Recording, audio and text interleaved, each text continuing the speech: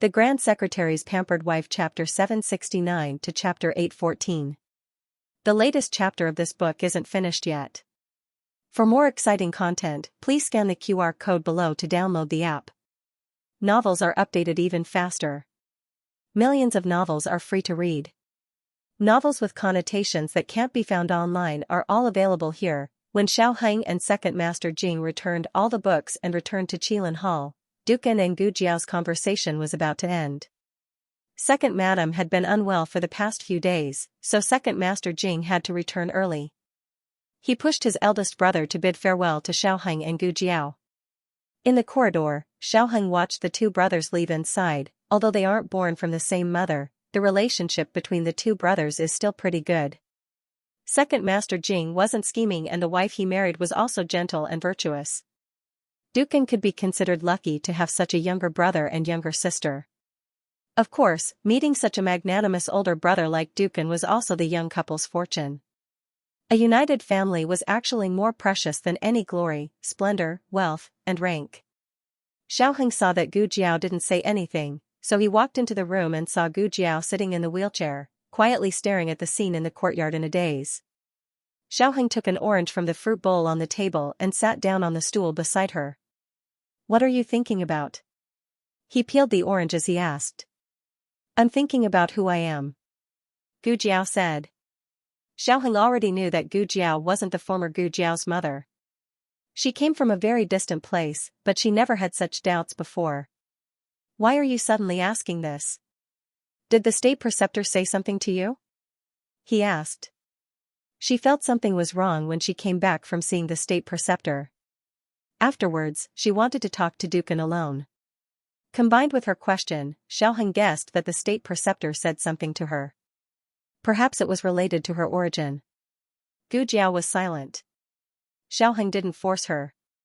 He smiled and handed the peeled orange to her. "Actually, it's not important who you used to be. What's important is that you are you." Gu Jiao was slightly stunned. "Me, am I?" "Yes." Xiaoheng looked at her seriously with all his trust. "Name, identity, appearance, body, they're all fabricated." As he spoke, he gently tapped her forehead with his slender finger. "This place is the one and only reality." Gu Jiao looked at him strangely. "You sound more and more like an enlightened monk. If you think about it carefully, there's a bit of Zen in it." Xiaoheng sighed. "Sigh, there's nothing we can do. Who asked us to raise a little monk at home? This is what they call one is marked by the company one keeps." Gu Jiao was amused by him and ate a piece of the orange that he handed over. "Is it delicious?" Xiaoheng asked. Gu Jiao nodded. "Delicious." Xiaoheng understood that she still had something to say. She was not a wishy-washy person. Something that could make her take the time to consider her words was definitely not a small matter. He wasn't impatient, he didn't rush her, and he didn't walk away. He just silently accompanied her. It was just like how she had accompanied him on the road to seeing the light of day again. There was no need to say more about the trust and tacit understanding between them. After Gu Jiao finished eating the last piece of orange, Xiaoheng considerately handed her a clean handkerchief. She took it and wiped her fingers. Then she said, "I still have something to tell you. In fact, this is the main point I want to talk about." Most people would subconsciously distance themselves from such a serious situation. Xiaoheng did not do this. Instead, he moved the stool closer to her. Looking at her delicate profile, he said, "Okay, I'm all ears." Gu Jiao glanced at him and said, "It's not a good thing." "It's fine if you're not all ears." Xiaoheng smiled. "Then I still want to listen." Gu Jiao paused and asked, "Do you know the crimes of the Xianyuan family?" Xiaoheng nodded. "I saw the files of the Xianyuan family in the library. It recorded dozens of serious crimes, colluding with the Great Jin dynasty, betraying the country, seeding border cities, killing loyal people, embezzling money, privately making dragon robes, starting a rebellion. The crimes of the Xianyuan family are too numerous to be recorded." Gu Jiao said, "What I'm about to say is related to the Xianyuan family." Xiaoheng looked at her gently, indicating that she could rest assured and continue. Gu Jiao said seriously, "I want to redress the Xianyuan family." I want to defeat the emperor of the Yan dynasty. This was not a decision she made after learning about Jing Yining's background. It was a seed that had sprouted in her heart since a long time ago. She said to Xiaoheng, "You don't have to join. The emperor of the Yan dynasty has no intention to hurt you. Even if your identity is exposed, you are still his real grandson. He will not hurt you, nor will he hurt Shang Guanyin. Your real enemies are only the crown prince and those who covet the throne. Those people were much easier to deal with than the emperor. The emperor was too powerful. Overthrowing his imperial power was something that even the Xianyuan family, who had millions of soldiers, couldn't do. It was too difficult for Gu Jiao to deal with him. There was almost no chance of winning. Gu Jiao could die by herself, but she didn't want to drag Xiaoheng down with her. Haven't we been doing this all the time? Xiaoheng held her hand and looked deeply into her eyes with a trace of astonishment. Sending the little monk home is not your wish alone. You're not the only one who has the privilege of risking your life for the person you love. Only you can risk your life for me, but I can't go through the fire for you. When he finished speaking, his eyes were deep, as if he was hurt by her. We are husband and wife. Do you want to leave me alone? Gu Jiao was amenable to coaxing, but not coercion. She had no resistance to this little puppy's eyes. She sat in the wheelchair in a daze and even forgot what she was going to say next. Xiaoheng sighed bitterly. Do you have no confidence in me, or in our relationship? Gu Jiao, this debate was not Gu Jiao's strong point. Fighting was her strong point. Even if she had 10 mouths, she still couldn't win against Xiaoheng. Gu Jiao scratched her fingers. But he is your grandfather. Xiaoheng said, the grandfather who slaughtered my grandmother's whole family. That's right. Gu Jiao asked, you really won't regret it? No. Xiaoheng looked at her and gently pinched her fingertips. So now, can I join you, my commander-in-chief? What kind of flirtatious tone is this? Why did the style of a serious conversation become a bit strange at the end? Gu Jiao looked at the big bare paw and rolled her eyes. I have to think about it and review your qualifications as an ally. And me. Shang Guanyin walked in with a crutch. Xiaoheng was planning to use his handsome man trick. But after being scared by Shang Guanyin, he was so shocked that he directly jumped up from the stool. Mother! When did you come over? Why didn't I hear any sound? I didn't hear anything and I didn't see you do anything. I thought you knew I was coming? Shang Guanyin whispered and came to the front of the two. She looked at Gu Jiao condescendingly and said, I also want to join. Gu Jiao looked at her, are you sure? Shang Guanyin looked at the blue sky outside the window, I can't be more sure. 15 years ago, I didn't have the courage I have today. After losing the Xianyuan family, my mother, and the position of the crown princess, I was like a bird stripped of its wings. I no longer had the will to fly. I wholeheartedly hoped that my 2 children could live well, but after seeing you, I found out that I was wrong, very wrong. It's not enough for a person to live. He has to live openly and aboveboard. He doesn't have to hide and live with other people's identities. I have failed, but I hope it's not too late for me to repent. Even if she had to give up her self-esteem and destroy her pride, she would still do what she didn't have the courage to do 15 years ago. Girl, you are very powerful. Shang Guanyin said to Gu Jiao. I know. Gu Jiao said. Shang Guanyin's mouth twitched. I am already very narcissistic, but I didn't expect this girl to be even more narcissistic than me. At such a touching moment, such an unforgettable speech, my tears came out, but this girl held them back. Did my uncle and the others also feel this way before? The heavens will reincarnate, who will be spared? Shang Guanyin looked at the two. Do you have any plans? I suggest you start with the military power. 50,000 Black Wind Cavalry is far from enough. Gu Jiao said to her, 50,000 Black Wind Cavalry is just the beginning. I will take back all the military power of the Xianyuan family. Although Shang Guanyin was holding a crutch, her royal aura couldn't be underestimated. She nodded domineeringly, very good, I'll wait and see. Then, you plan your plan, and I will deploy mine. Xiaoheng asked, what is mother going to do?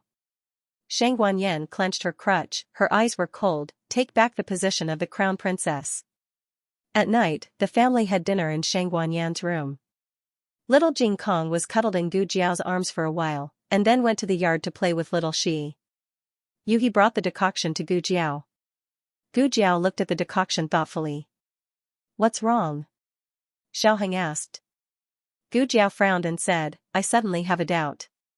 Xiaoheng was puzzled. "What doubt?" Gu Jiao said, "The State Preceptor Hall provides medical treatment for all the children who participated in the selection. Fifth Master Han was seriously injured. Why wasn't he sent to the State Preceptor Hall? He was directly taken back by the Han family." "Is he seriously injured?" Xiaoheng didn't know about this. The Han family didn't announce Fifth Master Han's injury to the public, so he thought Fifth Master Han was only slightly injured.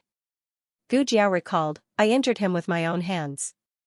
At that time, he didn't even have the strength to stand up. With such a serious injury, it would be safer for him to come to the State Preceptor Hall for treatment, right?" Xiaoheng frowned. "If that's the case, then things are a bit strange." Gu Jiao touched her chin. "Han Ci must have a secret." The latest chapter of this book is not finished yet. For more exciting content, please scan the QR code below to download the app. Novels are updated faster. Millions of novels are free to read.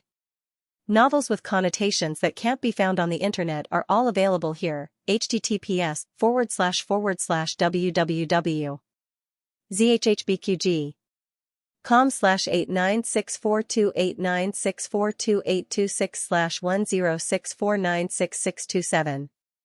HTML Genius memorized this site's address, www.zhhbqg.com. Bikuga mobile version reading website, mzhhbqg.com. The latest chapter of this book is not finished yet. For more exciting content, please scan the QR code below to download the app. Novels are updated even faster. Millions of novels are free to read. Novels with connotations that can't be found online are available here. The Han family. As night fell, the servants lit up the candles in Fifth Master Han's courtyard. The lanterns in the corridor were also hung up one by one. Fifth Master Han was meditating in the room. Old Master Han was sitting in the hall beside him. Han Lei and Third Master Han were also there. Han Lei had his hands behind his back and was pacing around the room with a frown. Third Master Han said helplessly, "Big brother, can you stop pacing around? You're making me dizzy." Han Lei said rudely, "If you don't want to stay here, go back." Third Master Han glanced at the old man who had his hands on his cane and his eyes closed. He muttered to himself, "I want to go back, but if I don't care about Fifth Master, won't the old man strangle me to death?" After an unknown amount of time, a long breathing sound finally came from Fifth Grandfather Han's room. Han Lei's eyes lit up. "It's Fifth Master."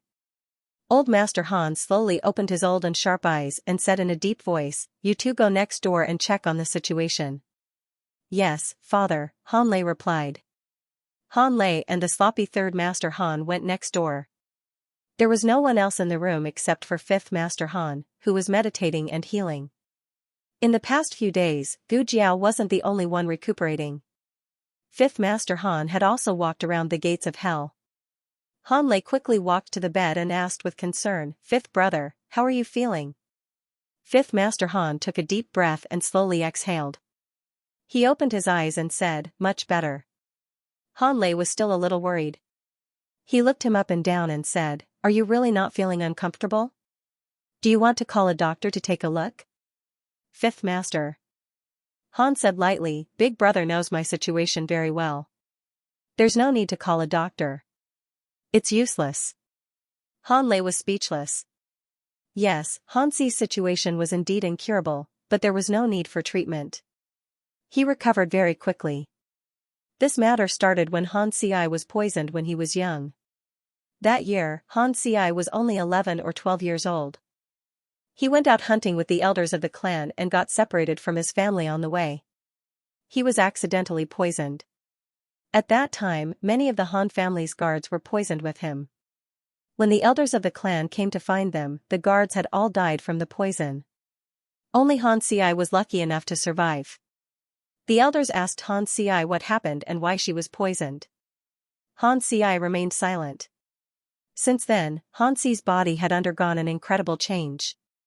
First, his punches and kicks became faster, and then his internal strength became more violent. A martial artist's inner strength was measured by years, but Hansi's inner strength increased every month. All of a sudden, he became the most talented youth in the clan. Logically speaking, such good news should be made known to the world. However, just as the Han family was planning to do so, they unexpectedly discovered a strand of white hair on Hansi's head. They had only seen young people with white hair in novels. They had never thought that it would happen to Xianxia. Hansi's sudden talent came at the cost of overdrawing her lifespan. This strange thing happened after Xianxia was poisoned, and the Han family guessed that it was the after-effects of the poison. The stronger Xianxia was, the faster she would age. In order to save her life, Xianxia could only give up on pursuing higher martial arts realms. The path of a genius stopped here. Even so, Xianxia still aged faster than a normal person. If it weren't for Hanya's accident, the Han family wouldn't have let Xianxia take action. Fifth brother. Third Master Han looked at Hansi's hair and widened his eyes in a daze. Xianxia originally only had a layer of silver hair on the surface, but now, the inside was much whiter. Fifth Master Han said indifferently, "I'm fine, third brother." Ah. Third Master Han fell silent. Han Lei voiced his doubts.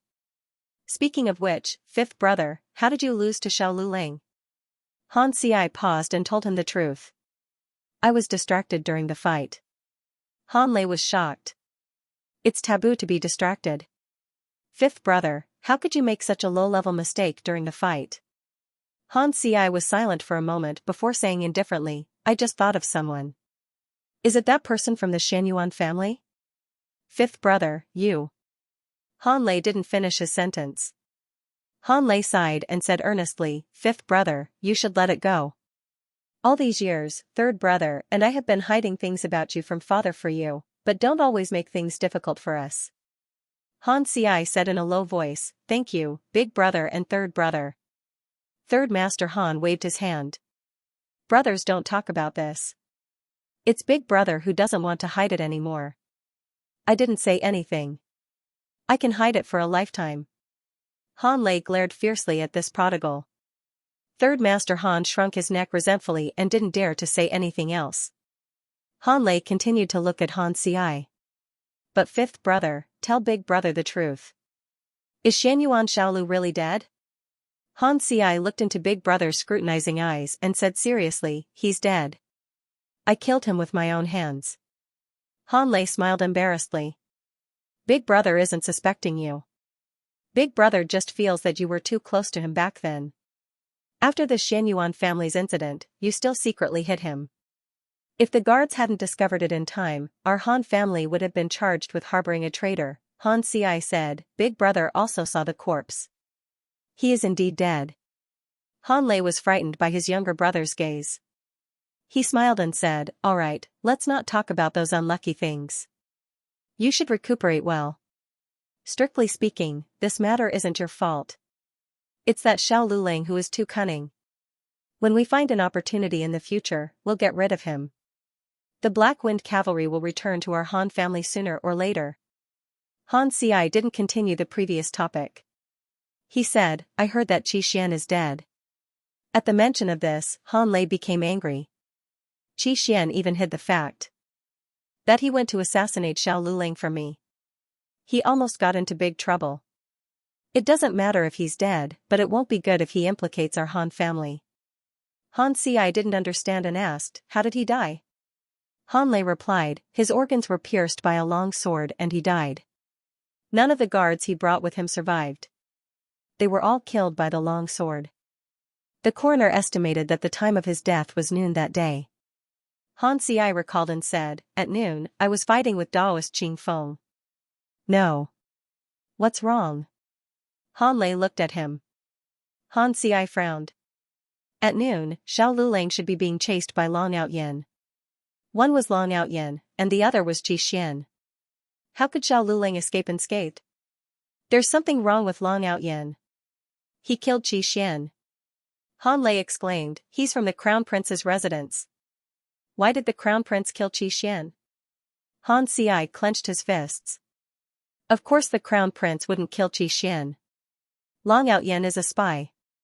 He purposely got close to the crown prince. Brother! Quickly informed the crown prince to kill Long Outyen. The crown prince's residence. Gu Chongqing was playing chess with the crown prince in the pavilion.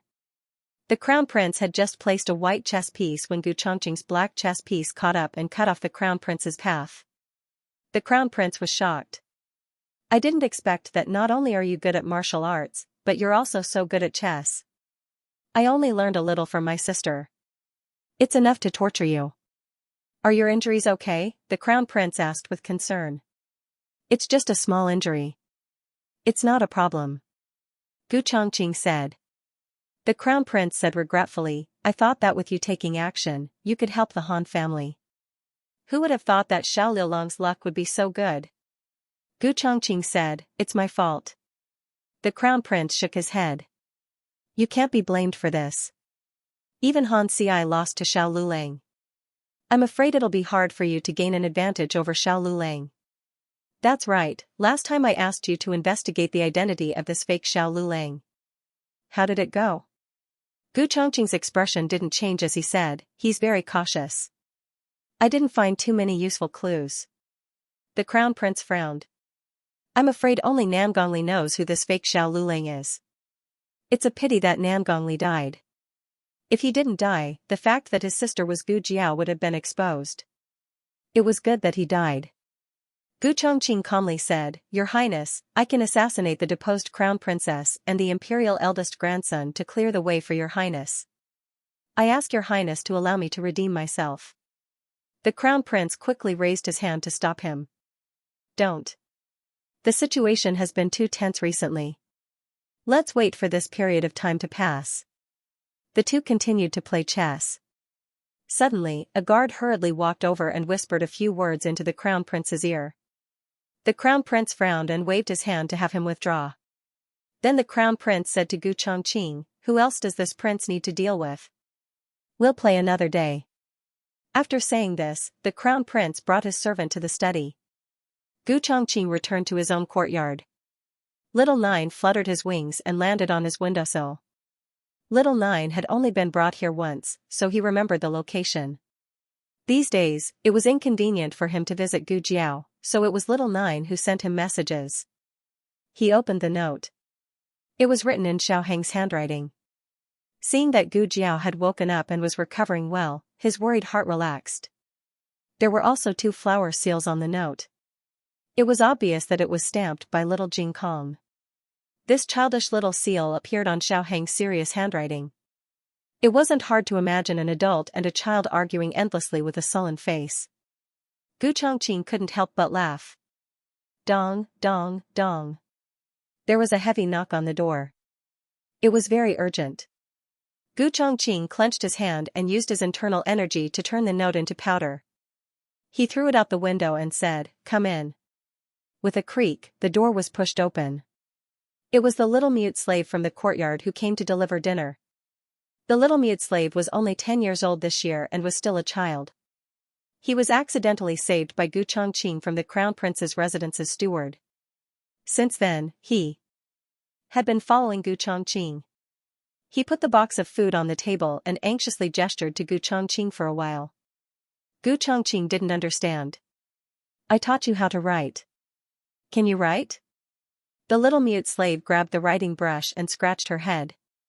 She racked her brains for a long time before she finally wrote 2 words on the paper that were missing a few strokes, danger, danger. Gu Chongqing thought for a moment and asked the little mute slave, Are you saying that the crown prince's residence is in danger? The little mute slave nodded and anxiously pointed to the door.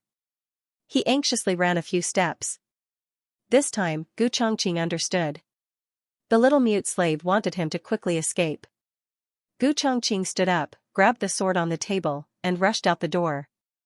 However, as soon as he stepped over the threshold, a long sword with a cold gleam pierced towards him, stabbing into his chest. The latest chapter of this book is not finished yet. For more exciting content, please scan the QR code below to download the app. Novels are updated faster. Millions of novels are free to read. Novels that can't be found on the internet are all here. https://www. zhbqg.com/8964289642826/10649565. HTML Genius remembered this site's address in 1 second. www.zhhbqg.com Bikuga mobile reading website, mzhhbqg.com. The latest chapter of this book is not finished yet. For more exciting content, please scan the QR code below to download the app. Novels are updated faster. Millions of novels are free to read. Novels that can't be found on the internet are all available here. Gu Chongqing's body stiffened as he looked at the shadowy man in front of him in shock. The man was wearing a black robe and a black cloak. His face was hidden in the darkness, only revealing a pair of eyes that were colder than a sword. The man's long sword pierced through Gu Chongqing's chest. Then the man coldly pulled out the long sword, and the blood that splashed out was blocked by his sword. Gu Chongqing was like a puppet that had its strength sucked out as he fell to the ground in a daze. The little mute slave was too scared to move. The man didn't even look at the little mute slave as he ordered the guards behind him, "Dispose of the body." Yes. The guards complied. One of them squatted down and reached out to touch Gu Chongqing's neck. He really was dead. The Crown Prince's palace couldn't accommodate such an unlucky thing like a corpse. Several people found a dilapidated cart and threw Gu Chongqing's body onto the cart. The sky that had been hot all day suddenly thundered. It looked like it was going to rain. The guards covered the body with a straw mat and walked out from the back door of the Crown Prince's palace. Lightning flashed and thunder roared in the sky. Along the way, they met many pedestrians who were in a hurry to find shelter from the rain. "Ah, how unlucky. Why is it us again?" one of the guards driving the cart said. Another guard said, "It's not bad to come out for a walk. Don't you feel bored staying in the palace all the time? But we have to go to the mass grave. There are rotten corpses there. Sometimes you can see broken limbs. If you're unlucky, you may come back infected with a bad disease. You're making me scared." After half an hour, several people came to the mass grave that exuded the smell of death and decay. The corpses here were not buried on the spot, but were mostly abandoned. The smell of the breeze was nauseating. The shadows of the trees and the cawing of crows made people feel cold. "Quickly throw it back. This place is so king scary. Then, stop here. Don't get too close." The two of them stopped the carriage near the mass grave and jumped off to move Gu Chongqing's body. But when the two of them lifted the straw mat that covered the corpse, they found that the corpse in the car had disappeared. Their expressions changed, and their first reaction was to look under the carriage. The guard asked, "What's going on?" No one was under the carriage. His companion said in fear, I don't know. Could it be a zombie?" The guard frowned. "Not good, quickly inform His Highness. You actually didn't die after being hit by my sword." When the black-robed man heard the report, he glanced at the guard, put down the teacup in his hand, and said to the Crown Prince, "This person is a bit interesting. I'll go and catch him." The Crown Prince called out to the black-robed man, "Wait, he was hit by Mr. Sword and is severely injured. I don't think he can run far. Just leave the search to the embroidered uniform guards. It's best if you don't expose your identity." The black-robed man said slowly, "That's good too. My sword injured his foundation. Even if he luckily escaped, he won't be able to live past tonight." The Crown Prince said, "I have to see him die with my own eyes to be at ease." It's raining again. Gu Jiao pushed the wheelchair to the window and used the hanging rod to hook the support pole of the window. Just as she was about to close the window, a wet figure fell from the sky. His body swayed twice and fell to the ground with a plop. The heavy rain poured down, scattering the pedestrians on the street. The embroidered uniform guards from the Crown Prince's residence, wearing straw capes and bamboo hats, ran wildly in the heavy rain. Whoosh! When they reached the entrance of the State Preceptor's Hall, they pulled on the reins and stopped the galloping horses. The leader of the embroidered uniform guards coldly said, "Are you sure it's here?" Another embroidered uniform guard said, "Yes, sir. I tracked him here and saw him climb over the wall into the State Preceptor's Hall." "Sir, should we go in and search?"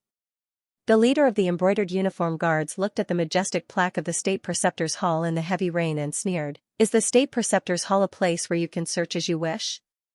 Even Commandant Guan was denied entry when he personally came to search. You and I are just a few embroidered uniform guards. We don't even have the right to enter the state preceptor's hall." The embroidered uniform guard asked, "Then what should we do?"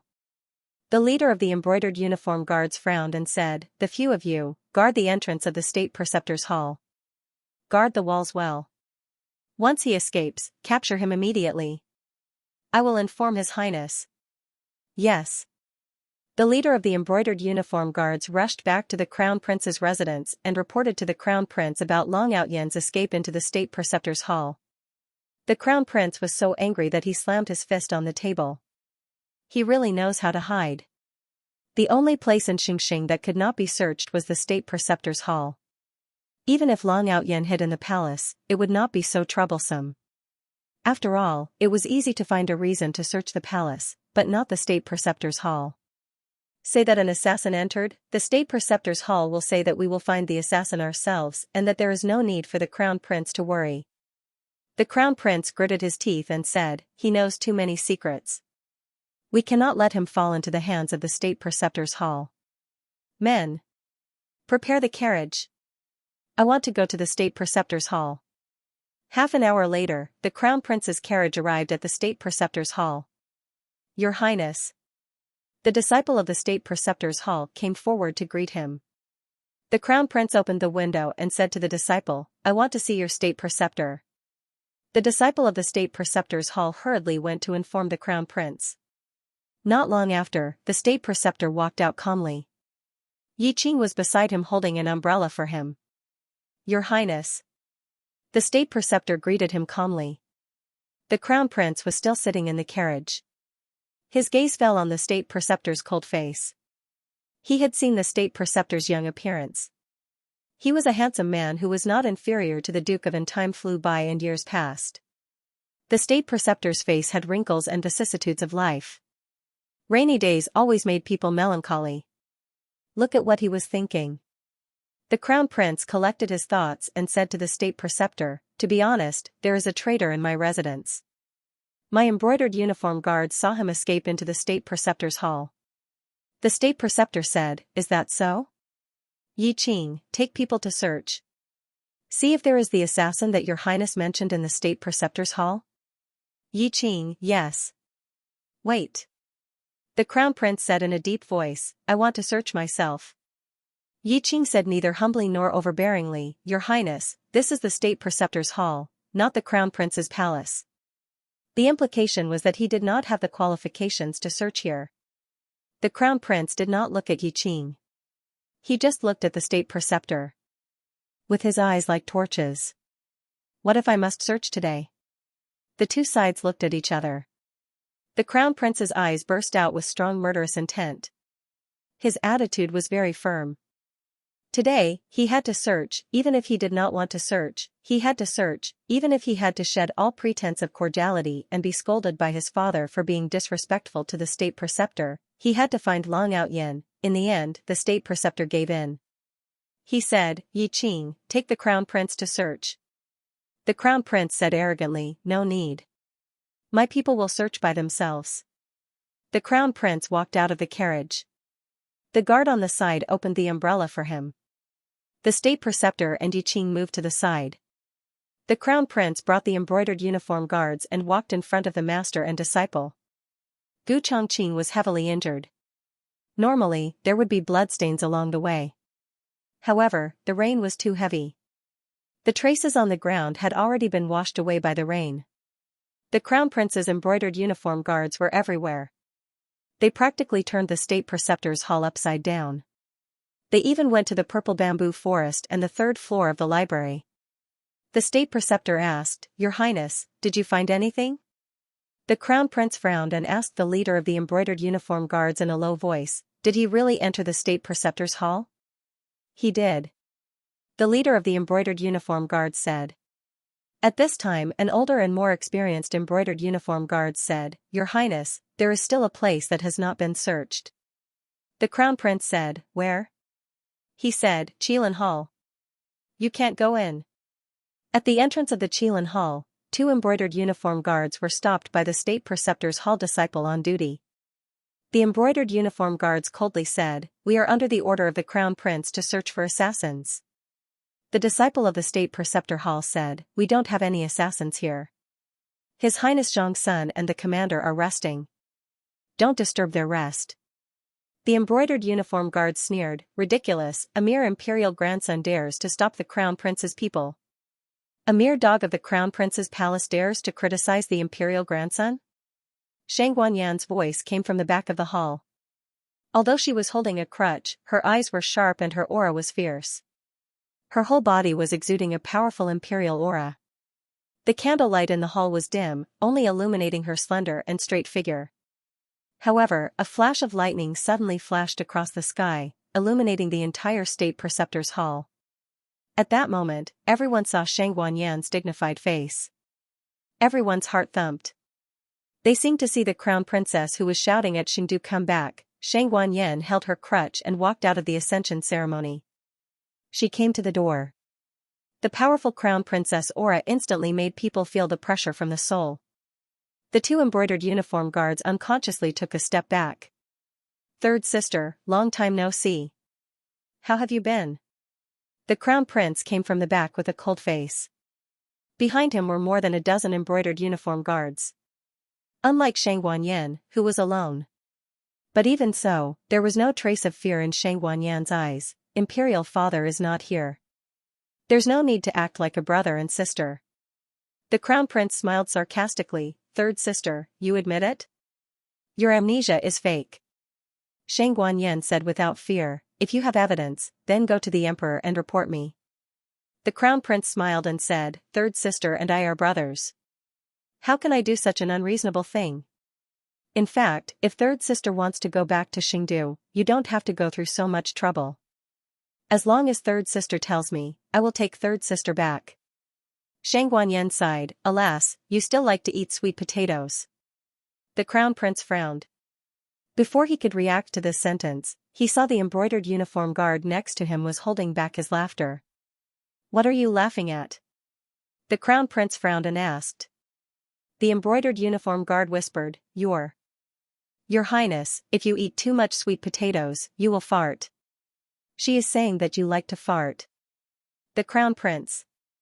After so many years, third sister really hasn't changed at all. She is still so irritating. Xianxia spread out her hands. "Unfortunately, you have changed. You have become a lot older. Those who know you say you are my younger brother. Those who don't know you think you are my uncle." The crown prince was so angry that he fell backwards. In these years, he has indeed experienced a lot of vicissitudes of life. Unlike Xianxia, who was a salted fish in the imperial tomb, who was carefree. The crown prince clenched his fists. "Third sister, you don't have to change the topic. Today, I came to catch the assassin." "Third sister, you are blocking me." Could it be that third sister is harboring the assassin? Yes, if Long Outyen has nothing to do with the crown princess, why would he hide in the state preceptor's hall at a critical moment? "It turned out to be you, Xianxia." Xianxia's eyes flashed, and she bluffed, "Do you have evidence? If you don't have evidence, don't slander me." The crown prince narrowed his eyes. "Do you have a guilty conscience, Xianxia?" he coldly said. "Today, I came to catch the assassin. I don't have time to quarrel with you. If you don't want to get hurt, you better get out of the way." Xianxia said, "What if I don't?" The crown prince smiled coldly, "Then I can only offend you. Someone come. Pull my third sister away." "Stop!" Xiaoheng shouted. He walked out of the corridor and walked through the lobby to the door. His tall body blocked in front of Xianxia. A disciple of the state preceptor's hall pushed Gu Jiao out behind him. The crown prince looked at Xiaoheng, and then looked at Gu Jiao in the wheelchair. His eyes gradually became cold. Wang Su had already probed.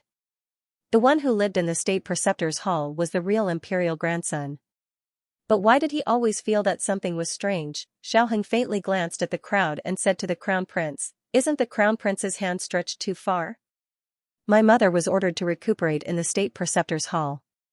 If you dare to let those servants touch my mother with dirty water, You're not afraid that Imperial Grandfather will blame you? The Crown Prince snapped, Shangguanqing, don't use Imperial Father to suppress me. As the Crown Prince, it's natural for me to catch the assassin. Even the state preceptor agreed.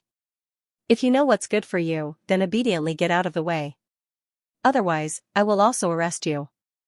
Xiaoheng didn't show any fear, then you can try. The Crown Prince narrowed his eyes, do it. As soon as his voice fell, a genie guard rushed to Xiaoheng's lapel and grabbed it. Gu Jiao in the wheelchair looked cold. She took off the gauze on her right hand and supported herself on the armrest. Like a small cannon, she hit the genie guard. She grabbed the neck of the genie guard and knocked him out of the Qilin Hall. He fiercely fell on the bluestone floor. With a loud bang, the rainwater on the ground splashed 3 feet high. The water droplets could be seen. The man didn't even have the chance to fight back. He spat out a mouthful of blood and fainted on the spot. Everyone was stunned. The heavy rain fell on her body. Her black hair was wet. She was wearing a young man's long gown, but her thin body emitted a terrifying power.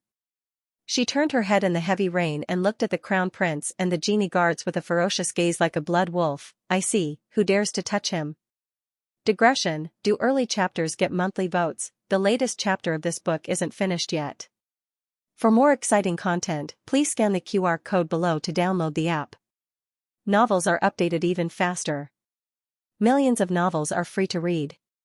Novels that can't be found on the internet are all here. https://www.zhhbqg.com/89642896428626/1064744343. HTML Genius remembered this site's address in a second. www.zhhbqg.com Bikuga mobile reading website, mzhhbqg. The latest chapter of this book is not finished yet. For more exciting content, please scan the QR code below to download the app. Novels are updated faster. Millions of novels are free to read. Novels that can't be found on the internet are all available here. The genie guards subconsciously stepped back. This was an instinctive crisis reaction. They couldn't control it for a while. The Crown Prince clenched his fists. He had witnessed the boy defeating the Shaolin monks in the boxing match. At that time, the boy was not so powerful. What happened? How did the boy's strength increase so much? Gu Jiao was also surprised. She found out that her strength had recovered a lot. It was almost 50% of her strength in her previous life. It seemed that the fight with Han Yu was not in vain. If there were 6 more genie guards from the Crown Prince's mansion, she would not be as embarrassed as before. She could defeat them all. The situation is not good. I didn't expect this boy to become so strong. I didn't bring enough people. I can't search, damn it. The Crown Prince clenched his fists. At this time, Zhang Dequan's voice suddenly came from behind. The Emperor has arrived. Imperial Father came? The Crown Prince's face changed. The next second, he secretly rejoiced. Imperial Father came at the right time. As long as he said that there was an assassin inside, which may endanger the safety of Shangguanyan and her son, Imperial Father will certainly agree to search. The Crown Prince gave the genie guards leader a wink and whispered, "What should we do when we find him?" The genie guards leader whispered, "I know." The Crown Prince looked at the direction where the Emperor came and continued to whisper, "This is our only chance.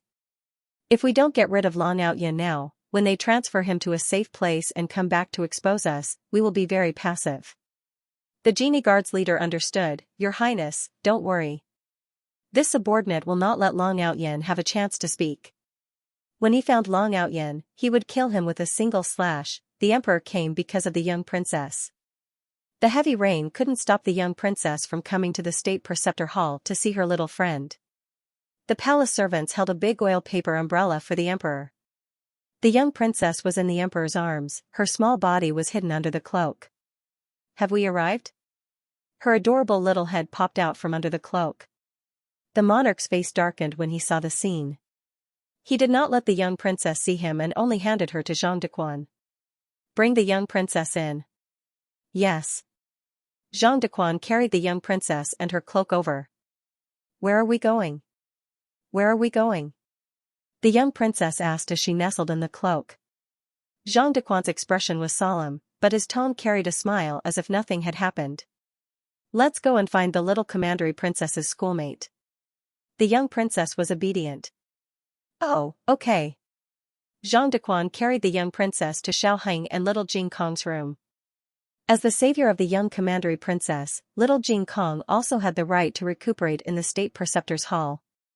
Everyone in the state preceptor's hall knew that he and the emperor's grandson hit it off and was willing to let him accompany him. In the house, the two little fellows met. They faced each other and flapped their little arms, like two little chicks that had just come out of the nest. Light Shui, you're here? Yes, Jing Kong, I'm here. Zhang Dequan gently closed the door from the inside. Outside the Qilin Hall, the monarch glanced at the crown prince and Xiaoheng who were at loggerheads. He asked in a deep voice, "What are you doing now?" Xiaoheng coughed weakly. He was no longer as overbearing as he was in front of the crown prince. He felt wronged and weak as he said, "Imperial grandfather, the crown prince bullied me." The crown prince almost choked to death. He finally understood what was wrong with his nephew just now. Before the monarch came, he was so energetic and arrogant, the crown prince gritted his teeth. "Weren't you very energetic just now? Why did you start to look so sick when imperial father came?" Xiaoheng did not deny it. "Isn't it because there was no one to support me and my mother just now?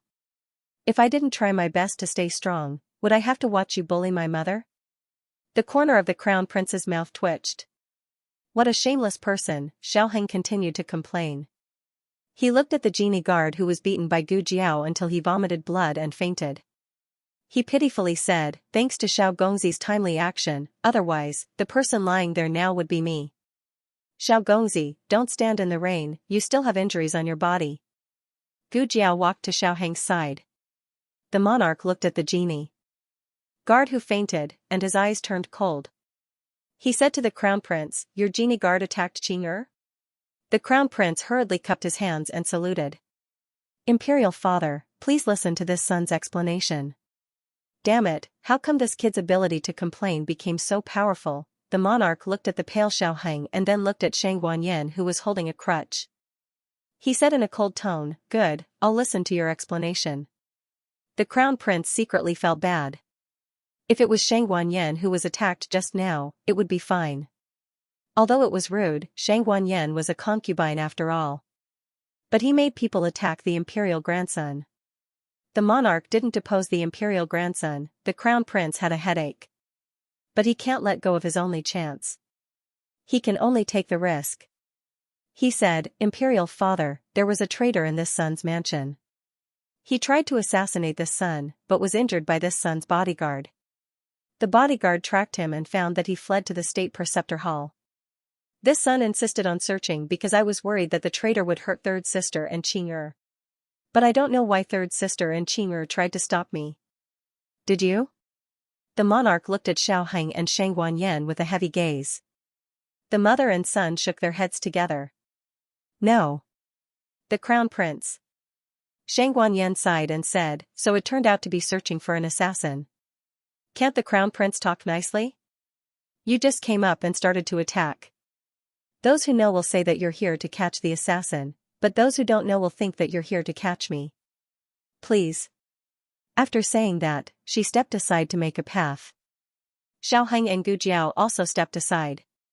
The crown prince was almost angered to death by this mother and son who inverted black and white. However, why did Shang Guanyin suddenly dare to let him search? Has Long Outyin been transferred? Impossible, his people are guarding the front and back door of the Qilin Hall. Long Outyin must still be in the Qilin Hall. The crown prince led the genie guards into the hall to search. When he brushed past Shang Guanyin lightly said, "Crown prince, when we were children, you never won when we played the game of hiding things." The crown prince's pupils shrank. He clenched his fingers and coldly looked at Shang Guanyin. He whispered, "Third sister, don't worry. This time I will never lose." More than a dozen genie guards acted separately and searched the rooms one by one. The monarch, the crown prince, Xiaoheng, Gu Jiao, and Shang Guanyin waited in the hall. Not long after, the genie guards came to the hall to report. "You didn't find it?" The crown prince frowned and asked. Everyone shook their heads. The leader of the genie guards said, "There are still 2 rooms that haven't been searched. One is the room where Xiao Junju is playing. The other is the secret room guarded by the men of sacrifice from the state preceptor palace." The crown prince turned his head to look at Shang Wanyan and the other 2. He keenly found that the 3 people's expressions slightly changed, especially the fake Xiao Lulang. He almost rushed out to stop the genie guards. The crown prince asked the monarch, "Imperial father, please allow me to search." The monarch nodded to the crown prince and turned his head to order a disciple of the state preceptor palace, "Call the state preceptor. I want to search the secret room." Gu Jiao clenched her fist and her arm stiffened. Xiaoheng held her wrist to comfort her. All of this was keenly seen by the crown prince. When the state preceptor arrived at the Qilin Hall, the room where Xiao Junju and little Jing Kong were in had been searched by the genie guards. They found nothing. The crown prince said politely, "State preceptor, please allow the people of the crown prince palace to search your secret room." The state preceptor said, "That secret room is guarded by men of sacrifice. No assassin can easily break in. What if they have something to do and left, or were led away by someone? State preceptor, can you guarantee that absolutely no such thing will happen?" The crown prince did not suspect that the state preceptor would deliberately cover up. The state preceptor was also involved in the death of the Xianyuan family. He and the crown princess were enemies. The crown princess could recuperate in the state preceptor palace because of the monarch. How could he help her hide people? The state preceptor glanced at Gu Jiao and said to the crown prince, "Does the crown prince not trust the men of sacrifice of the state preceptor palace? I can assure you that there is no one hiding in the secret room." The crown prince smiled, "State preceptor has repeatedly obstructed us. Is there anything in this secret room that we can't see?" The state preceptor opened his mouth. The monarch said impatiently, "Okay, stop arguing. State preceptor, tell your people to get out of the way." The state preceptor looked at Gu Jiao secretly. Gu Jiao clenched her small fist tightly. It was just that the monarch had issued a decree. Even if he was the state preceptor, he could not disobey the emperor's will. He said to the 2 men of sacrifice, "You can leave." The men of sacrifice retreated to the side. The state preceptor said again, "Yi Qing, Yu He, you go open the door." "Yes." The 2 men cupped their hands and answered. The crown prince frowned and winked at the leader of the genie guards. "In a while, when the door opens, remember to rush in and kill Gu Chongqing." The leader of the genie guards understood. "Your Highness, rest assured, this little one will not use a knife. This little one will use internal force to shatter his heart meridian." Yi Qing took the key from the 2 men of sacrifice and brought Yu He to the door. When he went to open the bronze lock, he found a drop of half-dried blood under the bronze lock. "Someone has been here." Yi Qing wanted to ask the 2 men of sacrifice, "Did you leave just now?" The words were swallowed back to his lips. He did not say anything. He inserted the key into the keyhole and turned it in a big circle. When he took down the bronze lock, he deliberately touched the iron door. "Is it so slow to open a door?" the crown prince lightly asked. Yi Qing retorted, "The door is very heavy. How about your Highness open it yourself?" The crown prince humphed. Yi Qing and Yu He worked together to open the heavy iron door. Yu He's skills were not deep, and Yi Qing used less strength, so the door opened slowly. But no matter how slow it was still completely pushed open. When the empty room completely appeared in front of everyone, Gu Chongqing's figure could no longer hide. "It's you?" Yu He blurted out. He did not expect that there was someone inside, and it was someone he knew. Yi Qing also recognized Gu Chongqing's face, but his temperament was calmer than Yu He's, so he was not surprised. The leader of the genie guards next to the crown prince was about to rush in and kill him, but was stopped by the crown prince. The crown prince was a very smart person. If he remembered correctly, Yu He had never seen Long Outyin.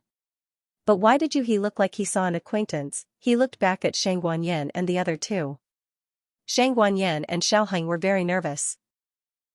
It seemed that there was a good show to watch. Killing Long Outyin was the first choice, but it was not the best choice. If he could prove that Long Outyin and Shang Wanyan colluded, then his harvest would be too big. "This little master is called Yu He?" do you know this person? The crown prince gently asked Yu. Yi Qing closed his eyes with a headache. How could he not see that his master wanted to protect Xiao Lulang? Yu, this idiot, let his master's painstaking efforts go to waste. Yu also felt the powerful aura of his senior apprentice brother, and was scared to speak. The king said, you just say it, do you know this person? Yu bowed his head. State preceptor. The king looked at the state preceptor. The state preceptor said, tell the truth. Yu got his master's approval, then whispered, he is a friend of the emperor's grandson and young master Xiao. He came to the state preceptor hall several times. The crown prince asked again, when was the first time he came? Yu said the date. The crown prince laughed, this person came to my house the next day and said he wanted to rely on me. Peng Hai of the underground martial arts arena can testify.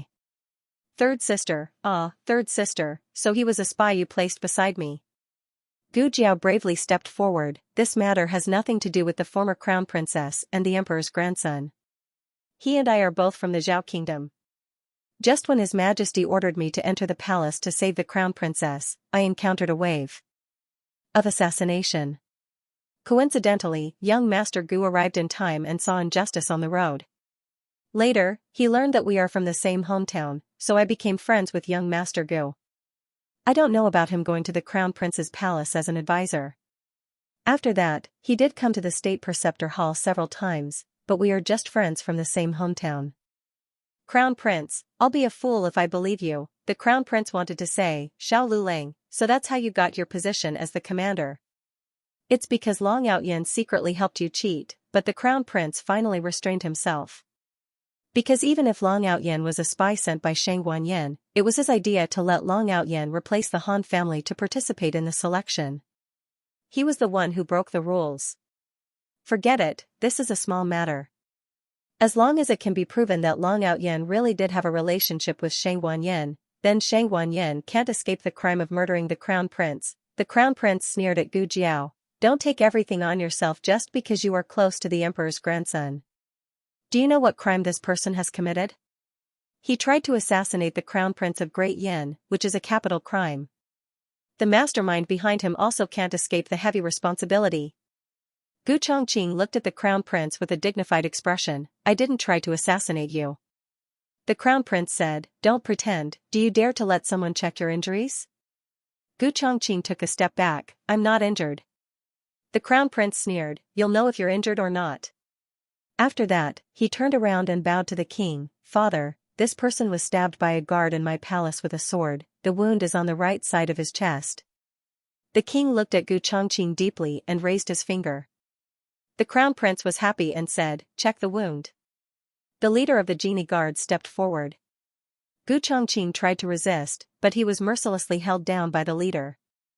The crown prince thought, you were stabbed by teacher, do you think you still have the strength to resist? The leader of the genie guards pulled Gu Chongqing's lapel, but when he pulled his coat, a secret letter fell out. Gu Chongqing quickly stepped on it. The leader of the genie guards was one step ahead of him and picked up the secret letter. The leader of the genie guards opened the secret letter, took out the map and looked at it. His face suddenly changed color, the map of the crown prince's palace, the map of the Han family's military camp. Well done Long Ao Tian, you actually stole so many secret things from my hands, but, you stole it really well, you never expected that I would find them on the spot. The crown prince only wanted to laugh 3 times. Originally, it was not easy to prove that Long Outyen and Shang Wanyan colluded. But now, with the irrefutable evidence, even if he didn't say anything, his father wouldn't believe that Shang Wanyan was innocent, right? After all, besides Shang Wanyan, who else would deliberately deal with the crown prince's palace? Father. The crown prince emotionally looked at the king. The king's eyes fell on Shang Wanyan's lowered eyebrows. What else do you have to say? Shang Wanyan lightly said, I don't, anyway, you never believe me. The king flew into a rage out of shame. Did you do it? I want you to say it. Gu Chongqing quickly said, no. It's not the crown princess. It's my own idea. Everything has nothing to do with the crown princess. Your Majesty, if you want to punish someone, punish me alone. I am willing to bear all the blame. The king ignored Gu Chongqing and looked at Shang Wanyan sternly. So, it's really you? Shang Guanyin turned her face away. The king's anger filled his chest. Shang Guanyin, you let me down. Gu Chongqing anxiously said, Your Majesty, it really has nothing to do with the crown princess, it's all my fault. The crown princess didn't know. The crown prince chuckled, You're about to die, but you still want to exonerate her. You're really loyal to my third sister. The king didn't want to see this spy again. Take him away. Execute him. Wait. Xiaoheng said. The king angrily looked at Xiaoheng. This matter has nothing to do with you, don't blindly meddle. Xiaoheng's tone was calm. Imperial grandfather, I just have a doubt. Didn't His Royal Highness the Crown Prince clamor to check his injuries? Why didn't he continue after dropping this secret letter? As soon as these words came out, everyone was stunned. It seems that they forgot to continue the examination. The main thing was that the evidence was irrefutable, plus Gu Chongqing himself indirectly admitted it, so it didn't matter whether they checked it or not. Xiaoheng walked step by step toward Gu Chongqing. Gu Chongqing's body dodged backward.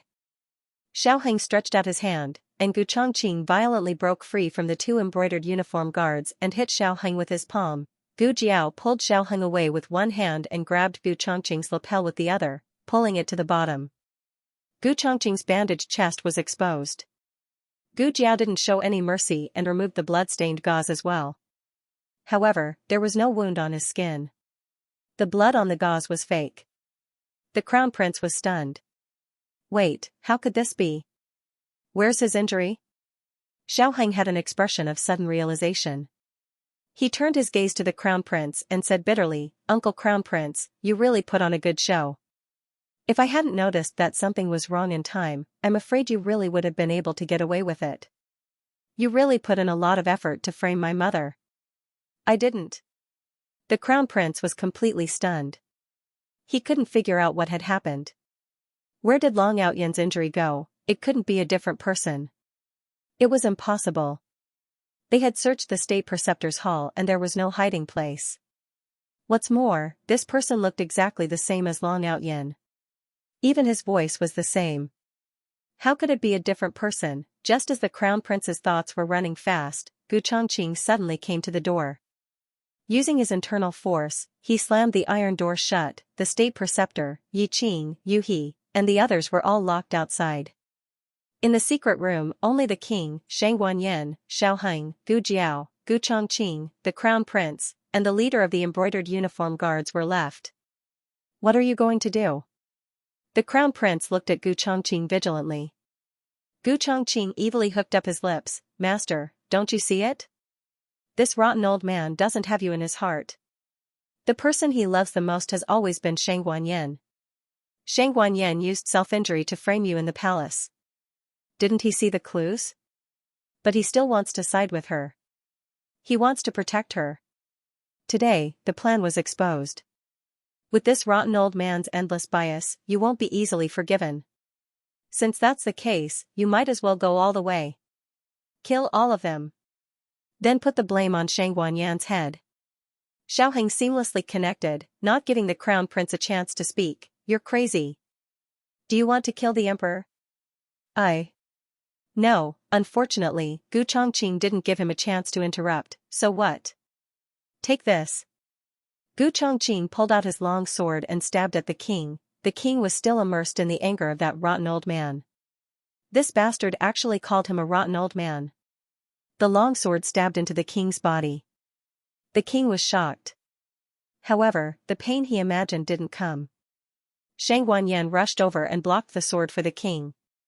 Gu Jiao kicked Gu Chongqing away. The long sword was also pulled out from Shang Guanyan's body. Blood splattered everywhere, mercilessly splashing on the king's face. The king's whole body froze. He almost instinctively hugged Shang Guanyin, who fell in his arms. Shang Guanyin coughed up blood. The monarch crouched down with her in his arms and used his hand to cover her wound. She had been pierced through, and blood was gushing out of her back and chest. She could not stop it no matter how hard she tried. The king, who was calm, began to unconsciously panic. Yan'er. Yan'er, he hadn't called this name for more than 10 years. Shang Guanyin looked at him with her dying breath. Tears welled up in her eyes. I didn't want to block the sword for you. I haven't forgiven you, but you are my father. I have no mother. I can't, no father. The king's heart suddenly clenched into a ball and was in severe pain. Shang Guanyan's body temperature was rapidly decreasing. Her tears and blood flowed down together. I hate you, hate that you always don't believe me. I waited for you in the imperial tomb, for so many years, you never came to see me. I hate you, she cried sadly in the pool of blood. Most of the things in the world are only cherished when they are lost. The king had never felt Shang Guanyan's death so clearly. He suddenly realized that he was losing her, losing his only flesh and blood with Xianyuan Hanyan. All the unpleasant memories of the past disappeared, and the only thing left in his mind was Shang Guanyan's goodness. He hugged Shang Guanyan in his arms. His throat couldn't help but swell with pain. I thought you hated me, and didn't want to see me. On this side, the father and daughter were separated by life and death. On the other side, Gu Jiao and Gu Chongqing were inseparable. The crown prince was dumbfounded. One after another, he was dumbfounded. Reason told him that it was fake. But everything was too real. Gu Jiao kicked Gu Chongqing again and sent him flying into the wall. Gu Chongqing was stuck on the wall for 3 seconds before he fell down. Gu Chongqing, or to be exact, Gu Qingfeng covered his chest and madly cursed in his heart. No way, smelly girl, it's just acting. Do you have to be so realistic, Gu Jiao? Humph, I'm very dedicated. Digression, today, I updated 10,000 words. Claw is almost broken. I need a ticket to continue writing. The latest chapter of this book is not finished yet. For more exciting content, please scan the QR code below to download the app. Novels are updated faster. Millions of novels are free to read. Novels with connotations that can't be found on the internet are all available here. https://www.zhhbqg.com/896428964286/1064728225. HTML Genius will remember this site's address in a second. www.zhhbqg. Bikuga mobile version reading website, mzhhbqg. The latest chapter of this book is not finished yet. For more exciting content, please scan the QR code below to download the app. Novels are updated faster. Millions of novels are free to read. Novels that can't be found on the internet are all available here. Gu Jiao's literary drama is not good. It's very exaggerated and easy for people to fall out of character. But her martial arts drama is really good. Every move, every style, to their heart's content, makes people cry out in satisfaction. Genie Guard Leader, cough, it seems that this feeling is not right. What are you doing? Hurry up and help. The crown prince finally came back to his senses. In fact, he was still somewhat confused. It's mainly because Xiao Heng and the others' acting is too good. The crown prince himself was almost moved. He seems to see the emperor and Shang Guanyan have an accident. His dawn has come. He is going to ascend the throne, on the importance of actors and scripts. Of course, he hasn't completely lost his mind. He doesn't have the guts to kill his father. The Genie Guard leader received the order and rushed toward Gu Jiao and Gu Qingfeng. Gu Qingfeng's lips hooked up. Great, you came to help me. Let's kill him together. Kill the emperor, that rotten old man. The Genie Guard leader staggered. Mother, I'm not here to help you. I'm here to kill you. If Gu Qingfeng doesn't admit it, you're not here to kill me. In the three-way melee, the emperor's attention was attracted by Shang Guanyan. How could he care about the 3 people fighting? That's it. Kill Xiao Lulang. Gu Qingfeng caught the Genie Guard leader's sword with both hands and opened his mouth. The Genie Guard leader was mad. Stop acting. Gu Qingfeng, you saw through me. I'm indeed injured. I can't force myself to use my martial arts. I'll leave the rest to you. I'm going to treat my injuries. The Genie Guard leader's body shook. This is also possible. Gu Qingfeng dodged and pushed him away. Gu Jiao perfectly dealt with the Genie Guard leader. The next one is Gu Qingfeng. He can't be left alive. If he dies, there will be no evidence. Gu Jiao snatched the long sword from his hand and turned around to stab his waist. The blood bag that she had hidden in advance instantly burst open. Gu Qingfeng flicked his wide sleeves and stuffed a small blood capsule into his mouth. He bit the capsule and spat out a mouthful of blood. He fell straight to the ground. Died. In the end, Gu Jiao's sword was pressed against the crown prince's neck. Stop. Xiao Heng's expression was grave as he called out to her, young Master Xiao, it would be better if His Highness the Crown Prince was handed over to my imperial grandfather. On the other side, Shang Guanyan's head tilted in the monarch's arms and her arms drooped down. The emperor's face. Yen. Gu Jiao threw her sword away and walked over quickly. She knelt down on one knee and said, let me see. Qingfeng's fingertips touched Shang Guanyan's neck. She's still breathing. She should have fainted due to excessive blood loss. Her situation is very dangerous. The bleeding must be stopped immediately. The emperor taking the initiative to punish Shang Guanyan and passively watching Shang Guanyan get injured were two completely different states of mind. One was that he knew in his heart that he wouldn't hurt Shang Guanyan's life. The other was that he could only leave everything to God. The emperor forced himself to calm down. Where's the state preceptor? State preceptor. Open the door. Call the state preceptor in. Gu Jiao and Xiao Heng quietly exchanged a look. Xiao Heng said, I'll see how to open the door. Xiao Darren, please find a way to stop my mother's bleeding. According to the plan, the door was unbreakable. The emperor must be immersed in this atmosphere.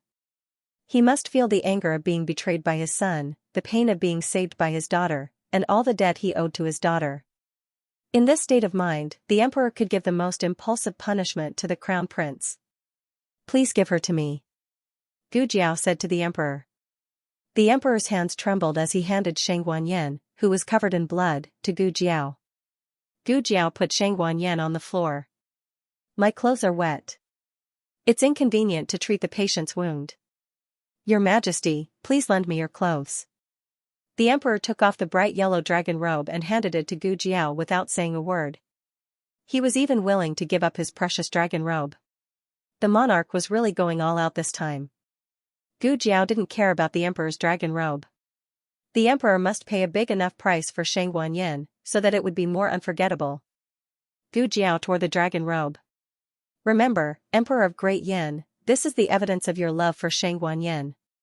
When you recall it in the future, you must be moved by today's action.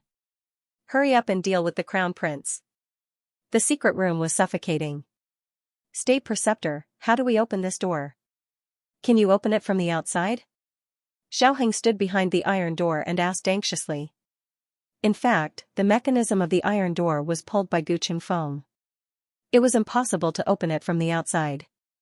Outside the door, Yi Qing looked at the state preceptor with a complicated look. The state preceptor said, we are trying to find a way. You can hold on for a while. Yi Qing was shocked. Xiao Heng said, hurry up, my mother's injury is too serious. She will die soon. The state preceptor said, I know. Yuhi, go and find some tools to pry open the door. Yes. Sure Fu. Yuhi's feet did not touch the ground as he left. Only Yi Qing was left looking at the state preceptor in surprise. He wanted to say something but stopped. Outside the door, in addition to the death warriors and disciples of the state preceptor hall, there were more than a dozen crown prince's brocade guards. He had some doubts, so he had to wait until private to talk to his master. In the secret room, when the emperor heard that the door couldn't be opened for a while, he couldn't help but be anxious. He asked Gu Jiao, how is she? Hasn't the bleeding stopped yet? Gu Jiao knelt beside Shang Guanyan and tried to stop the bleeding for Shang Guanyan. Her face was also full of Shang Guanyan's blood, which looked shocking. Gu Jiao said, not yet, the injury is too serious. There are no medicinal materials or surgical equipment here. There is no effective way to stop the bleeding. Gu Jiao's words were the last straw that broke the camel's back. The emperor's anger toward the crown prince finally reached its peak. He coldly walked toward the crown prince. I thought you were kind and respectful. Among all the princes, you have the most innocent heart. Even Elder Yang praised you for your good words and actions. You never forget the cleavage. You are neither the eldest son nor the first son. I resolutely set you as the crown prince of the great Yin. Over the years, I know you have played some political games in the open and in the dark. I allowed you to cultivate your own forces and turned a blind eye to your efforts to win over the aristocratic families. I know you can't be a scheming and opinionated emperor. As long as you don't go too far, you can use the appropriate means. But Jin never thought that Jin's indulgence would actually grow your ambition. You are not satisfied with being the crown prince, are you? You want to kill the emperor. You want to ascend the throne as soon as possible. The emperor's aura was released. The crown prince's legs went soft and he knelt on the ground. Father. I didn't kill the emperor. I also don't know what's going on with Long Out Yin. Father, if you don't believe me, please summon Peng Hai. Peng Hai can prove that he colluded with Xiao Lulang first, then go to my mansion. The emperor coldly pointed at the dead Gu Chengfeng on the ground. How can it be so coincidental that he met Xiao Lulang when he was being hunted? The crown prince was startled. The emperor flicked his sleeves and withdrew his hand. His words were like ice. Do you really think I'm old and muddle-headed that I can't see through your little tricks? It was you who purposely led this person to save Xiao Lulang and let him get close to Xiao Lulang. He often came to the Imperial Preceptor Hall to visit Xiao Lulang. Coincidentally, Yan and Qing also lived in the Qilin Hall. Thus, there was a false impression that he was in close contact with the deposed crown princess and the emperor's eldest grandson. Your arrangements were really exquisite. Even the Imperial Preceptor Hall's disciple became your witness. The crown prince was simply stunned. Gu Jiao was also quite surprised. She couldn't tell that the emperor's imagination was so strong. Xiao Heng's talent in writing scripts couldn't have been inherited from his family, right? Father. I really didn't. You must believe me. Today's matter was not done by me. I didn't know anything. The emperor obviously didn't believe him. Gu Jiao made a no sound. The great Yan emperor was really paranoid. However, speaking of which, if he wasn't paranoid, he wouldn't have destroyed the Xianyuan clan because of a mere prophecy or two. Everything in the world is a double-edged sword. The crown princess and the Xianyuan clan were once hurt by the emperor's paranoid nature. Now, it's your turn. The heavenly law is good for reincarnation. The emperor looked at the crown prince in disappointment. He held back his monstrous anger and heartache. Your virtue is unworthy of your position. You can even do things like killing your father and killing the emperor. It's my fault that I didn't see the big picture at that time. That's why your ambition grew day by day and reached a point of no return. Fortunately, it's not too late to set things right. Zhang Dequan. Xiao Heng turned around and said blankly, Imperial Grandfather, Eunuch Zhang is not here. The emperor said without hesitation, then you record it. Xiao Heng nodded blankly, yes. Imperial Grandfather, please instruct me. The iron door was thick and heavy. It was soundproof, but for masters with internal force and strong five senses, it wasn't difficult to hear the conversation inside. When the emperor finished reading the last sentence, the crown prince's desperate cry came from the secret room. Don't, Imperial Father. Yi Qing couldn't help but look at the state preceptor again. What should I do? The door can't be pried open, huh? It's open. It's open. Of course it could be opened. Xiao Heng pulled the mechanism. He did it very carefully. In the eyes of ordinary people, it was Yu He who pried open the iron door. But Yi Qing clearly knew that this iron door couldn't be pried open with tools. The imperial grandson and Xiao Lulang thought that locking it from the inside would prevent them from breaking in, but in fact, there was a main mechanism outside the iron door. A gentle pull could make the iron door collapse instantly. This was the main mechanism that only Yi Qing and the state preceptor knew. Yi Qing wanted to ask his master, why didn't he open the door, but in the end, he didn't ask anything. He was his master's disciple. He only needed to believe in his master and follow his master. After everyone had entered the secret room, Gu Jiao said without changing her expression, all of you can leave. It's not easy for her to move around.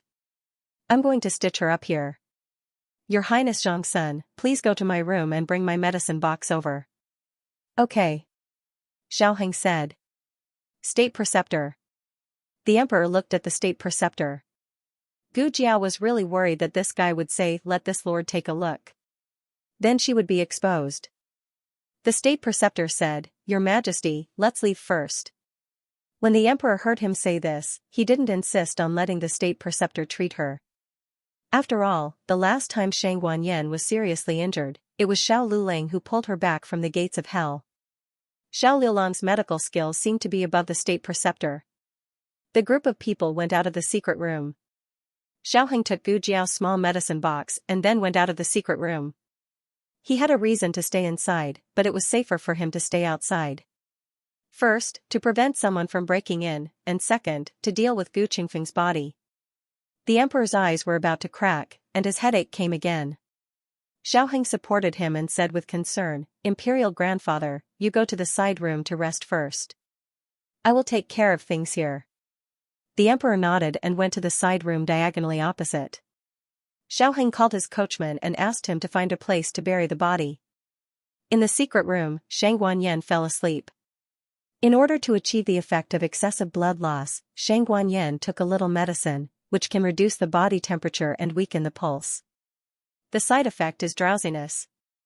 It's just that Gu Jiao didn't expect her to really fall asleep.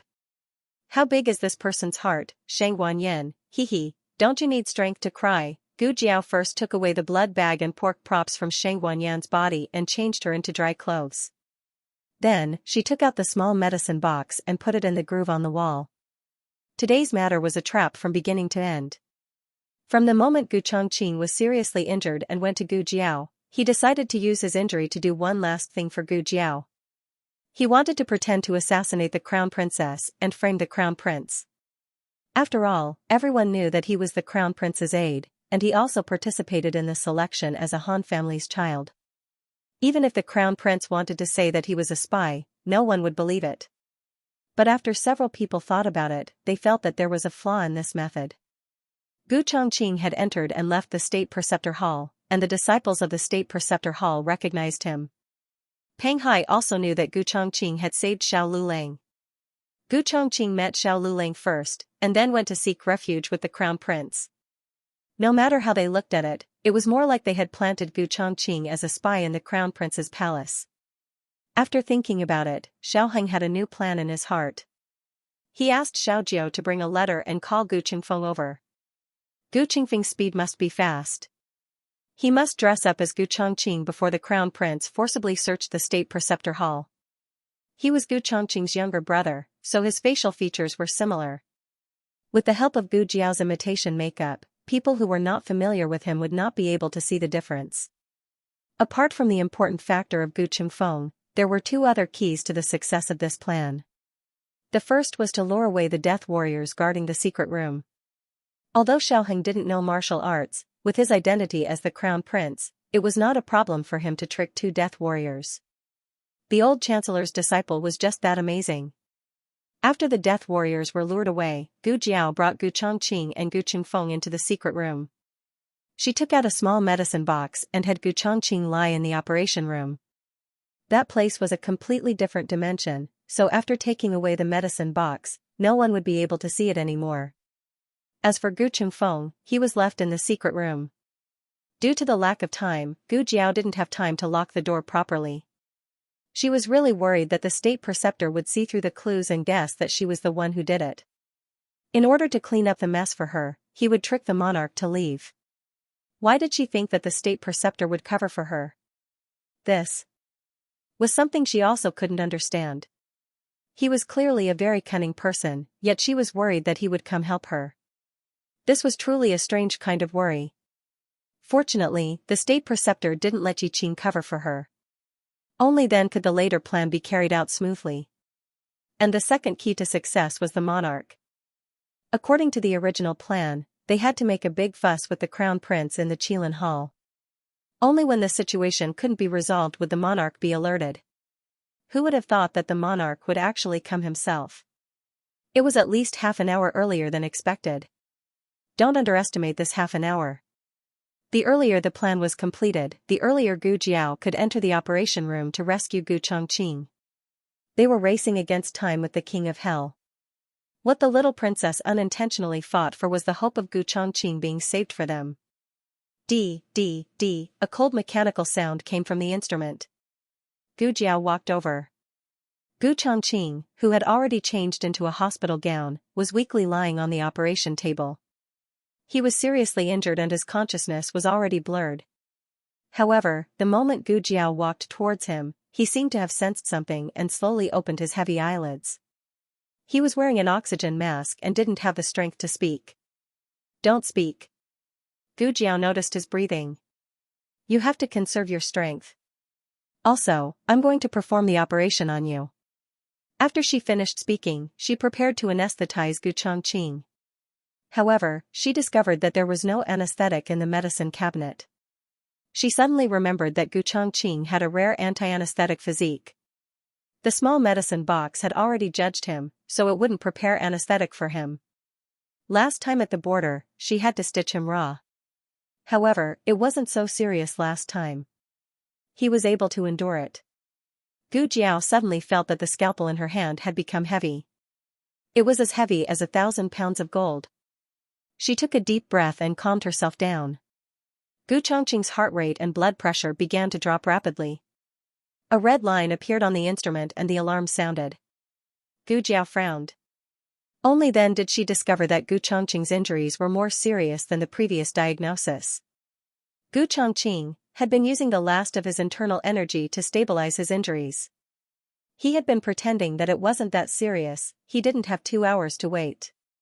He wouldn't be able to hold on for more than an hour. Gu Jiao tightened her grip on the scalpel. Why did you do this? If she had known that his injuries were so serious, she wouldn't have agreed to the plan to overthrow the crown prince. She would have directly performed the operation on him. After all, the crown prince wouldn't be able to find them. Gu Chongqing looked at his sister weakly. His pale lips curled up slightly. You want to send little Jing Kong home? I want to send you home too. Even if I fall, I want to become a brick under your feet and pave the way for you home. The latest chapter of this book is not finished yet. For more exciting content, please scan the QR code below to download the app. Novels are updated faster and more fully. Millions of novels are free to read. There are novels with connotations that can't be found on the internet here. https://www.zhhbqg.com/896428964286/10645207 HTML Genius memorized the website address in 1 second. www.zhhbqg.com Bikuga mobile reading website, mzhhbqg.com The latest chapter of this book is not finished yet. For more exciting content, please scan the QR code below to download the app. Novels are updated faster. Millions of novels are free to read. Novels with content that cannot be found online are available here. In the middle of the night, the crescent moon hung high in the sky. Renshou Palace was silent. Jiao, on the phoenix bed, Empress Dowager Zhuang woke up with a start. She opened her eyes and saw the familiar top of the bed. She was in a trance for a moment. Empress Dowager, what's wrong? Eunuch Qin, who was on duty outside the door, heard the movement. He pushed the door open and came to Empress Dowager Zhuang's phoenix bed. He lifted the curtain and hung it with a hanging hook. This summer was not as hot as previous years. In addition, there was an ice basin in the bedchamber. Eunuch Qin came in and felt cool, but Empress Dowager Zhuang was sweating. Empress Dowager Zhuang was panting in shock. Eunuch Qin looked at her worriedly. Empress Dowager, did you have a nightmare again? Did you dream of Miss Gu again? I just heard you call Miss Gu's name. Empress Dowager Zhuang lifted the thin silk quilt. Eunuch Qin knew that she wanted to get out of bed and quickly reached out to help her. Empress Dowager Zhuang sat up with his help. Eunuch Qin wanted to kneel down to help her put on her shoes. She waved her hand. It's okay. In Baishui Alley, no one served her. She had to work. She was used to it. Empress Dowager Zhuang walked to the window with her shoes on. Eunuch Qin put down the curtain and walked over to open the window. He lit a piece of incense that Gu Jiao made before she left. Empress Dowager Zhuang looked at the stars in the sky and a lonely crescent moon. She sighed. I've been gone for so long. I don't know how things are over there. Did Gu Yan survive? Eunuch Qin smiled. Young Master Gu is blessed by the heavens. He will be able to turn misfortune into blessing. What's more, he has Miss Gu and Lord Xiao by his side. Empress Dowager, are you still worried about their abilities? Empress Dowager Zhuang's eyes. The Yan Kingdom is an unshakable mountain. A person's ability is small and ridiculous in front of this mountain. But even so, these two children will not give up, right? Empress Dowager. What was she talking about? Why did he not understand? Empress Dowager Zhuang said faintly, a mayfly trying to shake a tree, how ridiculous is that? The more Eunuch Qin listened, the more confused he became. Empress Dowager Zhuang looked in the direction of the Yan Kingdom. I have been dreaming of bad things these days. Eunuch Qin asked respectfully, what, did you dream of? Empress Dowager Zhuang said with lingering fear, I dreamed that Jiao Jiao fell in a pool of blood on the land of the Yan Kingdom and could never return to my side. Eunuch Qin hurriedly said, you're too worried about Miss Gu. What you think about in the day, you dream of it at night. What's more, dreams are the opposite of reality. Seeing blood in a dream, unexpected wealth in a dream. Empress Dowager Zhuang nodded thoughtfully. It seems that there is such a thing. Eunuch Qin smiled and said, how can I coax you? Empress Dowager Zhuang still stared into the distance. I remember telling you that before I was 16, I was the legitimate daughter of the Zhuang family. After 16, I was the empress of the Zhao Kingdom. At 40, I became the Empress Dowager of the Zhao Kingdom. I have been living for the Zhuang family, the imperial court, and the Zhao Kingdom all my life. At this age, I don't have many years left to live. I want to live for myself. Eunuch Qin was scared by these words and hurriedly said, Empress Dowager, you have to live a long life. Empress Dowager Zhuang said calmly, I don't want to live a long life. I just want my Jiao Jiao back. Clearwater Alley. The old chancellor finished writing the last memorial and put it on the table with an inkstone. He took a deep breath and said, there should be no more, right? What should be explained has been explained clearly. But even if it was not explained clearly, it doesn't seem to be a big problem. I am not the only one in the imperial court. He was good at the study of thick black and the officialdom. When it came to dealing with people and things, he alone was better than thousands of soldiers and horses. But to help the emperor govern the country, he still needed someone like Grand Secretary Yuan. If I have neglected anything, old Yuan will naturally think it over for His Majesty. There is no need for me to worry about this. As the old chancellor spoke, he took out a bag that had been packed a long time ago from the cabinet. Finally, he picked up the document that took more than a month to successfully forge. Facing death calmly, he said, Ahang, Master has come to find you. He carried the bag and left the room. Thunder rumbled in the sky. It seemed that it was going to rain. He had to quickly go to the relay station. The carriage had already been prepared there. He removed the latch and carefully opened the courtyard door. A flash of lightning appeared, illuminating the old lady's small and gloomy figure at the door. The old chancellor was scared out of his wits and almost went to see the previous emperor on the spot. The old chancellor quickly pulled his 3 souls and 7 spirits back into his body and angrily said, Shuang Jints. What are you doing? Shuang Jints said expressionlessly, I also want to go. The old chancellor's eyes flashed and hid the bag in his hand behind his back. Go go go. Go where? Go where? I don't understand what you are saying in the middle of the night. Shuang Jints carried the bag in one hand and raised the kitchen knife in the other hand. Her eyes were full of murderous intent. Are you bringing me or not? If not, I will kill you. Old Chancellor, Great Yan, Imperial Tudor Hall. The monarch was angered by the crown prince. His headache was getting worse and worse. Imperial Tutor Darren had a disciple boil a bowl of tranquilizing and pain-relieving medicine for him. After taking it, the monarch fell asleep under the effect of the medicine. Gu Chungfeng, who had washed off his disguise, was pacing back and forth in the corridor outside the secret room. He didn't say anything, but he was so nervous that he bit his fingers. Xiaoheng stood quietly opposite the secret room. The people in the imperial tutor hall had all left. Even the 2 men of sacrifice who were guarding the secret room were standing outside the main door of the Qilin hall. Xiaoheng looked calm on the surface. In his heart, he was very worried about Gu Chongqing's situation.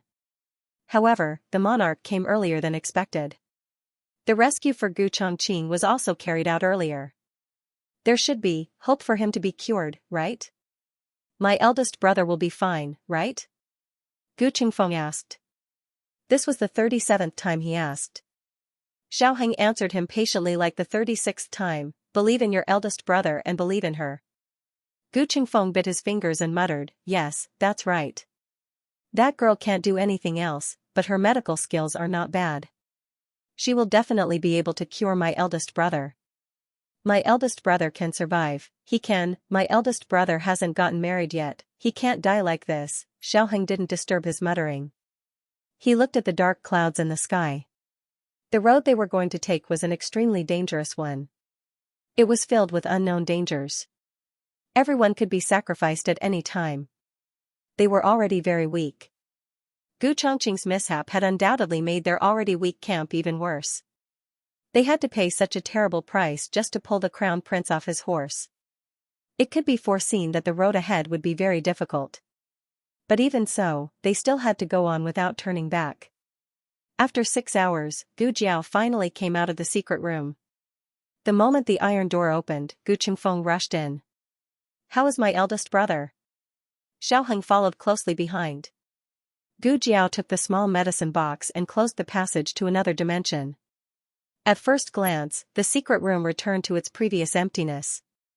But Xiaoheng and Gu Qingfeng had both seen the operating room when they sent Gu Chongqing in. It was real. But it had really disappeared. This was the first time they had felt Gu Jiao's secret so clearly. Gu Jiao said, he is in the intensive care unit. His life is not out of danger yet. It was strange. In the past, she could only see the operating room. There were several doors in the operating room. In the past, she could only open the door that connected to the secret room. Today, another door was opened. Behind the door was an intensive care unit. She guessed that with the recovery of her strength, the damaged brainwaves had also been repaired to a certain extent. This allowed her to have more connections with the small medicine box, which also allowed the small medicine box to open more dimensions. My eldest brother will get better, right? Gu Qingfeng had never looked at Gu Jiao with such pleading eyes. Gu Jiao said, I will do my best to save him. Even if there was a glimmer of hope, she would not give up. Gu Chongqing, don't give up. I don't want you to be a brick under my feet.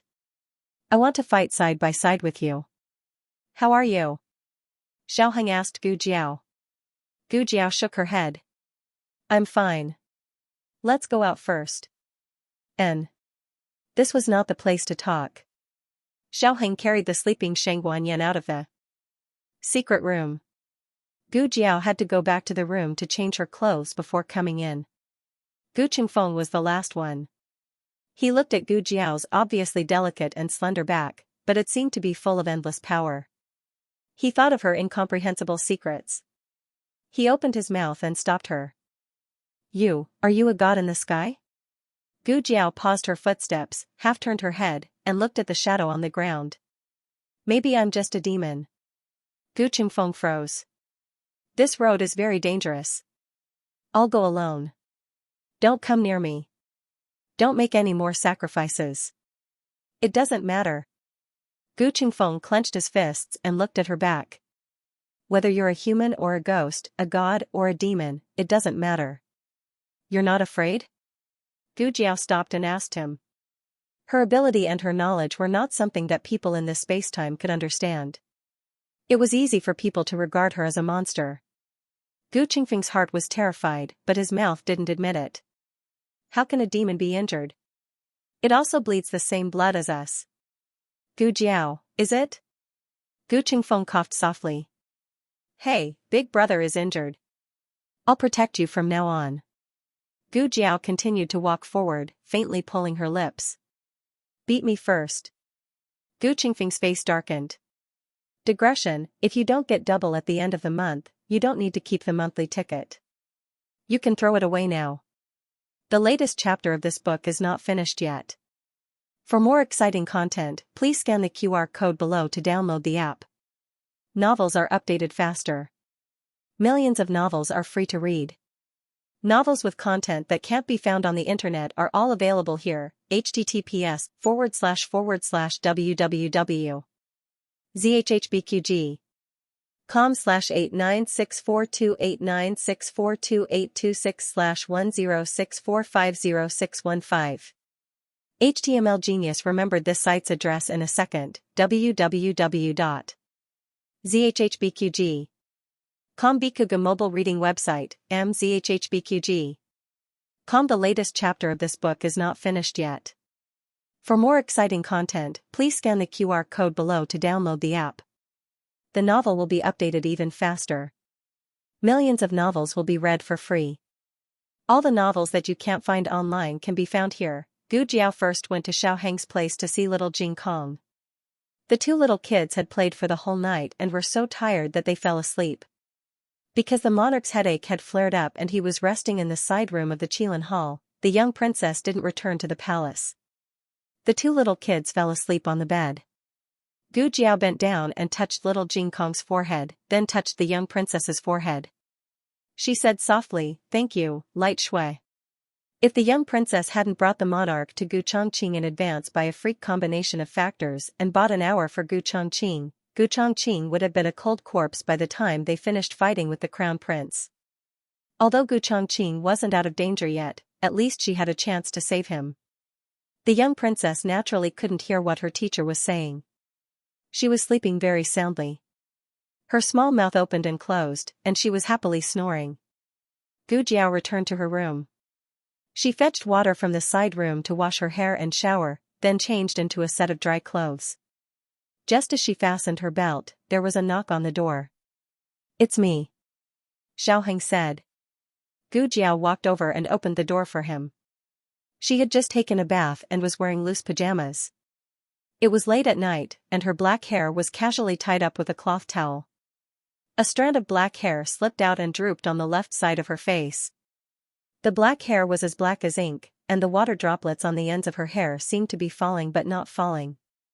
Her skin was crystal clear and delicate, and the red birthmark on her cheeks was as beautiful as a peach.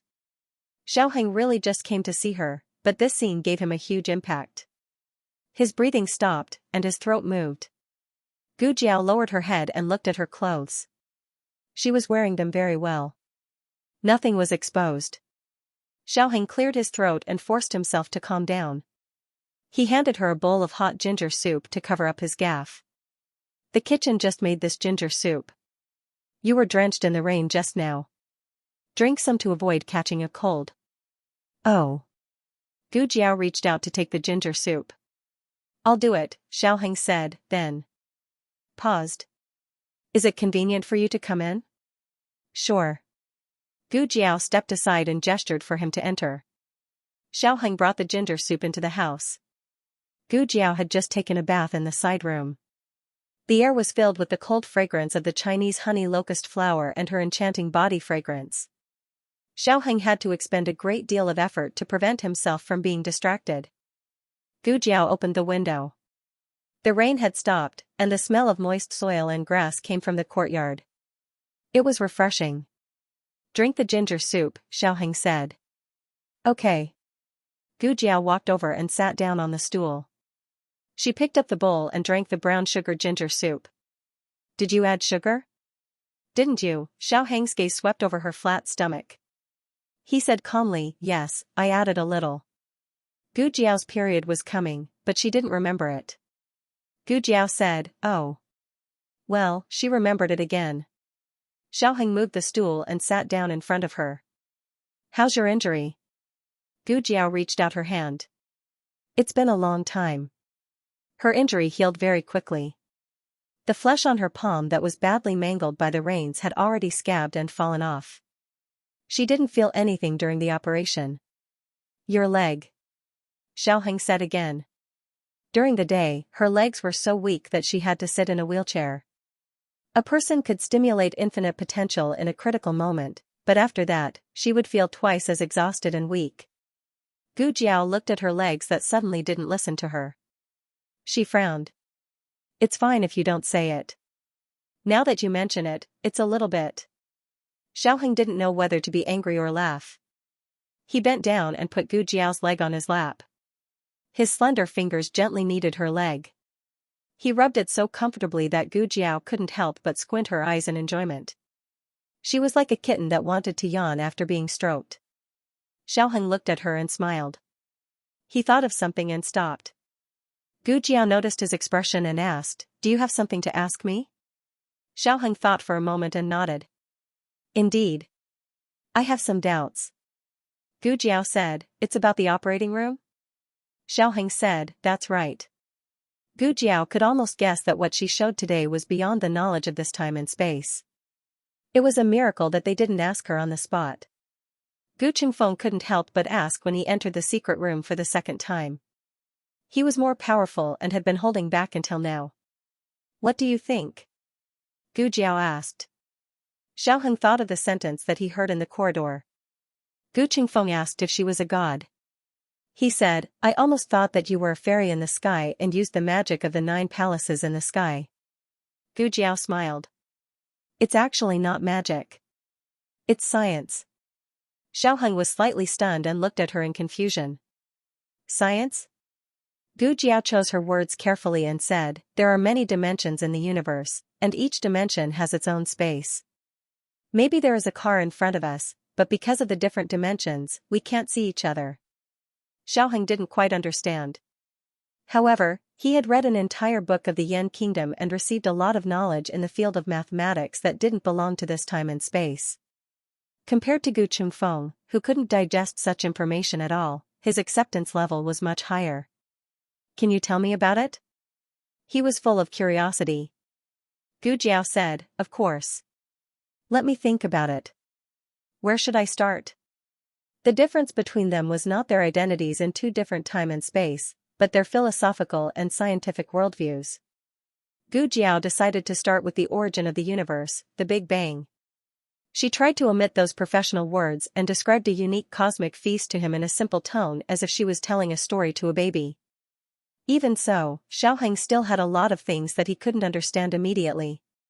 He secretly remembered it. He wasn't the kind of person who would deny the existence of something if he hadn't seen it. Compared to the 8-legged essay of the imperial examination, what Gu Jiao said aroused his strong interest. "There are also people who don't agree with the theory of the Big Bang," Gu Jiao said. "What do you think?" Xiaoheng asked. "It doesn't matter. I'm not interested anyway," Gu Jiao said. Xiaoheng was speechless. "You can remember so much even if you're not interested." "If you're interested, won't you be heaven-defying?" Gu Jiao looked at him in deep thought and said, "That's it for today. Digest it well. I'll continue with it another day." "Okay." Xiaoheng nodded. Gu Jiao said, "I should go see Gu Chongqing." "Ah, right, there's something I don't quite understand." Xiaoheng asked, "What is it?" Gu Jiao paused and said, "Gu Chongqing said that the crown prince." "No, he's not the crown prince anymore. Shang Guanqi already knows that I'm not the real Xiao Lulang. Why didn't he expose me in front of the king?" Xiaoheng also carefully analyzed this point. He said, "Because exposing you only proves that you're a bad person. It can't wash away his crime of regicide. These are 2 completely different things. Even if he insists that you're a spy sent by Shang Guanyin, where's the evidence? If he can't come up with evidence, it'll become another empty slander against Shang Guanyin." Gu Jiao suddenly realized, so that's how it is.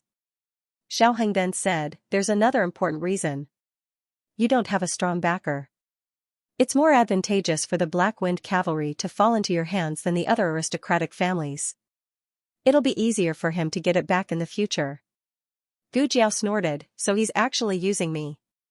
Shang Guanqi is more scheming than I thought." Xiaoheng tidied up the strand of black hair on her temple and looked at her tenderly and firmly. "He will understand one day that you, who he despises, are his most unshakable enemy." Speaking of enemies. Gu Jiao frowned. The crown prince has a master who can hurt Gu Chongqing. Gu Chongqing has never seen him before. It's very strange. Xiaoheng pondered for a moment. It's indeed strange. Since that person is so powerful, why didn't he participate in this selection? He should be a more suitable candidate than Gu Chongqing. Gu Jiao touched her chin. I'll find an opportunity to go to the Crown Prince's palace to investigate. I'll go. Xiaoheng said, I'm the Crown Prince's grandson. When the king wakes up, I'll find an excuse to go to the Crown Prince's palace and see who the person who hurt him is.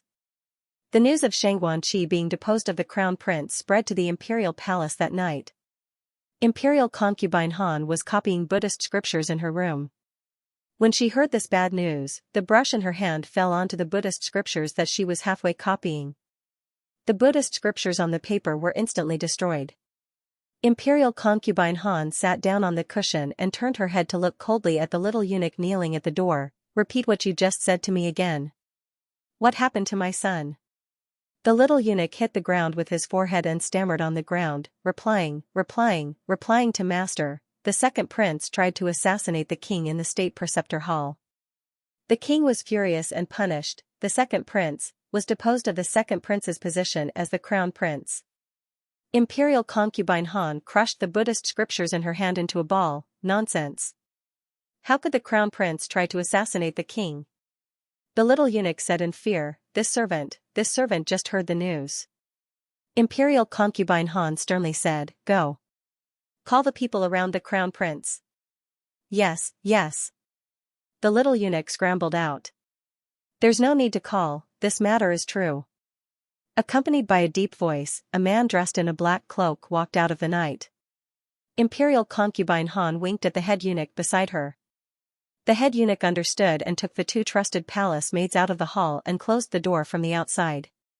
Imperial concubine Han glanced at the man. Her expression was not as disdainful as when she was in front of the servants. But after all, such a big matter had happened, so she couldn't give a good face. You're here. She lightly said, What's going on? The black-robed man sat down cross-legged opposite her. It's a troublesome guy. Imperial concubine Han was slightly surprised. There aren't many people who can make you feel troublesome. The black-robed man slowly sighed. It's the crown prince's aide. This matter can be considered as my negligence. I couldn't kill him with a sword and let him escape. The crown prince went to catch him, but he fell into Shang Guanyan's trap. Imperial concubine Han asked, Was it done by Shang Guanyan? The black-robed man lightly said, It could also be the imperial grandson. After all, both mother and son were there. It wasn't a flawless plan, but it was calculated to the extreme. In addition, the imperial preceptor hall also played a very interesting role in this incident. Imperial concubine Han frowned. What do you mean? The black-robed man said, With the status of the imperial preceptor, he could have stopped the second prince from entering the imperial preceptor hall to search, but he didn't do so. I think he did it deliberately. Imperial concubine Han said in disbelief, You mean the imperial preceptor colluded with Shang Guanyan? That's impossible. Shang Guanyan and the Xianyuan family ended up like this because of the imperial preceptor. The black-robed man sighed and slowly said, Imperial concubine, in this world, the more impossible things are, the more unexpected they are. You are confused by the situation, but I'm a bystander, so you probably won't believe me. Even if the emperor slightly suspects the role played by the imperial preceptor hall, I'm afraid he won't abolish the second prince's crown prince position on the spot. After imperial concubine Han calmed down, she coldly snorted and said, So what? Can the imperial preceptor hall's hands reach this imperial concubine? This imperial concubine doesn't care what kind of deal Shang Guanyan made with the imperial preceptor behind his back. As long as she dares to restore her status as the imperial concubine, this imperial concubine will have a way to deal with her. The black-robed man kindly advised, Shang Guanyan is different from more than 10 years ago. Imperial concubine can't be careless. Imperial concubine Han disdainfully said, She's just an imperial concubine. Even her imperial mother, Xianyuan Hanyan, was defeated by this imperial concubine. Even the empress couldn't defeat this imperial concubine. Does she think she's so great? The black-robed man raised his teacup. Imperial concubine's skill is worthy of being the first in the 6 palaces. Imperial concubine Han sneered, This imperial concubine has never lost. The moon was bright and the stars were few. A shabby carriage arrived at the gate of the outer city of Chengdu with a clanging sound. The guard stopped the carriage. Stop. Who is it? The coachman stopped the carriage. A little old man with a serious face and a hint of a saint's aura lifted the curtain of the carriage and handed over the document in his hand. Little brother, please make an exception. We are in a hurry to enter the city. The guard opened the document and looked at it. Are you the master of Lingbo Academy? Why are you out of the city? The little old man smiled and said, I went back to my hometown to visit my relatives. The gate is closed. Another guard in the city yelled. Generally, when the gate was closed, no one was allowed to enter the city. The little old man gave him a money bag. The guard weighed it and was very satisfied with its weight. He put the money bag into his arms without leaving a trace and said with a solemn expression, a lot of things have happened in Chengdu recently. Those who come to Chengdu have to be strictly checked. It's reasonable to check your travel permit to return home, but the guard who checked the travel permit got off duty a quarter of an hour ago. But I see that you're old and it's inconvenient for you to sleep outside, so I'll make it easy for you. Wait, who else is in the carriage? The little old man said with a calm expression, it's my wife. The guard glanced at the curtain. He saw a plainly dressed old lady holding a jar of candied fruits and nibbling on them. What are you looking at? The old lady glared at him fiercely. The guard was stunned by the scolding. They want to check the household register. Are they a couple just because they say so? At this moment, the old lady's back was itchy and she wanted to scratch it. As soon as she raised her hand, the guard saw the little old man beside her and reflexively covered his head. The guard was speechless. She wouldn't be able to do this without being oppressed for decades. There was no need to check. If they weren't a couple, he would chop his head off. The latest chapter of this book is not finished yet. For more exciting content, please scan the QR code below to download the app. Novels are updated faster and more complete. Millions of novels are free to read. Novels with connotations that can't be found online are all available here. https://www.zhhbqg.com/896428964286/1064311160.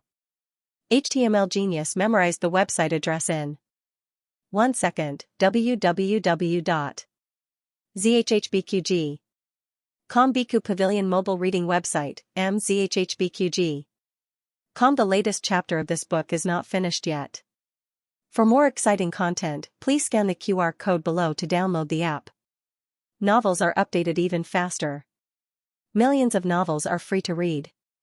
Novels with content that can't be found online are all available here. At this moment, Gu Jiao and Xiaoheng did not know that their great-aunt and son-in-law had already entered the city in a small broken carriage that was leaking wind and rain. After Xiaoheng returned to his room, Gu Jiao tied her already dry hair into a single bun on top of her head and then went to the secret room. It had to be said that Xiaoheng's skills were very good. Her legs really were not as sore as before. Gu Jiao put the small medicine box into the groove and changed into sterile clothes before entering the intensive care unit. The flow of time in the two dimensions was the same.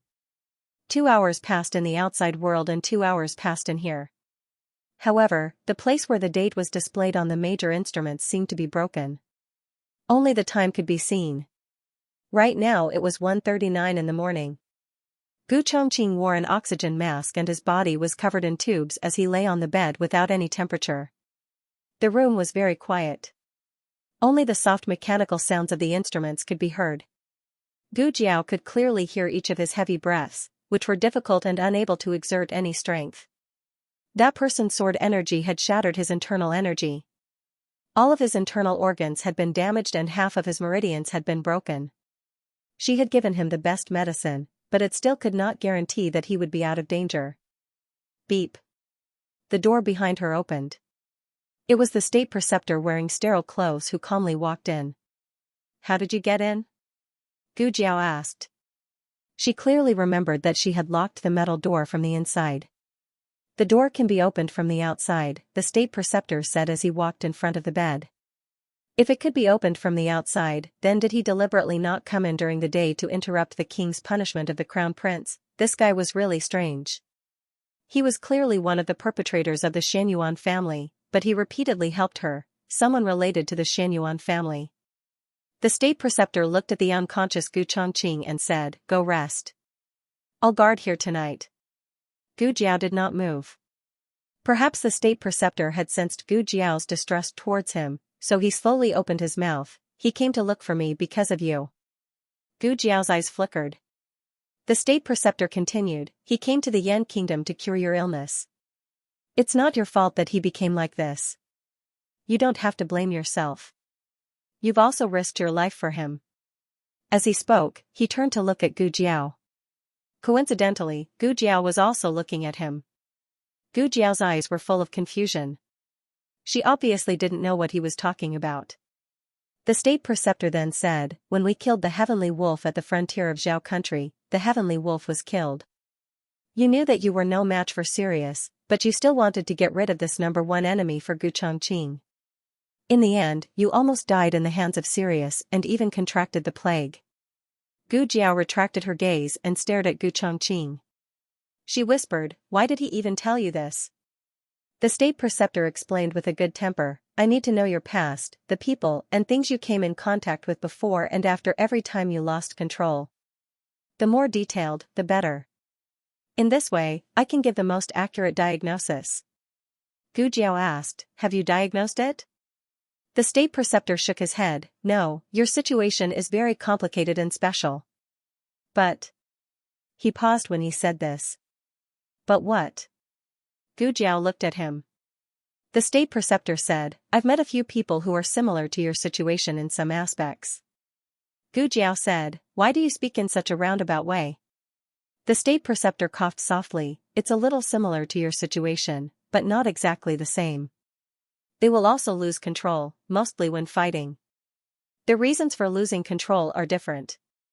Some are provoked by anger in their hearts, and some are in a life-threatening situation. When they don't lose control, they are no different from normal people." Gu Jiao thought for a moment, "Will their strength increase after losing control?" The state preceptor said, "Yes, but not as much as you. That's why I said that your situation is similar, but not exactly the same." It was indeed different.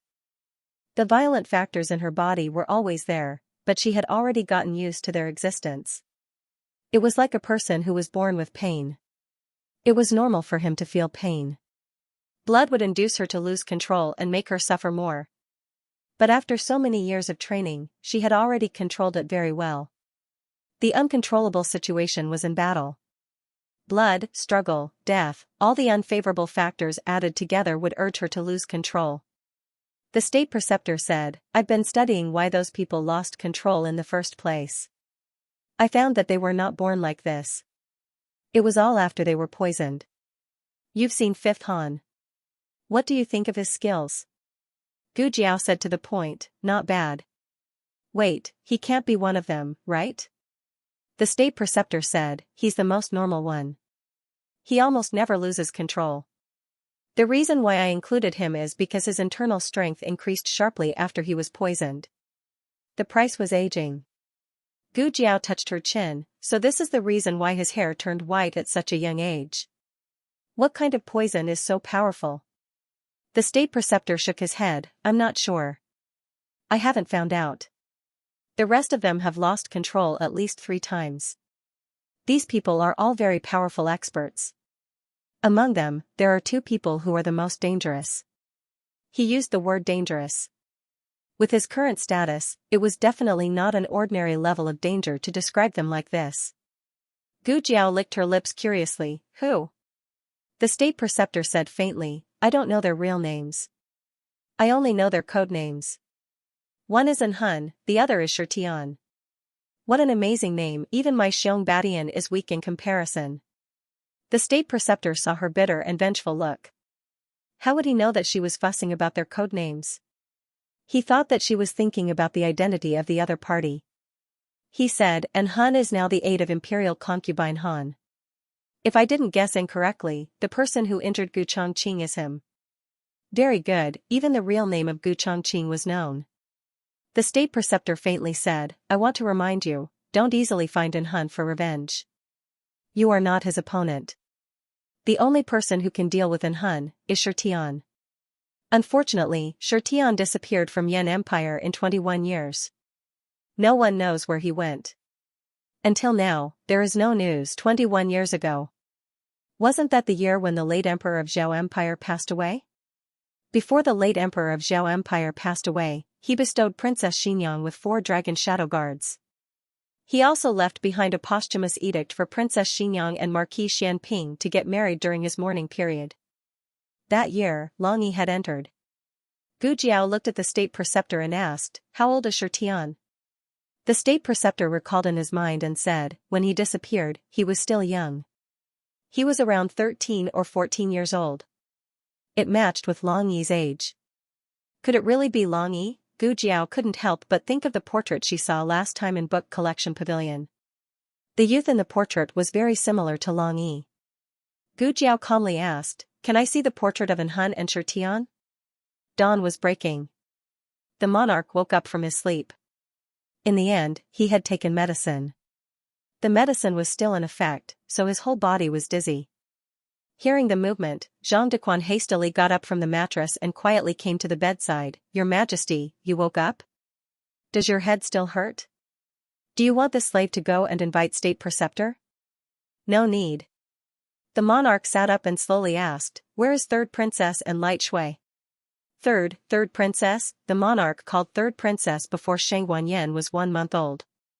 Since Shang Guanyan was conferred the title of crown princess on the 1-month-old banquet, the monarch only called her 2 names, crown princess in front of people and Yan behind people. The monarch might call her crown princess. But the monarch would never call her third princess. It seemed that the little mistress of dragons stranded in Shallow Beach was going to restore her identity as an imperial princess. Zhang Dequan hurriedly reported, "Replying to your Majesty, little princess is resting in the next room." This slave asked the wet nurse in the palace to come and take care of her. The third princess was rescued in the secret room for 6 hours before she came out. The third princess already had an old injury, and there were nails in her spine. She also took a sword for your Majesty. Commander Xiao said, "Whether she could wake up or not depends on the third princess' luck." After the monarch woke up, for a moment, he felt that the punishment he gave to Shang Guanqi seemed to be too much. In the beginning, Shang Guanqi didn't want to kill him. It was the assassin who took the initiative to bewitch the crown prince to kill the monarch. But when he heard that Shang Guanyan might not survive, the monarch's anger rose again. Why didn't Shang Guanqi rush over to block the sword? His people plotted a rebellion, but Shang Guanyan was stabbed instead. He didn't say anything to stop it. Scared silly? I'm afraid he acquiesced to the actions of the assassin. The monarch began to imagine again. The more he imagined, the angrier he became. "I should have crippled him earlier." The monarch went to Shang Guanyan's room. Shang Guanyan's injury was made with a prop. When the gauze was removed, the stitched wound could really be seen. But in fact, the monarch didn't really want to remove her gauze. The monarch looked at Xiaoheng, who was waiting by the bed, and sighed, "Your own body is more important. Don't overwork yourself. There are palace servants here." Although it was said that there were palace servants, in fact, there was only a little palace maid. The monarch felt more guilty in his heart. "Zhang Dequan. This slave is here." Zhang Dequan stepped forward and said knowingly, "After this slave returns to the palace, I will immediately pick a few clever palace servants." The monarch still had to go to court, so he stood by the bed for a while and then left. "Respectfully send off imperial grandfather." Xiaoheng cupped his fist and saluted. Gone, Shang Guanyan opened the mosquito net and poked her head out of the mosquito net. Xiaoheng hurriedly pressed her back into the mosquito net. "Imperial grandfather, take care. She hasn't stepped out yet." Digression, for my grandaunt's appearance, I'm asking for a wave of monthly votes. The latest chapter of this book is not finished yet. For more wonderful content, please scan the QR code below to download the app. Novels are updated faster. Millions of novels are free to read. Novels with connotations that can't be found on the internet are all available here. https://www.zhhbqg.com/89642896428226/1064299776 HTML Genius remembers this site's address in a second, www.zhhbqg.com. Bikuga mobile version reading website, mzhhbqg.com. Please scan the QR code below to download the app for more exciting content. Novels are updated faster. Millions of novels are free to read. There are all kinds of novels that can't be found on the internet. The monarch turned around. Xiaoheng smiled. He was smiling too much. He changed his state in a second. He was so weak and pale that he couldn't smile. Take care of yourself. Okay. The monarch nodded with a complicated expression. He put his hands behind his back and led Zhang Dequan and the wet nurse who was holding the little princess out of the Kailan hall. Gu Jiao stayed in the intensive care unit until dawn. She sat on the chair and fell asleep by the bed in the middle of the night. When she woke up, the state preceptor was gone. 2 men of sacrifice were guarding the iron gate again. They didn't react much when they saw Gu Jiao come out. What did the state preceptor say to you? Gu Jiao asked them. One of them said, the state preceptor said that no one can enter except for him and Mr. Xiao. Gu Jiao nodded and muttered to herself, that's more like it. Xiaoheng opened the door and walked to Gu Jiao. Are you tired? I asked someone to make porridge. Go and have some. Okay. Gu Jiao walked to his room with him. Where's Jing Kong? The 2 men of sacrifice were behind them. Xiaoheng said carefully, he went to school. His sister came to pick him up. He was telling Gu Jiao that little Jing Kong was safe with Gu Qingfeng. Gu Jiao was relieved. She went to Xiaoheng's room too. Have a bowl of porridge. Although the summer was hot, she was exhausted. She still had a good appetite. She ate a big meat bun. Where's the little princess? She asked. Xiaoheng said, she went back to the palace with the monarch. Also, the monarch seems to have restored my mother's identity as the empress. Xiaoheng didn't go to the imperial court, but the monarch called Shangguan Yan the 3rd princess this morning. It must be true. Gu Jiao nodded in satisfaction. That's great. After paying such a huge price, it wasn't just to depose the crown prince. First, she would restore her status as the empress. The next step would be to scheme for the position of the crown princess. Speaking of this, Gu Jiao suddenly remembered the conversation with the state preceptor in the ICU in the middle of the night. She took the handkerchief, wiped her mouth, and said to Xiaoheng, you don't need to find an excuse to go to the crown prince's mansion. I already know who stabbed Gu Chongqing. He's imperial concubine Han's advisor, a very powerful expert. People call him An Hun. An Hun? Xiaoheng muttered. She didn't understand what he was saying, but it sounded impressive. Did the imperial tutor tell you? He asked. Yes. Gu Jiao nodded. He also told me about 5th Master Han's secret. 5th Master Han's hair turned white because he was poisoned and aged prematurely, but it also increased his power. Xiaoheng was puzzled. Premature aging? Increase one's power? So strange. In the end, what kind of poison is it? Gu Jiao shook her head. I don't know. Later, I'll find an opportunity to ask Madame Nan. But I think Qi Xian has been in Han family for so long, but he still hasn't cured the poison in Han Xi's body. I'm afraid the origin of this poison is not simple. In addition, the state preceptor also mentioned a person, but I don't know whether it's Long Yi or not. In those years, the late emperor left behind a total of 8 dragon shadow guards. Among them, the younger one was given to the emperor of Zhao country, and the older one was given to Princess Xinyang. These death warriors were all bought by the old Liang Wang through the underground martial arts field. At the time of purchase, both sides concluded a 10-year contract, and they were trained according to the requirements of the late emperor. And the dragon shadow guards given to Princess Xinyang were the first batch of death warriors. They were already almost trained. If they still needed to continue training in the camp, perhaps Long Yi would have been exposed. Sometimes, life was truly full of coincidences. Gu Jiao and Xiaoheng talked about the matter of Skysplitter and An Hun. Xiaoheng asked, do you think Long Yi is Skysplitter? Gu Jiao thought for a moment and said, if it was only the state preceptor who said so, I might not easily think of Long Yi, but last time I saw a portrait from the 3rd floor of the library pavilion. The youth in the portrait was very similar to Long Yi. Xiaoheng was silent. Third floor. The entire state preceptor hall, no, to be exact, the biggest secret of the entire Yan country was there. If the person in the portrait was really Long Yi, then Long Yi really had a great origin. After a quarter of an hour, Gu Jiao was taken to the third floor of the library pavilion by Yi Qing. She had obtained the state preceptor's permission to read a certain area, but she still couldn't wander around the rest of the place.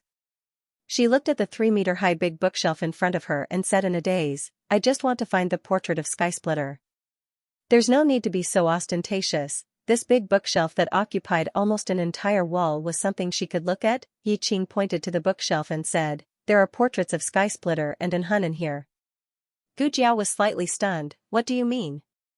Yi Qing explained, "Skysplitter and Enhun never show their true faces. These are all portraits drawn by people who claim to have seen Skysplitter and Enhun in Jianghu. They were collected here by my master." Gu Jiao squeezed out a few words from the gap of her teeth. So many. How long do I have to look at them?" "How about I draw it for you directly, and you help me identify it?" Yi Qing said again. "We have never seen Skysplitter, you can only identify it yourself." "What the f***ck am I trying to identify? So even if I see the portrait of Long Yi, you can't be sure that he is Skysplitter, right?" Father and son killing each other was a scandal. If this kind of thing happened to the Emperor of Zhao country, the Emperor of Zhao country would definitely adhere to the concept of family scandals not being aired in public. He would suppress the news airtight, and then find another reason to punish the crown prince. The Emperor of Great Yan was different. He didn't care. As soon as he went to court, he announced that Shang Guanqi had ulterior motives, slandered Shang Guanyan, and killed his father. He also let Zhang Dequan announce the imperial edict to abolish the crown prince in public. Along with the imperial edict to abolish the crown prince, there was also an imperial edict to restore Shang Guanyan's royal status. Since then, Shang Guanyan was the third princess of Great Yan. The whole court was surprised. Although they had already received the news last night, when it really came from the throne room, it still made imperial concubine Han very angry. She was so angry that her chest was about to explode. What assassination? What slander? That person called Long Outyen is clearly a spy placed in the Crown Prince Palace by Shang Guanyan. Is His Majesty old and confused? How can he not even see such a big flaw? Last night, she had sent people to the Crown Prince Palace to understand the whole process of Long Outyen's visit to the Crown Prince Palace. Traps, all traps. Imperial concubine, you can't talk nonsense. The head eunuch Su Gao stepped forward in fright. Be careful not to let other people hear. Imperial concubine Han snorted, this is my bedroom, who dares to spread it out? Su Gao dryly smiled, that's true, but it's better to be careful. Su Gao went to the Crown Prince Palace to inquire about Long Outyen. To be honest, the third princess's move was really exquisite.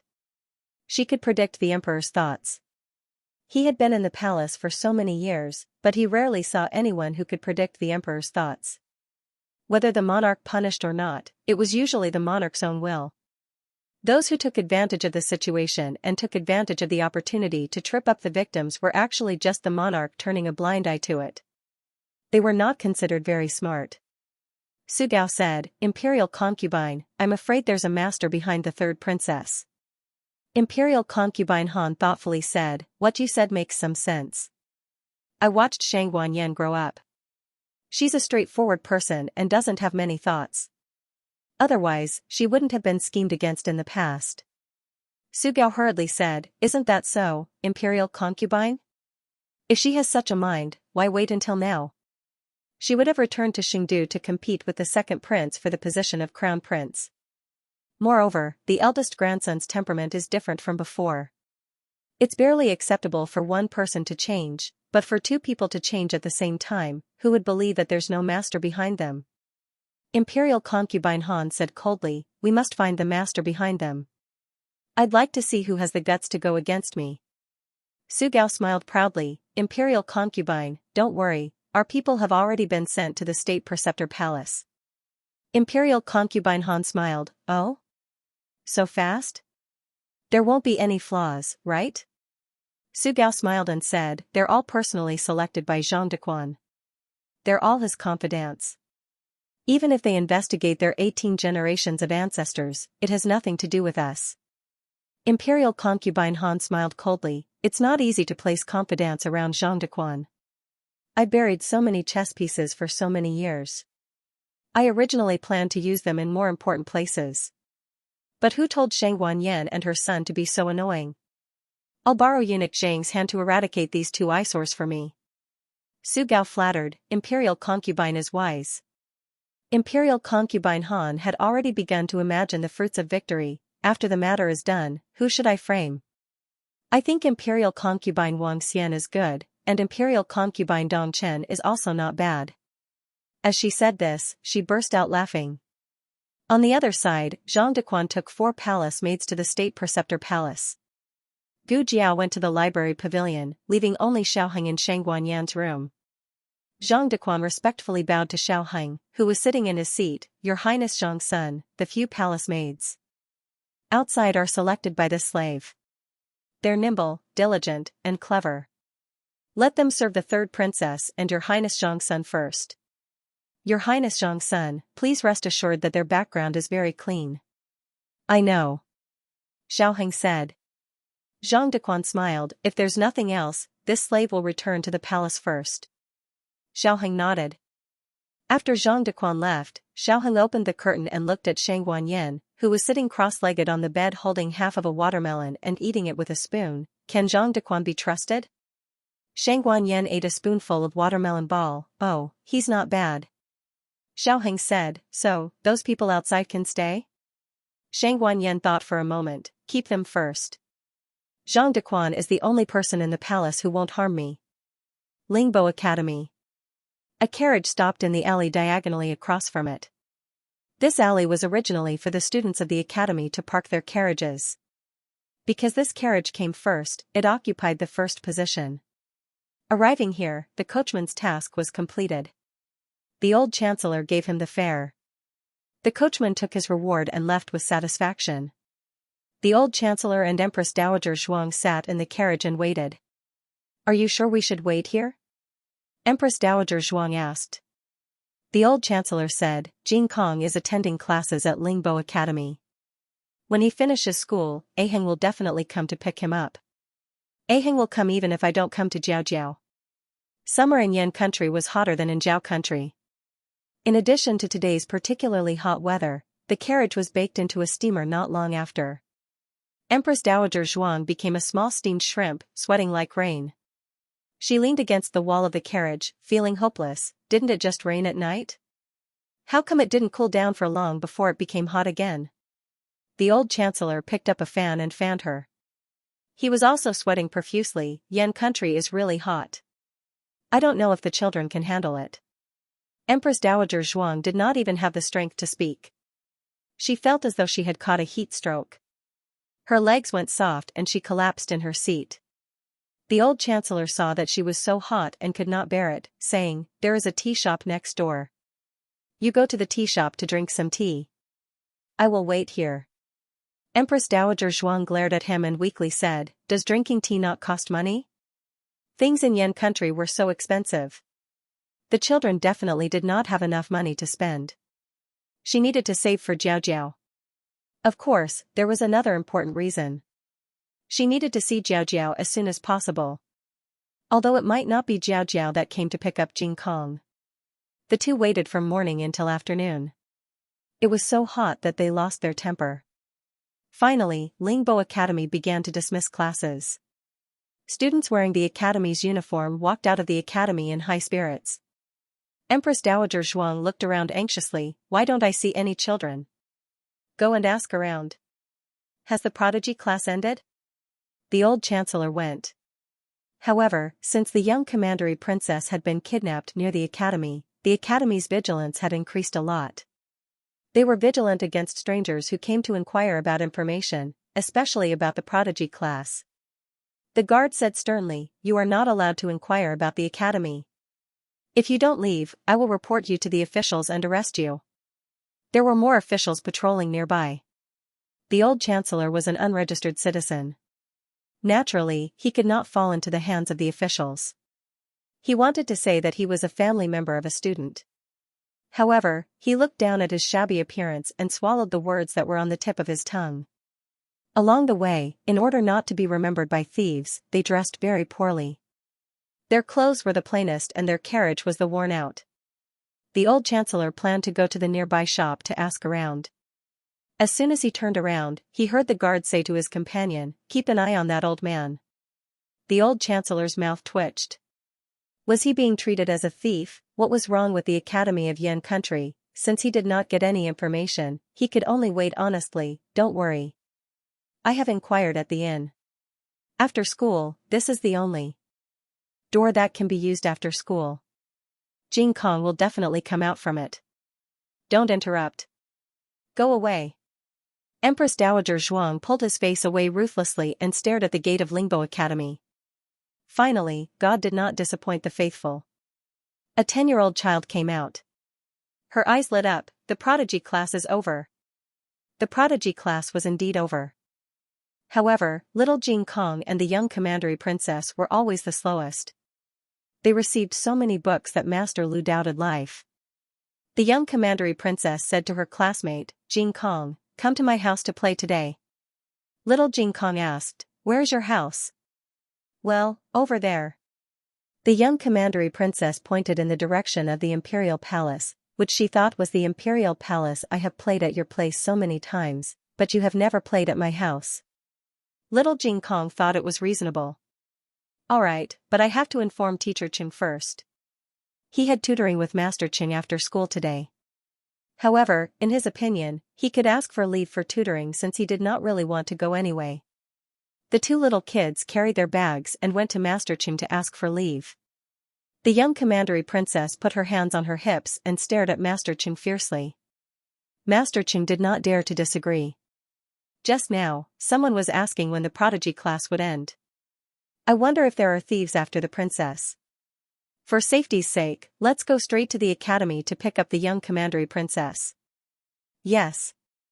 A carriage that looked ordinary but was actually very luxurious drove into Lingbo Academy with special privileges granted by the emperor. It stopped directly at the gate of the prodigy class. 4 imperial masters stood in a row. The wet nurse got off the carriage and took the young commandery princess's bag. "Young commandery princess, we should go back." The young commandery princess said, "Today, I want to invite Jing Kong to my house to play." The wet nurse smiled. "If the young master's family is okay with it, of course. No problem, no problem." Little Jing Kong made his own decision. After all, he was not a bad brother-in-law. Brother Chingfeng could not control him. The two little kids got on the carriage. 2 of the 4 imperial masters sat in the carriage while the other 2 rode on horses on both sides of the carriage. The old chancellor looked around the alley. The carriage passed by him. After another hour, the last student came out of Lingbo Academy. The guards of Lingbo Academy began to close the gate. The old chancellor was shocked. "Hey! What happened? Why did they close the gate?" He looked back at Empress Dowager Zhuang in the carriage. "Did Jing Kong just come out? Did you see them?" "No," Empress Dowager Zhuang said. She was old, but she was not blind. She was very sure that she did not miss anything. The old chancellor said suspiciously, "Could it be Jing Kong did not go to school today? Could it be that something happened to them because they did not come to Lingbo Academy?" "They..." Empress Dowager Zhuang said coldly, "Shut up." The old chancellor shut his mouth resentfully. Dark clouds started to roll in the hot and humid sky. It looked like it was going to rain. The old chancellor said, "Why don't we find an inn to stay first and come back tomorrow?" Empress Dowager Zhuang said, "The gate is not closed. There is still a gap. Let's wait for a while." The aroma of meat fried with garlic floated from the restaurant next door. The old chancellor was hungry. Only then did he remember that they had been waiting for someone and had not eaten anything for a whole day. He was hungry. Since Zhuang Jintz was so greedy, she must be hungry too. "I will go and buy something to eat." As he spoke, he touched his shriveled money bag and coughed lightly. He said to Empress Dowager Zhuang, "I have used up my travel expenses." He had spent all his money along the way. Empress Dowager Zhuang held the bag in her arms vigilantly. for Xiaojiao. Not a single coin could be spent. The old chancellor had no choice but to search his pockets. Finally, he found 2 knife coins that had fallen into the broken compartment of his sleeve. He was lucky. Usually, 2 knife coins could only buy 1 steamed bun. Today, it was going to rain. The boss was in a hurry to close the stall and gave the last 2 steamed buns to the old chancellor. The old chancellor gave the bigger one to Empress Dowager Zhuang. The heavy rain in Qing capital came without warning. The sky was torn open and the heavy rain couldn't wait to pour down. Mixed with the whistling wind, the stalls and carriages by the roadside were all overturned. The old chancellor held the remaining half of the steamed bun in his mouth and hurriedly pulled the window tight. The curtain of the carriage was also put down. However, the weather was too bad. The curtain of the carriage was blown apart and the heavy rain poured into the carriage mercilessly. The old chancellor hurriedly stood up and planned to use his thin and weak body to block the wind and rain. His hands gripped the door frame tightly, but who would have expected that the roof of the carriage would be blown away in the next second? The old chancellor couldn't open his eyes because of the rain. He went to grab the umbrella and wanted to open it to block the rain for Empress Dowager Zhuang. Who knew that before the umbrella could be opened, he was blown to the ground first. This can't go on. We have to find a place to take shelter from the rain. He wiped the rain on his face and tried hard to open his eyes. He stretched out his hand towards Empress Dowager Zhuang. Come down quickly. I will catch you. It was very dangerous for 2 elderly people to be exposed to such extremely bad weather. If they were slightly careless, they might fall and never get up again. Empress Dowager Zhuang's eyes had long been unable to open, so she naturally couldn't see the hand that he stretched out.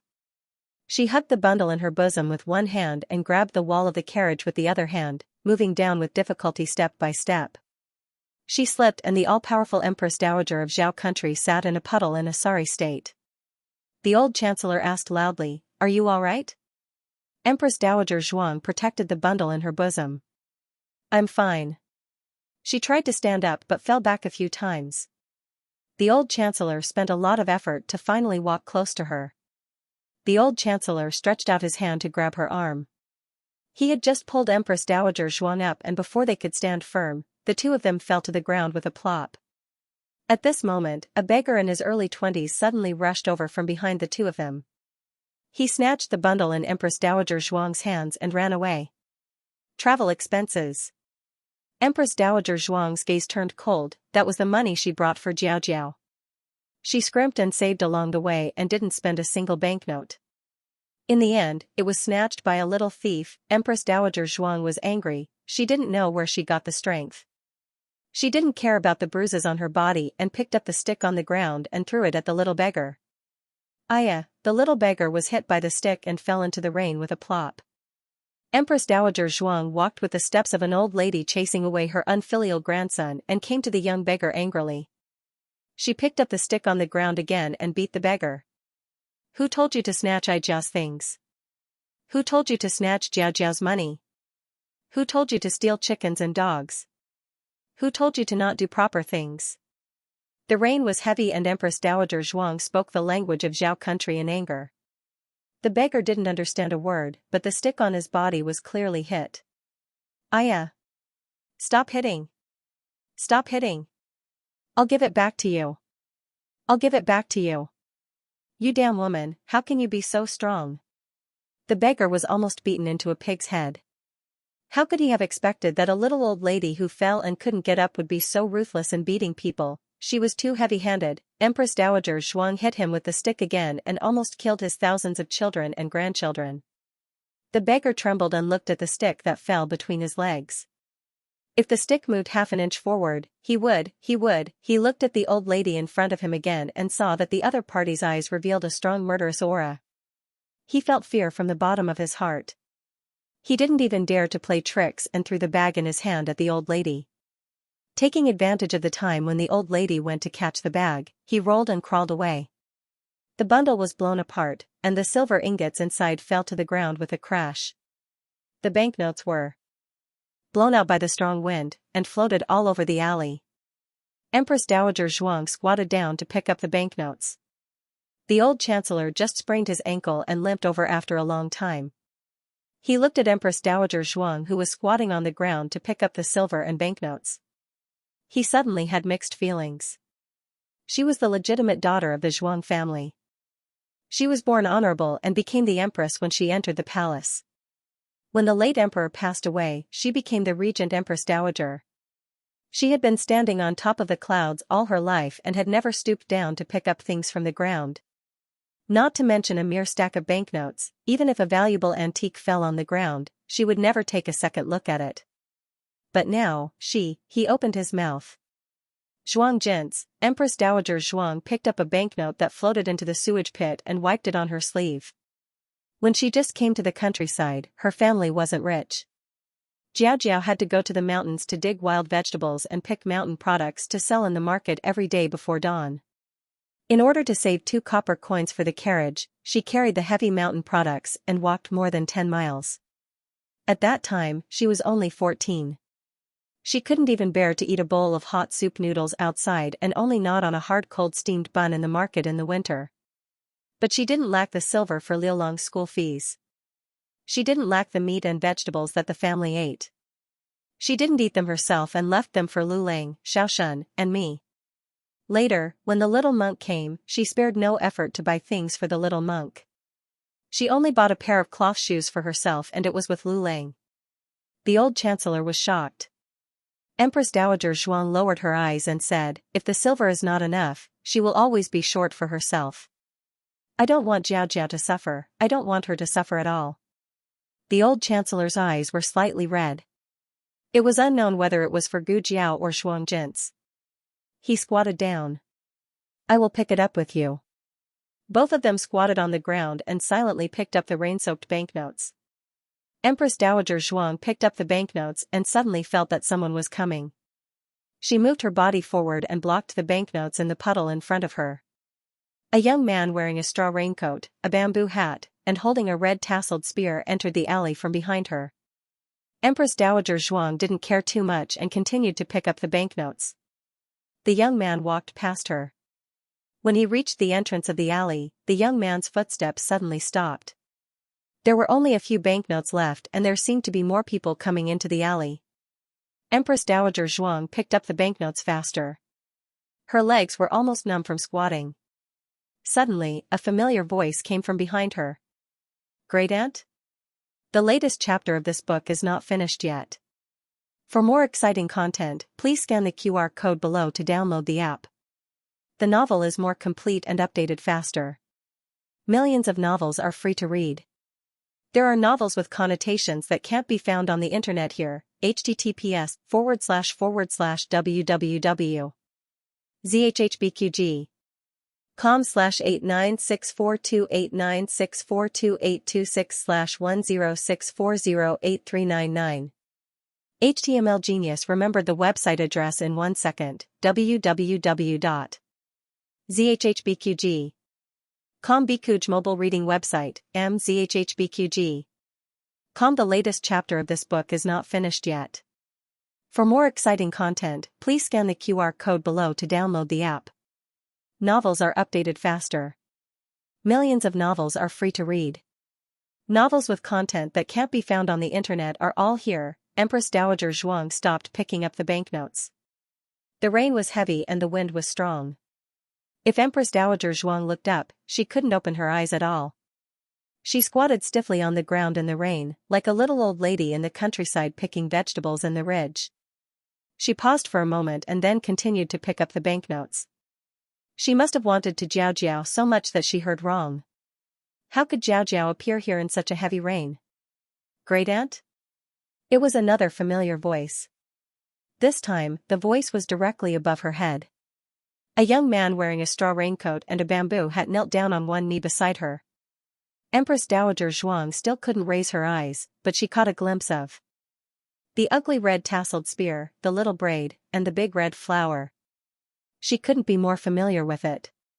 However, Empress Dowager Zhuang's eyes suddenly stopped looking up. She lowered her head and brushed her messy hair on her cheeks in the rain, trying to straighten her hair so that she didn't look so embarrassed. She also moved her feet that were numb from squatting, as if she also wanted to make a squatting posture that wasn't so embarrassing. Gu Jiao tilted her head and looked at her. Great Aunt, is it really you? Why are you here? This time, Great Aunt's tone was no longer questioning. She was really sure that she had met the person who was least likely to appear in the Great Yin Kingdom. It was also the person she had been thinking about. The old lady suddenly felt wronged. She was robbed on the street, stuffed into a steamed shrimp in the carriage, beaten by the wind and rain, and fell down again and again, but she didn't feel wronged at all. However, Gu Jiao's great aunt broke all her strong feelings in an instant. Her eyes turned red. She was like a child who had been bullied outside and was finally found by her parents. Her small mouth and nose twitched. She said with a crying voice, "Why did you come so late? I've been waiting for you all day." Gu Jiao didn't know what to do. She said blankly, I just walked too slowly. I'll pay more attention next time. I won't take a carriage. I'll ride a horse, the Black Wind King." The old lady didn't understand what the Black Wind King was. She squatted on the ground with the banknotes in her hand, sobbing in grievance. "I'm not crying," she said stubbornly. Yes, Grandaunt didn't cry." Gu Jiao hurriedly took off her straw raincoat and draped it over Empress Dowager Zhuang. "Aijia doesn't need it, you wear it," Empress Dowager Zhuang said. Not only did she refuse Gu Jiao's straw raincoat, but she also took off the bamboo hat on her head. Gu Jiao stopped her. With Gu Jiao's strength, it was a piece of cake for her to stop an old lady. She tied her bamboo hat and straw raincoat tightly, making it impossible for Empress Dowager Zhuang to take them off. Seeing this, Empress Dowager Zhuang no longer made a futile struggle. She sniffed and pointed at a banknote in front of her. "This is the last one. My feet are numb." Gu Jiao went to pick up the banknote and handed it to Empress Dowager Zhuang. After Empress Dowager Zhuang took the banknote, she didn't put it away immediately. Instead, she handed it to Gu Jiao along with the rest of the banknotes in her hand. "Here, this is for you." Many years later, when Gu Jiao galloped on the battlefield, she would always recall this scene. On a rainy day, she ran for thousands of miles, squatted on the ground, and picked up the banknotes one by one, just to hand them to her in perfect condition. When she lived in the school in her previous life, she never understood why her roommate's mother would transfer several cars from the distant countryside to the city. She was so carsick, just to give a jar of pickled vegetables to her daughter who lived in the school. She thought that she understood that kind of feeling.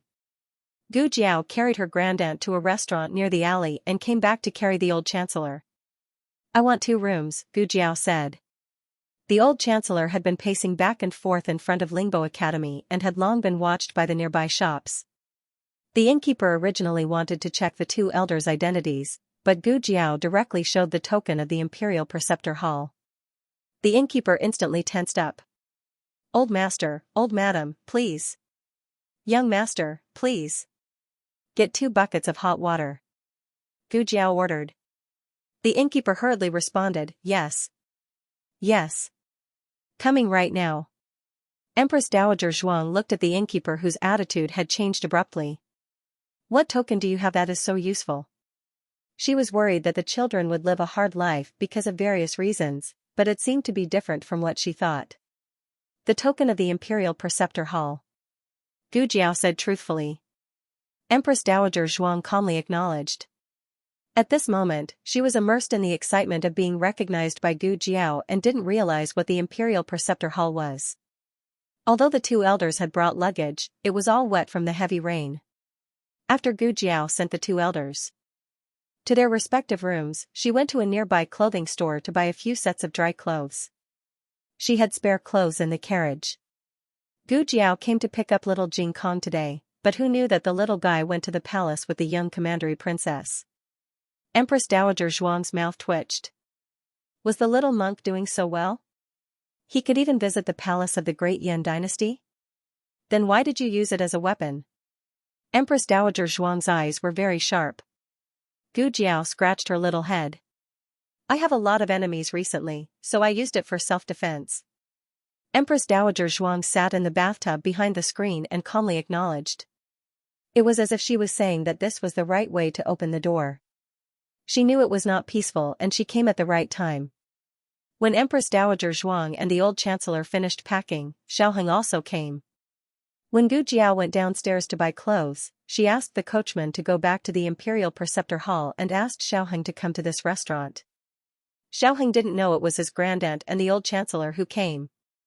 When he entered the room and saw the two elders sitting on the armchairs, he was so shocked that he couldn't close his mouth. There weren't many opportunities to see Xiaoheng lose his self-control like this. Gu Jiao sat beside her great-aunt and looked at him calmly. The corners of her lips curled up slightly. Apparently, she enjoyed her husband's confused expression very much. Xiaoheng woke up from the shock after a while. He quickly went into the room, closed the door and bolted the door. "Grandaunt, teacher." He greeted them in surprise. The old chancellor coughed lightly. "It's easy to expose your identity if you call me teacher." "Son-in-law." Xiaoheng changed the way he addressed him. The old chancellor lifted the teacup in satisfaction and drank a mouthful of tea with a calm expression. Xiaoheng was really shocked. He couldn't believe what he saw, but the two elders really did appear in the Great Yan's capital. Xiaoheng took a deep breath and suppressed the remaining shock in his heart. He asked the two elders, "Grandaunt, granduncle, why did you come to the Yan kingdom?" The old chancellor asked with an accent, "Are you asking for the reason or the method?" Xiaoheng said, "Don't be so picky. Before answering your question, can you tell me what happened to your face?" The old chancellor looked at the mole under his right eye and asked. This mole was originally removed by Princess Xinyang.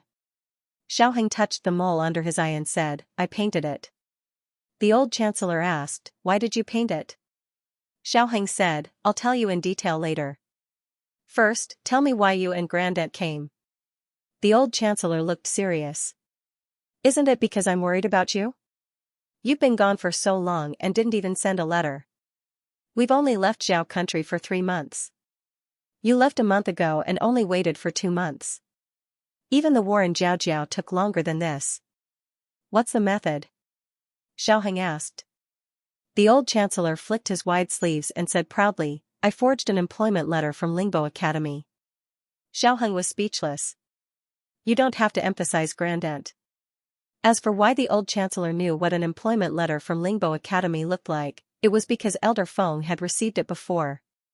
Elder Feng's talent was underestimated in Zhao country. All the academies in the Yan kingdom were fighting for him.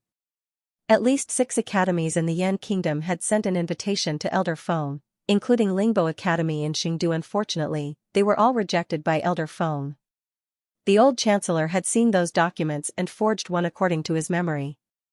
However, Lingbo Academy's forgery was so good that he only succeeded after more than a month.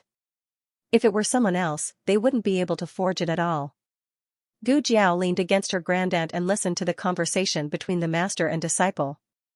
She was rarely so close to others and looked like she was leaning against her grandaunt's arm.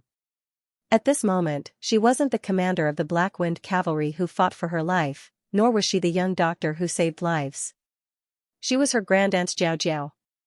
Empress Dowager Zhuang wasn't used to being close to others, but when Gu Jiao was by her side, she could let down all her guard. Of course, she didn't hug Gu Jiao in her arms. That wasn't her personality and didn't suit Gu Jiao's personality. The relationship between the two was beyond the superficial intimacy. It was a tacit understanding that could burn their lives for each other. This conversation was mainly between Xiaoheng and the old chancellor. Grandaunt and Gu Jiao were the audience in the room. They watched the master and disciple talk and stare at each other. They especially enjoyed this long-lost intimacy and peace. Both of them thought it was great. It was great that grandaunt was by their side. It was great that they found Zhao. "Okay, we've finished talking about our business. It's time to talk about yours," the old chancellor said. He didn't mention the hardships along the way, but Xiaoheng and Gu Jiao were already having a hard time, not to mention the two of them were old. Okay, what's the situation on your side?" The old chancellor was most afraid of suddenly being emotional, so he hurriedly urged Xiaoheng to share information about Xingdu. The situation on their side was a bit complicated. Xiaoheng didn't know where to start, so he had to start from his and Gu Jiao's current identity. "What? You replaced Shang Wanqing and became the eldest grandson of the emperor?" The old chancellor was shocked. It turned out that the biggest shock wasn't him and Zhuang Jin's coming to Xingdu, it was Xiao Heng's background that was the biggest shock. Xiao Heng said again, I forgot to say that Shang Wanqing is Xiao Qing, the son of my mother and father. The old chancellor thought and said, the son of Princess Xinyang and Marquis Xianping? That child is still alive? Yes, Xiao Heng said, he was brought to the Yan kingdom by my mother. The old chancellor was a bit overwhelmed. Your mother is, Xiao Heng answered seriously, the former crown princess of the Yan kingdom, Shang Wanyan. So the woman brought back to the capital by Marquis Xianping wasn't a slave of the Yan kingdom, but a princess of the royal family. Was Marquis Xianping so lucky? Empress Dowager Zhuang came from the palace after all, so she was more sensitive and receptive than the old chancellor in this aspect. Her reaction was still calm. But when Xiao Heng talked about Gu Jiao, she couldn't calm down. The foster son of Duke's Mansion, the commander of the Black Wind Cavalry, the public enemy of the top 10 aristocratic families, Empress Dowager Zhuang's mouth twitched. She knew it.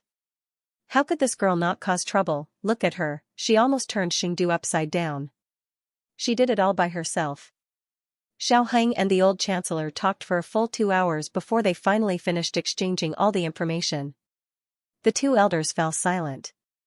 The little ones caused trouble here and there, with too many tricks, they were already too shocked, they needed time to digest it. Although Xiao Heng and Gu Jiao had obtained quite a few victories at this stage, in the eyes of the experienced Empress Dowager Zhuang and the old chancellor, the little ones' tactics were not perfect. They acted as they pleased, lacking a tight organization and plan. Thinking back to the time when Empress Dowager Zhuang and the old chancellor fought so fiercely, it was from the court to the inner palace, from the inner palace to the officialdom, it even indirectly affected the battlefield. The two little ones' tactics were just a drop in the ocean. Empress Dowager Zhuang snorted, if you only had Aheng's tactics back then, I would have exiled you 3,000 miles away, never to return to the capital for the rest of your life. The old chancellor snorted, if you were like Jiao Jiao back then, I would have let you sit in the cold palace for a long time.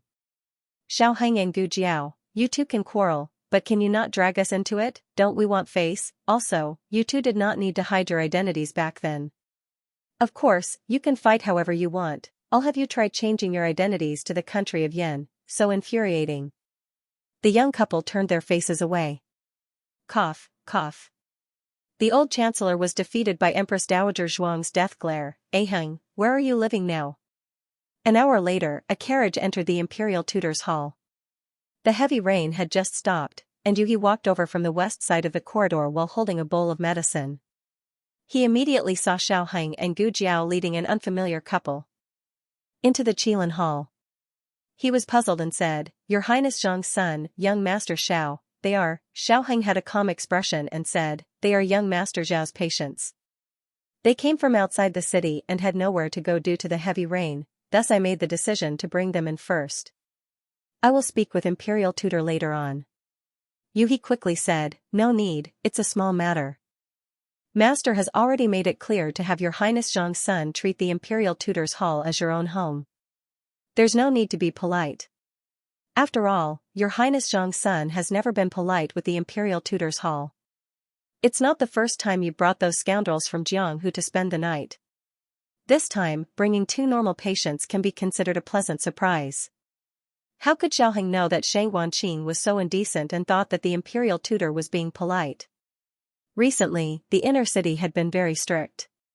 Leaving the aunt and grandpa in the inn, Xiao Heng and Gu Jiao were not at ease. Only then did they temporarily bring the two elders back to the Imperial Tutor's hall. But the Imperial Tutor's hall was not a place to stay for long. At dawn the next day, Xiao Heng set out to find a suitable residence. The Qilin hall had many side rooms. Of the dozen or so rooms in the east corridor, only Xiao Heng, Gu Jiao, Shang Wanyan, little Jing Kong and a few servants lived in them. There were still quite a few rooms that were empty. Because it was two in-laws, living in two rooms was too strange. Gu Jiao only had the servants tidy up one room. The old chancellor looked at the spacious room and said nervously, that, I'll sleep on the floor tonight. Hee hee. Empress Dowager Zhuang rolled her eyes and went to Gu Jiao's side.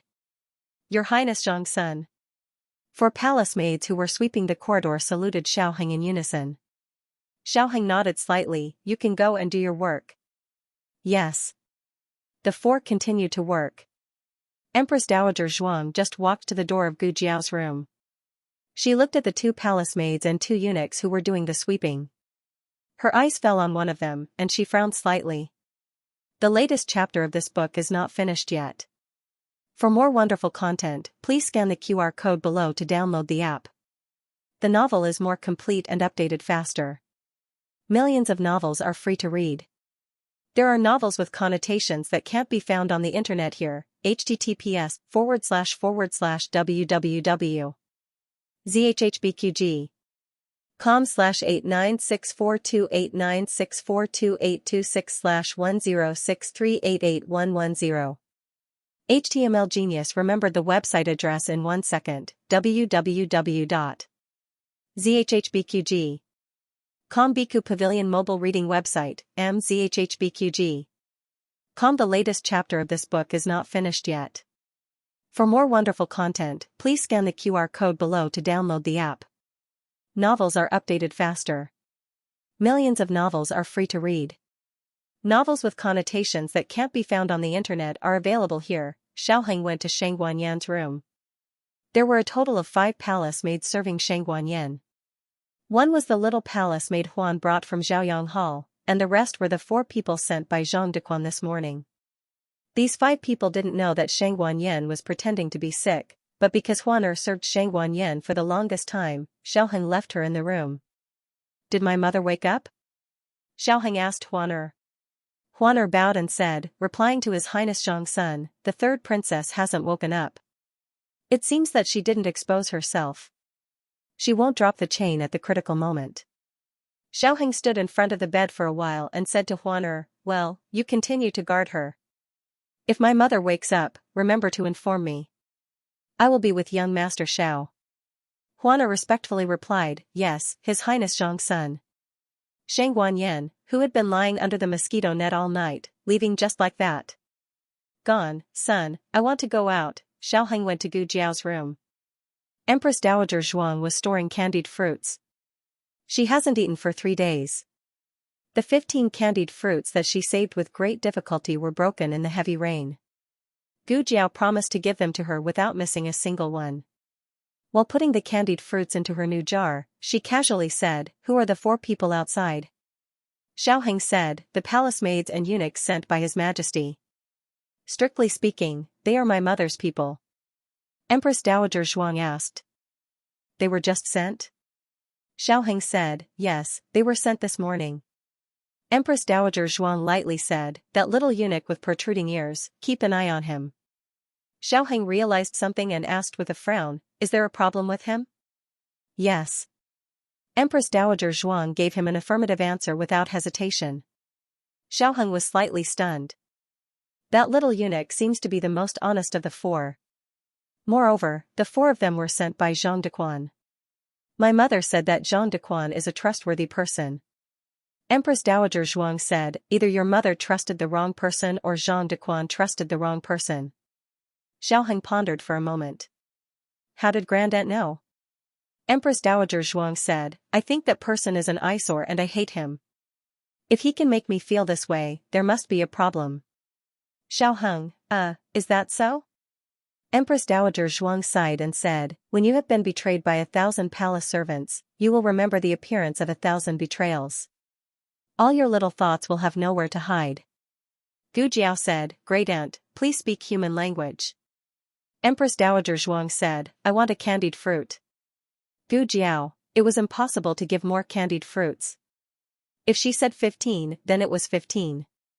Empress Dowager Zhuang finished the last candied fruit and smacked her lips. She wanted to take 2 more while Gu Jiao wasn't paying attention. As soon as she raised her hand, Gu Jiao said, there are 6 left on the plate. Gu Jiao was making a mattress on the bed. She didn't look up, but she saw the shadow on the ground. Empress Dowager Zhuang's body stiffened. She curled her lips and pushed the plate of candied fruits to the side.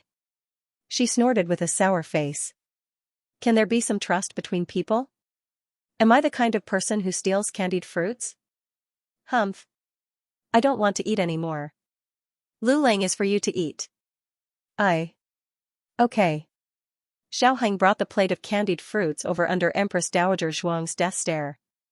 Needless to say, these 6 candied fruits would become Empress Dowager Zhuang's private property in a while. Xiao Heng said, that eunuch. Empress Dowager Zhuang chuckled and said, this kind of low-class little trick is something that I've never played before. Keep him. I want to see who sent him. She actually planted a spy beside her Jiao Jiao and Lu Lang. She must be tired of living. If I can't crush you to death, then my name isn't Xuan Jints. Great Aunt, do you have a plan? Xiao Heng asked. Empress Dowager Zhuang glanced at Gu Jiao and Xiao Heng and said lightly, this is my gift to you. Just wait for it. The Imperial Palace. Imperial concubine Han was copying Buddhist scriptures in her bedroom. At night, there was a heavy rain. Many places in the palace were filled with water. When Su Gao came in from the outside, his whole body was wet, and his shoes were also wet. However, he didn't dare to change his shoes first. Instead, he went to Imperial concubine Han to report the news that the spy had reported. How's the situation over there? Imperial concubine Han asked as she copied the Buddhist scriptures. Su Gao saluted and said, the emperor's grandson trusts Zhang Dequan very much. He has accepted all the people that Zhang Dequan sent. Imperial concubine Han sneered and said, Zhang Dequan received Empress Xuanyuan's favor in the past. He has always remembered Empress Xuanyuan's kindness in his heart. Shangguan Yan and Shangguan Qing both understand this. Therefore, they firmly believe in the people that Zhang Dequan sent. However, they never expected that this consort had already planted someone by Zhang Dequan's side. Su Gao laughed and said, that person was bullied by a eunuch when he was 8 years old. Zhang Dequan saw him and saved him. After that, he turned to Zhang Dequan. Zhang Dequan took care of him for 9 years and also observed him for 9 years. Imperial concubine Han smiled proudly and said, unfortunately, he didn't see any flaws. Su Gao said, how could he know that the bullying that year was arranged by Imperial concubine? Imperial concubine Han dipped her finger in ink and said proudly, that little eunuch is also smart. Over the years, we have cultivated a lot of people in the dark, but also exposed a lot. He is very smart. Go back and tell him that if he can help me overthrow Shangguan Yan and her son, I will ask for an imperial edict for him to be transferred to the palace supervisor. The palace supervisor just happened to be gone. Although he is still young, it is not difficult for me to help him get the position. Su Gao exclaimed, this is really a great grace.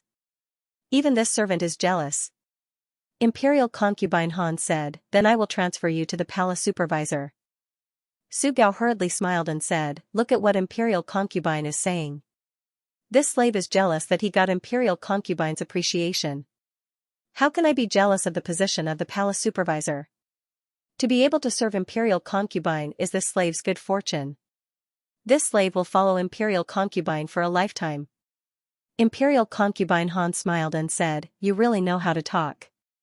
Su Gao smiled and stepped forward to grind the ink for Imperial concubine Han. Imperial concubine Han glanced at him and said, go change your clothes and then come back to serve me. You are sick. I am not used to others. Su Gao was moved, yes.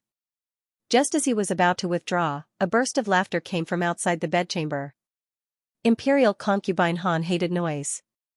She frowned and said, what's that noise? Su Gao listened carefully and said, it seems to be the young commandery princess's voice. This slave will go and take a look. At this moment, the rain was not heavy. There was only a light drizzle floating in the sky. The 2 little kids were barefooted, wearing small straw raincoats and small bamboo hats. They were treading water in the puddle. So fun! So fun! The young commandery princess was treading water for the first time in her life.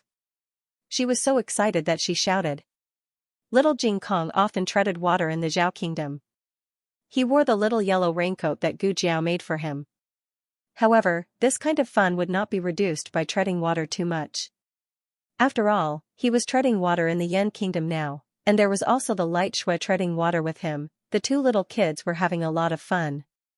The wet nurse could not stop them.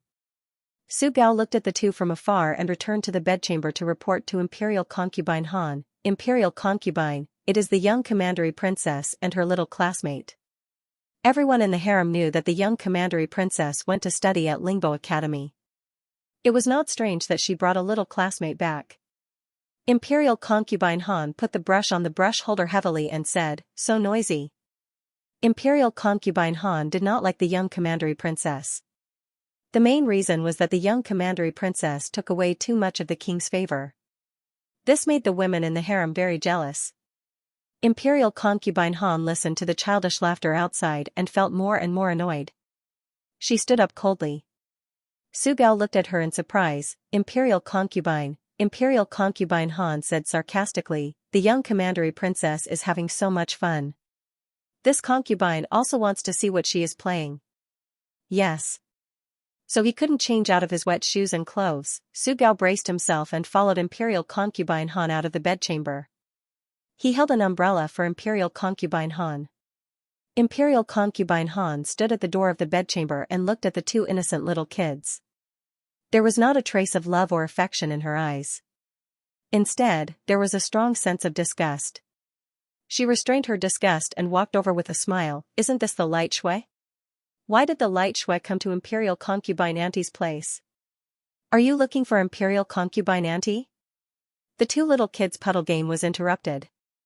The young commandery princess looked up at her and said seriously, "You are not my auntie. You are Imperial concubine." The young commandery princess did not mean to embarrass Imperial concubine Han. She was just stating the truth. Her auntie was the empress, and the empress had already passed away. The palace servants were all present. Imperial concubine Han only felt that she had been slapped on the face. She clenched her fingers and said with a smile, "The light shui can call this concubine whatever she wants to call this concubine. Are you tired after playing for so long? Do you want to come to this concubine's place? This concubine has delicious food in this concubine's palace." Although she hated this little girl, it seemed not bad for the king to come to her palace. In a while. At her age, she had long stopped seeking favor for herself. However, there was nothing bad about being an old married couple with the king, just like the king and Empress Xianxia. The young commandery princess, Jing Kong, "Do you want to eat?" "Little Jing Kong, what about you?" The young commandery princess, "I'm not hungry." Little Jing Kong, "I'm not hungry either." The young commandery princess, "Then we won't eat. Let's continue playing." Little Jing Kong's first impression of Imperial concubine Han was not very good. She spoke arrogantly and did not even bend her back. As a child, it was very tiring to look up at her, and she did not even ask for his name. Little Jing Kong still did not know that this was called being arrogant. He just felt uncomfortable. He said, "I don't want to play here. Let's go over there." The young commandery princess nodded. Okay. The two little kids happily decided. "Goodbye, Imperial concubine."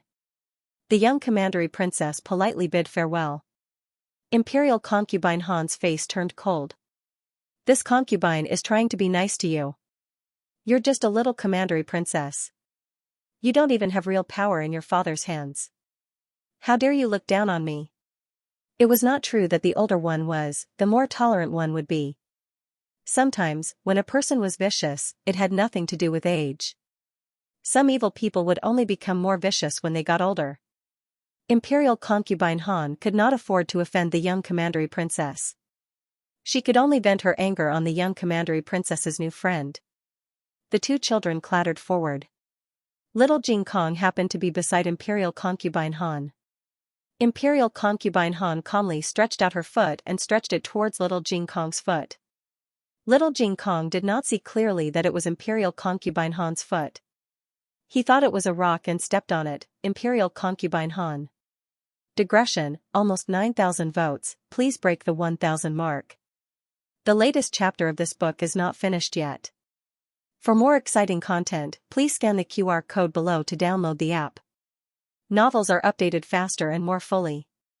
Millions of novels are free to read. All the novels that you can't find online are available here. https://www.zhhbqg.com/89642896428226/10638777 HTML genius memorized the website address in 1 second, www.zhhbqg.com. Bikuj mobile reading website, mzhhbqg.com. The latest chapter of this book is not finished yet. For more exciting content, please scan the QR code below to download the app. The novel will be updated faster. Millions of novels will be read for free. There are all kinds of novels that can't be found online. The child's kick seemed weak, but it was a different story if the child was little Jing Kong. This was little Jing Kong, who had been practicing martial arts in the temple since he was a child and had started practicing martial arts not long ago. The strength of his kick was incredible. Imperial concubine Han only felt that the back of her foot had been hit by a small weight. She let out a cry of pain. Ouch! Then, she lost her balance and fell backwards, awkwardly sitting on the muddy path. Mud splashed everywhere.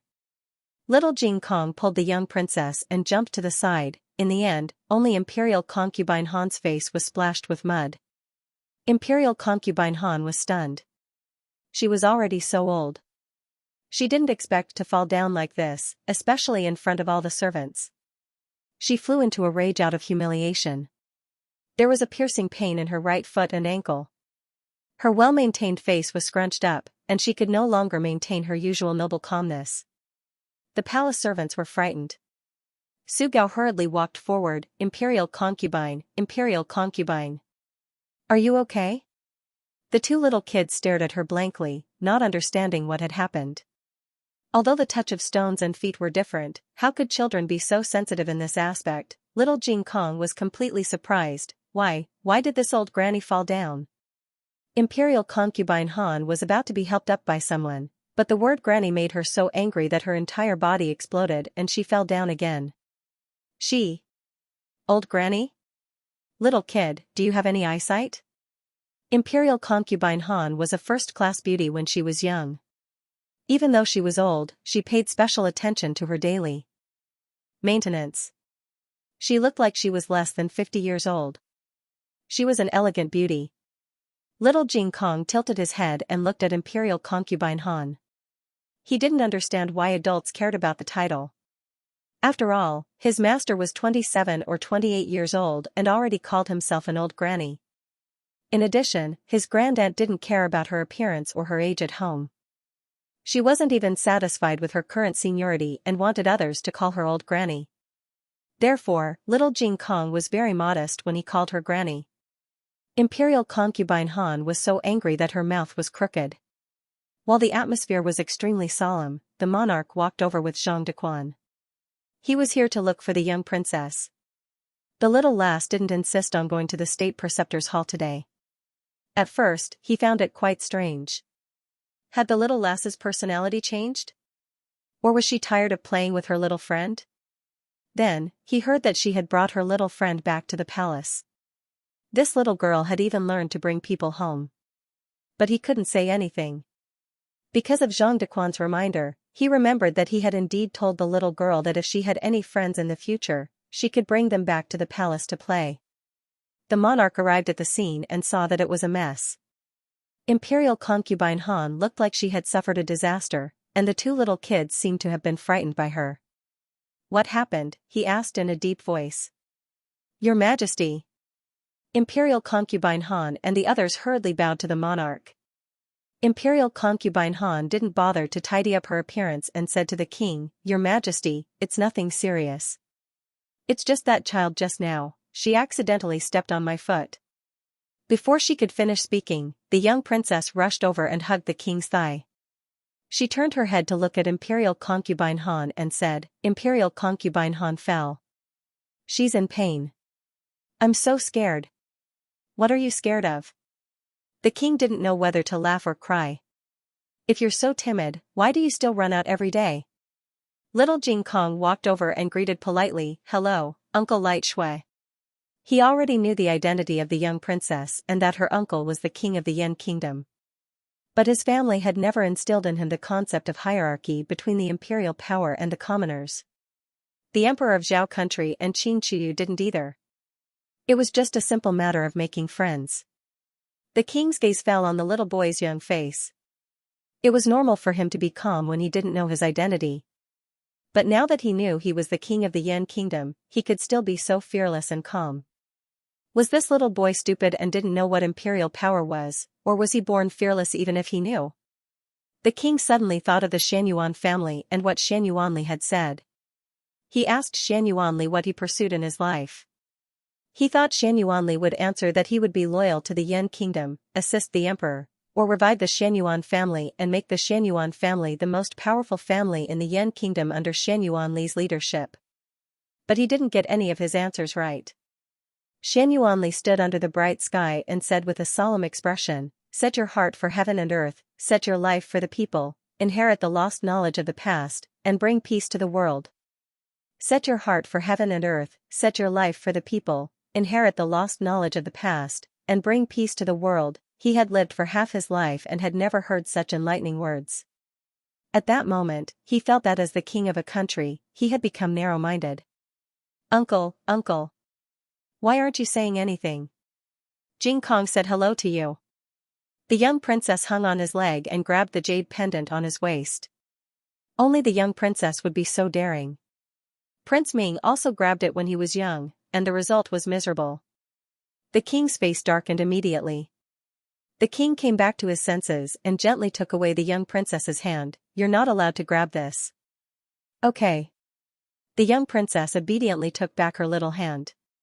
The monarch didn't want to think about the past anymore. Under the gaze of his little niece, he greeted Jing Kong respectfully and asked, "Why are you treading water?" "It's fun." The young princess said. "A girl should act like a girl." The king was about to say this when he remembered that Shang Guanyin was even more naughty than the young princess when she was young. The young princess only stepped on puddles, but Shang Guanyin jumped into mud. The palace didn't let her jump, so she ran to the Xianyuan family to jump. Thinking of Shang Guanyin, the king's expression became complicated. Since the king was here, it was impossible to continue the game of treading water. "Imperial concubine, please return to the palace," the king said to Imperial concubine Han. Imperial concubine Han smiled softly and said, "It's raining." "Your Majesty, why don't you bring the young princess and her little classmate to my palace? I'll let people prepare dinner. There's crispy meat that the young princess likes to eat." The king looked at the young princess, but the young princess shook her head. "I don't want to go to Imperial concubine's place." The king took the two little kids back to his bedroom. Imperial concubine Han saw that the king didn't care about her at all. She was so angry that her feet hurt even more. Little Jing Kong had a pleasant night in the palace. He stepped on puddles and ate the imperial food. Although he could only eat vegetarian dishes, the taste was very good. It was getting late. The king called Zhang Dequan, "Go to the rearguard commandery and ask Wang Su to send Jing Kong to the imperial teacher hall." The imperial grandson liked children very much and asked him to accompany him in the imperial teacher hall. The king was very tolerant towards a grandson who was about to die. As long as he didn't kill or set fire, the king would let him do whatever he wanted. Wang Su had a friendship with the imperial grandson. Asking him to send Jing Kong back was also a disguised way for the imperial grandson to see more of his former friends in the last days of his life. However, Wang Su was not there. He went out to do something. "Then you will personally send him back," the king said. "Yes." Zhang Dequan brought two imperial experts and sent little Jing Kong back to the imperial teacher hall. Little Jing Kong held the bag of books and said, "Okay, I can go in by myself." "Goodbye, eunuch Zhang." Zhang Dequan said, "I will send you in." Little Jing Kong waved his hand, "No need. I know the way." He had walked from the entrance to the Qilin Hall many times. It was no longer raining. Little Jing Kong held the bag of books and jumped out of the carriage, running towards the Qilin Hall. "Slow down," Zhang Dequan couldn't catch up with him even if he wanted to. How could this little guy run away so fast? Little Jing Kong wanted to jiao jiao, so of course he ran fast. He ran forward energetically and didn't notice that there was someone in front of him. But the moment he was about to bump into the person, he suddenly became alert. He held the bag of books and dodged to the side, brushing past the person. However, his wrestling attribute suddenly flared up, and he fell forward with a cry of pain. That person suddenly turned around and grabbed little Jing Kong with her slender jade-like hand. The bag of books in little Jing Kong's arms fell down. He was quick to react. He hooked and grabbed the bag with his little toe. He caught the bag of books that almost fell into the puddle. "Wow!" the man exclaimed in surprise. Obviously, he didn't expect the little guy to react so quickly. "What's your name?" he asked. Little Jing Kong was still being carried by him, like a little silkworm hanging on a tree. Little Jing Kong turned his head to look at him and said, "I'm Jing Kong." "Who are you?" He said, "I'm Feng Wuming, Taoist name Qing Feng." "What does Taoist name mean?" Little Jing Kong only knew the Taoist name, but this guy was very good looking. Taoist Qing Feng said, "It's also a name." Little Jing Kong said, "Oh, why do you have so many names?" "Because one of them was a Taoist name." Taoist Qing Feng didn't have any experience with children, so he couldn't explain it clearly. He simply changed the topic. "Who did you learn your skills from?" Little Jing Kong asked. "You mean the skills just now?" "I created them myself." Did he learn how to wrestle from others? It seemed that he didn't have a master. In fact, Taoist Qing Feng and little Jing Kong met once. But at that time, Taoist Qing Feng was busy dealing with Liaochen and didn't pay attention to this little guy. Little Jing Kong was only looking at his master and didn't see Taoist Qing Feng's movements clearly. Taoist Qing Feng only felt that this little guy's voice was a little familiar. But he couldn't remember it. Taoist Qing Feng said, "I just saved you. How are you going to repay me?" Little Jing Kong thought for a while. "Can't I thank you with words?" Taoist Qing Feng pointed at his wrist and said, "But you tore my clothes." Little Jing Kong looked down and found that when he grabbed the book bag, he accidentally grabbed Taoist Qing Feng's sleeve and tore it. He said in a daze, "Then I'll compensate you?" Jiao Jiao said to be a little man brave enough to take responsibility. Taoist Qing Feng said without changing his expression, "This set of clothes is very expensive. You can't afford it unless you compensate me with yourself." He wanted to take this kid as his disciple. Little Jing Kong exclaimed in surprise. He hugged his bag and frowned in embarrassment, but I'm already Jiao Jiao's. "How about this, I'll compensate you with my master."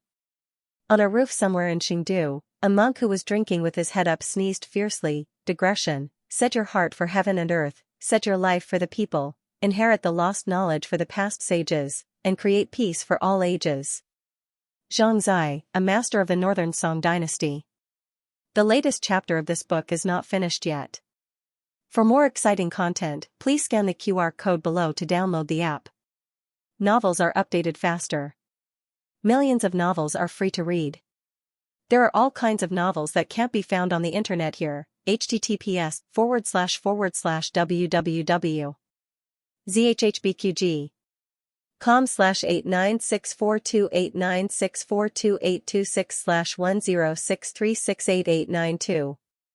HTML Genius memorized this website's address, www.zhhbqg.com. Bikuj mobile reading website, mzhhbqg.com. The latest chapter of this book is not finished yet. For more exciting content, please scan the QR code below to download the app. Novels are updated faster and more frequently. Millions of novels are free to read. Novels that can't be found on the internet are all here. Jing Kong. Not far away, Yi Qing walked over. He looked at Taoist Qing Feng and then looked at little Jing Kong, who was being carried in the air by Taoist Qing Feng. He asked in confusion, "What happened?" Little Jing Kong explained, "Big brother Yi Qing, I almost fell down. It was big brother Qing Feng who saved me." Yi Qing was even more confused. "You guys know each other?" Little Jing Kong said, "We just met." "So that's how it is." Yi Qing nodded and reached out to take little Jing Kong. "Thank you, Qing Feng." Since Qing Feng failed to take in a disciple, he didn't say anything else and left without looking back. His temperament was different from normal people, so Yi Qing didn't take it to heart. The road was muddy, so he directly carried little Jing Kong back to the Qilin Hall. When Zhang Dequan finally caught up, little Jing Kong had already skipped to find Gu Jiao. Zhang Dequan went to visit Shang Guanyin. Knowing that Shang Wanyan didn't have any benefits, he sighed in melancholy. Little Jing Kong entered Gu Jiao's room and found out that his grandaunt and uncle were here. His reaction couldn't be said to be very similar to Xiao Heng's reaction, but it was exactly the same, a proper little chicken. Little monk, come here. Empress Dowager Zhuang sat on a chair and said to little Jing Kong. I'm not a little monk anymore. Little Jing Kong corrected, and patted his little ponytail with his little hand. My hair is so long. Empress Dowager Zhuang snorted, humph, look. Little Jing Kong ran over with his bag of books, stuck out his little head, and let his grandaunt see his ponytail. Empress Dowager Zhuang said, Anne, it seems to be a bit long. Empress Dowager Zhuang took the bag of books from his arms and put it on the table. He looked at the two and asked in surprise, Grandaunt, granduncle, why did you guys come so far? To steal your food. Empress Dowager Zhuang said.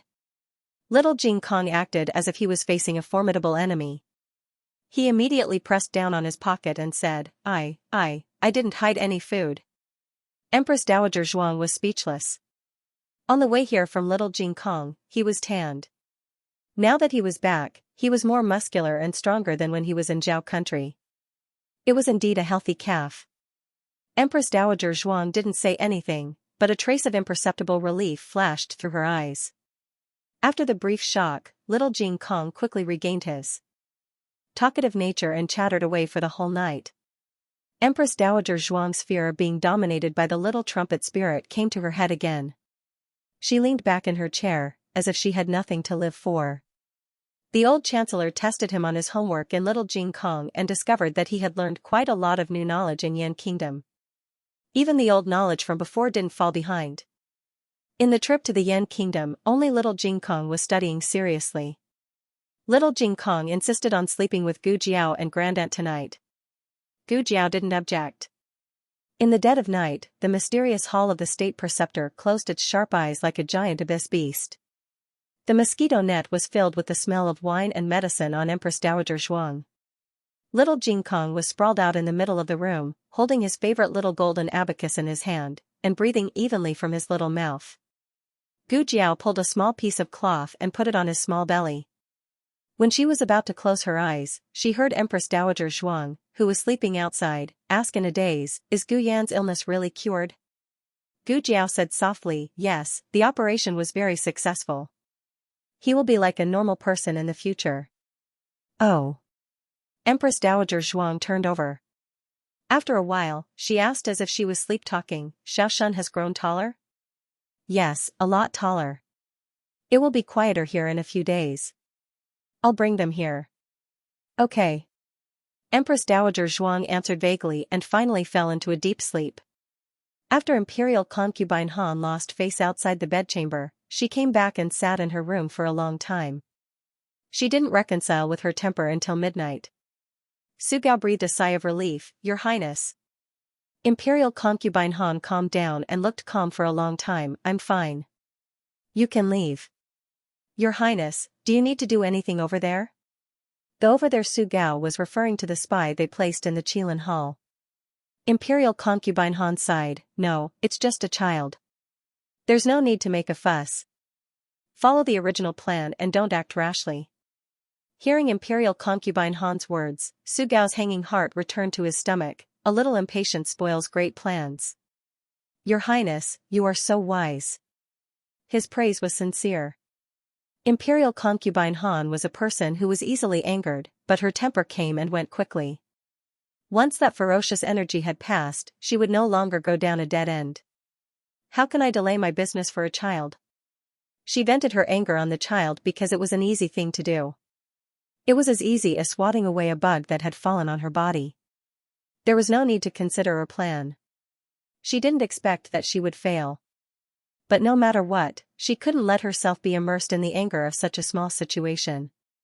Her real enemies were Shang Wanyan and Shang Wanqing, as well as the new commander of the Han family's Black Wind Cavalry, Xiao Lulang. Shang Wanyan's group still needs to be treated with caution. She said, let's wait for them to get some useful information first. It won't be too late for me to take action. The next day, Xiao Heng sent little Jing Kong to Lingbo Academy first. Then he went to the insurance company in the inner city of Chengdu to find a suitable house. Empress Dowager Zhuang and the old chancellor finally realized that this was the imperial preceptor's hall, the most sacred and mysterious place in the great Yan kingdom. More than 30 years ago, the Yan kingdom and Zhao kingdom were both lower kingdoms. Relying on the wisdom of the 6 books in the imperial preceptor's hall, the Yan kingdom rose rapidly.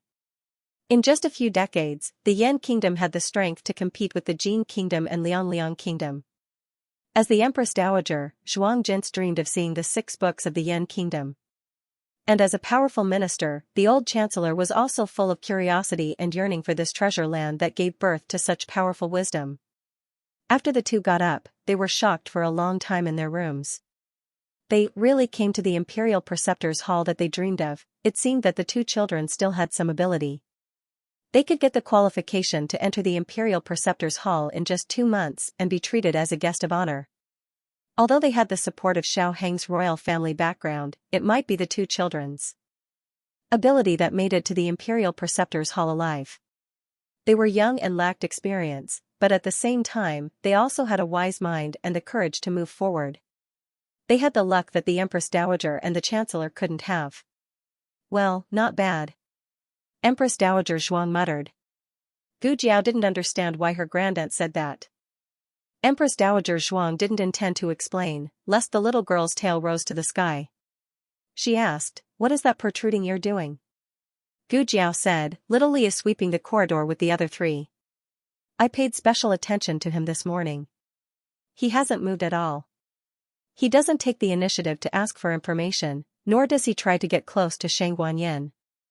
Empress Dowager Zhuang snorted, "He is biding his time." Gu Jiao said, "If he is biding his time, how can we find the culprit behind the scenes?" Empress Dowager Zhuang casually said, "If he doesn't do it himself, we will find a way to make him do it." Empress Dowager Zhuang went out of the room. She came to the corridor. The 4 of them were diligently cleaning, not too far from each other, but not too close. Empress Dowager Zhuang walked over with a body full of medicine and the smell of wine. She was just an ordinary patient, so the palace servants naturally wouldn't salute her. Correspondingly, she also wouldn't attract attention. When she passed by little Li, who was sweeping the floor, Empress Dowager Zhuang's footsteps paused and said in a voice that only the 2 of them could hear, "Master told you not to act rashly. You must stay calm." After that, she walked away as if nothing had happened. Gu Jiao observed little Li from the crack of the door. Little Li's expression was still the same, but he looked at her grandaunt strangely. This was a perfectly normal reaction after being accosted by a stranger and said strange words. This acting skill was superb. If her grandaunt didn't say that he was a spy, who could see it? Empress Dowager Zhuang went to Gu Jiao's place. She didn't let anyone find out that she stayed here at night, so it didn't matter during the day. She was a patient, so she should come to see the doctor. Gu Jiao closed the door and went to the window with her grandaunt. She whispered, "Grandaunt, what did you just say to him?" "Jia told him not to act rashly and to stay calm," Empress Dowager Zhuang said and then added, in the language of Zhao country. Gu Jiao blinked. "Don't worry, he understood. The 3 of you are not hard to deal with, and you are also under his surveillance. You are from Zhao country. If you want to exchange information with someone, is it safer to speak Zhao country's language or Yan country's language?" "Zhao country's language." Because ordinary disciples couldn't understand. Gu Jiao understood. In order to better monitor her, the mastermind behind the scenes would definitely send a palace servant who understood Zhao country's language. It was too hard to be a spy these days if you didn't know a few foreign languages. Gu Jiao said again, "But what did that sentence mean? Why didn't you directly let him act, but let him stay put? Wasn't he supposed to stay put?" Empress Dowager Zhuang explained to Gu Jiao patiently, like an eagle elder teaching a young eagle how to hunt with all her patience. "His master told him not to make a move. If I let him make a move, he would be able to tell at a glance that I am testing him.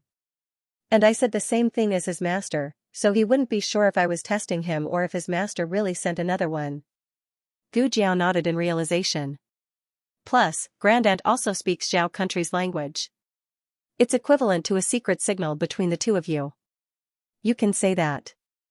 Empress Dowager Zhuang said lightly. Next, he will definitely carefully verify the authenticity of my identity. Will he believe it? Gu Jiao asked.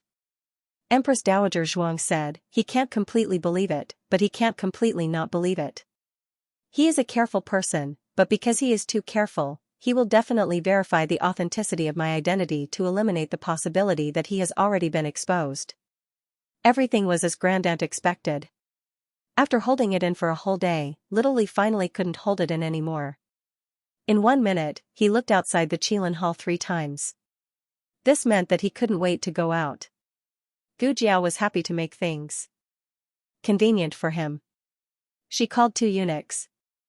I don't have enough herbs. Little Lee, Little Dang, you two go to the medicine shop and buy some herbs for me. I'm embarrassed to always use the Imperial Preceptor Hall's herbs. The two took the prescription she handed over and sat in the carriage to leave the Imperial Preceptor Hall. Little Lee was a person who had received special training. Ordinary experts couldn't hide from his eyes. However, he would never dream that the one who was following him wasn't the expert he faced in the past, but the Sky Overlord, Little Jiao. Who would notice a bird flying in the night sky? They couldn't even see it. Okay, Little Lee put some medicine in Little Dang's tea. Then, while Little Dang kept running to the toilet due to his abdominal pain, he went to a gambling house. He met a person in the backyard of the gambling house and took a pigeon that was already prepared. He dipped a brush in ink and drew 3 strokes on the pigeon's right leg. Then, he released the pigeon. The pigeon flew all the way to the Imperial Palace and flew into Imperial Concubine Han's bedroom. Just as it was about to land on Imperial Concubine Han's windowsill, Little Jiao flew over and took it away. Little Jiao flew back to the Qilin Hall and threw the pigeon that had already fainted on Gu Jiao's windowsill. Little Jiao also brought back a Buddhist scripture that was pierced through by its claws. There was no useful information found on the pigeon, only 3 ink marks, which was probably a secret signal. It was quite cautious. Gu Jiao took the Buddhist scripture and went to Shang Guanyan's room. Shang Guanyan recognized that it was Imperial Concubine Han's handwriting at a glance. Gu Jiao, it turned out to be her. It's good that it's her. If Zhang Dequan had the intention to harm her, then Empress Xuanyuan's kindness would have been fed to the dogs. Regarding how to deal with Imperial Concubine Han, the 3 female Zhuge sisters had a fierce discussion in the room. It was mainly Gu Jiao and Shang Guanyan's discussion, while Great Aunt listened calmly. Shang Guanyan advocated to beat Imperial Concubine Han at her own game. When Imperial Concubine Han asked Little Lee to frame her, they would counterattack. Empress Dowager Zhuang didn't even lift her eyelids, too slow. Gu Jiao took the initiative to attack. She had a hallucinogen.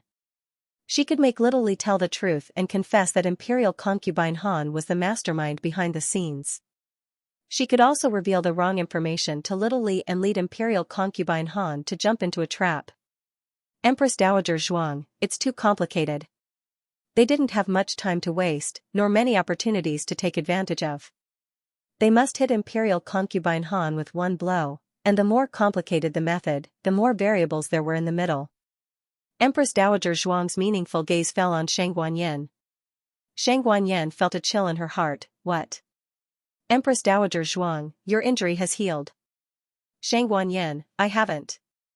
Empress Dowager Zhuang, no, you have. The latest chapter of this book is not finished yet. For more wonderful content, please scan the QR code below to download the app. Novels are updated faster. Millions of novels are free to read. Novels with connotations that can't be found on the internet are all available here. https://www.zhbqg.com/896428964286/10636759. HTML Genius remembers this site's address in a second. www.zhhbqg.com Bikuga mobile version reading website, mzhhbqg.com. The latest chapter of this book is not finished yet. For more exciting content, please scan the QR code below to download the app. The novel was updated faster. Millions of novels were free to read. There were all kinds of novels that couldn't be found on the internet. After school today, the young princess came to the State Preceptor Hall again. The two little kids finished the homework assigned by Master Lu. The process was like this: little Jing Kong did every question seriously, and the young princess drew every little tortoise seriously. Master Lu didn't dare to scold her, and he had to give her an A every time. The young princess was the first person in history to be able to make it out of the circle with tortoise skills.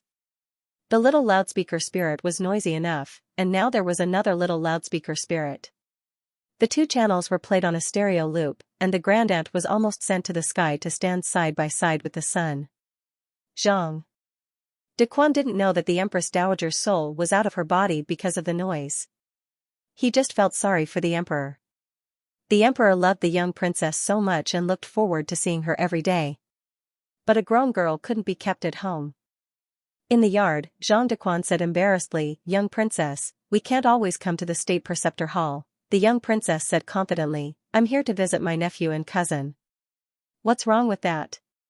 Are you here to visit Prince Zhang's son and the third princess? Do you want to put down the comb in your hand before you talk?" The two little kids were grooming the horse.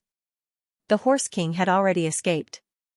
Now, the Black Wind King was lying on the ground meekly, and the two little kids were lying on its body fearlessly. "Your hair is really beautiful." The young princess was grooming the Black Wind King's mane as she said in a cute voice. The Black Wind King was very tolerant of human children. They were grooming him, and he was resting. He was no longer as tense and alert as he was in the Han family. He didn't allow himself to show any signs of fatigue or weakness. No one asked him to be a war horse that would never fall. He could rest, be lazy, and enjoy the leisure time that he hadn't enjoyed for 15 years. He didn't live for his master, and he didn't live for waiting. For the rest of his life, he only lived for himself and fought for his companions. Fighting side by side wasn't a task, but a conscience. In the house, Gu Jiao finished the third figurine. She had been working on it the whole day and her eyes hurt. "Is this all right, Grandaunt?" Gu Jiao handed the little person to Empress Dowager Zhuang and asked. Great Aunt nodded and said to the old chancellor, "You still haven't finished writing?" I'm done." The old chancellor put down the brush and pasted the notes on the back of the little person. The method that his great aunt mentioned was actually very simple, but also very crude, the Xianxia technique. It was commonly known as stabbing little people. In this feudal and superstitious era, the art of Xianxia was forbidden by the law because everyone believed in it and thought it was extremely vicious. It was similar to murder and arson, and was also sinister. "Silver needles," said his great aunt. Gu Jiao took out a silver needle and stabbed it into the little person's body, jokingly asking, "Grandaunt, are you not afraid of stabbing Aheng to death?" Empress Dowager Zhuang calmly said, "These are not Aheng's birth characters. They are Shaoqing's." Gu Jiao, Empress Dowager Zhuang continued, "Also, this thing is useless. It's completely useless." Her tone was filled with hidden bitterness. It was as though she had personally tested it and wasted a large amount of energy only to have it end in failure. Gu Jiao was curious and asked, "How do you know?"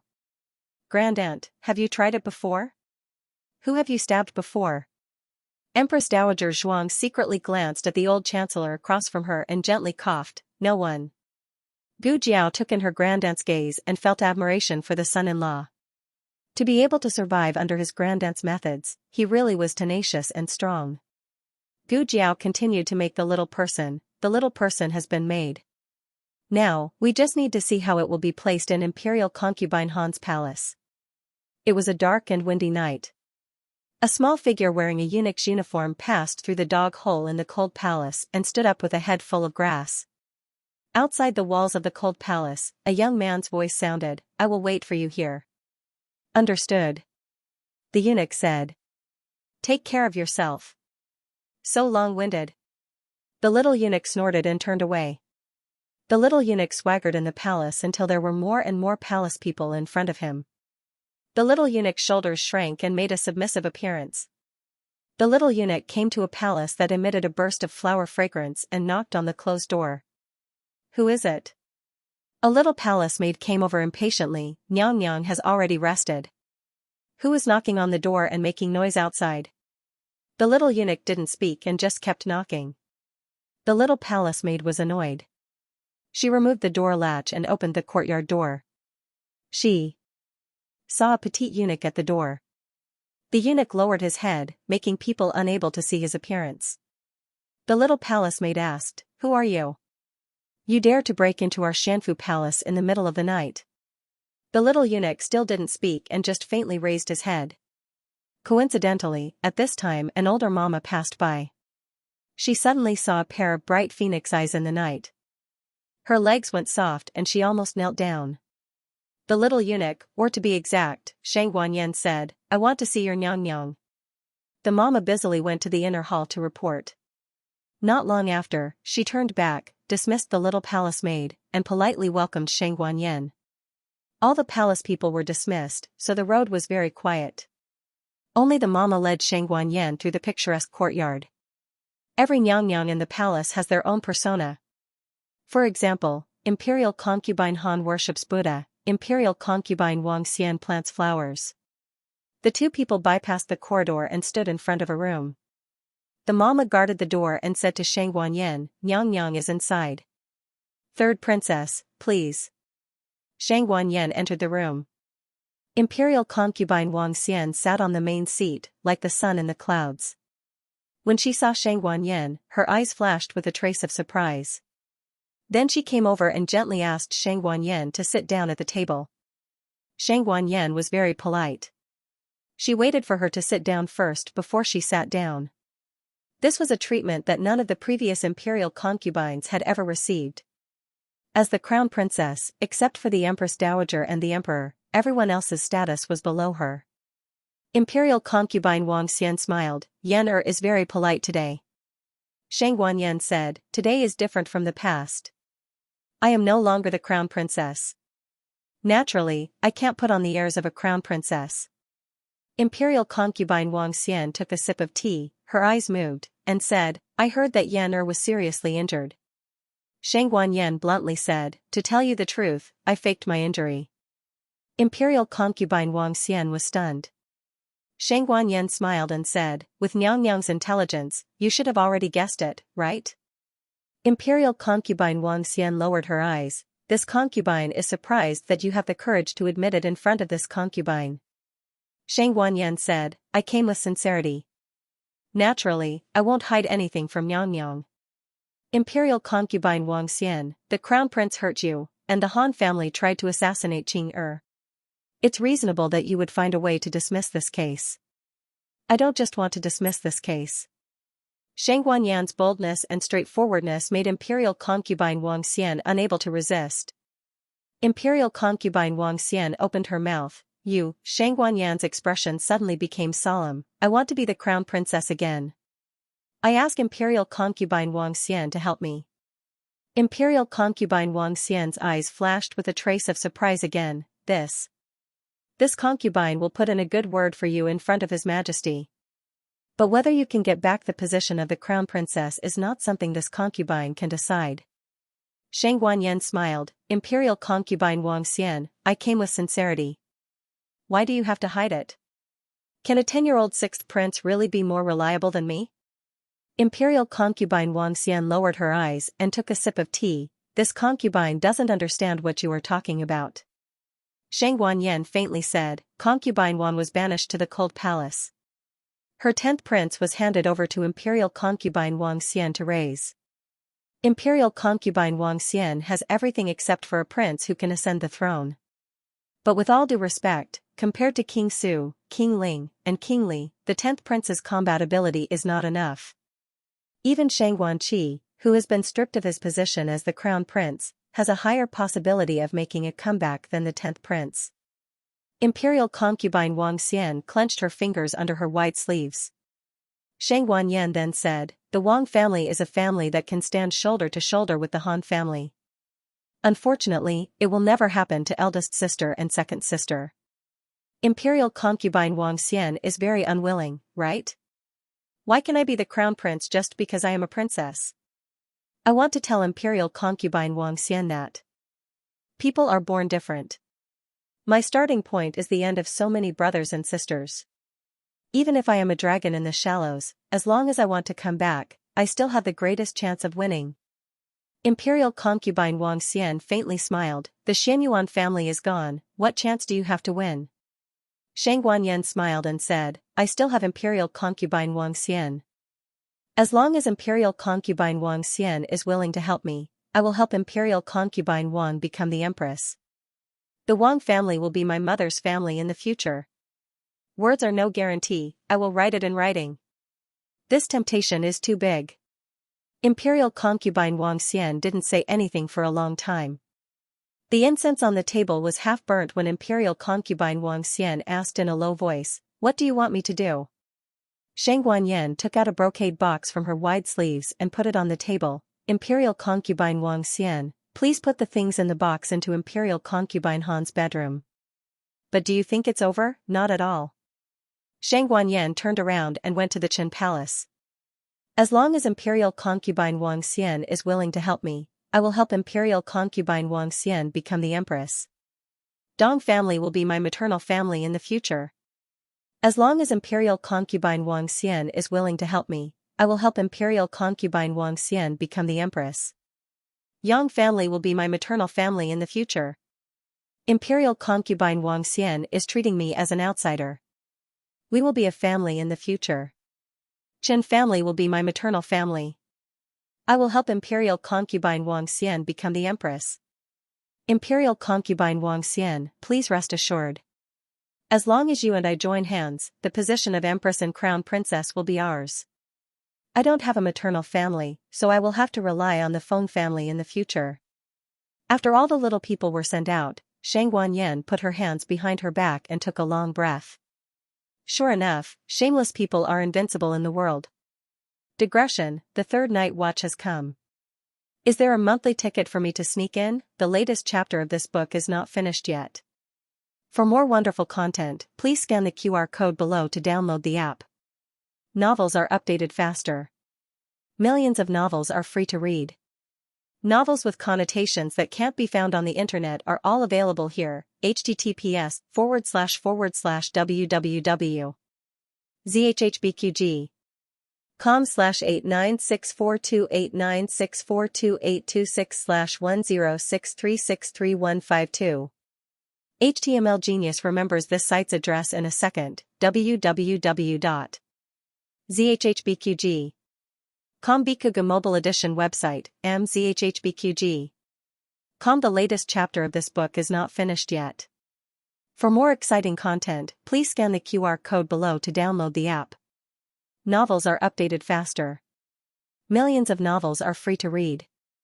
Novels with content that can't be found on the internet are all available here. After Shang Guanyan finished her business, she went out of the cold palace's dog hole and met with Gu Qingfeng, who had been waiting for a long time.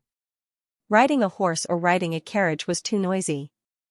Qinggong was the best choice to make trouble in the middle of the night. Gu Qingfeng used his qinggong and brought Shang Guanyan back to the state preceptor's hall. Gu Jiao, grandaunt, and son-in-law had been waiting in Gu Jiao's room for a long time. Xiaoheng had also returned from looking at houses. Little Jing Kong washed himself clean and fell asleep on the bed. After the two entered the room, Gu Jiao first went behind the screen to check Shang Guanyan's injury. Shang Guanyan's spine had been treated with percutaneous pedicle fixation. Although the best medicine was used and the recovery was good, it was still hard to endure such a hard work. I'm fine. Shang Guanyan patted the armor on her body. This thing saves a lot of effort. Gu Jiao took off the armor and looked at her wound. The stitched area was not red and swollen. Do you have any other discomfort? Gu Jiao asked. No. She was just a little tired. Shang Guanyan didn't say this. Everyone was sparing no expense for the common cause. So what if she was a little tired and in pain? It was worth it. Shang Guanyan wanted to put on the armor but was stopped by Gu Jiao. Gu Jiao said, go back to your room and rest. You can't sit or stand anymore. I want to listen. Shang Guanyan refused to leave. She wanted to join in the fun. She was born with a lively personality. After being locked in the imperial mausoleum for so many years, she didn't feel at home for a long time. She wanted to be with everyone. Gu Jiao thought for a while and said, then you can squeeze with little Jing Kong first. After we finish talking, Aheng will send you back to your room. But you have to be careful of him kicking you. Little Jing Kong's sleeping posture was very strange. Sometimes he was as obedient as a silkworm, sometimes he was like an invincible little king of destruction. I know. In any case, she had some skills. Shang Wanyan lay down on the bed behind the screen, and Gu Jiao put down the curtain for her. Through the curtains and screens, she told him about how she had sent the servant to the palace. Although Gu Chungfeng already knew about the plan, when he heard the entire process, he still felt that this operation was simply too outrageous. Even in their dreams, those imperial concubines never expected that Shang Wanyan would say the exact same lines to everyone. He even wrote a letter as a pledge. How sincere. But, will they really take the bait? Gu Chungfeng was very worried that these people would shrink back at the last minute or sense that something was wrong. Grandad said indifferently, they are on guard against each other and won't exchange information, so we can't expose them. As for taking the bait, after casting so many nets, there were bound to be a few fish on the net. What's more, the temptation of being the empress is too great. Empress Zhao's position in Zhao country was stable, and the crown prince had the support of Marquis Xianping. There was basically no possibility of being shaken, so the court was still stable. Gu Chungfeng came to Great Yan and realized that a harem could be so bloody. I still don't understand. Concubine Wang Xian and Chen Zhaoi will be tempted. After all, they don't have any princes. Supporting the third princess to the throne is the best way for them to consolidate their power. But don't the other three have adult princes? Xiaoheng said, first, they will support Shang Wanyan to the throne. Then, they will use Shang Wanyan's hand to become the empress. Then, they will wait for an opportunity to depose Shang Wanyan. As the empress, their sons will be the legitimate sons, so it's only right for them to inherit the throne. Empress Dowager Zhuang nodded. That's the truth. Gu Chungfeng was shocked. So, they are still using each other. There were no simple women in the harem. Whoever lived longer depended on who had deep thoughts. Empress Dowager Zhuang yawned. Okay, go to sleep. The next thing is their business. They will worry about what to do and whether they can succeed or not. Oh. Gu Jiao stood up, went to clean up the table, and prepared to go to bed. Then I will come back tomorrow. Xiaoheng whispered to her. Gu Jiao nodded and curved her lips. See you tomorrow. The old chancellor also got up and left. This old man is also tired. I will go back to my room to rest. Gu Chungfeng looked at everyone leaving one by one with a dumbfounded expression. No, you are just going to leave like this? Are you not going to worry more? Are you so careless? Gu Jiao said, Great aunt, you go to sleep first. I will go to Gu Chongqing's place tonight. Empress Dowager Zhuang waved her hand. I know, you can go. Gu Chungfeng fell into deep self-doubt. Is there something wrong with me, or is there something wrong with you? Shanfu Palace. Concubine Wang Xian, with her long hair and silk pajamas, sat quietly in front of the windowsill. Nyang nyang. Lu Mama came over with a candlelight. Lu Mama was the one who recognized Shang Wanyan. She was concubine Wang Xian's personal maidservant. She has been serving concubine Wang Xian since she was 11 or 12 years old. She can be said to be concubine Wang Xian's most trusted maidservant. Xianxia, what do you think of tonight's matter? Concubine Wang Xian asked. Lu Mama gently put the candlelight on the windowsill and thought for a while. It's hard to say. Concubine Wang Xian said, there is nothing between you and me that can't be said. What is in your heart, just say it. Lu Mama said, this slave thinks that third princess is different from before. She has changed a lot, even more than the rumors. Concubine Wang Xian's eyes flashed with a trace of approval. This concubine also thinks so. Her performance tonight is too scheming. Lu Mama looked at concubine Wang Xian. But, Nyang Nyang still decided to give it a try, didn't you? Lu Mama is the person who knows concubine Wang Xian the best in the world. She knows what concubine Wang Xian is thinking. Concubine Wang Xian did not deny it. She is indeed a more suitable candidate than the sixth prince. She is more likely to help me ascend the throne. Hearing this, Lu Mama knew that concubine Wang Xian had made up her mind. She no longer refuted and dissuaded her. Instead, she asked, "But it is not so easy to get imperial concubine Han." Concubine Wang Xian said lightly, "If it was easy, she would not have come to me. She could do it herself." Thinking of something, Lu Mama asked puzzledly, "All the aristocratic families participated in the framing of the Xianyuan family. Why did she target the Han family?" Concubine Wang Xian sneered, "Isn't it the crown prince who started it first? It's okay to send someone to assassinate her in the imperial mausoleum, but he also sent someone from the Han family to assassinate her son. It's not normal for her to swallow this." Lu Mama nodded. "The crown prince is too hasty. Shang Guanqing is a dying man. What's the need to deal with him?" Concubine Wang Xian looked at the moonlight outside the window. "The crown prince is worried that Shang Guanqing will use the emperor's sympathy to help the crown princess before he dies, right?" Otherwise, concubine Wang Xian could not think of why the crown prince would target the eldest grandson of the emperor. "Well, let's not talk about this." Concubine Wang Xian looked at the agreement on the table. It not only contained the transaction between the two, but also their signatures. This was a shady transaction. But it was also a binding transaction. She said, "The person we planted in the Gi Palace can start." Lu Mama hesitated for a moment and said, "Nyang Nyang, that's our biggest trump card. Do you really want to use it in this matter? Once it's exposed, we can no longer monitor the movements of the Gi Palace." Concubine Wang Xian picked up the agreement written by Shang Guanyin and said lightly, "As long as imperial concubine Han is gone, there's no need to monitor the Gi Palace, right?" The next day, concubine Wang Xian started her plan. She asked Lu Mama to find the chess piece planted in the Gi Palace. That chess piece, like little Li, was also a spy who had been planted for many years. Imperial concubine Han always thought that she was the smartest, but sometimes the mantis stalks the cicada, unaware of the oriole behind. However, imperial concubine Han was very cautious. Even after several years, that chess piece still couldn't gain her full trust. But this kind of thing didn't need to be imperial concubine Han's first confidant to do. "Do you understand Nyang Nyang's instructions?" Behind the rockery, Lu Mama handed him a long brocade box in her wide sleeve. The eunuch accepted it, kicked it back into his sleeve, and whispered, "Nyang Nyang, please rest assured. This slave will definitely do this well. Nyang Nyang, please treat this slave's family well afterwards."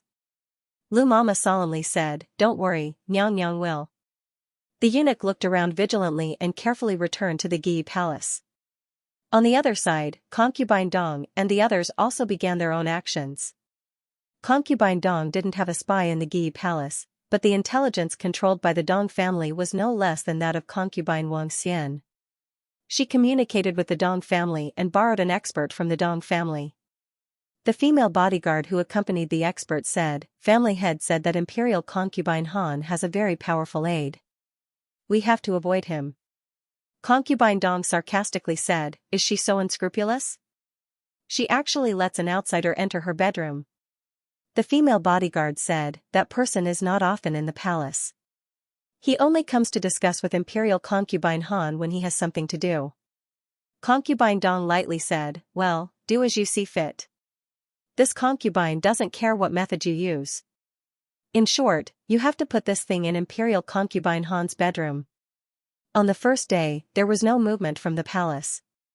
On the second day, there was still no movement from the palace. Gu Qingfeng finally couldn't help but sneak into the state preceptor hall at night. He couldn't help but ask Gu Jiao, "Do you think they made a move? Why is there still no news?" They must have made a move. As for whether they succeeded or not, it depended on whether they had the ability to do so. As the saying goes, man proposes, God disposes. On the fourth day, the king accompanied the young royal princess to the state preceptor hall to visit Xiaoheng and Shang Guanyin. Not long after sitting down, Zhang Dequan came over with a panicked expression, "Your Majesty. Something happened in the palace." The latest chapter of this book is not finished yet. For more exciting content, please scan the QR code below to download the app. Novels are updated faster. Millions of novels are free to read. Novels with connotations that can't be found on the internet are all available here. https://www ZHHBQG. com/8964289642826/10634937. HTML Genius memorized this site's address in a second. www.zhhbqg.com Biku Pavilion mobile version reading website, mzhhbqg.com. The latest chapter of this book is not finished yet. For more exciting content, please scan the QR code below to download the app. Novels are updated faster. Millions of novels are free to read. Novels with connotations that can't be found on the internet are available here. At this time, the king was sitting in front of Shang Wanyan's bed. The little princess and little Jing Kong had already gone to cause trouble for little Shi. In addition to him, there was only Shang Wanyan, who closed her eyes and pretended to be dead, and Xiao Heng, who accompanied her. One was unconscious, and the other was not going to live for long. They were not outsiders. The king's face sank and asked, "What's the matter? Why are you in such a hurry?" It's. Zhang Dequan was afraid of those few words and couldn't say it out loud. The king said in a deep voice, "I forgive you, speak." Yes. Zhang Dequan braced himself and told the whole story. It turned out that the sixth prince was flying a kite in the palace today. While flying, the kite broke and flew into Imperial concubine Han's bedroom. The sixth prince went to ask for his kite. After all, he was a prince. Of course, he couldn't just stand outside the door.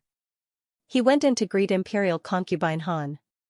After that, when the palace servants were looking for the kite, they accidentally found a strange thing in the flowers.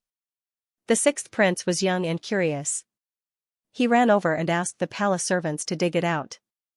Who would have thought that it was a little person full of silver needles? Judging from the situation at the scene, the little person was buried under the ground. However, because of the heavy rain a few days ago, the soil was washed away, causing the little person to be exposed. Piercing the little person, the king's eyes flashed with a trace of danger. Return to the palace. Xiao Heng got up and looked at the king with concern. "Imperial grandfather, I will accompany you to the palace." The king thought for a moment and didn't refuse. "Take good care of the little princess." The king left Zhang Dequan and returned to the palace with Xiao Heng. The matter was very big. The scene was surrounded by Imperial concubine Wang Xian. Although Imperial concubine Han was in charge of the Phoenix Seal, this matter was related to her future. Imperial concubine Wang Xian directly called the people of the rearguard commandery. The rearguard commandery was the most special yamen in the outer court. It was directly under the king's jurisdiction. Although they were not allowed to break into the harem, if the emperor's safety was threatened, they could enter first and report later. The king had arrived. At this moment, some concubines who were watching the show had also arrived. Xiao Heng did not bow to these imperial concubines. Whether it was Shang Wanyan or the crown princess, he was now the only imperial grandson of Empress Xianyuan. Except for the emperor and empress, he did not need to bow to anyone. "Where is it?" the king asked. Wang Xianfei winked at Lu Mama. "Mama, give the things to His Majesty." "Yes." Lu Mama held a handkerchief with both hands. On the handkerchief, there was a little person dug out from the flowers. The sixth prince nestled in Wang Xianfei's arms in fear. He didn't understand why he was just looking for a kite. How could he make such a big scene? Imperial father looked very unhappy. "Mother, I'm scared," he whispered. "Don't be afraid." Wang Xianfei caressed his head and comforted him softly. But in his heart, he secretly said, "Fortunately, I chose Shang Wanyan. The sixth prince is so timid, after all, it will be difficult for him to take on a big responsibility." Of course, she didn't hate the sixth prince. After all, she didn't have a son. It wasn't bad to have an obedient sixth prince by her side. Xiao Heng directly took the little person. "Your Highness." Lu Mama was shocked. The king also frowned. "Don't touch this kind of unlucky thing." "It doesn't matter," Xiao Heng said indifferently. "Huh?" He unintentionally turned the little person over and saw a line of words written on the back of the cloth. He asked with a puzzled look, "Imperial grandfather, isn't this your birth date?" Naturally, the king saw it. His face sank to the extreme. "Where was it found?" "Who found it?" Lu Mama pointed to the grass not far away that was surrounded by Wang Xianfei's people and respectfully said, "It was found there. His Highness the Sixth Prince's kite fell there. His Highness the Sixth Prince's servant, Zhang En, and Xiaoxing from Yi Palace went to look for the kite. They found it together. One was Wang Xianfei's person, and the other was Imperial Concubine Han's person. There was no possibility of someone framing them at the scene." The king looked coldly at Imperial Concubine Han. "Imperial Concubine, what else do you have to say?" Imperial Concubine Han, who had been stepped on by little Jing Kong a few days ago and had yet to recover, limped to the king, knelt down and saluted, "Your Majesty, I'm innocent. I didn't know anything." "Your Majesty." Xiaoheng was not in a hurry to interrupt. This was because he was very confident in his imperial grandfather's ability to fill in the blanks. His imperial grandfather's imagination must be better than his. The king looked at her coldly. "You mean someone sneaked into your palace and framed you for practicing the Yanxing technique?" Imperial Concubine Han gritted her teeth and looked at Wang Xianfei. "It must be." Wang Xianfei raised her hand to protect the sixth prince, who was so scared that he crawled into her arms, and said lightly, "Imperial Concubine, why are you looking at me and the sixth prince? Do you think I'm framing you?" Imperial Concubine Han said coldly, "What a coincidence, the sixth prince's kite fell at my door. What a coincidence, the sixth prince's kite broke in my garden." Wang Xianfei's attitude was so good that there was no trace of guilt on her face. "Who doesn't know that your Yi palace is heavily guarded? Even if I wanted to, I don't have the ability. Imperial Concubine, I advise you to quickly admit your guilt. There are so many people in your palace, and not all of them are stubborn. You can interrogate them eventually. Instead of going to prison and suffering, it's better to admit your guilt obediently. Maybe His Majesty will be lenient and give you a lighter sentence." As she spoke, the king's eyes inadvertently swept over and caught a glimpse of a trembling figure hiding behind the people. The king raised his hand and pointed, "Bring him here." The guards of the rearguard commandery strode forward and pulled the eunuch out. The eunuch knelt on the ground, trembling like a sieve. With such a guilty and trembling appearance, no one would believe that there was no ghost. "Tell the truth," the king shouted. It's this servant who buried it." He stammered, It's Imperial Concubine, using this servant's family, to threaten, this servant didn't dare to disobey." Imperial Concubine Han's expression suddenly changed. Kneeling on the ground, she straightened her body and pinched her handkerchief to point at the eunuch, "Feng Yuxing. This concubine has treated you well. Why are you slandering this concubine?" The eunuch called Feng Yuxing kowtowed to her and cried, "Imperial Concubine, please let this servant's family go. This servant begs you, this servant is willing to apologize with death. But please forgive this servant's family." After saying that, without waiting for Imperial Concubine Han to speak, he suddenly got up and banged his head on the rockery. Of course, he had to die. Otherwise, if he went to prison and was tortured to extort a confession, it would be bad if Imperial Concubine Wang Xian was exposed. Imperial Concubine Wang Xian couldn't hide her disappointment. "Imperial Concubine, you and His Majesty have been together for so many years. Just because His Majesty deposed the Crown Prince, you hold a grudge against His Majesty and use Yanxing's technique to frame His Majesty? Imperial Concubine, your heart is too cruel. Xiaoheng, everyone in the harem knows how to act. Speaking of which, there were so many little people. Was Imperial Concubine Wang Xian the only one who succeeded? He didn't feel that there were too few little people exposed. He was simply curious. Unexpectedly, just as this thought flashed through his mind, he saw a puppy raised by Imperial Concubine Han carrying a little person over. Imperial Concubine Han only raised the puppy for a few days before she didn't like it and gave it to the servants to raise. They hadn't seen each other for many days. She didn't expect to meet again in such a desperate situation. Imperial Concubine Wang Xian frowned. What was going on? Why did another little person come? Didn't she only give Feng Dishing a little person? This little person was Imperial Concubine Dong's masterpiece. Imperial Concubine Dong's experts lurked in the palace for 2 days before waiting for the right time. It wasn't enough to just bury the little person. They had to expose the little person. Imperial Concubine Wang Xian chose to use the sixth prince, while Imperial Concubine Dong targeted Imperial Concubine Han's dog. The little person was buried with the bones. It wasn't buried deep, so the dog could dig it out with a few scratches. Imperial Concubine Dong originally wanted to visit Imperial Concubine Han so that she could discover the Xianxia technique on the spot.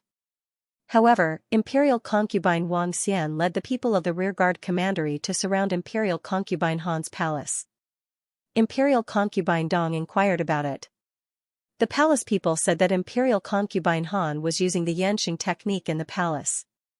Imperial Concubine Dong thought that her little person was accidentally discovered by Imperial Concubine Wang Xian and the sixth prince. This was a good thing. It saved her the trouble of coming forward. This little person had Shang Wanyan's birth date written on it. The monarch's face became even darker. He clenched his fists and trembled with anger. Very good, Imperial Concubine, you're very good. Guards! Search for her. I want to see how many dirty things are hidden in this poisonous woman's palace. Yes. The guards of the rearguard commandery responded. The guards found 7 or 8 little people in Imperial Concubine Han's palace in one breath. Why were there 7 or 8? One of them was only half a person. The corner of Xiao Hang's mouth twitched. This is too much. Gu Jiao Jiao, didn't you say that you wouldn't add drama? Gu Jiao, it's little Jiao, humph. 3 days ago, Shang Wanyan found a total of 5 imperial concubines. Among them, Imperial Concubine Wang Xian, Imperial Concubine Dong, and Imperial Concubine Feng successfully put the little people in Imperial Concubine Han's palace. Imperial Concubine Chen Shu and Imperial Concubine Yang De both failed. However, this didn't affect the 2 of them from coming to watch the fun. The 2 of them arrived at the same time as Imperial Concubine Dong and Imperial Concubine Feng. Imperial Concubine Feng saluted the 3 of them. The 3 of them politely greeted each other. After a set of tedious and artificial etiquette, the 4 of them went to Imperial Concubine Han's small garden. When they saw the 7.5 little people on the stone table, their expressions suddenly froze. Imperial Concubine Feng, Imperial Concubine Dong, Imperial Concubine Wang Xian, I only put 1 little person, Imperial Concubine Chen Shu, Imperial Concubine Yang De, I obviously didn't put it in. The 5 of them were simply dumbfounded. Imperial Concubine Han was also dumbfounded. Imperial Concubine Wang Xian, are you crazy? Do you need so many little people to frame me? Also, how did you put them in? Digression, Little Jiao, Sundara, chirp, the latest chapter of this book is not finished yet. For more exciting content, please scan the QR code below to download the app. Novels are updated faster. Millions of novels are free to read. Novels with connotations that can't be found on the internet are all available here. https://www.zhhbqg.com/89642896428226/1063477704. HTML Genius remembers this site's address in a second. www.zhhbqg.com Bikuga mobile reading website, mzhhbqg.com. The latest chapter of this book is not finished yet. For more exciting content, please scan the QR code below to download the app. The novel was also updated at a faster rate. Millions of novels were read for free. There are all kinds of novels that can't be found online here. If Imperial Concubine Han hadn't planted a spy in the Qilin Hall first, they could have dealt with her later. The sky wanted to rain, the mother wanted to get married, and the Imperial Concubine wanted to court death. There was nothing that could be done. After the monarch issued the decree to abolish the Imperial Concubine, he left with Xiaoheng with a cold expression. Wang Xianfei and the others also left the Guiyi palace after sending the monarch off. Wang Xianfei asked the palace maid to bring the 6th prince back first. When a noble lady fell, it meant that the position of Guifei was empty. The other imperial concubines did not need to be promoted to Guifei, but Feng Zhaoyi's position made her very eager to enter Guiyi palace. But today, Feng Zhaoyi was not in the mood to think about conferring the title of imperial concubine. Her mind was filled with those little people. She couldn't figure out why there were so many of them. Also, how could it be so coincidental that Imperial concubine Han's letter of usurping the throne was also dug out as soon as the little one was discovered? Everything was too coincidental. Don't you guys feel that there's something strange about what happened today? Just as Feng Zhaoyi was puzzled, Imperial concubine Dong opened her mouth. In the imperial harem, the empress was the most respected. Below her were the imperial noble consorts, the noble, virtuous, and virtuous consorts. However, Consort Dong was originally a second-rank consort. Because the positions of the 4 consorts had been filled, the monarch made an exception and granted her the title of Consort Chen, which was also a first-rank consort. Consort Dong voiced out the doubts in their hearts. Only the 5 imperial concubines who had an alliance with Xianxia would have this feeling. The rest of the imperial concubines didn't know the cause and effect. They just thought that Imperial concubine Han really did something like stabbing a villain and writing an imperial edict. Chen Fei, do you feel that something is strange? Wang Xianfei asked. Unrelated people wouldn't find it strange. Only the person who framed Imperial concubine Han with the little one would think that the imperial edict and letter were also framing. It was as if this was originally a perfect plan, and burying a villain in Imperial concubine Han's palace was just one of the moves. Consort Wang Xian was testing Consort Dong. How could Consort Dongchen not want to test the other consorts? Don't you think there are too many villains? She asked. Then how many do you think it should be? Chen Shufei asked. None of them were fools. After a while, who wouldn't be able to discern the underlying meaning, but no one was willing to say that number. Wang Xianfei said, how about this?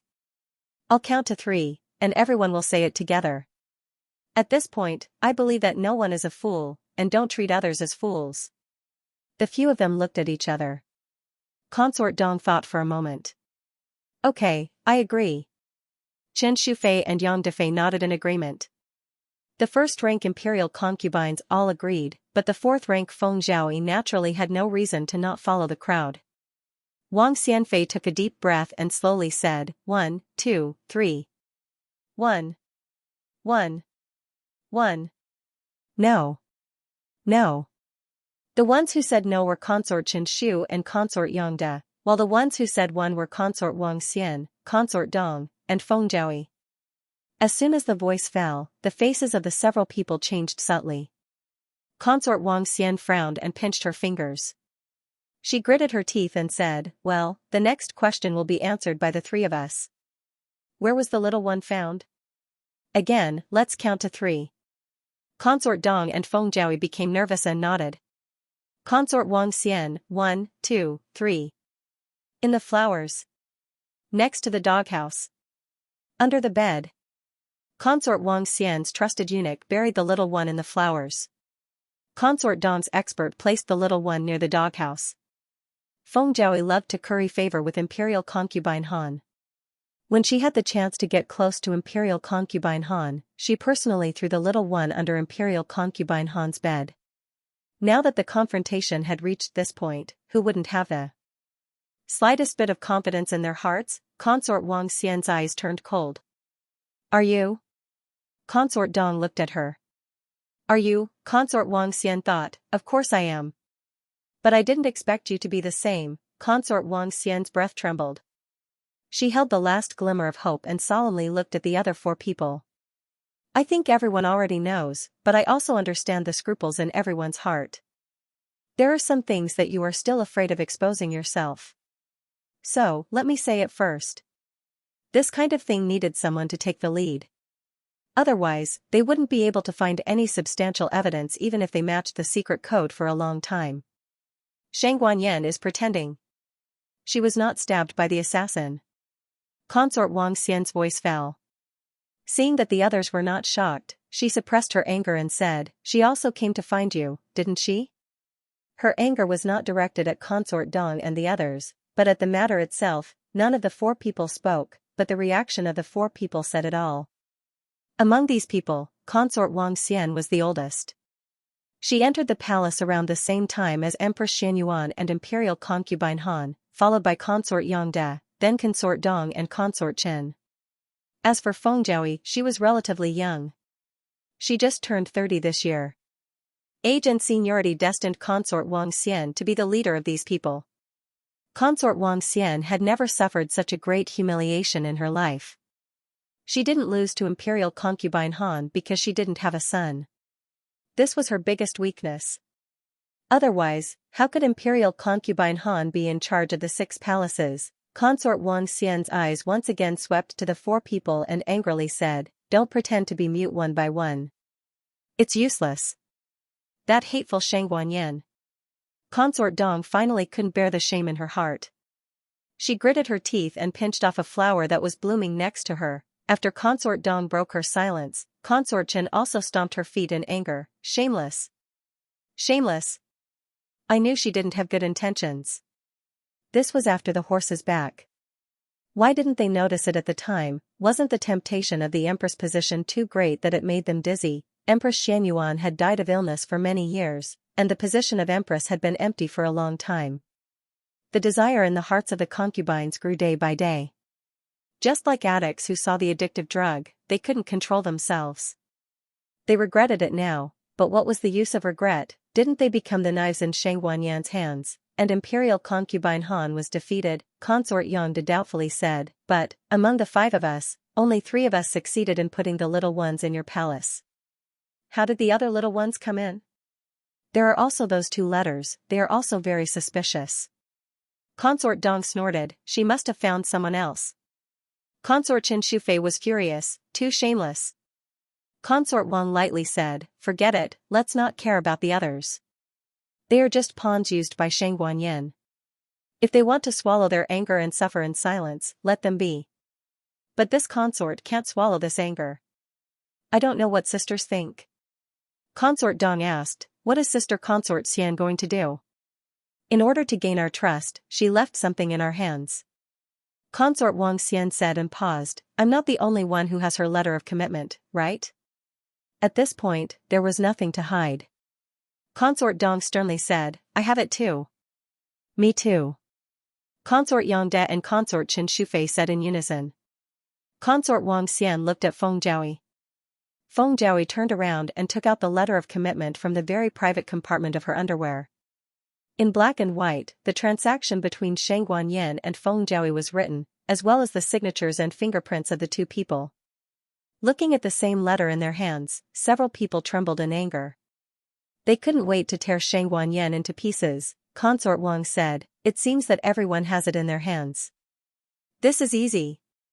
Let's expose her together." Feng Jiaoyi was helpless. "How do we expose her? Do we use this letter? But we also have our own signatures on the agreement. Who said we're going to use this? Don't you remember that her injury was fake? As long as we take His Majesty to check the injury, her crime of deceiving the Emperor will be confirmed. She can't escape the crime of framing the Crown Prince." Consort Yongda was silent for a moment, "But in this way, won't the Crown Prince be restored?" Consort Wang Xian didn't have a son. Anyway, she can't compete for that position. But she has a prince. She doesn't want to see the Crown Prince make a comeback. Consort Dong and Consort Chen also have the same idea. Consort Wang Xian stared at several people with resentment. What Crown Prince's throne? Han Shi just committed the crime of rebellion. Her mother's debt must be paid by her son. How can the Crown Prince make a comeback in such a short time? Today, we've been busy for a long time. I think everyone is tired. Let's go back and rest. Tomorrow morning, we'll go to see His Majesty and ask him to visit the 3rd princess. When we arrive at the State Preceptor Hall, we'll act according to the circumstances." Several people returned to the palace. Lu Mama followed Consort Wang Xian and whispered, "Nyang Nyang, are you really going to expose the 3rd princess? How is that possible?" Consort Wang Xian lightly said, "This consort was just testing them to see if Shang Guanyan also made a deal with them." Lu Mama wondered, "Then why do you want us to see His Majesty tomorrow morning?" Consort Wang Xian sneered, "That's just a delaying tactic. You go and prepare, this consort will go out of the palace." Lu Mama was surprised. "Nyang Nyang," Consort Wang Xian sternly said, "this matter must be done by this consort herself." The latest chapter of this book is not finished yet. For more wonderful content, please scan the QR code below to download the app. Novels are updated faster. Millions of novels are free to read. Novels with connotations that can't be found on the internet are all available here. https://www. zhhbqg. com/89642896428226/1063266666. HTML Genius. Remember this site's address, www.zhhbqg.com. Bikuga Mobile Edition website, mzhhbqg.com. The latest chapter of this book is not finished yet. For more exciting content, please scan the QR code below to download the app. The novel is more complete and updated faster. Millions of novels are free to read. There are all kinds of novels that can't be found on the internet. The Imperial Preceptor's hall was brightly lit. Imperial concubine Han had fallen, so there was no need to keep the spy. Gu Jiao asked him to break something casually and then asked someone to send him back to the palace. Regardless of whether Zhang Dequan doubted him or not, he would not use such a careless eunuch who was sent back to the palace. The old chancellor was asking Xiaoheng about the situation of the top 10 aristocratic families. Empress Dowager Zhuang was holding the jar and eating today's candied fruit very carefully. Gu Jiao got up and said, "I'm going to cook." There was a chef in the Imperial Preceptor's hall, but she wanted to cook a hometown dish for her family. Empress Dowager Zhuang said angrily, "Come back. Who wants to eat the food you cook?" It was so hot to go into the kitchen on a hot day, Gu Jiao said, "But didn't you say you wanted to eat Jiao state dishes at noon?" "I just said it casually." Empress Dowager Zhuang glared at the old chancellor. "You go." The old chancellor didn't want to go. "There is a chef in the Imperial Preceptor's hall." "Why are you?" "I'll go," Xiaoheng said. He also knew how to cook Jiao state dishes. The old chancellor was shocked. He waved his hand and stood up. "You can't go. I'll cook." Xiaoheng, in order not to eat his disciples' dark cuisine, the old chancellor went to the kitchen to cook under the hot weather. Little commandery princess went back to the palace. Little Jing Kong was led by Gu Qingfeng to buy sugar-coated haws on the street. Only Gu Jiao, Empress Dowager Zhuang and Xiaoheng were left in the room. Gu Jiao hummed and said, "Great aunt, after what happened in Hansher's palace today, the fact that the third princess has a bunch of imperial mothers should have been exposed. What will they do?" In fact, if there were only her and Xiaoheng, they would also think about it. But with grandaunt and son-in-law here, they could slack off. Empress Dowager Zhuang said calmly, "They will come." Speak of the devil. A disciple from the Imperial Preceptor Hall came to the Qilin Hall and cupped his hands towards Xiaoheng. "Prince Changsun, there are 2 people outside. They said that they were sent by His Majesty to visit the third princess." Xiaoheng and Gu Jiao exchanged a look. Empress Dowager Zhuang nodded slightly. Xiaoheng said to the disciples of the State Preceptor Hall, "Let them in." "Yes." Less than half a quarter of an hour later, a eunuch and a person dressed like a nanny arrived at the Qilin Hall. In the corridor, the nanny lowered her head, and her figure was blocked by the eunuch. The eunuch looked at the little palace maid guarding Shang Guanyan's door and said with a pleasant expression, "We are here to deliver clothes to third princess." "Is His Highness Zhongsun not here?" The little maid said, "His Highness just went to the toilet." This was perfect. He did not have to find an excuse to send His Highness Zhongsun away. The eunuch smiled. "Then I'll pay my respects to His Highness Zhongsun later. Can I go in and see the third princess?" "Okay." The little palace maid, Huaner, stepped aside. The eunuch and the nanny entered the room. After a while, the eunuch's voice came from the room. "It seems that it doesn't fit. You measure the third princess's size and make a few new ones. I'll wait for you outside." After that, he went out of the room and smiled at Huaner. "I'm a little thirsty. Can you pour me a glass of water?" "Gong gong, please wait a moment." Huaner was successfully sent away. Inside the room, the nanny went behind the screen and coldly looked at the closed curtain. "Don't pretend, third princess.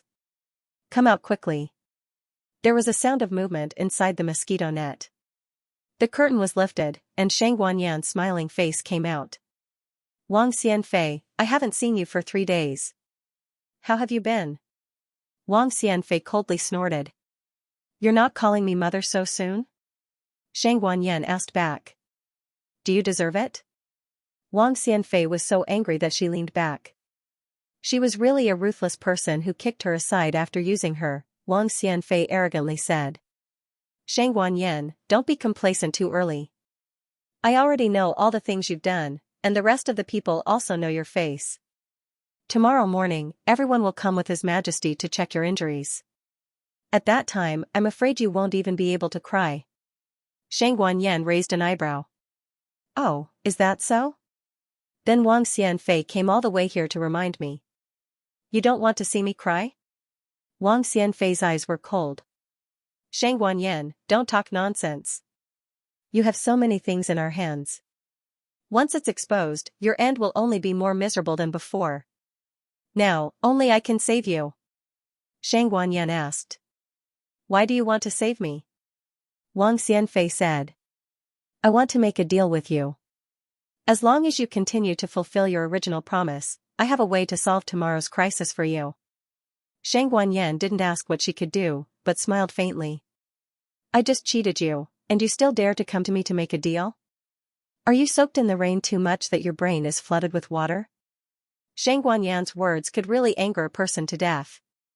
Wang Xianfei took a deep breath and spent a lot of effort to resist the urge to stab her to death. Wang Xianfei said with a strong aura.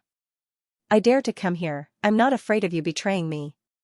Because you have no other choice. Shang Guanyan narrowed her eyes. It sounds very reasonable. What does Wang Xianfei want me to do? Seeing that Shang Guanyan was still reasonable, Wang Xianfei's expression became slightly better. It's very simple. In the middle of the night, you pretend to be in a situation. When the news reaches the palace, I will come with His Majesty to visit you. At that time, you just need to open your eyes, take my hand, and call me Imperial Mother. Shang Guanyan looked at her strangely. You want me to pretend to be crazy? Wang Xianfei coldly snorted. You even pretended to have amnesia. What's the point of pretending to be crazy? Shang Guanyan raised an eyebrow. What if His Majesty doesn't believe me? Wang Xianfei's face sank. That's your business. If you can't make His Majesty believe you, then tomorrow morning, you will be exposed. This old witch wants me to recognize her as my Imperial Mother. She can even think of such a thing. Shang Guanyan put on her shoes, got out of bed, and slowly came to the window. She looked at Wang Xianfei meaningfully. Wang Xianfei's condition is very tempting. I personally want to agree, but I don't know if these people will agree. After saying that, she pushed open the window. Wang Xianfei took a closer look and saw Consort Dong, Consort Yang, Consort Chen, and Feng Zhaoi hiding outside the window. The four people didn't expect Shang Guanyan to open the window without saying anything. They were caught off guard and were collectively dumbfounded. Wang Xianfei was also stunned. 10 eyes met. At the epic-level large-scale social death scene. You. Why are you here? It took Wang Xianfei a long time to find her voice. Shang Guanyan was happy to watch a good show. She crossed her arms and calmly looked at Consort Dong and the others. Consort Dong cleared her throat and asked, We also want to ask you. Didn't you say that you will go to His Majesty tomorrow morning to report this shameless person? You are just stalling for time so that you can come and make a deal with her. Shang Guanyan glanced at her. Hey, pay attention to your words. Who is shameless? Are you guys shameless? You guys can't wait to sell out your teammates. This is your so-called alliance? It's ridiculous. Aren't you? Wang Xianfei coldly asked. We. Consort Dong's face turned red and looked at Feng Zhaoi. She came first. Feng Zhaoi's body shook. I am the third. When I came, Consort Shu and Consort Da were already hiding outside the window. Consort Da came first. Consort Chen Shu decisively sold out Consort Yang. Halfway through her deal with Shang Guanyan, she heard someone coming from the palace. She climbed out of the window to hide, only to see Consort Yang standing in front of her. God knows what kind of mood she was in at that time. Then, Feng Zhaoi came. When Feng Zhaoi climbed out of the window, Shi experienced a wave of shock. Then came Consort Dong and Consort Wang. Consort Wang's whole body was not good. She was so angry that she could see stars. It was obviously her plan, but how did she become the slowest one? There has never been a stupid woman in the harem. Even if there were, they would have died long ago. Who could hold on until now? They were tricked by Shang Wanyan because they didn't expect that Shang Wanyan would win by a surprise move. In addition, Shang Wanyan knew them very well. But because Shang Wanyan had been in the imperial tomb for more than 10 years, her temperament had changed greatly. She was no longer the crown princess they were familiar with. Know yourself and know your enemy and you will win 100 battles. This sentence was not unreasonable. We don't want infighting. Consort Wang calmed down and stabilized the overall situation. Everyone wants to be the empress, but it seems that no one can do it. It's better to take a step back and think about how to get revenge. Of course, if you are willing to be played by Shang Wanyan, just pretend that I didn't say anything. Consort Dong sarcastically said, you don't want to send us away and play some tricks behind our backs, do you? You said it like you didn't play any tricks. Each one of you is more impatient than me, and you still have the face to mock me. Consort Wang suppressed her anger. She didn't want to fight with Consort Dong at this juncture. She seriously said, let's go to the palace together and invite His Majesty. Don't say that we have seen her. Her testimony alone is not enough to convince us. Think of a way to let His Majesty see her injury. The 4 people were silent. At this point, they certainly understood that the deal with Shang Wanyan would not work. They were the 5 dignified imperial concubines, but they were played by a junior. They really couldn't swallow this. Good, I agree. Consort Qin Shufei was the first to express her opinion. I also agree. Immediately after, Feng Jiaoyi and Consort Yongda also expressed their opinion. Consort Dong impatiently frowned, you all agreed, what else can I do? Alright, let's go back to the palace. Shang Wanyan slowly said, are you sure you want to leave like this? Consort Wang warned, Shang Wanyan, don't even think about doing anything to us here. Our people are not to be trifled with. If we really go to His Majesty, we can just say that we were worried about you and secretly went out of the palace to visit you. You won't get any benefits. Shang Wanyan took out a stack of paper from her wide sleeve and patted it on her palm, saying, it seems that you don't care about this. The several people subconsciously turned their heads and looked at the paper in her hand. Shang Wanyan was afraid that they couldn't see it clearly, so she specially showed them one. The several people's pupils shrank. Consort Dong was stunned. This is the letter of commitment I wrote to the several imperial concubines. It's written in black and white. If you help me overthrow Imperial Concubine Han, I will help you ascend to the position of the Empress. Consort Feng hurriedly took out the letter that she carried with her. Don't look at it. The one in your hand is fake. The one in my hand is the real one. If you don't believe me, you can compare the fingerprint on it. Consort Feng looked at the guide she pressed on it. She pressed it with her right thumb. Her right thumb had a dough pattern, commonly known as a snail. But on this piece of paper, the fingerprint that should belong to her was a dustpan. It was indeed different. The story of the matter was like this: Xiaoheng first secretly got the handwriting of the several imperial concubines from the state preceptor hall's library and let Shang Wanyan write 5 letters of commitment in advance. Then, he let the old chancellor imitate the handwriting of the several imperial concubines to sign and put their fingerprints on it. Most people wouldn't compare their fingerprints after the event. After all, they had signed in front of them. Who would have thought that Shang Wanyan's hand would be so fast that she would secretly replace it under their noses? In fact, if it was just a few little people, little Jiao could do it. Why would he let Shang Wanyan find these imperial concubines at night? Empress Dowager Zhuang was not a woman who only limited her sight to the harem.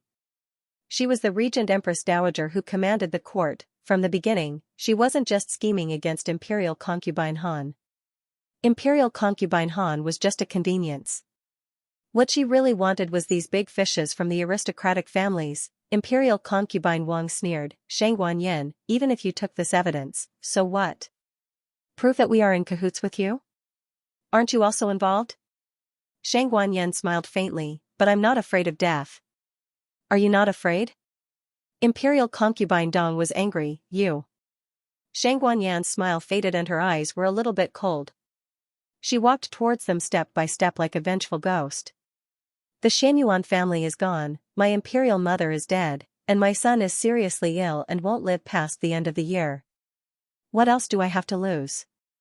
You are different. You have a huge maternal family behind you. You have healthy and long-lived children. I only ask you one thing, do you dare to die with me? The barefooted are not afraid of wearing shoes.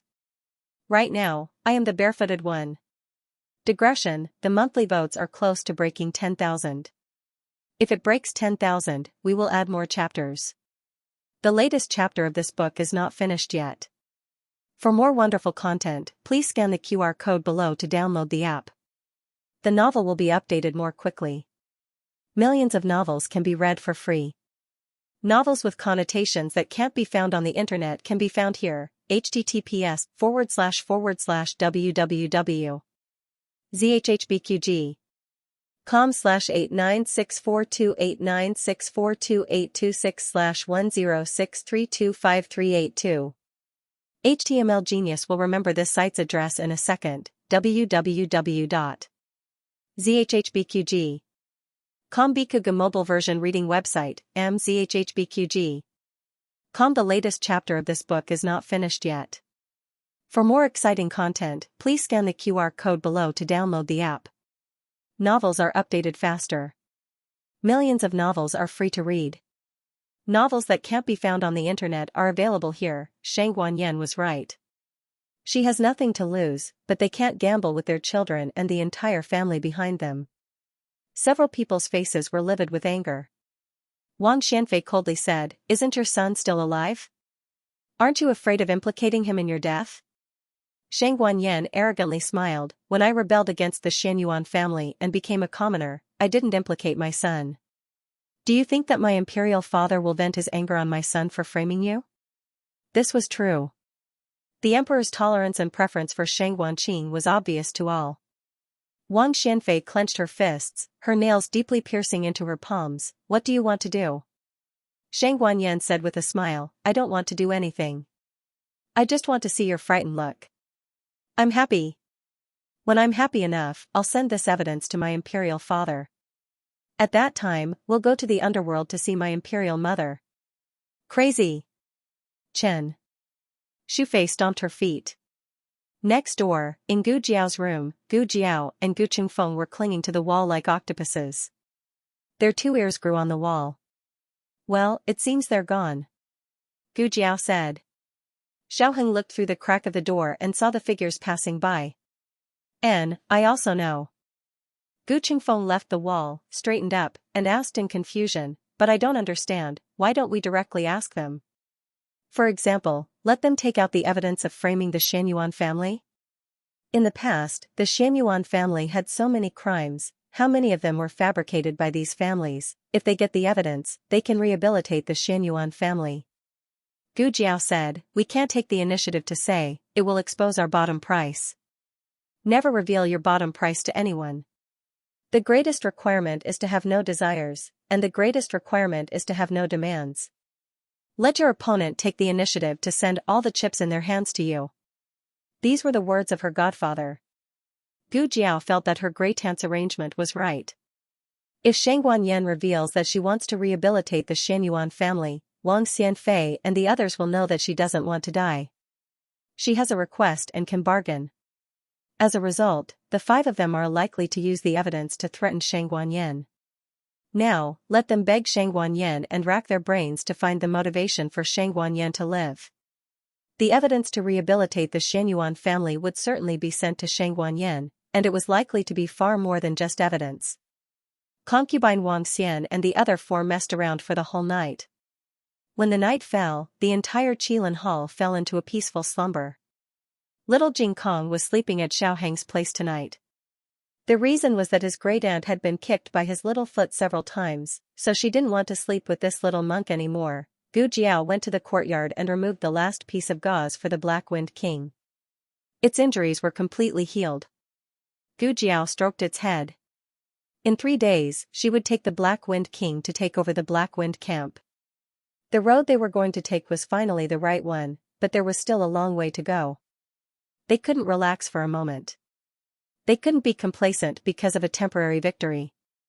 They must always be vigilant and ready to fight at any time. Give it to me.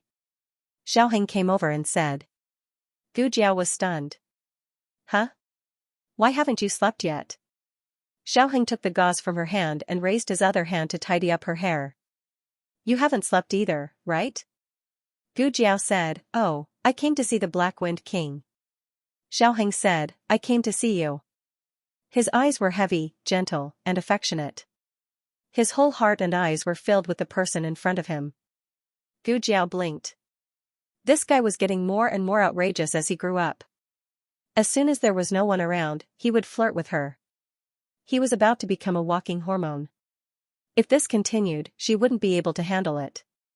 From a physiological point of view, her body was gradually maturing. It was indeed easy for her to be attracted to the hormones of the opposite sex. It's not my problem, it's the hormones' problem.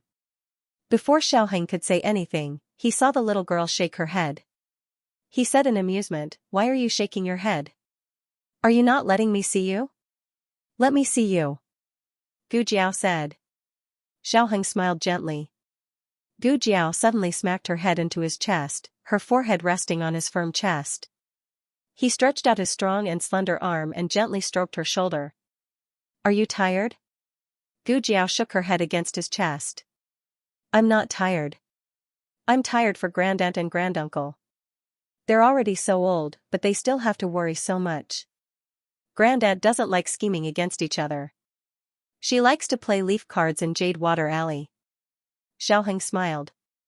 Grandaunt likes to play cards, but she likes you even more. You being safe and sound is Grandaunt's greatest joy for the rest of her life. Gu Jiao didn't move. She just leaned against his chest like a lazy calf. She rarely relaxed like this. Only in front of him did she release a little bit of her fatigue. She was indeed exhausted during this period of time. It seemed that ever since she entered the Yan Kingdom, she hadn't stopped. The boxing competition, Gu Yan's surgery, the fight with the Han family and Nangong family, the fight for the Black Wind Cavalry, she was so busy that she couldn't stop. She was worried that others would be tired. She just didn't remember how tired she was. Xiaoheng looked at the little head in his arms and said, At most 3 months. I'll let the Yan Kingdom finish. Gu Jiao, she had a tone of confidence. Xiaoheng hugged her and asked softly, When you're done, what do you want to do? Gu Jiao thought seriously and said, Eat you. Xiaoheng, the two of them stayed in the courtyard for a while until they were almost carried away by the mosquitoes. Xiaoheng held her hand and returned to the house. Xiaoheng stood at the door and said to her, Let's go in. Gu Jiao didn't hear him. She was in a daze. Xiaoheng pointed at her forehead. What are you thinking about? Gu Jiao came back to her senses. Nothing. I just suddenly remembered what Nangongli said to me before he died. I do deserve to die. I betrayed you and the Xianyuan family. My death is not regrettable. I'm not surprised that you came to me for revenge. There's nothing to feel wronged, but you really think that the Nangong family did all those things? You're wrong. Ha ha ha. You're very wrong. The Nangong family can't even be considered as an accomplice. They're just a hunting dog that wants a piece of fat meat. The person who really harmed the Xianyuan family is, Gu Jiao recalled. Jin something, it seems to be Yang, but it also seems to be Liang. He couldn't speak clearly at that time. It's Jingyang, right? Xiaoheng said, the Yan monarch's name is Shangguan Jingyang. Gu Jiao nodded. Oh, then it should be him. Xiaoheng held her shoulder and said seriously, the Xianyuan family will be rehabilitated, whether the Yan monarch is willing or not. In the middle of the night, Gu Jiao went to the secret room again. She wasn't surprised to see the state preceptor inside. This person came often recently. However, he didn't seem to have done anything bad to her. I'll guard him tonight. The state preceptor spoke just as Gu Jiao put the small medicine box into the groove. I'll guard him myself. Gu Jiao said. Are you sure? The state preceptor asked. Gu Jiao felt that there was a hidden meaning in his words. What do you want to say? The state preceptor said, You tricked so many people at once.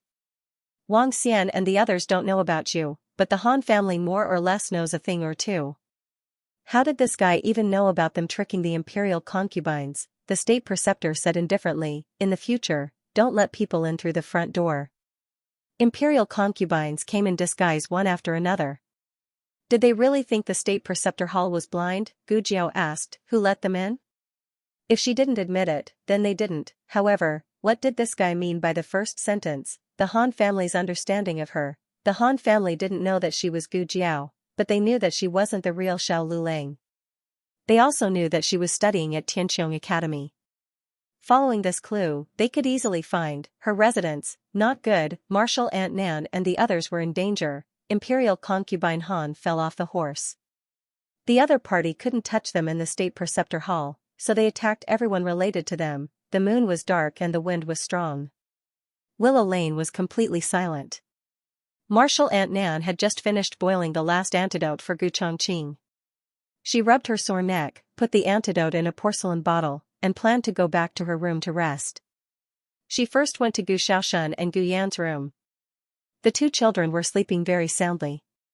She then closed the door to old Master Meng's room. The old man's snoring was a little loud. Finally, she dragged her heavy steps and fell on her bed. The summer was hot, and the cicadas on the tree branches were incessant. The cicadas' chirping covered the sound of clothes rustling in the night. A few black shadows quietly sneaked into the courtyard.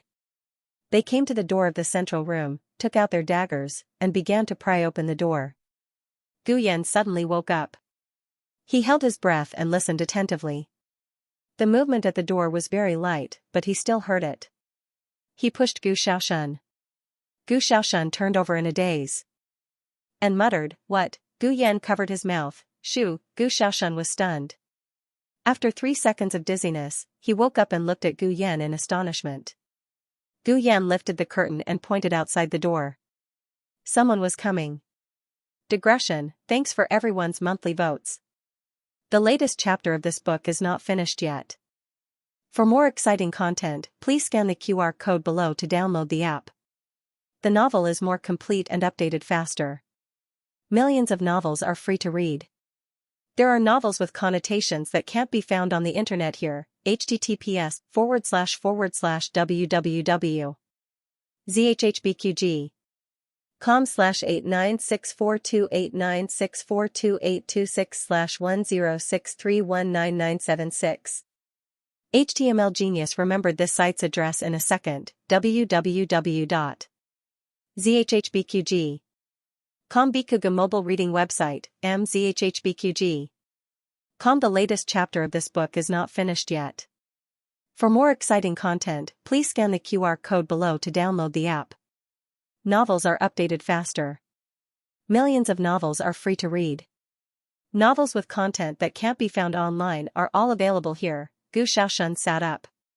His movements were fast but not heavy, almost silent. He gave Gu Yan a look. "I'll go take a look. You wait here for me." In fact, in terms of age, Gu Xiaoshan was 1 year younger than Gu Yan, but Gu Yan had always been the sickly one. Gu Xiaoshan was used to protecting him. Gu Yan shook his head, indicating that he didn't need to look. He should go wake up Master's wife and the others. Okay. Gu Xiaoshan responded in his mind. Without even wearing shoes, he went barefoot to Master's wife and Master Lu's room. When he passed through the central room, he clearly felt the other party trying to pry open the door. However, Master Lu was the best craftsman in the Zhao country. The door bolt he had modified was not easy to pry open. Of course, he didn't rule out the possibility that they would use force after getting tired of prying. For example, they could kick it open. Gu Xiaoshan had to hurry. He shook Master's wife awake. Being shaken awake in the middle of the night, Master's wife was startled. She was about to speak when she saw Gu Xiaoshan cover her mouth. He had learned this action from Gu Yan. He used it obediently. Master's wife was an experienced person. When Gu Xiaoshan woke her up in the middle of the night and covered her mouth to prevent her from speaking, she only blinked and realized that something was wrong. She kicked Master Lu, who was beside her, awake. "What's wrong? What's wrong?" Master Lu asked with a confused expression. Master's wife glared at him and whispered, "Be quiet. Someone's coming." Master Lu instantly became alert. Master's wife had to get up once or twice at night, so she slept outside. Master Lu gently walked past her and got out of bed. He picked up Table Mountain's axe and walked out the door. Master's wife quickly put on her shoes, put on an outer garment, and went to the central room with Master Lu. Click. After a slight sound, the door bolt was finally pried open. The door was pushed open from the outside. A person in black walked in.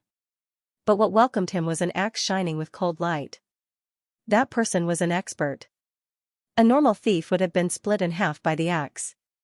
He hurriedly took a step back in an attempt to avoid Master Lu's axe.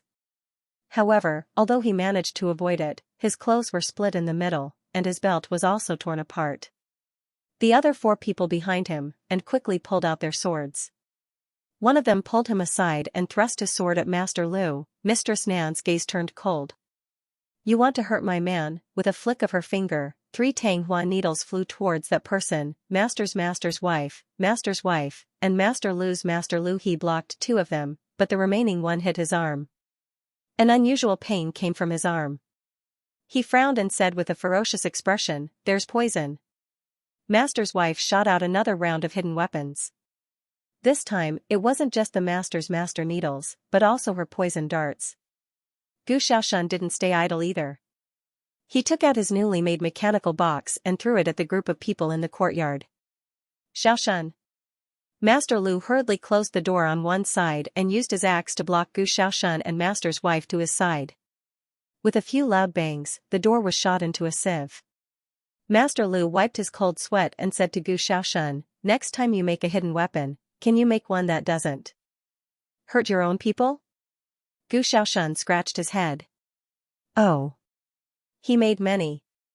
The only one that didn't hurt him was given to Gu Jiao. The rest were all indiscriminate attacks. The one just now was the newest one. He hadn't tried it yet. "I thought it was a success this time," he muttered.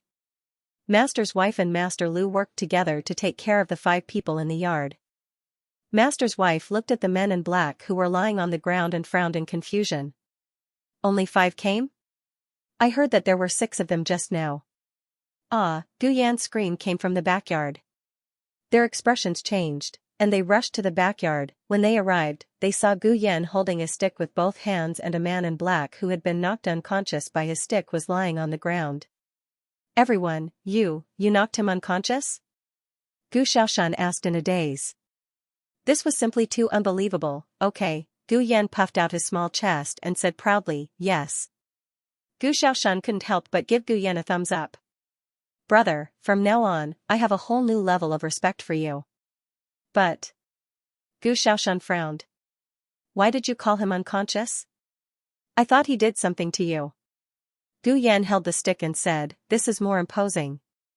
Gu Xiaoshan, Gu Yan's sneak attack was successful purely because that person stepped into the trap in the backyard and inhaled the knockout powder scattered from the eaves. As they were talking, there was a sudden whoosh from the front yard, followed by fireworks exploding in the sky. Master Lu threw an axe over and knocked the struggling man in black unconscious. Master's wife looked at the fireworks above her head and said with a serious expression, "It's a signal. They're gathering their companions nearby. We can't stay here any longer. Hurry and leave. Don't pack your things." Money was a small matter, escaping for their lives was a big matter.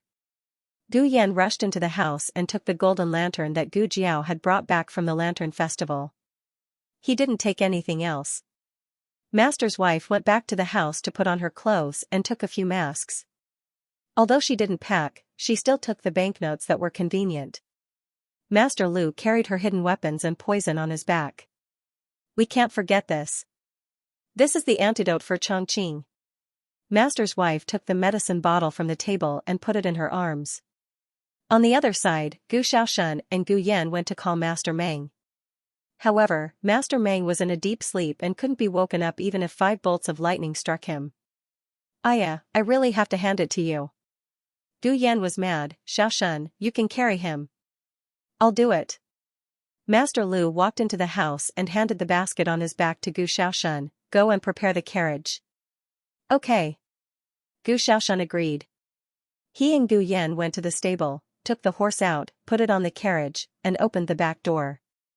Master Lu carried the sleeping Master Meng on his back. Gu Yan and Gu Xiaoshan also sat on the carriage. Master's wife sat on the outside seat and grabbed the reins. I'll drive the carriage. I'm more familiar with the terrain of Xingdu. After Master Lu put Master Meng in the carriage, he came out and sat with her. I'll look after it for you. Okay. Master's wife didn't refuse. In the middle of the night, a carriage drove out of Willow Lane and left on the quiet street. There was no curfew in the outer city of Xingdu, but at this time, there weren't many carriages on the street. Their carriage would be very eye-catching. Go to a crowded place, Master Lu said. Where's the crowded place? Master's wife asked subconsciously. Heavenly Fragrance Pavilion. Gu Yan lifted the curtain and said. Heavenly Fragrance Pavilion, the place where Gu Qingfeng sang opera. Now, only that street was bustling all night. That was the best place to go. Master's wife turned the carriage and rushed in the direction of Heavenly Fragrance Pavilion. Quick! They're over there. Hearing the assassin's voice, Master's wife clenched the reins in her hand. Not good. They're catching up. This time, it wasn't 5 black-cloaked men, but a total of 10. 10 assassins leaped onto roofs and vaulted over walls, following the loud sound of horse hooves and the clunky sound of the carriage wheels. They gradually closed in. I see the carriage. Go. Remember to capture the 2 young ones alive. Kill the rest. Without mercy. Yes. The black-clothed men split into 2 groups, 5 on the left side of the road, 5 on the right side of the road, surrounding the carriage. Following the leader's hand gesture, everyone used qinggong to soar into the sky in the night. They pulled out their long swords and slashed open the carriage. The horse was frightened, and with the sword energy cutting the reins on the horse's back, the horse fled in panic in the night. At this time, no one cared about the horse. Everyone surrounded the collapsed carriage. Who did it? The leader was fierce. I said to keep the 2 young ones alive. What if they died? Everyone lowered their heads. The leader pointed at the black-cloaked man beside him. You, go take a look. Yes. The black-cloaked man who was pointed at bravely walked forward, using his long sword to pry open a collapsed carriage wall, but found that there was no one in the carriage. He turned back and said, Leader. They ran away. The leader narrowed his eyes. They can't have gone far, split up in chase. Did they leave? In a small shop that was closed, Madame Nan asked in a small voice. Master Lu slowly poked his head out of the wall, leaning against the wall and looking outside. Seems like they left. Phew. Madame Nan leaned against the wall and sighed in relief. This group of people's breath is different from the ones just now. They are death warriors, very difficult to deal with. Gu Yan's expression suddenly became a bit strange. Gu Xiaoshan noticed his strangeness and asked, Are you okay? Does your heart hurt again? No. Gu Yan shook his head. I just feel, there's danger. As soon as he finished speaking, a sword energy cut through the air. Master Lu and Madame Nan each held a child and dodged to the side. The sword energy fell to the ground, an innocent water tank was hit and split open on the spot. Old Mr. Meng, who was tied to Master Lu's back, was shaken awake. However, in the next second, his head hit the wall and he was knocked unconscious again. Master Lu, did you hit something just now? But I didn't feel any pain. Digression, I seem to have updated too quickly. The latest chapter of this book is not finished. For more exciting content, please scan the QR code below to download the app. Novels are updated faster and more complete. Millions of novels are free to read. Novels with connotations that can't be found on the internet are all here. https://www.zhhbqg com/896428964286/1063042007. HTML Genius remembered this site's address in a second. www.zhhbqg.com Bikuga mobile reading website, mzhhbqg.com. The latest chapter of this book is not finished yet. For more exciting content, please scan the QR code below to download the app. Novels are updated faster. Millions of novels are free to read. Novels with content that can't be found online are all available here. Two men of sacrifice jumped into the courtyard. Xianxia said to Master Lu, "Take them away first. I'll block them for a while." Master Lu said, "No. Take them away. I'll block them." Xianxia said angrily, "If you say any more nonsense, I'll divorce you." Xianxia's martial arts were abolished, but she was an expert in using poison and concealed weapons. Her chances of winning were much higher than Master Lu, who couldn't even beat the Horse King. "Humph. None of you are allowed to leave." The men of sacrifice attacked. Xianxia directly threw 6 darts over, opening a path for Master Lu and the others. "Go quickly." Master Lu gritted his teeth, grabbed Gu Xiaoshan with one hand and Gu Yan with the other, stepped on the ground and flipped over the wall. Unfortunately, Master Lu and the others were not far away before the remaining men of sacrifice caught up with them. The 8 people blocked all their escape routes. The leader of the men of sacrifice said, "Hand over the 2 little ones, and I'll leave your corpse intact." "Bah." Master Lu said coldly, "Come at me if you have the guts. I'll see what skills you have." After he finished threatening, he whispered to the 2 disciples, "Do you still remember how to use the mechanism box?" The mechanism box he spoke of was not a half-finished product made by Gu Xiaoshan, he made it himself. It was something that could really save their lives. But it took a lot of time to make. He had only made 2 so far and gave them to the 2 children. He and Xianxia didn't have any. The 2 nodded. Master Lu lowered his voice and said, "In a while, I'll hold them back. You guys split up and find a place to hide. Use the breathing technique I taught you to hide your breath." He always disagreed with Xianxia's various impulsive actions. For example, "Don't be enemies with the imperial family of Zhao country, don't come to Yan country and take risks. You're only a master's wife, not a biological mother." But when it came to a real life and death situation, he still didn't hesitate to sacrifice his own life to find a way out for the 2 children. Gu Xiaoshan grabbed Gu Yan's wrist. "I know, father." The word father made the tip of Master Lu's nose sour, and a swollen pain surged up his throat. Xiaoshan usually only called him Shifu, but she would occasionally call him adoptive father. This was the first sound, and also the last one. Tears flashed in Master Lu's eyes. When one got older, it was easy for their eyes to leak urine.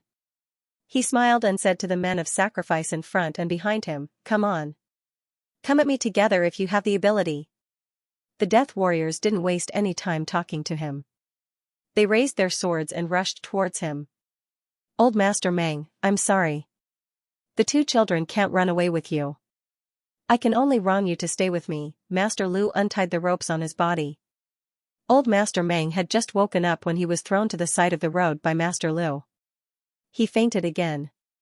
Old Master Meng, Master Lu wasn't a match for these death warriors, but he fought as if he didn't care about his own life, forcibly carving out a bloody path. Originally, it was Gu Xiaoshan who was grabbing Gu Yan. Unexpectedly, Gu Yan's wrist suddenly turned and he grabbed Gu Xiaoshan's wrist instead. "Let's go," he said decisively. The 2 of them rushed out of the street and fled for their lives in the empty night. In order not to let the 2 children's hearts soften, Master Lu didn't cry out even when he was stabbed. He just gritted his teeth and swallowed all the pain back into his throat. However, a few death warriors still chased after them. "There's a well over there." Gu Yan looked at the empty space in front of him and said, "Go. Hide in it." Gu Xiaoshan was very good at swimming. He pulled open the well cover and jumped down first. Then, he raised his head, wiped the water droplets off his face, and reached out to Gu Yan. "Jump down, I'll catch you." Gu Yan stood beside the well and stared at Gu Xiaoshan, whose eyes were filled with encouragement. He smiled slightly and grabbed the well cover forcefully. Gu Xiaoshan suddenly panicked and whispered, "Gu Yan. What are you doing?" Gu Yan said, "Don't make a sound." Gu Xiaoshan paddled and tried to climb up. "Hey! Come down. I'm your older brother." Gu Yan said. "This time, it's my turn to protect you." His body was very weak and his strength was very little. He almost used up all the strength in his arms to cover the heavy well cover. Then, he broke into a run, as he ran, he said to the people on the other street, "Let's split up. You go that way." The death warriors who chased after them decisively ignored the well and split into two groups to chase after them.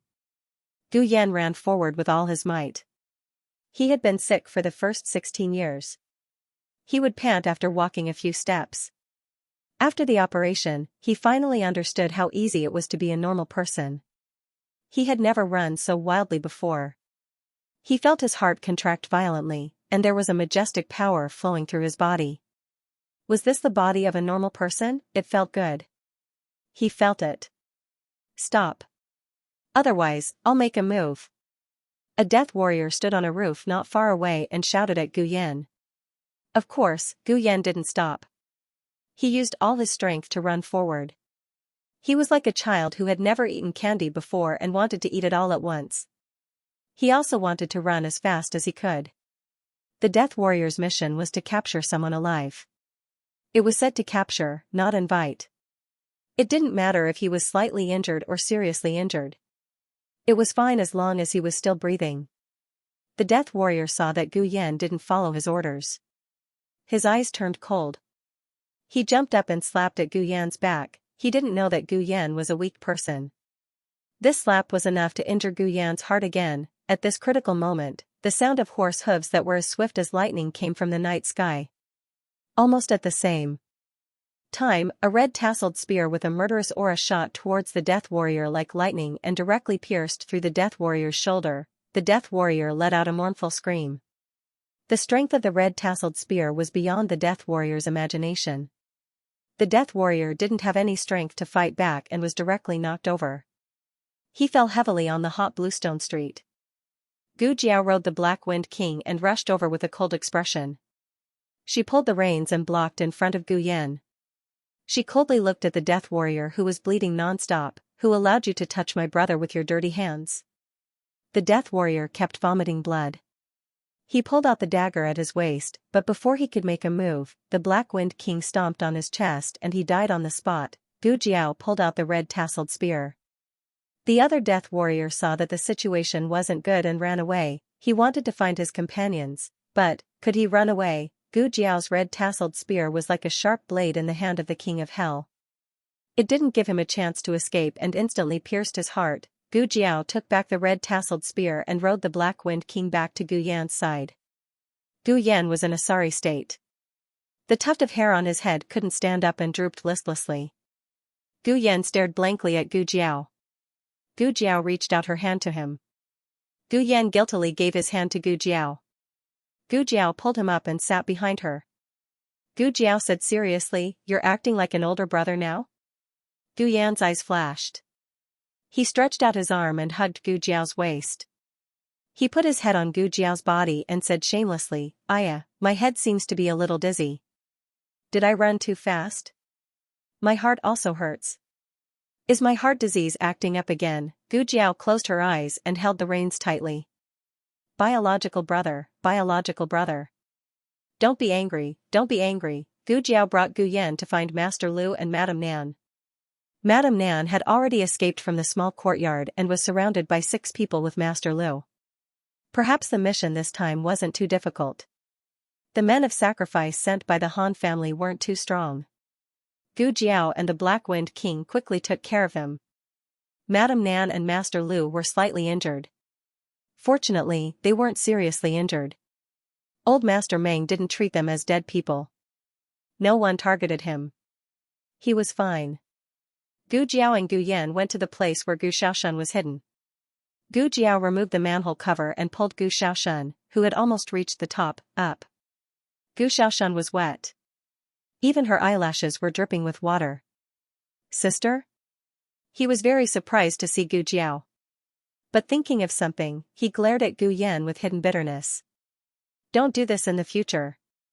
It was so dangerous. In terms of running, could Gu Yan outrun him? He was the #1 village tyrant of Qingchuan village. He was a fast runner from 10 miles away. It would be more appropriate for him to be the one to lead the enemy away. Gu Yan curled his lips and snorted.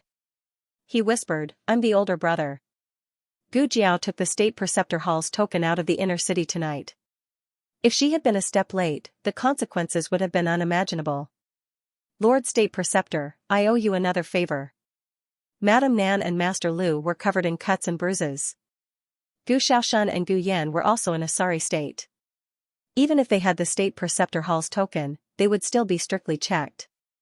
And they didn't have the inner city's token, so it was impossible for them to enter the city. As for their original residence, it was already targeted by the Han family, so it wasn't safe. Gu Jiao said, let's find an inn to stay for the night. Madame Nan and Master Lu's injuries need to be treated as soon as possible. It's just a small injury. Madame Nan said indifferently. Jiao, who are those people? Gu Jiao replied, they're the Han family's death warriors. Being targeted by the Han family, they had to settle Madame Nan and the others in a safe place as soon as possible. But where was the best place? Digression, the recent updates were too fierce. My soul was hollowed out. The latest chapter of this book is not finished yet. For more exciting content, please scan the QR code below to download the app. The novel is more complete and updated faster. Millions of novels are free to read. Novels with content that can't be found online are all here. https://www.zhhbqg.com/896428964286/1063035881. HTML Genius memorized this site's address in a second. www.zhhbqg.com Bikuga mobile reading website, mzhhbqg.com. The latest chapter of this book is not finished yet. For more exciting content, please scan the QR code below to download the app. Novels are updated faster. Millions of novels are free to read. Novels with connotations that can't be found online are all available here. Gu Jiao was now living in the State Preceptor's Hall. Her first reaction was to bring her family to her side. But then she felt that it was inappropriate. She was living in the State Preceptor's Hall because she was ordered to treat the Crown Princess. It was still acceptable to take in 2 patients who came here because of its reputation. But it was a bit strange to bring her fellow countrymen who came to Yan Kingdom with her. It would easily make the Emperor of Yan Kingdom suspicious. I have to think about it tonight, Gu Jiao said in her heart. The few of them stayed in the inn. Gu Jiao took out iodophor and golden sore medicine from the first aid kit. She carefully cleaned the wounds of Nan Xianxia and Master Lu. Most of the injuries were superficial. Master Lu had been protecting Nan Xianxia and was slightly more seriously injured than Nan Xianxia. I told you not to rush over. Nan Xianxia glared at him. Master Lu chuckled, I have thick skin and can take a beating. Trained by fighting with the Horse King. Gu Jiao finished treating all of Master Lu's injuries and reminded him, don't let the wounds get wet first. They will be fine in a few days. Are you injured? Nan Xianxia asked. I'm not injured. Gu Jiao said, Yan and Xiaoshan are not injured either. Nan Xianxia let out a long breath. It didn't matter to the 2 adults, as long as the children were fine. Master Lu asked, by the way, Jiao, why did you leave the city in the middle of the night? Gu Jiao took out the State Preceptor's Hall token hanging on her waist. I have this. My goodness, she even got the State Preceptor's Hall token. This girl was doing well in the inner city. Too many things had happened recently. The length of the note was limited, so she didn't have time to tell Nan Xianxia and the others. Taking advantage of this opportunity, Gu Jiao told Nan Xianxia and Master Lu what had happened recently. Gu Xiaoshan and Gu Yan also came over after changing their clothes. They also heard Gu Jiao's heavy news. Everyone's focus was different. But they were all surprised by the same thing. Jiao took the Han family's Black Wind Cavalry, Gu Chongqing was injured, Empress Dowager and Old Chancellor came to the Yan Kingdom. In comparison, although the Crown Prince and Imperial concubine Han's fall from the horse was also shocking, it did not garner much attention. They were more concerned about the situation of their own people. That's how it is. Gu Jiao concluded with a single sentence. The person involved was very calm, but Master Nan and Master Lu's hearts had long been set off stormy waves.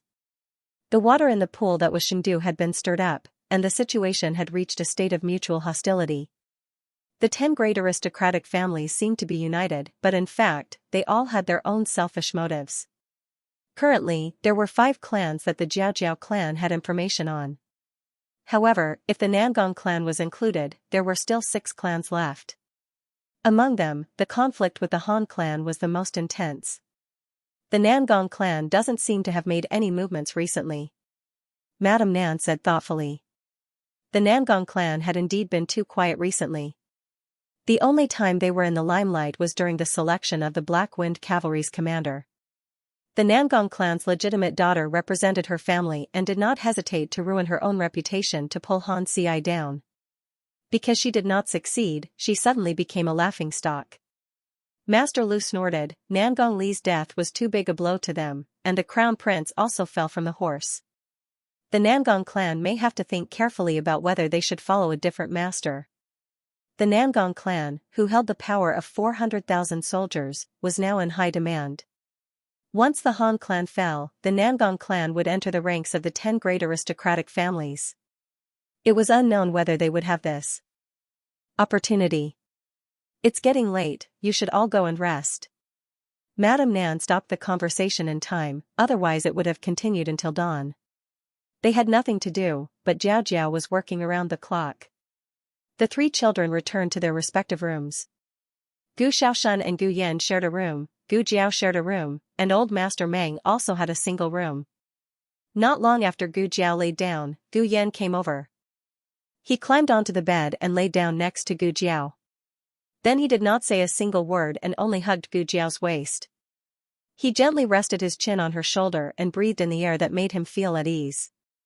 Gu Jiao laid flat on the bed and quietly looked in the direction of the curtains.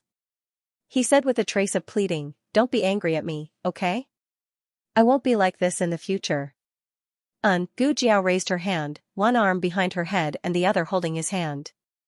"There are too many emotions in this world that I can't feel. Only through you can I cross that black and white zone. I'm very nervous right now, can you feel it?" Gu Yan asked. I can feel it. My pulse is beating very fast." Gu Yan's face darkened. "Who told you to take my pulse?" "There's also excitement, happiness, pride." Gu Jiao felt all of it. It's so good to be a normal person. It's so good to be an older brother who can protect his family. Also, how can I run so fast? Haha. I'm really an arrogant baby yin. Gu Jiao looked at the top of the curtains. Oh, I'm really an ox. Although they tossed around until midnight last night, Gu Jiao still got up before the sun rose. The sky was gray and a piece of white seemed to be about to roll over. Gu Jiao sat up and found 2 small boxes by the pillow. She was dazed for a while before she remembered that Gu Yan seemed to have stuffed something in her hand when he left. She was a little confused at the time and didn't pay much attention to it, so she casually put it by the pillow. As for why there were 2, after Gu Yan left, Gu Xiaoshan seemed to have come over. He also stuffed something in her hand. "Is this a mechanical box?" Gu Jiao took it in her hand and looked at it. These 2 mechanical boxes were given to Gu Xiaoshan and Gu Yan by Master Lu to save their lives.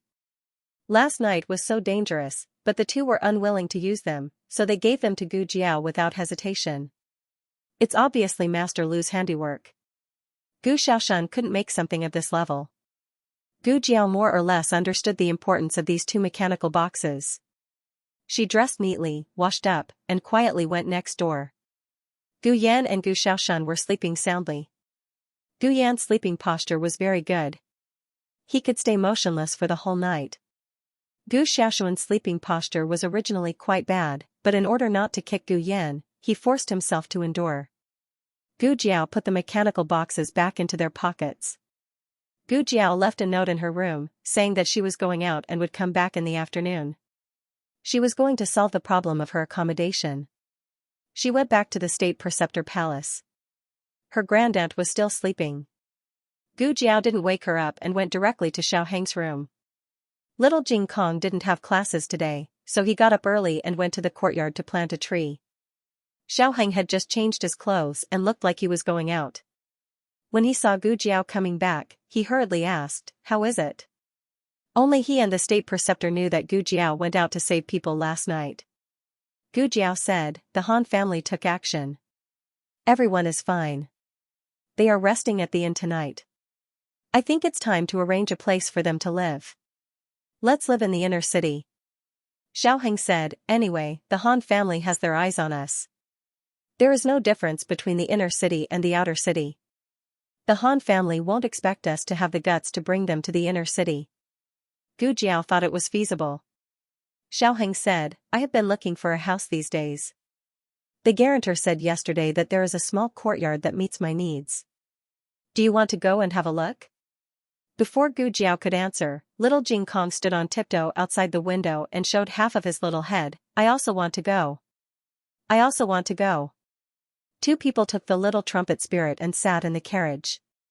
When they arrived at the agreed-upon location with the guarantor politely cupped his hands in greeting. He didn't inquire about the identity of the other two young masters that Xiaoheng had brought over. He only said with a pleasant expression, young master Long has arrived. I've already greeted the owner of the small courtyard. We can go take a look now. The guarantor led the way in front. Gu Jiao whispered, why are you still using Long Yi's name? What are you going to do when you sign the lease document? Xiaoheng also whispered, granduncle made a fake travel permit. It's enough to fool the guarantor. Gu Jiao secretly gave him a thumbs up. Granduncle, you are awesome. Little Jing Kong held the two adults' hands and jumped around happily. The family arrived at the house mentioned by the guarantor. It was a relatively quiet old street. Most of the residents had moved away. The area looked old, but the furnishings in the house were new. The lighting and ventilation were excellent. Xiaoheng looked at the guarantor who was negotiating with the owner of this small courtyard and said to Gu Jiao, this place is very close to Lingbo Academy. Go through the alley in front and take a carriage east. We will arrive there in a quarter. Since Gu Yan and Madame Nan were hunted down, then Gu Jiao of Kanglin Women's Academy, who was related to Xiao Lulang, would soon become the target of the Han family. Gu Qingfeng had to disappear from the academy immediately, and little Jing Kong would continue to be a day student in the future.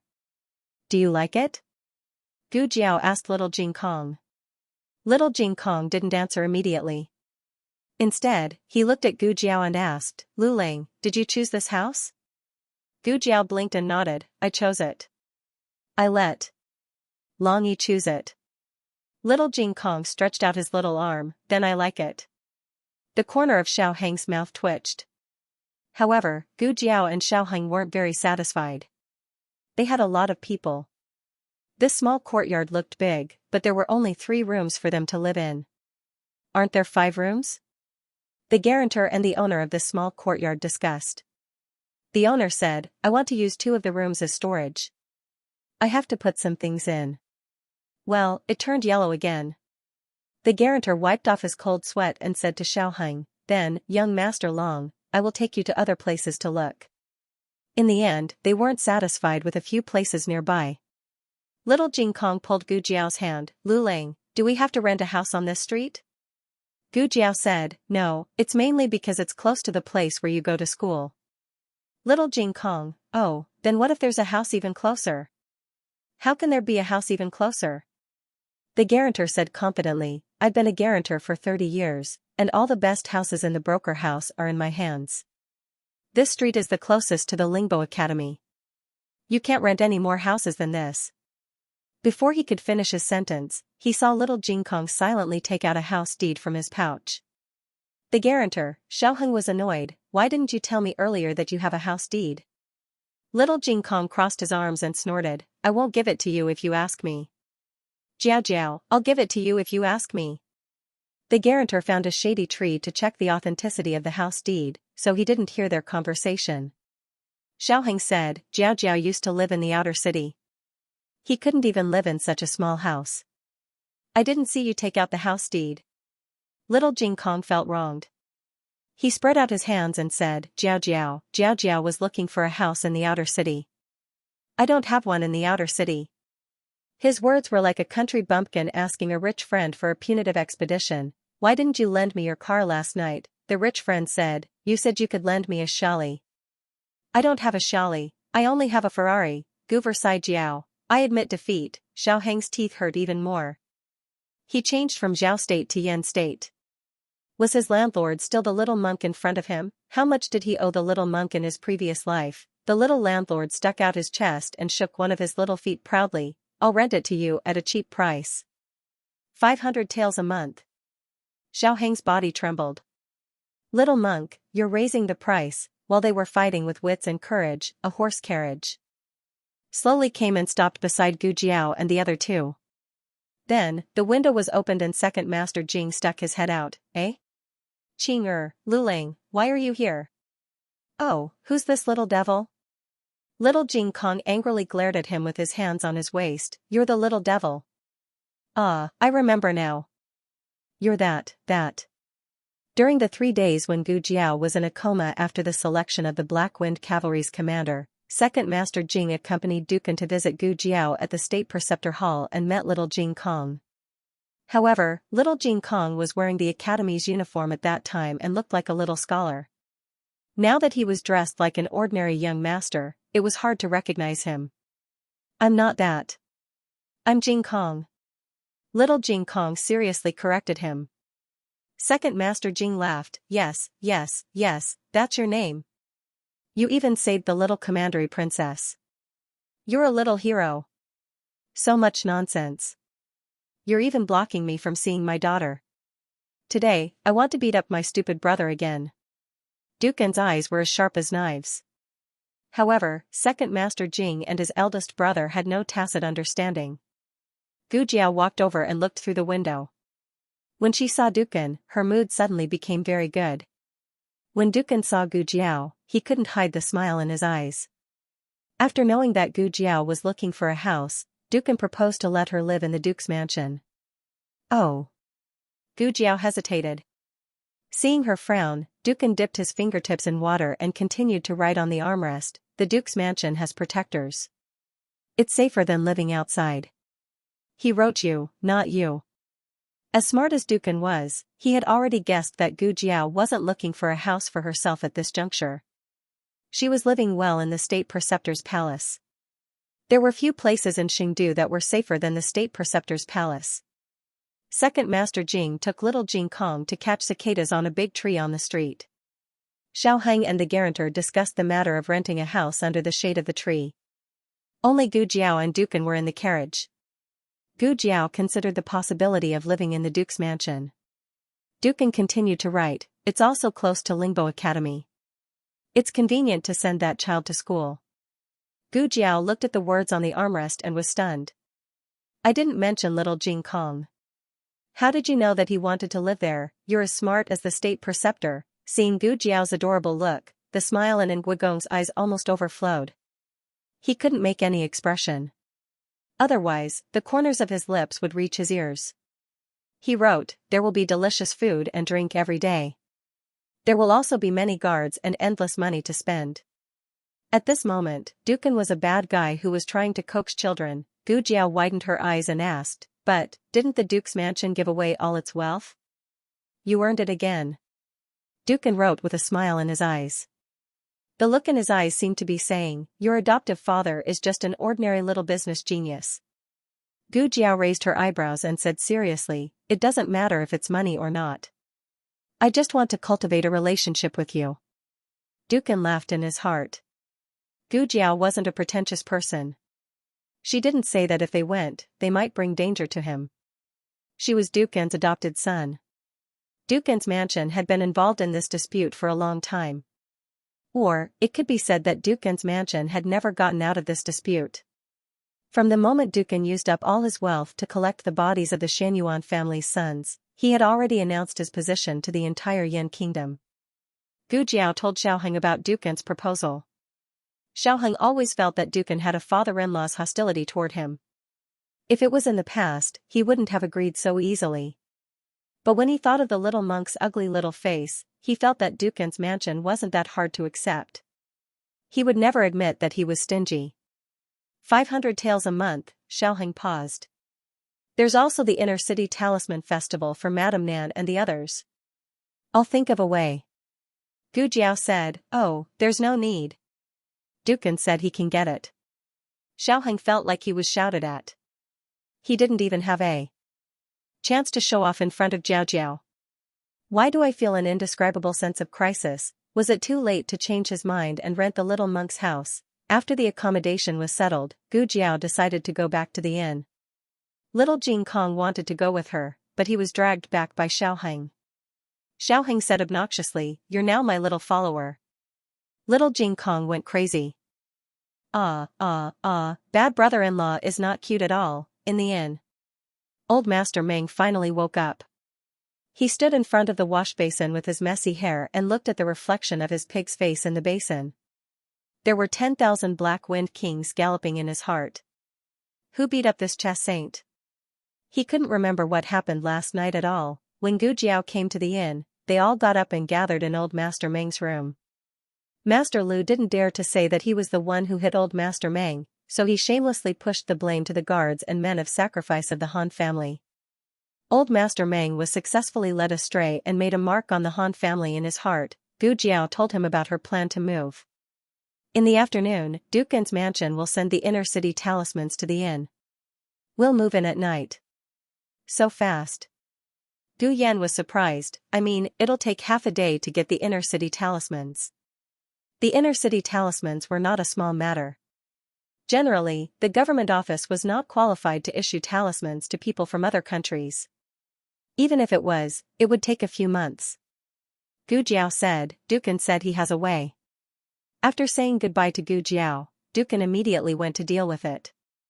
Although the talismans were tricky, there was a family that had the privilege to issue them. That was the Mu family. Old Master Su was the governor of Xing City and had a good relationship with Honglu Temple, who was in charge of foreign affairs. Dukin asked Second Master Jing to invite Mu Qingchen over. After Gu Jiao left Tianqiong Academy, Mu Qingchen rarely went there. He had been living in the Su family these days, so he came over quickly. "Dukin, you look good," Mu Qingchen said. "I'm much better than before." Dukin wrote on the armrest. Mu Qingchen stood beside him and looked at the words on the armrest. He couldn't help but be amazed. A living dead who had been in a coma for 3 years had recovered to such a surprising extent in less than 3 months. Gu Jiao participated in the selection of the Black Wind Cavalry's commander as Dukin's adopted son. In the end, Gu Jiao won. In other words, this strong opponent was sent to the field by Dukin. However, Mu Qingchen didn't have a grudge against Dukin because of this. He didn't even ask why Dukin adopted a young man from Zhao country. They got along with each other as usual. Dukin continued to write. "Qingchen, to tell you the truth, I have a request." "Go ahead." Dukin wrote his request solemnly on the armrest. He knew that this matter was very abrupt and difficult to handle. However, it was an emergency. Mu Qingchen's method was the fastest way he could think of. "When do you want it?" Mu Qingchen asked. This was a promise. Although he knew that Mu Qingchen wouldn't refuse his request, he still heaved a sigh of relief. He wrote, "Today. The sooner the better." It took at least 10 days to half a month for a local to apply for the Talisman Festival in the inner city.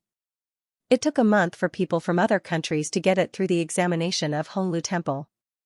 After going through all the procedures, it would be lucky to get it in the 3rd month. "Okay, I'll bring it to you before dinner." Mu Qingchen agreed almost without hesitation. He didn't ask who Dukin was doing it for. Dukin wrote, "Thank you, Qingchen." Mu Qingchen said, "I promised Yinin that I would take good care of you." Dukin looked at Mu Qingchen's back and sighed in his heart. Since Gu Jiao and her family were going to move in, the miscellaneous people in the manor naturally had to leave. "What did you say?" In Muru Xian's courtyard, her personal maid looked at manager Jing in disbelief. "My young mistress is living well in the Duke's manor. Why does she want to move out?" Steward Jing smiled and said politely, "Miss Mu has been in the Yan Kingdom for so long. I'm sure you're homesick. The High Duke's condition has improved, so he doesn't dare to force Miss Mu to stay in the residence."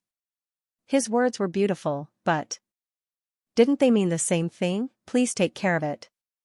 Manager Jing took the brocade box from the servant behind him and handed it to Muru Xian. "This is a token of appreciation from the Duke. Although he has already paid the consultation fee, since Miss Mu wants to go back, he has also prepared the travel expenses for you." The maid was furious. "Who said my young mistress wants to go back?" My young mistress hasn't become the daughter of the Duke's manor yet. Muru Xian's reaction was calmer than the maid's. Actually, this wasn't the first time the Duke had expressed his intention to let her go. When the Duke was able to write freely, he had tactfully expressed his thanks to her. But at that time, the Duke didn't give her enough face in front of a third person. It was she who didn't want to go. Coincidentally, the second madam had accidentally sprained her waist when she went to pick flowers. She thought the second madam had stayed in the name of treating her waist injury. Muru Xian said, "There's no need to rush. The second madam's waist injury hasn't healed yet," Manager Jing said with a fake smile. "The manor has already invited a doctor for the second madam. She doesn't dare to force Miss Mu to stay and let Miss Mu suffer from homesickness." No matter how thick-skinned Muru Xian was, she couldn't act shamelessly in front of a few servants. She said, "Then I'll pack up tonight." Manager Jing smiled. "The carriage has already been prepared for you. It's just at the entrance. The guards have also been selected to escort you back to the Qin Kingdom. Of course, if you want to enjoy the Yan Kingdom's local customs, they will also follow you and wait for your orders." Muru Xian's face burned. How was this rejecting her? It was clearly driving her out. Muru Xian said with a calm expression, "I still have some private matters to attend to in the city these few days. Once I've settled down, I'll send the address over. If the Duke and the second madam need anything, you can come find me at any time." "That won't be necessary." Muru Xian took a deep breath and calmed her emotions. She said, "Please wait for a moment. I have some things." 17 or 18 capable maids swarmed in, waiting for orders in an orderly manner. "Yes." Muru Xian dazedly said the last word. She didn't want to speak again for the rest of her life. Less than an hour later, Manager Jing politely escorted Muru Xian and her servant to the carriage. Muru Xian looked at the Duke's manor that she had stayed in for half a year. She was still somewhat unwilling. Outsiders only knew that the Duke had spent all his wealth for the Xianyuan family, but only those who had stayed in the Duke's manor knew how much wealth the Duke had accumulated over the years. Since ancient times, scholars were lofty and didn't like the stench of money. However, the Duke of An was different. He wasn't a greedy person, but he understood the importance of money. He could afford to let go of his status as a scholar. The more time they spent together, the more Muru Xian admired the Duke of An and the more she wanted to become the apple of his eye. It was a pity that she had worked so hard for so long, but all her enthusiasm had gone down the drain. Muru Xian opened her mouth. "I haven't had the time to say goodbye to the second madam." Manager Jing decisively waved his hand. "Goodbye. See you again." Digression, I'm especially moved after seeing everyone's comments. Quite a few readers have privately messaged me, saying that Xiaojiao has brought them a lot of joy and passion. I want to say that all of you have also brought me a lot of strength and emotions. Here's a tribute to the legend of the cat demon. The Prime Minister is truly amazing with all of you. The latest chapter of this book isn't finished yet. For more exciting content, please scan the QR code below to download the app. The novel will be updated even faster. Millions of novels can be read for free. Novels with content that can't be found on the internet can be found here. https://www.zhhbqg com/89642896428226/1062833707. HTML Genius will remember this website's address in a second. www.zhhbqg.com. Pen Fun Pavilion's mobile reading website, mzhhbqg.com. The latest chapter of this book isn't finished yet. For more exciting content, please scan the QR code below to download the app. The novel will be updated even faster. Millions of novels will be read for free. Novels with content that can't be found on the internet can be found here. Muru Xian was so angry that she almost fainted. She didn't understand what was going on. She was obviously getting along well with the Duke, but the Duke suddenly changed his attitude and asked her to leave. Did something happen, or did someone put a bad taste in the Duke's mouth? When the carriage was about 10 feet away from the Duke's residence, Muru Xian looked at the Duke's residence for the last time. Who knew that she would see a few carriages from the Duke's residence, with the leading one being the second Master Jing's carriage? The second Master Jing didn't need to get out of the carriage to return to his own home. The manservant respectfully opened the main door for him. The second Master Jing was bored in the carriage, so he lifted the curtain to take a breath of fresh air. With this breath of fresh air, Muru Xian saw the figure of a young man beside him. Muru Xian's pupil shrank. It's him, Xiao Lulang. Why is he sitting in the second Master Jing's carriage? The carriage slowly entered the duke's residence, and the two carriages behind it followed closely. Muru Xian didn't see who was sitting in the carriage behind them, but that wasn't important. All her attention was on Xiao Lulang. In an instant, a message suddenly flashed through her mind. Humans were a strange species. It was obviously the same thing, but due to different states of mind and expectations, it would lead to different conclusions. Muru Xian recalled her situation in the duke's residence. The more she thought about it, the more she felt that the duke's relationship with her was very harmonious. It was only after this Xiao Lulang from the Zhao kingdom appeared that the duke slowly distanced himself from her. The duke's attitude towards her took a nosedive after she had a big fight with Xiao Lulang at the entrance of the Grand Preceptor Hall. But at that time, didn't the chess sage of the 6 countries support Xiao Lulang? Xiao Lulang didn't suffer any losses. Muru Xian thought that they would have a big fight. In fact, Gu Jiao was too lazy to argue with her and didn't even bother with her. She was the one who jumped up and down. Old Master Meng couldn't stand it anymore and directly came out to humiliate her. As for saying that the High Duke got along well with her, that was purely a figment of one's imagination. The High Duke used to be in a coma and was like a living dead. How could he get along with her? The High Duke's attitude towards her plummeted, not because he knew what happened at the entrance of the State Preceptor's Hall, but because the High Duke could write now. He had wanted her to leave for a long time. The first thing the Duke wanted to write when he woke up was, Muru Xian, dismiss her. However, he didn't have enough strength, so he only wrote a single mu character. Jingxing, that simple-minded person, mistakenly thought that the Duke was worried about Muru Xian. Second Madam had also misunderstood the Duke's intentions. Coupled with the unrealistic dreams of her maidservants, she completely believed that she could one day become the daughter of an aristocratic family in the Upper Kingdom. The maidservant asked doubtfully, Miss, who are you looking at? The carriage had already entered the High Duke's residence and the door was closed. There was no one outside. Muru Xian put down the curtain and said softly, Xiao Lulang. The maidservant also lowered her voice. Is he, the High Duke's adopted son? Muru Xian frowned. Adopted son? What adopted son? The maidservant said in surprise, Ah, miss, you still don't know? The High Duke took in an adopted son and that adopted son participated in the selection for the Black Wind Cavalry's commander. I heard that he won. In the future, the High Duke will have a son who can be a commander. Miss, do you think the High Duke's residence will be overturned? Muru Xian's face darkened. Why didn't you tell me earlier that the High Duke took in an adopted son? The maidservant lowered her head and embarrassedly grabbed her handkerchief. Miss, you always go to Second Madam's courtyard. I thought Second Madam had already told you. Second Madam didn't mention a single word to her. She loved her so much and praised her as if she was the only one in the world, but in the end, she didn't even hide the news of taking in an adopted son from her. Are you sure it's Xiao Lulang? She asked coldly. The maidservant said, I'm sure. I heard Second Master Jing and Second Madam talking about it with my own ears. Both of them were quite happy and said that they didn't expect that brat to be so capable. Muru Xian was so angry that she threw the teacup on the table. Why was it that she couldn't become the High Duke's adopted daughter even after working so hard for so long, while Xiao Lulang, that despicable and shameless person from a lower country, could become the High Duke's adopted son? She was the one who cured the High Duke, so why did Xiao Lulang take advantage of her? She couldn't accept it. The High Duke's residence occupied a large area. Under the old Duke, it was divided into East and West residences.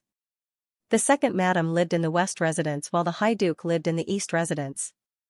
At that time, the old Duke was thinking that after he passed away, the two brothers would live further apart so that there would be less unnecessary friction. This caused the Second Madam to die. The Second Madam was in charge of the High Duke's residence and had to run over from the West residence every day. Why was she so skinny? It was all because she was tired. Needless to say, second Master Jing was just his eldest brother's little tail. He would go wherever his eldest brother went. Before they came, the High Duke had already discussed with Gu Jiao about her needs and arranged a courtyard with 3 entrances for her. There were enough rooms for each of them to have one room, and there were still some left over. The servants were also carefully selected and were very tight-lipped. The carriage stopped directly in front of Feng Courtyard. The High Duke had already been waiting in the courtyard for a long time. After Madame Nan and the others got off the carriage, they saw the High Duke sitting under the crabapple tree. He was sitting in a wheelchair, facing the direction of the door. Although he couldn't speak or move, his joy and welcome were written in his eyes. Master Lu brought Madame Nan forward and greeted the High Duke. "High Duke, I'm afraid we'll have to disturb you for the next few days." The High Duke wrote on the armrest, "We won't disturb you. My son's family is my family." My son." The two were stunned. "Didn't you know that Lu Lang was a girl? Are you addicted to acting like you have a son?" Gu Jiao didn't hide anything about the High Duke from her family. The only thing she didn't say was about Jing Yining. She didn't even tell the High Duke about this. "Alright, since one of you is willing to be the father and the other is willing to be the son, then so be it. Jiao Jiao's adoptive father is very powerful." Master Lu looked at the words on the armrest and couldn't help but sigh. Because they were standing face to face, the High Duke wrote all the words upside down to make it easier for the two of them to recognize. "You're worthy of being the Pearl of Yen Kingdom." Master Lu's voice was a bit loud and the High Duke heard it. The High Duke wrote, "What Pearl of Yen Kingdom?" Master Lu was embarrassed. This," Madame Nan smiled and explained, "it's a rumor in Jianghu. They say that you're talented and knowledgeable. You're also a celestial beauty. You're a literary star from the 9 heavens. So the people of Jianghu gave you a name, the Pearl of Yen Kingdom." The High Duke's legend when he was young was no less than Shen Yuan Cheng's. One of them was a scholar and the other was a martial artist. They were the envy of all the men in the world. They were also the dream lovers of all the women in the world. "You don't have to be so polite," the High Duke wrote. He was referring to the honorifics. They were both Gu Jiao's elders. They were of the same generation. There was no need to distinguish who was superior. The first meeting was very pleasant. Dukan was essentially a scholar, but he did not have the arrogance of those scholars outside. He was approachable, honest, and generous. Even Gu Yan, who was always picky, felt that he was an elder who was easy to get along with. Gu Jiao and Madame Nan went to distribute the rooms. The High Duke sat quietly under a tree. He asked the servants to turn the wheelchair around so that he could see Gu Jiao all the time. Looking at her made him very happy. It was as if he had regained something important that he had lost. His heart was filled to the brim. Gu Yan suddenly stuck out a small head from behind the tree. "This is for you." Gu Yan put a small clay figurine on the armrest on his left hand. The High Duke wrote with his right hand, "What is this?" Gu Yan went in front of him and squatted down. He fiddled with the clay figurine on the armrest and said, "It's a greeting gift. I made it myself." After learning from Master Lu for so long, Gu Shaoshan had perfectly inherited his master's skills. Gu Yan had only learned how to play with clay. Gu Yan looked up at him and asked, "It's my sister. Do you like it?" It turned out to be a human. The High Duke was speechless. He almost thought it was a monkey. After tidying up the room, Gu Jiao had to go back to the master's hall. First, she wanted to see Gu Chongqing's injury. Second, she wanted to pick up her grandaunt and son-in-law. The High Duke walked her to the door. Gu Jiao pushed his wheelchair towards the door. When they passed by an elegant courtyard, Gu Jiao asked unconsciously, "Whose courtyard is that?" The High Duke wrote, "Yining's." "Do you want to go in and see?" "Yes." Gu Jiao nodded. The servants put a board on the threshold to make it easier for the wheelchair to go up and down. Gu Jiao pushed the High Duke in. Although this was Jing Yining's courtyard, Jing Yining had died before she could move in. There were 2 swings in the courtyard and some orchids. It was very elegant and unique. After the High Duke showed Gu Jiao around the front yard, he went to Yining's boudoir. This was the most exquisite and luxurious room Gu Jiao had ever seen. Even a random Eastern pearl used as a decoration was priceless. These things are. Gu Jiao pointed at the strange small weapons on the shelf. The High Duke wrote, "These are gifts from Yining's grandfather." Gu Jiao's eyes fell on a painting scroll. He also sent a portrait. "Can I see it?" The High Duke wrote without hesitation, "Of course." This portrait was sent with the sword and bow in the box. It must have been accidentally put in the wrong box. He wanted to send it back, but he didn't have the chance. The things in the box were sent by Shan Yuanli before he went to war. When they met again, Shan Yuanli was already a cold corpse. Gu Jiao opened the portrait and was stunned. Wasn't this the portrait she saw in the study in the purple bamboo forest? It was a general wearing armor and holding Shan Yuanli's red tasseled spear. His face was empty. "Is this Shan Yuanli?" Gu Jiao asked. "No." The High Duke said, "Yining's grandfather didn't have this set of armor. Shan Yuanli's most famous armor was his golden armor. He also had a few sets of silver armor and black armor, but it wasn't this set." Gu Jiao tilted her head. Then who was this person? Why was he able to hold Shan Yuanli's weapon? Why did the state preceptor and Shan Yuanli keep his portrait? Could he be the third little clay figurine in the peach garden with Shan Yuanli and the state preceptor, the very important person that the state preceptor mentioned, who was also a teacher and a friend? Digression: do you have a monthly ticket for me to secretly add a new chapter? The latest chapter of this book is not finished yet. For more exciting content, please scan the QR code below to download the app. Novels are updated faster. Millions of novels are free to read. Novels with content that can't be found on the internet are all here. https://www.zhhbqg.com/896428964286/1062787729. HTML Genius remembers this site's address in 1 second. www.zhhbqg.com Bikuga mobile reading website, mzhhbqg.com. The latest chapter of this book is not finished yet.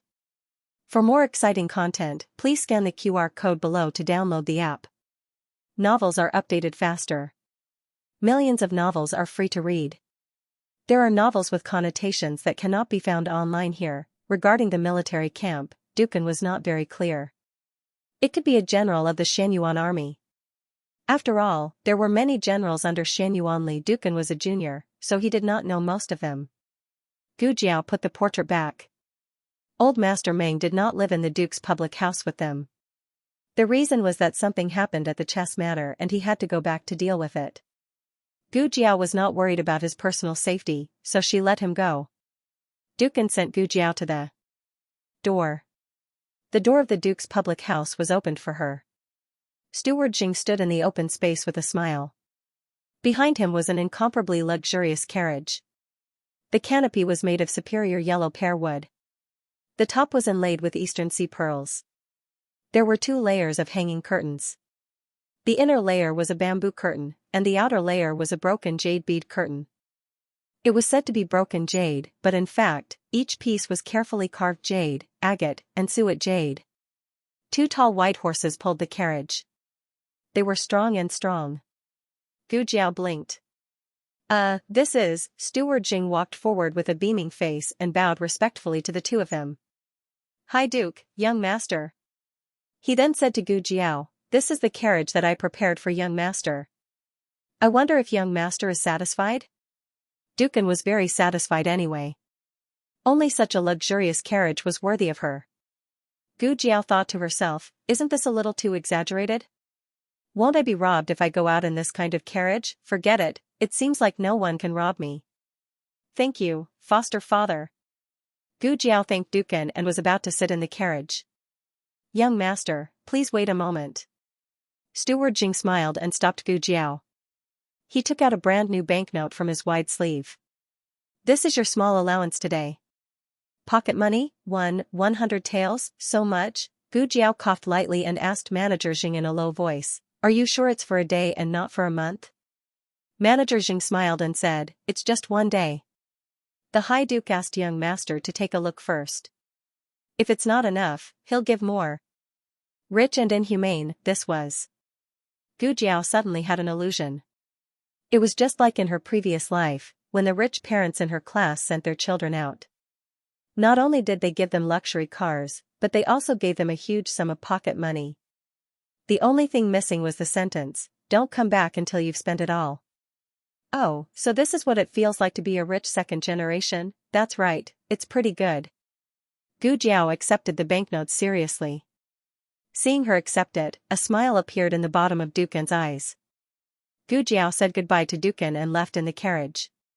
Manager Jing came behind Dukan and pushed his wheelchair. He chuckled and said, "Duke, let me push you back to your courtyard to rest." Dukan wrote on the armrest, "Go to the accounts room." Manager Jing asked, "It's getting late. Why are you going to the accounts room?" Dukan wrote, "To earn money. Earn a lot of money for her to spend." Gu Jiao went to the state preceptor's palace. Her great-aunt and son-in-law were taken out for a walk by little Jing Kong. Xiaoheng was in Shang Guanyan's room. Zhang Dequan was also there. They seemed to be talking to Xiaoheng. Gu Jiao didn't go in. She went directly to the secret room at the end of the corridor. The small medicine box was always there. She could enter the operating room at any time. Gu Jiao hurried back to change the dressing for Gu Chongqing. When she entered the ICU, she found that the state preceptor was also there. The dressing had been changed. "Has he woken up?" Gu Jiao asked. "No." The state preceptor said, "Have you finished?" Gu Jiao nodded and said, "Yes, I've settled everything." The first sentence was an answer, and the second sentence was a voluntary explanation. It didn't seem strange. But from Gu Jiao's mouth, it was enough to show that Gu Jiao's trust in the state preceptor had reached a higher level. Gu Jiao stood in front of the bed, looked at the unconscious Gu Chongqing, and said, "But I have a doubt in my mind." The state preceptor said, "Go ahead." Gu Jiao said thoughtfully, "I just thought of it on the way back to the state preceptor's palace." According to the information brought back by the emperor's grandson, imperial concubine Han thought that concubine Wang Xian framed her. The Han family should take revenge on the Wang family. Why did they hurt my family? If it's to pull the crown prince down, so many days have passed. The Han family's reaction is too slow. The state preceptor didn't show any surprise at her doubts. Obviously, he also noticed something. He didn't directly give his thoughts, but asked Gu Jiao, "What do you think?" Gu Jiao said, "I'm thinking, is there a mole among the 5 people of imperial concubine Wang Xian?" They told imperial concubine Han about Shang Guanyan's fake injury to frame imperial concubine Han and her son. Imperial concubine Han then told the Han family.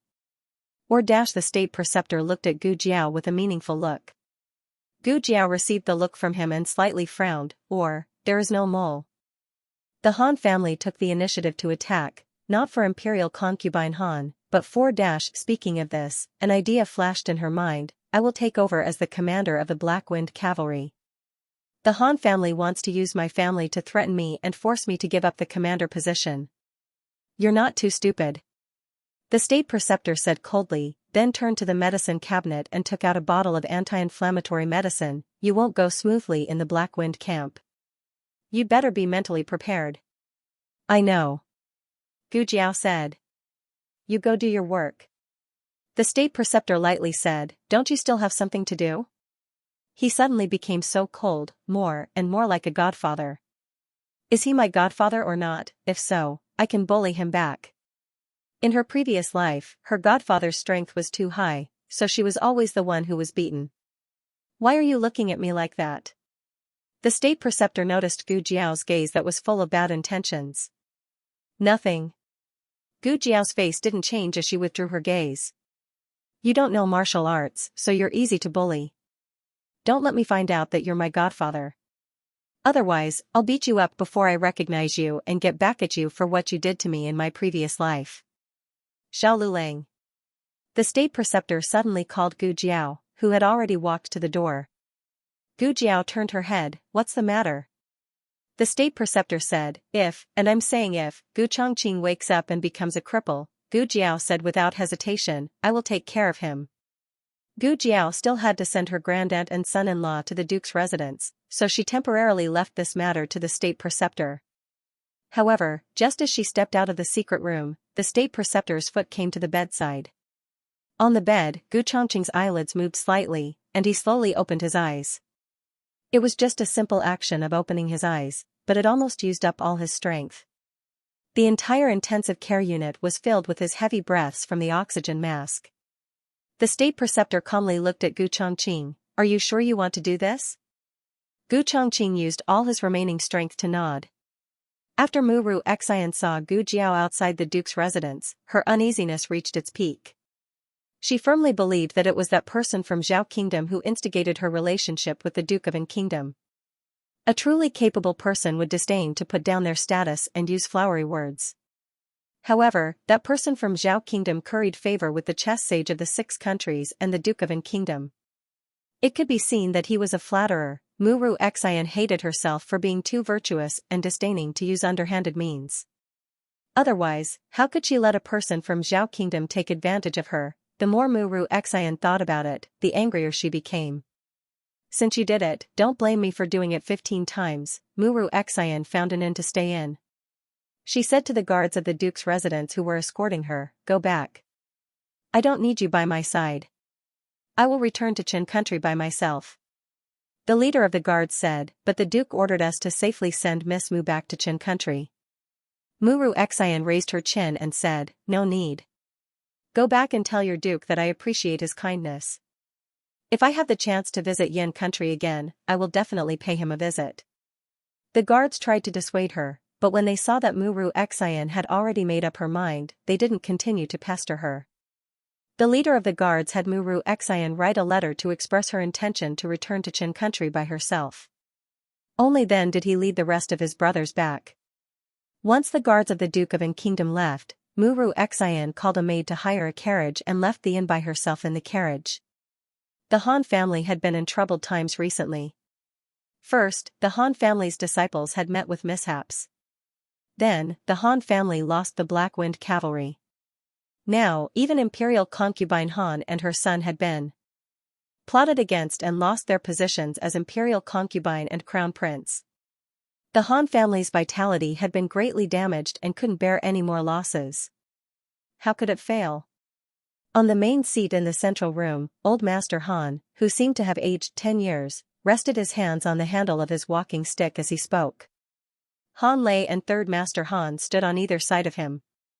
Fifth Master Han was recuperating in the courtyard and didn't come over. In the current atmosphere, even Third Master Han didn't dare to show the slightest bit of disobedience.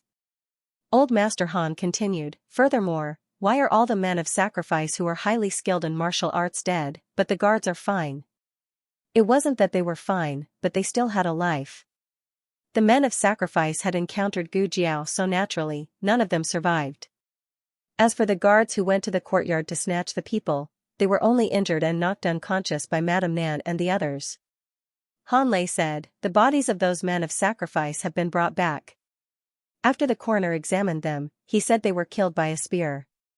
Old Master Han narrowed his eyes. "Spear? Xiao Lulang?" Xiao Liulang's weapon was the red-tasseled spear. Old Master Han couldn't think of anyone else who could kill so many men of sacrifice of the Han family in one breath other than him. Han Lei said, "He's not the real Xiao Lulang. He's just a person from the Zhao Kingdom who took on Xiao Liulang's identity." Old Master Han coldly said, "No matter who he is, this person will definitely be a great threat to our Han family." During the conversation, the steward of the Han family hurriedly walked over and stood outside the door to report, "Old Master. Someone outside the door is asking for an audience." Old Master Han didn't even ask who it was. He said sternly, "Didn't you tell him I'm not receiving guests?" Now that they were at the cusp of the storm, the Han family couldn't casually interact with people. The steward said embarrassedly, "That girl said she's a divine doctor from the Qin state and can cure the crown prince's injury." Digression, Big Brother has really done a lot for Jiao Jiao. The latest chapter of this book isn't finished yet. For more exciting content, please scan the QR code below to download the app. Novels are updated faster and more complete. Millions of novels are free to read. Novels with a deeper meaning that can't be found on the internet can be found here. https://www.zhhbqg com/89642896428226/1062622190. HTML Genius remembers this website's address in 1 second. www.zhhbqg.com Bikuga mobile reading website, mzhhbqg.com. The latest chapter of this book is not finished yet. For more exciting content, please scan the QR code below to download the app. Novels are updated faster. Millions of novels are free to read. Novels with content that can't be found on the internet are available here. Today, Zhang Dequan came to inquire about Shang Wanyan's condition. According to the plan, Xiaoheng told Zhang Dequan that Shang Wanyan woke up for a while during the day and fell asleep again in the afternoon. Zhang Dequan was overjoyed when he heard this and hurried back to the palace to report the good news of Shang Wanyan to the king. When Wang Xian and the other 4 people in the palace heard that Shang Wanyan woke up, they couldn't help but panic. Originally, they still had a glimmer of hope, thinking that Shang Wanyan was just scaring them and wouldn't really dare to perish together with them. But now, Shang Wanyan's awakening was undoubtedly the last wake-up call for them.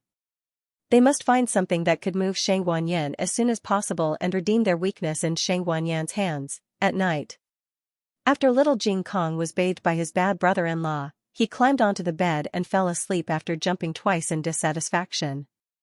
Gu Jiao and Xiaoheng had a discussion. Little Jing Kong was now his little follower, so it was best for him to stay with him. After Shang Wanyan recovered enough to return to the palace, he would find an excuse to take little Jing Kong to live in the Duke's mansion. I said, let's go to Uncle's house and stay for a few days. Anyway, the emperor's grandson didn't have many months left to live. His last wish would be fulfilled by the king.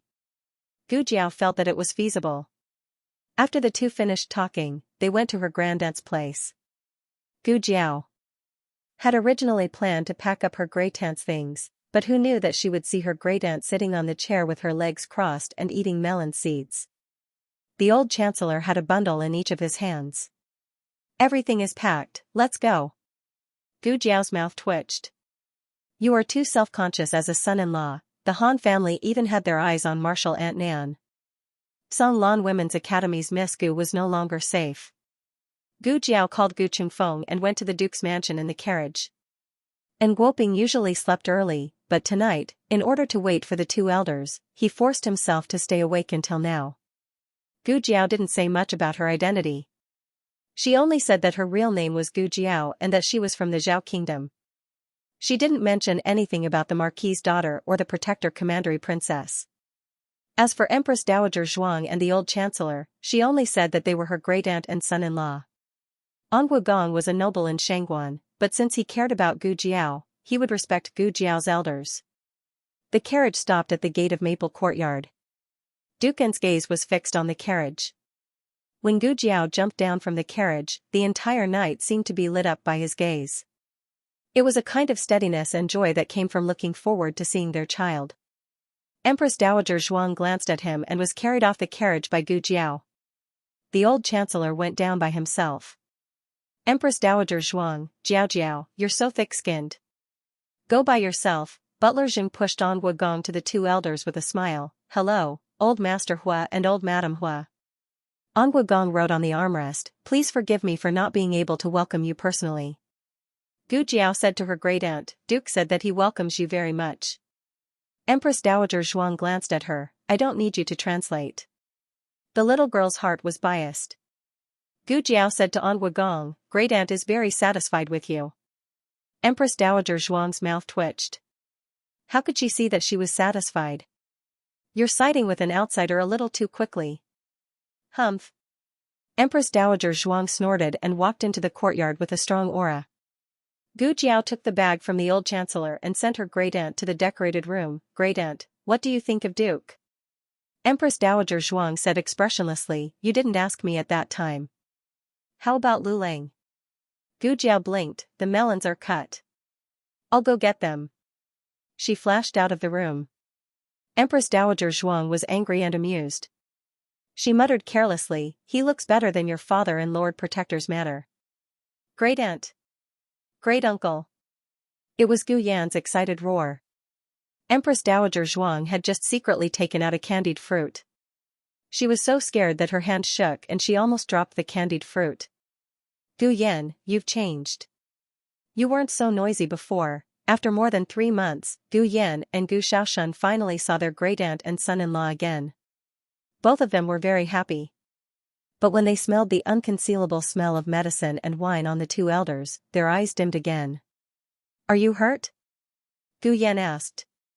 Empress Dowager Zhuang waved her hand carelessly. It was raining that day. I fell. It's okay. It was very painful to fall at such an old age.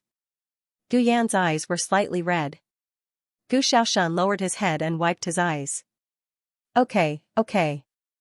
Aren't you fine? Empress Dowager Zhuang couldn't bear to see the two children suffer. She pulled Gu Yan's lapel. Let me see your wound. I don't have a wound. Gu Yan raised his small chin and said. Empress Dowager Zhuang really didn't see a wound on his chest. She frowned. Didn't you have an operation? Was it to coax you? Gu Yan's eyes flashed and he fell into Empress Dowager Zhuang's arms exaggeratedly. Yes, I haven't had an operation yet. I'm so weak. Ah, my heart hurts. My heart disease is acting up again. Empress Dowager Zhuang slapped his forehead. She was sure that this boy was alive. It's here. Gu Xiaoshan pulled Gu Yan's right arm. The wound under the armpit is so small. He gestured with his fingertips. I applied scar cream. It's almost invisible. Empress Dowager Zhuang also wanted to see it. Gu Jiao and Dukan sat in the corridor to enjoy the cool air. Dukan couldn't turn his head, but he could feel the joy from the inside even if he could only hear the noise inside. After losing Shen Yuanzi and Yining, the East Mansion hadn't been so lively for a long time. Second Master Jing and Second Madam often brought the children to accompany him, but the liveliness didn't belong to him. He had been lonely for too long. It was so long that his heart was almost numb. It was so long that he didn't want to wake up after becoming a living dead. He wanted to die in the endless darkness countless times, but his silly younger brother invited famous doctors to extend his life countless times.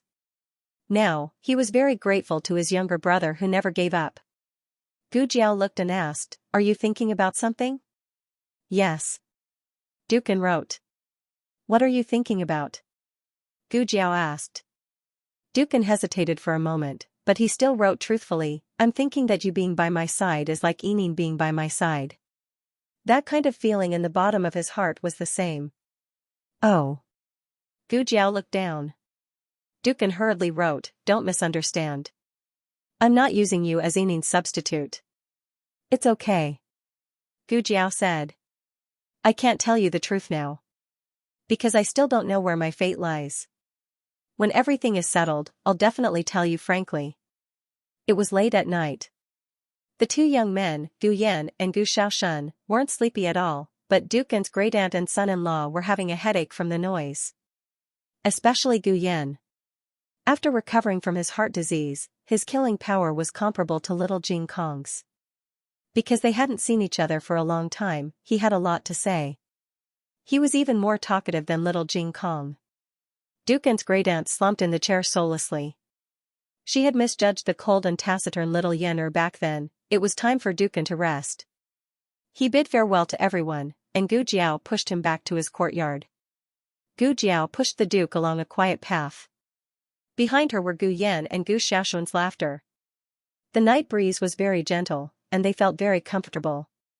When they arrived at Dukan's courtyard, Steward Jing was talking to a guard. Steward Jing nodded to the guard. I know. I'll tell the Duke. You can leave now. Yes. The guard cupped his fists and left. Steward Jing paced back and forth at the door. When he was about to go to Feng courtyard, he raised his head and saw that Dukan had returned. He hurriedly walked forward. Duke. Dukan asked him with his eyes, what happened? Steward Jing didn't have any scruples because of Gu Jiao's presence. He said truthfully, the guard who escorted Muru Xian has returned. This is Muru Xian's handwritten letter. Dukan, please take a look. Gu Jiao took the letter. She opened it and placed it on Dukan's armrest. Steward Jing hurriedly ran into the courtyard and took out a lantern to light it. The letter clearly stated that Muru Xian wanted to return to the country by herself.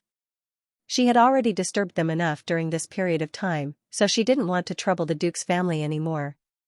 The letter was very polite, but if she was sent away like this, it would be difficult to explain to the Duke.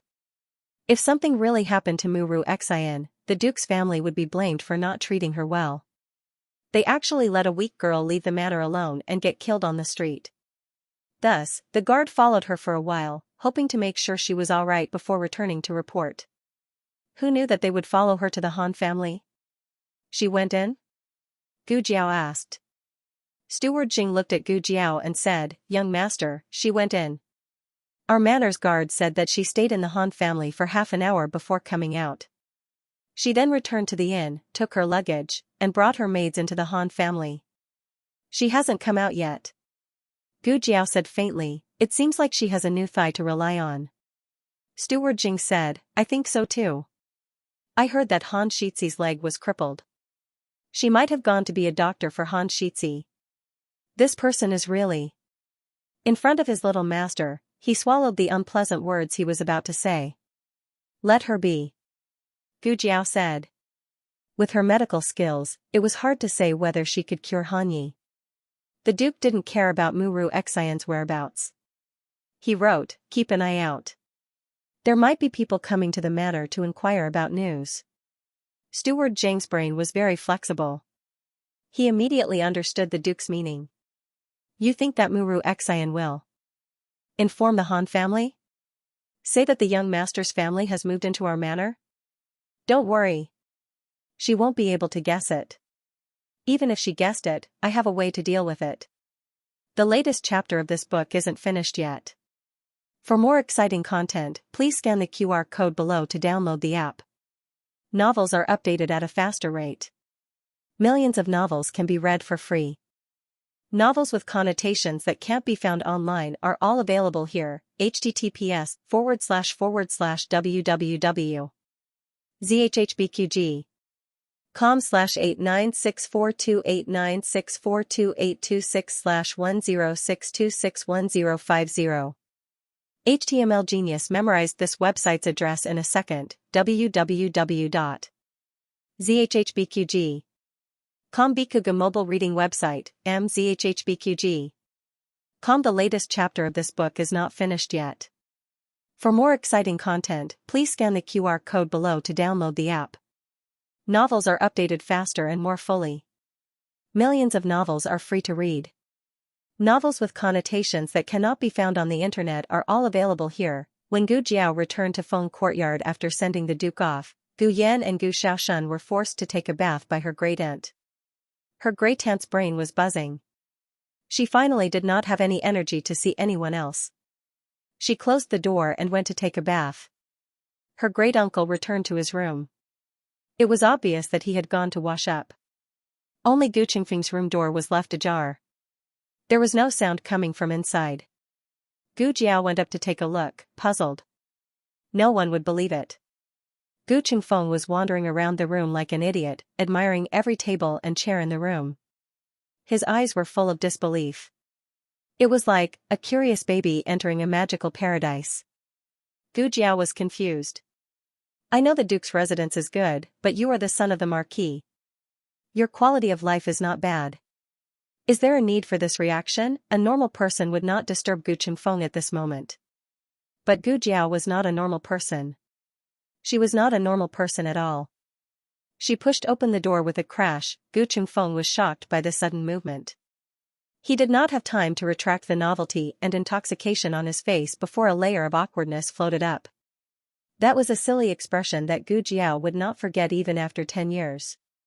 "What are you doing?" Gu Qingfeng came back to his senses. He straightened his expression and asked Gu Jiao angrily. Gu Jiao strode into the room. She looked at the furnishings in the room and then looked at the embarrassed Gu Qingfeng. "I should be the one asking you that. What are you doing?" Gu Qingfeng's eyes flashed. I can't just look around?" Gu Jiao hit the nail on the head. "Not only are you looking, you are also touching." Gu Qingfeng choked and retorted fiercely, "I'm not allowed to touch." Gu Jiao thought about it seriously. "That's not it." Gu Qingfeng secretly sighed. Gu Jiao continued to ask, "But why did you touch it?" Do you have some weird fetish that no one knows about? Gu Qingfeng exploded. What do you mean by weird fetishes? What's wrong with touching it? Gu Jiao thought about it seriously and concluded, not really. Gu Qingfeng took the initiative and said, why aren't you going back? Was it good to stay in her brother's room in the middle of the night? Do you think you're really a man just because you're dressed as a man? Gu Jiao frowns and corrects him, don't be rude. Call me granduncle. Gu Qingfeng, you still haven't forgotten about becoming sworn brothers with my grandfather? I forgot all about it. Gu Qingfeng hurriedly pushed her out. All right, hurry back to your room. Aren't you going to the barracks in 2 days? If you don't rest well and go out looking listless, do you want others to laugh at you? After Gu Jiao left, Gu Qingfeng decisively closed the door and bolted it. Then, he came to the table, looked at the small ornaments on the table, and let out a long sigh. Why was it like this? Because he didn't expect it.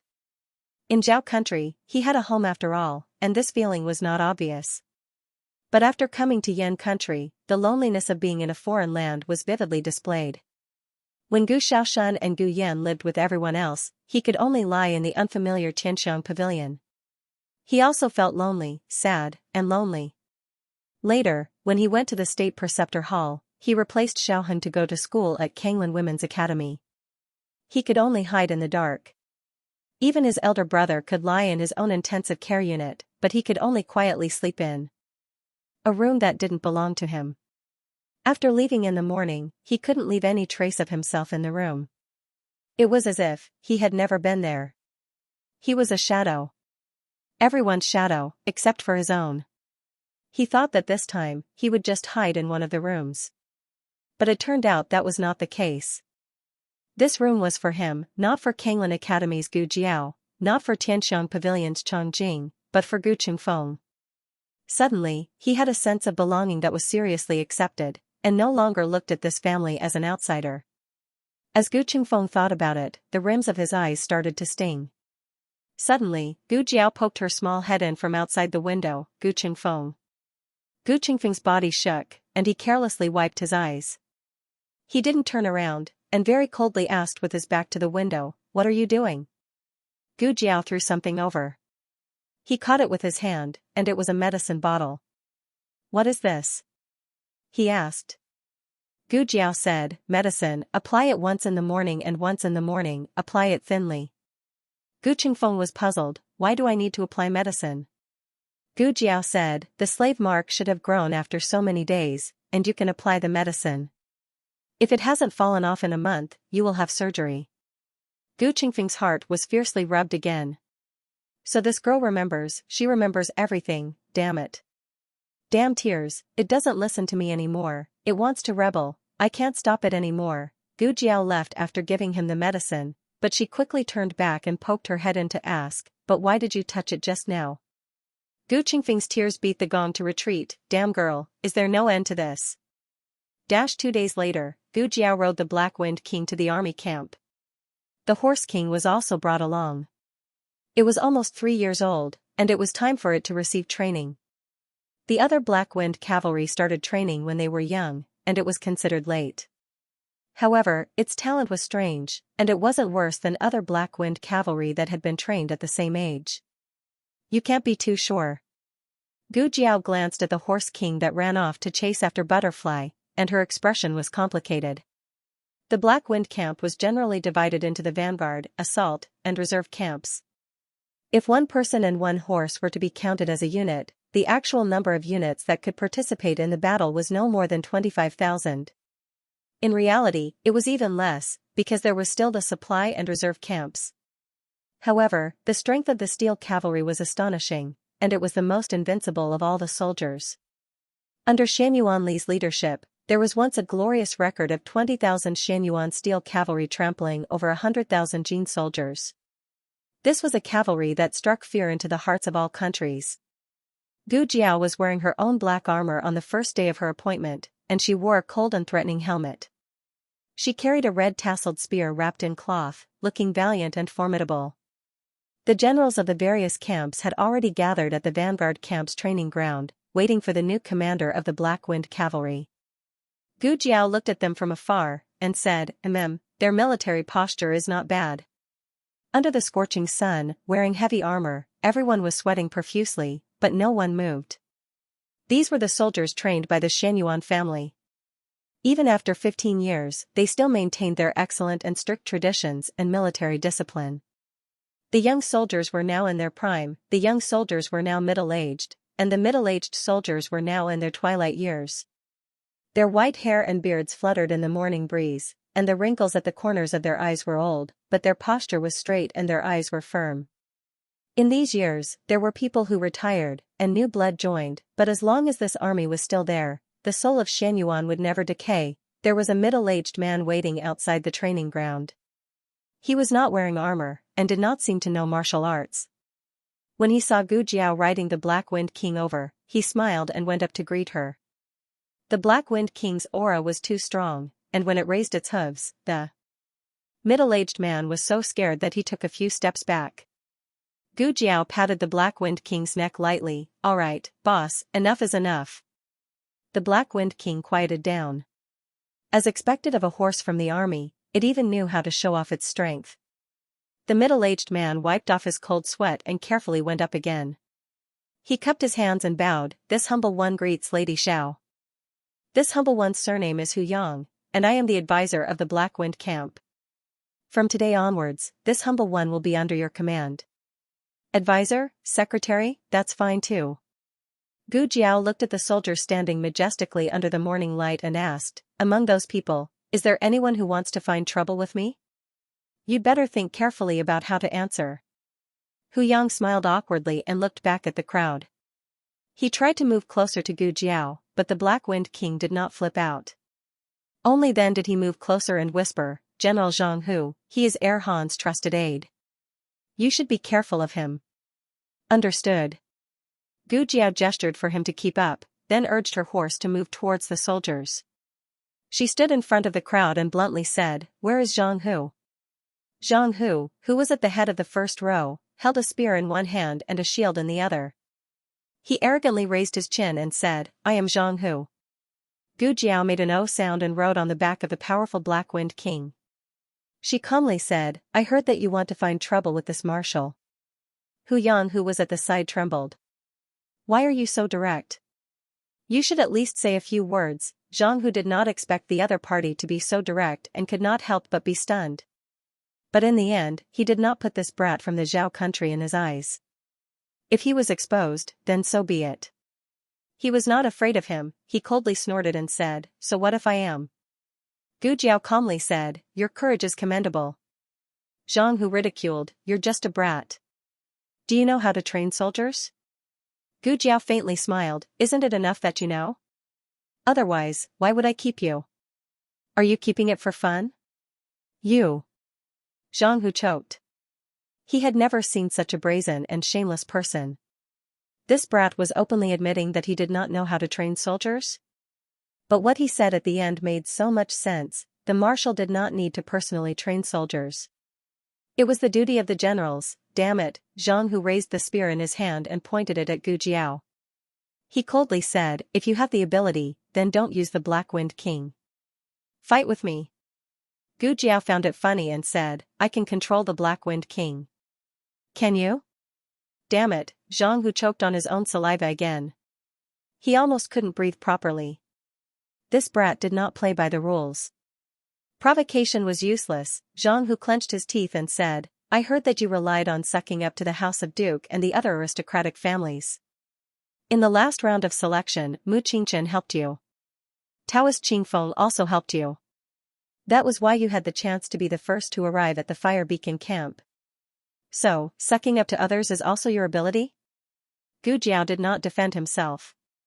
Instead, he asked, "Do you think you can suck up to others for free?" Zhang Hu scoffed, "I don't care."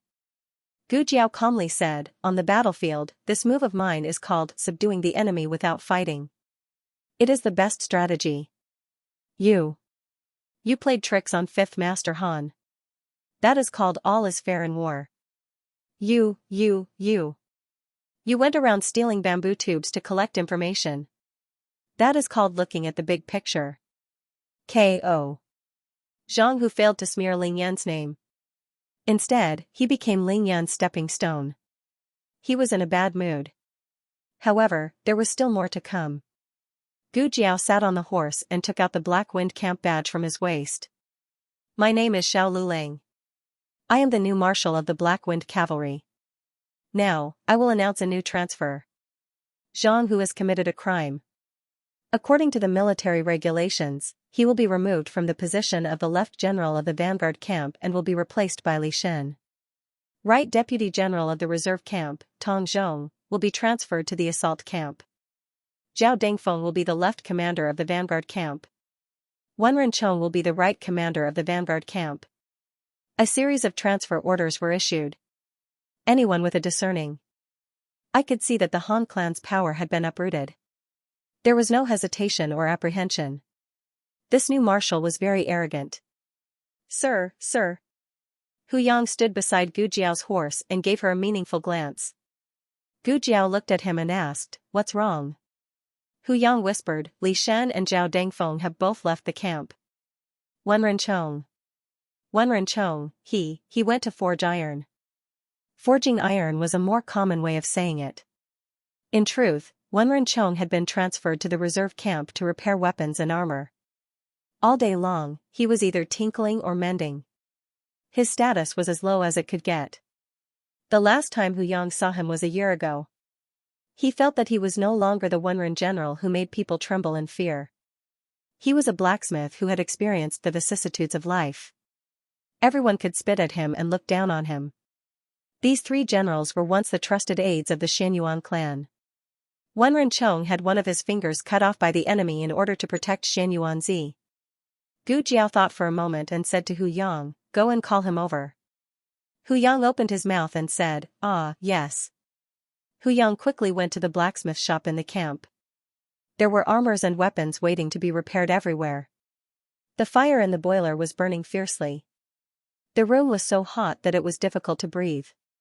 A bearded man was waiting for the iron to be heated.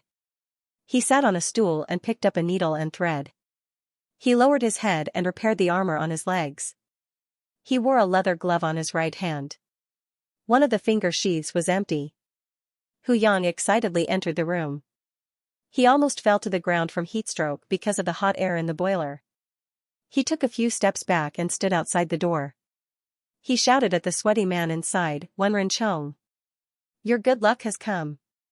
The new commander of the Black Wind Cavalry has taken office and issued a transfer order. You can return to the Vanguard camp. Or do you want to be the right commander?" "I'm not going," Wen Renchong said without raising his head. Digression: today is another day of super hard work. The latest chapter of this book is not finished yet. For more exciting content, please scan the QR code below to download the app. Novels are updated even faster. Millions of novels are free to read. Novels that can't be found on the internet are all here. https://www.zhhbqg com/8964289642826/1062576632. HTML Genius remembers this website's address in 1 second. www.zhhbqg.com Bikuga mobile reading website, mzhhbqg.com. The latest chapter of the book is not finished yet. For more interesting content, please scan the QR code below to download the app. Novels are updated faster. Millions of novels are free to read. Novels with inner content that can't be found online are available here. Hu Yang was puzzled. "No, you don't understand, do you? Erhan is gone. The Black Wind Camp is Master Zhao's territory now. Master Xiao appreciates you, so he promoted you on the first day he took office. Don't be so ungrateful." "I'm telling you," Wen Renchong said, "I said I won't go, so I won't go." "Hey! You!" Hu Yang put his hands on his hips and was about to point at him when a soldier walked over boldly from behind. "Old Chong. Is my armor fixed yet?" Wen Renchong didn't even lift his eyelids. He just pointed at the wall on the back left. "It's done. It's on the third shelf over there. Go get it yourself." The soldier pushed Hu Yang aside. Hu Yang was an advisor in name, but he didn't have much status in the camp. The generals of the Han family didn't need an advisor. They had their own aides. To put it bluntly, he was just a decoration, a soldier's salary. Hu Yang staggered and steadied himself by holding onto the wall. He glared at the soldier and gritted his teeth. "You little brat, don't you look where you're going?" The soldier took his armor and swaggered away without looking at Advisor Hu or Wenren Chong. Advisor Hu only stood in front of the iron shop for a little while, but he felt like he was about to be roasted by the high temperature. He looked at Wenren Chong, who was sitting next to the furnace. He couldn't understand how this guy could withstand the heat. Advisor Hu wiped his sweat with his sleeve and said earnestly, "Wenren Chong, you were a confidant of the Xianyuan family. You should know that even if it wasn't the Han family, you wouldn't have a chance to be put in an important position in any other aristocratic family. You're just lucky to have met our Lord Xiao." Lord Xiao dared to risk offending all the aristocratic families and even His Majesty to promote an old subordinate of the Xianyuan family. "Don't tell me you're not moved at all?" Wenren Chong continued to repair the armor on his leg. "No." Advisor Hu, Mr. Hu was rejected by Wenren Chong. He turned around and complained about Wenren Chong in front of Gu Jiao. "That guy doesn't know how to appreciate favors." "I'll go take a look," Gu Jiao said. As the commander-in-chief, she had her own tent. Inside the tent were the commander-in-chief's guards, similar to the orderlies in his previous life. Gu Jiao asked him to bring the Black Wind King and the Horse King to the training ground. Then, she went to the blacksmith shop in the camp with Advisor Hu. Advisor Hu had intended to lead the way, but he was not as fast as Gu Jiao. "Milord." "My lord." "Ma." Teacher Hu watched as Gu Jiao made a right turn and walked towards the smithy. He scratched his head and said, "Sir, you know the way. Have you been here before?" "Ah, right, sir came to the military camp for the selection." "No, the selection was in the front. This is the reserve camp." "Forget it, I don't care." When Gu Jiao saw Wenren Chong was no longer repairing his armor. Instead, he was forging with a hammer. Gu Jiao's gaze fell on him. Due to the hot weather, his upper body was bare. His bronze skin was sweating profusely. Although he had not participated in the training of soldiers for many years, forging was still a physical activity. His muscles were very strong. Gu Jiao noticed that he was wearing a leather glove on his right hand. It was probably to cover his broken finger. Advisor Hu chased after them, sweating profusely. He bent over and supported himself with his hands on his thighs.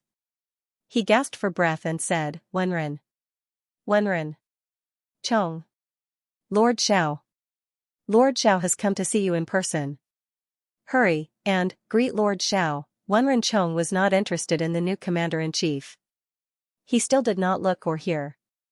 He waved the hammer in his hand and said, "Repair the weapons on the left. Repair the armor on the right." Gu Jiao looked at the piles of damaged armor on both sides of the courtyard and asked, "Do we need to register?" "No." Wenren Chong smashed the hammer again. A series of sparks appeared on the red-hot weapons. Gu Jiao asked, "Do you remember who these soldiers belong to?" Wenren Chong was finally impatient. He frowned and looked at Gu Jiao. "Are you going to repair them or not? If not, don't block my light." He did not finish his sentence. His eyes flashed with uncontrollable surprise. He had not expected the new commander-in-chief to be so young. Gu Jiao's official age was 19, but she was actually less than 17. Didn't she look like a young and immature teenager? However, the teenager was full of righteousness. Her temperament was calm and collected. Her eyes were full of killing intent and calmness. "Alas! How can you say that?" Advisor Hu was not as panting as before. He pointed at Wenren Chong and said, "Zhang Hu was punished for offending his superior. Do you want to be like Zhang Hu?" Wenren Chong lowered his eyes and continued to forge. "Whatever. Sigh. You." Advisor Hu was infuriated by him. Gu Jiao's reaction was quite calm. She glanced at Wenren Chong and said, "Then I'll ask you again tomorrow." Then, she put her hands behind her back and turned to leave. Wenren Chong looked at her straightened back and said lightly, "Don't waste your energy." It's the same no matter how many times you ask. I'm just a blacksmith. Gu Jiao did not reply, nor did she stop walking. She took Advisor Hu and left the place. Advisor Hu sighed. Master, don't be angry. Wan Renchong has a bad temper. The Han family tried to rope him in, but he didn't know how to appreciate their kindness. Otherwise, how could he have been transferred to the reserve camp to be a blacksmith? Gu Jiao nodded as if she had taken his advice. She asked again, you said that Li Shen and Zhao Dengfeng were not in the camp. When did they leave? Where are they now? Advisor Hu thought for a while and chose his words carefully. They have been gone for 3 or 4 years. Li Shen left first, and Zhao Dengfeng left less than 2 months later. They used to be at odds with each other. As for where they are now, you go to the tent and rest for a while. I'll go to the training ground and ask around. Okay. Gu Jiao went back to her tent. The tent was quite big. It was divided into 2 rooms by a screen. The outside was the meeting hall, and the inside was her bedroom. The luxurious furnishings in the tent had been moved away, but she could still see how luxurious the Han family was in the camp from the roof and the walls. The Xianxia family had always been frugal. Although there were many fields and shops under their name, the money they earned was basically used to supplement the military camp. Sitting in the spacious tent, Gu Jiao felt an inexplicable sense of a familiar mission in her heart. Did I get used to Jing Yinin's identity so quickly? Master! Master! I've got it! Advisor Hu panted as he walked into the tent. He bowed respectfully and said, Li Shen. Li Shen and Zhao Dengfeng are in a town outside the city of Xing. Gu Jiao asked, how far? Advisor Hu wiped the sweat from his forehead and answered, it's not too far. If we take the shortcut, we can get there in about 2 hours. It was her first day on the job. She was not familiar with the work, so it was not a big deal. Gu Jiao said, come with me. Were they really so swift and decisive? Advisor Hu was stunned for a while before he reacted. Yes, I'll go prepare the carriage. Gu Jiao stood up, grabbed the red-tasseled spear on the shelf and carried it on her back. No need. Ride the horse. But she did not know how to ride a horse. The Horse King continued to stay in the camp for training. Gu Jiao rode on the Black Wind King while Advisor Hu rode on a Black Wind horse. Together with Gu Jiao, they went to Mount Qiushan where they were. Mount Qiushan was in a completely different direction from Tianqiong Academy. Gu Jiao had never been to the north of the city. She felt that it was not as lively as the south, but it was not desolate either. There was a cargo port in Mount Qiushan. Li Shen worked there as a coolie. There were people coming and going at the port. There were customers rushing to get on and off the ship, as well as able-bodied men working hard to move goods. Li Shen was very strong. He grabbed 3 sacks and carried them on his shoulders, while the others only carried 1. Blue veins bulged on his forehead. Large beads of sweat dripped down like a waterfall onto the bluestone floor that was distorted by the scorching sun. They disappeared with a sizzling sound. Many able-bodied men were suffering from heatstroke. They sat weakly under the shadow of the cargo shed and panted. Gu Jiao could see that Li Shen was also suffering from heatstroke. However, he gritted his teeth and moved the 3 sacks into the warehouse before he could rest. He did not rest for long. Before he fully recovered, he walked toward the cargo ship again. Li Shen! Advisor Hu called out from his horse. Li Shen turned to look at Advisor Hu and said coldly, you've got the wrong person. Advisor Hu said seriously, I'm not mistaken. You're Li Shen. Wang Dazhou. Come and move the goods. A boatman on the cargo ship shouted at him. I'm coming. He jogged over, sweating profusely. Li Shen. Advisor Hu yelled dryly. In the end, he could not stop him. Gu Jiao sat on her horse and looked in Li Shen's direction quietly. What was his situation back then? Advisor Hu said, Sir, are you asking why he left the army? I heard that something happened to his family. His younger brother is gone, and his sister-in-law remarried with their child. He only has an old mother. He left the army to take care of his mother. But I don't understand why he even changed his name. Where's Zhao Dengfeng? Gu Jiao asked. Advisor who hurriedly said, he's in a restaurant 3 miles away. His situation is better. He opened his own restaurant, and I heard that business is good. As he spoke, he looked around and carefully said to Gu Jiao, at that time, there were rumors that Zhao Dengfeng had already joined the Han family and had been secretly selling information to the Han family. He also had a hand in the Xianyuan family's defeat. Everyone did not believe it before. After all, he was Xianyuan Cheng's most valued lieutenant. But you see, sir, Zhao Dengfeng and Li Shen both left the army around the same time. Li Shen became a coolie at the docks, while Zhao Dengfeng got a windfall and opened a restaurant. Sir, please take a good look at it. Gu Jiao said, so it was the Han family who gave him the money? Advisor who said in admiration, sir, you're wise. Let's go take a look. Gu Jiao said. The latest chapter of the book is not finished yet. For more exciting content, please scan the QR code below to download the app. Novels are updated at a faster rate. Millions of novels are free to read. Novels with content that can't be found online are all available here. https://zhbqg.com/8964289642826/1062402330. HTML Genius memorized this website's address in 1 second. www.zhhbqg.com Bikuga mobile reading website, mzhhbqg.com. The latest chapter of the book is not finished yet. For more exciting content, please scan the QR code below to download the app. Novels are updated at a faster rate. Millions of novels are free to read. Novels with a deeper meaning that could not be found online are available here. Zhao Dengfeng's restaurant was called the Crane Restaurant. It was quite famous in Mount Hill Town, so it was easy to find the way.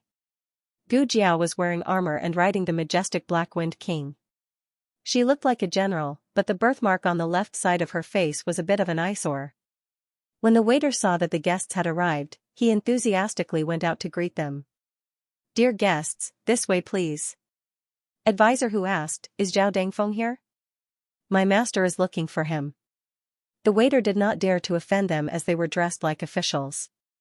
He smiled awkwardly and said, my boss is not available for guests at the moment. Boss Zhao, please have another drink with me, don't drink from her.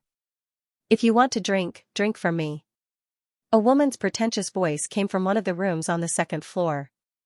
It sounded like there was more than one person. The waiter smiled awkwardly.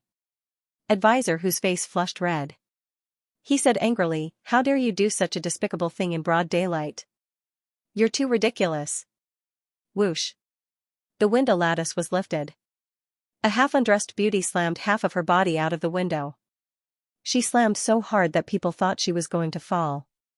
Her shoulders were half exposed. Her cheeks were red, and her eyes were misty. Which stinky man said that? Was it you, or? Her pale finger pointed from Advisor Hu to Gu Jiao. Then she smiled drunkenly. Oh, it's a handsome little general. Come on, General. I'll have a drink with you. Advisor who could not bear to look. He dared to look if he was alone, but it was very awkward when he was with his superior. He quickly covered his eyes and turned his face away. Gu Jiao calmly looked up at the second floor, but she was not looking at the woman. The woman huffed. Am I not beautiful? Who are you looking at? Who said my Sanyang is not beautiful? Accompanied by a teasing and drunken voice, a drunken burly man arrived behind the beauty. One of his arms was propped up on the windowsill, while the other was placed on the beauty's soft and slender waist. His eyes blurred as he looked at the youth downstairs. Naturally, he also saw the Black Wind King beneath the young man. His eyes narrowed slightly as he smiled faintly and said, oh, which young master of the Han family is this? I have never seen him before. Advisor who raised his eyes and shouted, how dare you? This was the new Commander Shao of the Black Wind Battalion. The adopted son of Dukan. Oh. He seemed a little surprised. The Black Wind Cavalry has changed hands again. The Han family is really useless. Zhao Dengfeng. Gu Jiao looked at him calmly. Are you willing to return to the Black Wind camp? Zhao Dengfeng chuckled and said, I'm eating and drinking here, living a carefree and happy life, why would I go back to the Black Wind camp? It's hard and tiring, and we might have to go to war at any time. It's like playing with your life. Gu Jiao was not angry, nor was she disappointed. She just stared at him without blinking. Her eyes were pure and clear, and they were filled with unyielding determination. Zhao Dingfeng's eyes stung. He stopped smiling and said coldly, if you are here to eat, this meal is on me. If you have other ideas, I advise you to leave. I, Zhao Dengfeng, do not want to have anything to do with the Black Wind camp in this lifetime. With that, he closed the window with a bang. Aya, you almost clipped me. A beauty complained. From the second floor. Many commoners had gathered to watch. Even the guests upstairs and downstairs looked at Gu Jiao strangely. Advisor who coughed lightly and said, My lord, let's go back first. Gu Jiao nodded. Boss, let's go. The Black Wind King turned around and galloped towards the north gate. Advisor who urged his horse to catch up. My lord, you had a bad start today. Being rejected 3 times in one day was too miserable. It's fine, said Gu Jiao. Advisor who was stunned. The youth's expression was calm. There was no frustration, no disappointment, nor was he trying to be brave. Advisor who suddenly realized that the youth beside him was as calm as still water. He was so young, but his heart was so strong. Advisor who had seen countless people, but there were only a few who could reach the youth's level, let alone one who was so young. Advisor who asked, My lord, did you expect the 3 of them to reject you? No, said Gu Jiao. That means you're not an ordinary person who can endure silently. Advisor who wanted to say something, but Gu Jiao suddenly pulled on the reins and stopped the horse. Advisor who had no choice but to stop as well. He asked in confusion, My lord, what happened? Gu Jiao turned to look at the black figure in the tea shed behind her. You go back first. I won't be returning to the camp today. Yes. Although Advisor who was puzzled, this was his first day in contact with the new commander-in-chief. He didn't dare to disobey the new commander-in-chief's orders. Advisor who urged his horse back to the inner city. Gu Jiao rode the Black Wind King to the tea shed. She asked the Black Wind King to stay outside the tea shed. She found a table and sat down. A bowl of herbal tea and 2 steamed buns, she said to the owner. Yes, sir. The owner of the tea shed filled a large bowl with 2 steamed buns and a bowl of herbal tea for Gu Jiao. This place was close to the relay station and the yamen, so officers often came and went. The owner of the tea shed had never been to the inner city, so he did not recognize the Black Wind cavalry. He only thought that Gu Jiao was an officer from the yamen. Gu Jiao picked up the teacup and took a sip in silence. She looked like she was drinking tea, but she was actually observing a man wearing a cloak and a hood. From her angle, she could only see the man's cloak and hood. But when she entered the tea shed, she saw the man's face under the hood. He was wearing a golden half-face mask, revealing a white chin. The man had an unusual aura.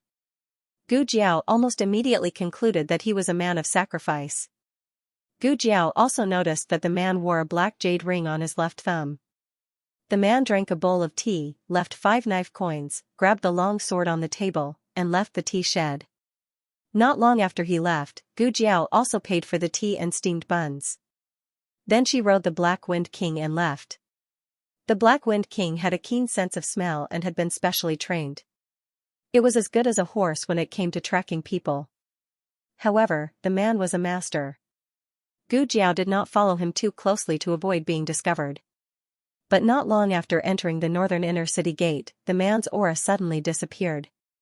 The Black Wind King sniffed hard, but could not find which way the man went. What's going on? Did he disappear into thin air? Or? Gu Jiao muttered. Suddenly, she realized something and pulled out the red tasseled spear on her back.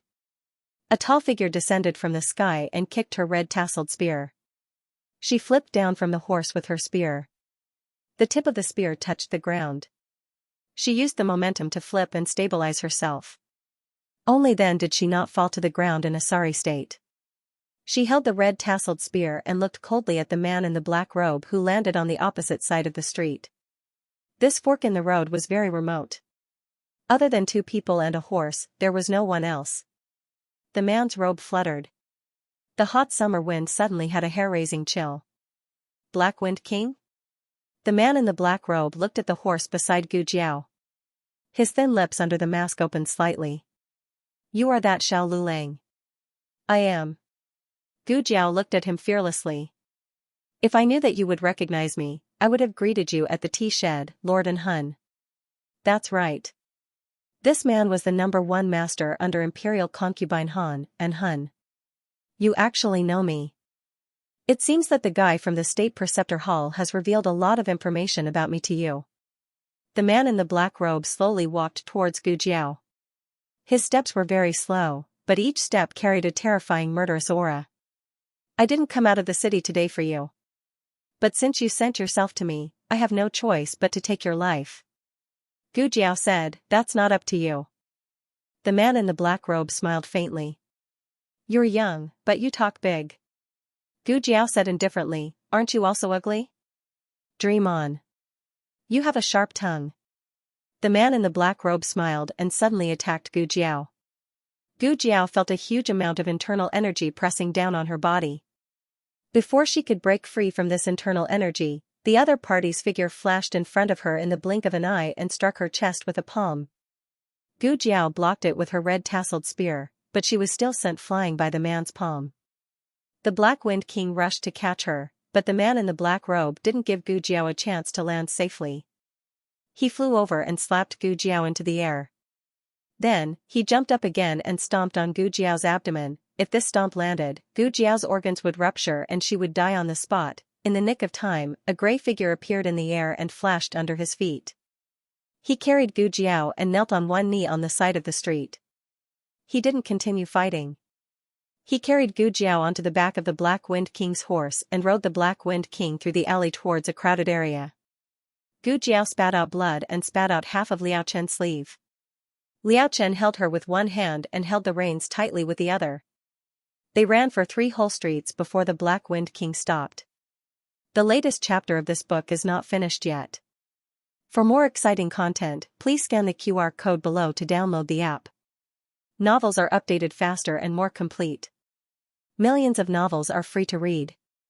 Novels with content that can't be found online are all available here. https://www.zhhbqg.com/89642896428226/1062399292. HTML Genius memorized this site's address in 1 second. www.zhhbqg.com Bikuga mobile reading website, mzhhbqg.com. The latest chapter of this book is not finished yet. For more exciting content, please scan the QR code below to download the app. Novels are updated even faster. Millions of novels are free to read. Novels that can't be found online are all available here. There was no one around, so Liao Chen jumped off the horse. Without Liao Chen's support, Gu Jiao lay weakly on the horse's back. She had vomited all the blood she should have vomited. She was just exhausted. Liao Chen took her pulse. Although he wasn't a doctor, he was very sensitive to the flow of energy as a martial artist. You're fine? Liao Chen was surprised. This wasn't very accurate. Liao Chen's definition of fine was that there was no need to prepare for a funeral. But Liao Chen was still very surprised. Was this girl so resilient? After taking 2 hits from An Hun, she only spat out some blood. I'm that strong, humph. Gu Jiao lay on Black Wind King's back and said weakly. Yes, she was strong enough to survive 2 hits from An Hun, but it was hard to believe that this girl would say it. Liao Chen's gaze landed on her armor and battle suit. The fiery red battle suit looked like a cloak he had seen before, but he couldn't remember what the cloak was for. But the texture of the armor, he raised his hand to touch the armor on Gu Jiao's back. This is, Gu Jiao said, hey, didn't anyone tell you not to touch girls? The king of atmosphere. The emotions that were surging in Liao Chen's eyes stopped abruptly. He looked at Gu Jiao speechlessly. Oh, you still remember that you're a girl, but you still dare to go against An Hun. Are you crazy? He wanted to go against me. I was just following him. Gu Jiao stated the truth. Although she wanted to kill An Hun, she didn't want to be unprepared. Actually, she and Black Wind King were already very cautious, but An Hun's vigilance was clearly higher than expected. Speaking of which, she was lucky to have this armor. If not for it, she might have died at An Hun's hands. This armor didn't seem to be made of ordinary dark steel. There should be some other material added to it. Not only was it incomparably tough, it could even withstand the attacks of an expert like An Hun. I'm already vomiting blood, but it's not damaged at all, Gu Jiao said as he touched his armor. Liachen glanced at her speechlessly. This girl looked very proud. Did she know that she had crawled back from the palace of the King of Hell? Forget it. If she didn't have this drive, she wouldn't have been able to do so many things. Liachen said, he underestimated you this time. He didn't use his full strength to kill you. So she wasn't the only one who misjudged. To An Hun, not being able to kill her with 2 consecutive moves was already considered a failure. Gu Jiao lay flat on the Black Wind King's back like a little frog. You can't beat him either, right? Liachen said seriously, of course not. This monk's power is boundless. It's more than enough to deal with a death warrior. I saw that you were injured and worried that you would die after the fight, so I hurried to take you away to find a doctor. But it looks like there's no need to find one. Gu Jiao said, oh. Liachen thought, what's with that tone? Gu Jiao said again, what if you and Taoist Qing Feng work together? Liachen said, he won't be willing to work with me. He'll only work with An Hun to kill me first. Gu Jiao pondered for a moment. I've been curious about something for a long time. What did you do to Taoist Qing Feng? Did you steal his wife or dig up his ancestral grave? Why does he want to kill you so badly? Liachen took off his wineskin, pulled out the cork, and took a sip. Children shouldn't ask about adults' business. Oh, adults' business. Gu Jiao lay on her stomach. Her cheeks were pressed into a lump of meat, but she still pretended to raise her eyebrows. It was hard to look at her. Liachen took another sip. After a long silence, he looked at the moon and said, it's not that I can't beat An Hun, I just can't kill him. There was only one person in the world who could kill An Hun. That person was Shirtian. Unfortunately, Shirtian went missing during a mission. There was no news of him after that. Most likely, he was already dead. Gu Jiao said, speaking of which, why did you suddenly appear? You're not just passing by this time, are you? Monk, are you following me? Let me tell you, it's not right to follow a girl. Stalkers like you will be beaten up very badly in our country. Her voice became softer and softer, more and more confused. Liachen turned his head and saw that Gu Jiao had fallen asleep from exhaustion. Her vitality was strong and her will was tenacious. But she was not made of iron. She could get hurt, and tired. This girl had not had a day of peace since she came to the Yin Kingdom. The alley fell into silence. Liachen looked at the armor on her body and murmured, why is this armor on you? Did Dukan give it to you? How did you become his adopted son? Why would he give such an important thing to you? His gaze fell on her squishy little face. Looking at her drooling appearance, he could not help but ask, who are you? The sky was already dark. The Black Wind King silently found a place to let Gu Jiao sleep in the cool night wind. Liachen walked over and touched the Black Wind King's head. He asked, you don't remember me? The Black Wind King looked at him with a confused expression. Liachen stroked its head and said, you're right. You haven't seen me. I've seen you. I was there when you were born. The Black Wind King began to smell the scent on Liachen. It was not a familiar scent, but it was not unfamiliar either. It did not make it feel disgusted. Liachen did not move. He allowed the Black Wind King to search for the scent of the Xianyuan family on him. But it probably would not be found. The Black Wind King smelled for a long time. Its emotions were not as rich as a human's, but after smelling Liachen's scent, it felt an inexplicable sense of melancholy and depression. Liachen reached out his hand with the string of Buddhist prayer beads and gently placed it on the Black Wind King's forehead. He whispered, it's okay, it's okay. The Princess Mansion. It had rained the night before. Today, it was sunny after the rain. The air was clear with the smell of earth and grass. Princess Xianxia and Yujin sat in the room and tidied up old clothes. They were all Xiaoheng's childhood. The soft bed was covered with children's clothes. Yujin and Princess Xianxia sat on the edge of the bed at each end. Yujin picked up an old cotton cloth that had been washed clean and said in amusement, "This is the young duke's diaper when he was young. You really know how to collect it. You didn't throw away a single one." Princess Xianxia also could not help but laugh. "Why would I throw it away? The princess mansion is so big. There's no lack of places to put things." Yujin smiled. "You just don't want to." Princess Xianxia picked up a red doudou and said, "This was from when he was 3 months old. He grows quickly. After half a month, he won't be able to wear it anymore." Yujin recalled, at that time, the weather was still cold. "I remember that he only wore this doudou twice." Princess Xianxia said, "It's just beautiful. After bathing, let him wear it to satisfy his mother's desire to see. The young duke is pitiful." Yujin folded the doudou and placed it in a box to the side. She then picked up a set of pink underwear. "The young duke probably doesn't know, but when he was 1 year old, you dressed him up as a young girl, right?" Princess Xianxia gently coughed. "It was just for the eyes." Yujin put away the cute underwear and picked up a pair of tiger-headed shoes. Smiling, she said, "This pair of shoes was personally made by this servant." Princess Xianxia pointed at the hat and blanket on the bed. "There's also this tiger-headed hat and tiger-headed blanket. They were both made by you. They are Aheng's first birthday gifts." Yujin smiled. "Princess even remembers." Princess Xianxia's gaze was gentle. Looking at the small shoes and clothes, her entire being emitted a motherly gentleness. "I remember all of Aheng's matters very clearly," she said. Yujin said, "Speaking of the young duke's first birthday, this servant remembers that at that time, you wanted the young duke to grab a book. The young duke wanted the young duke to grab a sword. As a result, the young duke did not grab a single one." Mentioning this, Princess Xianxia did not know whether to laugh or cry.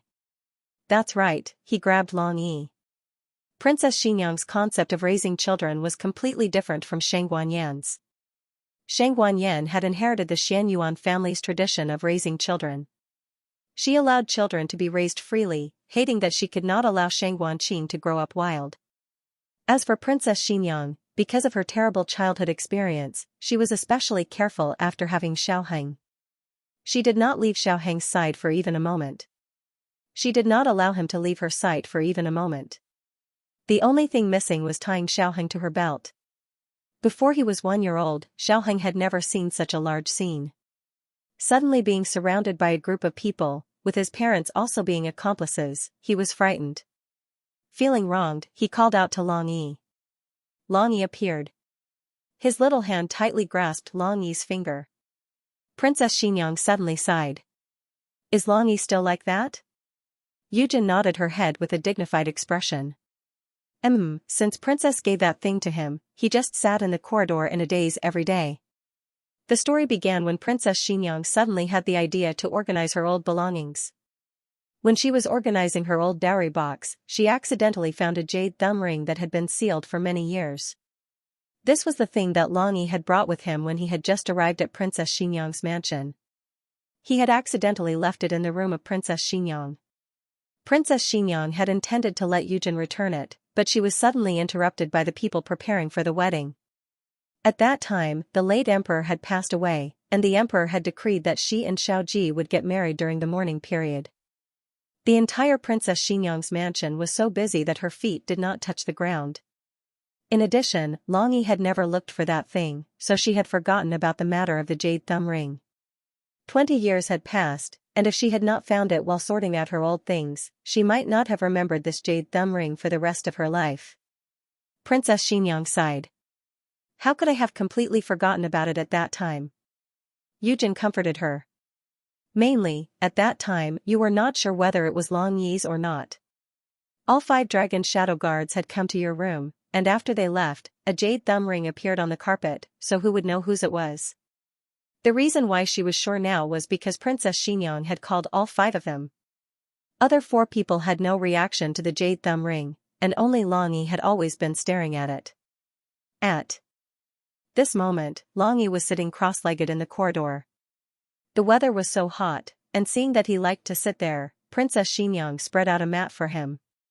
Long Yi sat there for a whole day. When Long Yi had just arrived at Princess Xianxia's mansion, Princess Xianxia was unable to distinguish between him and dragon shadow guards. But now, carefully thinking about it, other than her insufficient understanding of dragon shadow guards, there was another important reason. That was, Long Yi was indeed a deaf soldier. As for why he had randomly entered Princess Xianxia's mansion, it was probably because he didn't remember who he was, so when he saw deaf soldiers with the same aura as him, he thought that he was also one of them. He saw that their mission was to protect her, so he mistakenly thought that this was also his mission. Perhaps, it was time for Long Yi to find his true identity, as well as to complete his true mission. Gu Jiao directly slept for 2 hours, and when she opened her eyes, Liachen was already gone. Gu Jiao slowly sat up, then rubbing her sore neck, she said to Black Wind King, "It's already so late, I'm sorry, I made you carry me for so long." She turned over and dismounted, then stretched her muscles and bones.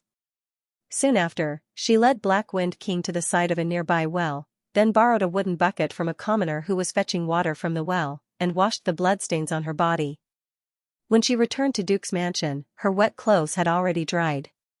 No one could see that she had vomited blood or was injured. She entered the mansion as if nothing had happened.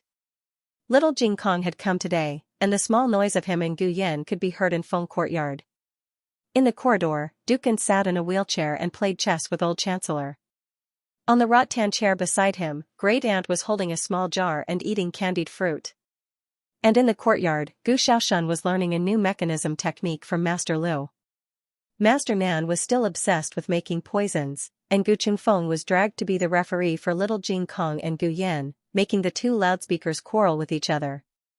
Gu Jiao stood at the entrance of Feng Courtyard, and what she saw was such a scene. Everyone seemed to be doing their own thing, but in fact, they were all waiting for her. Everyone just didn't say anything. Each of them was protecting her in their own way.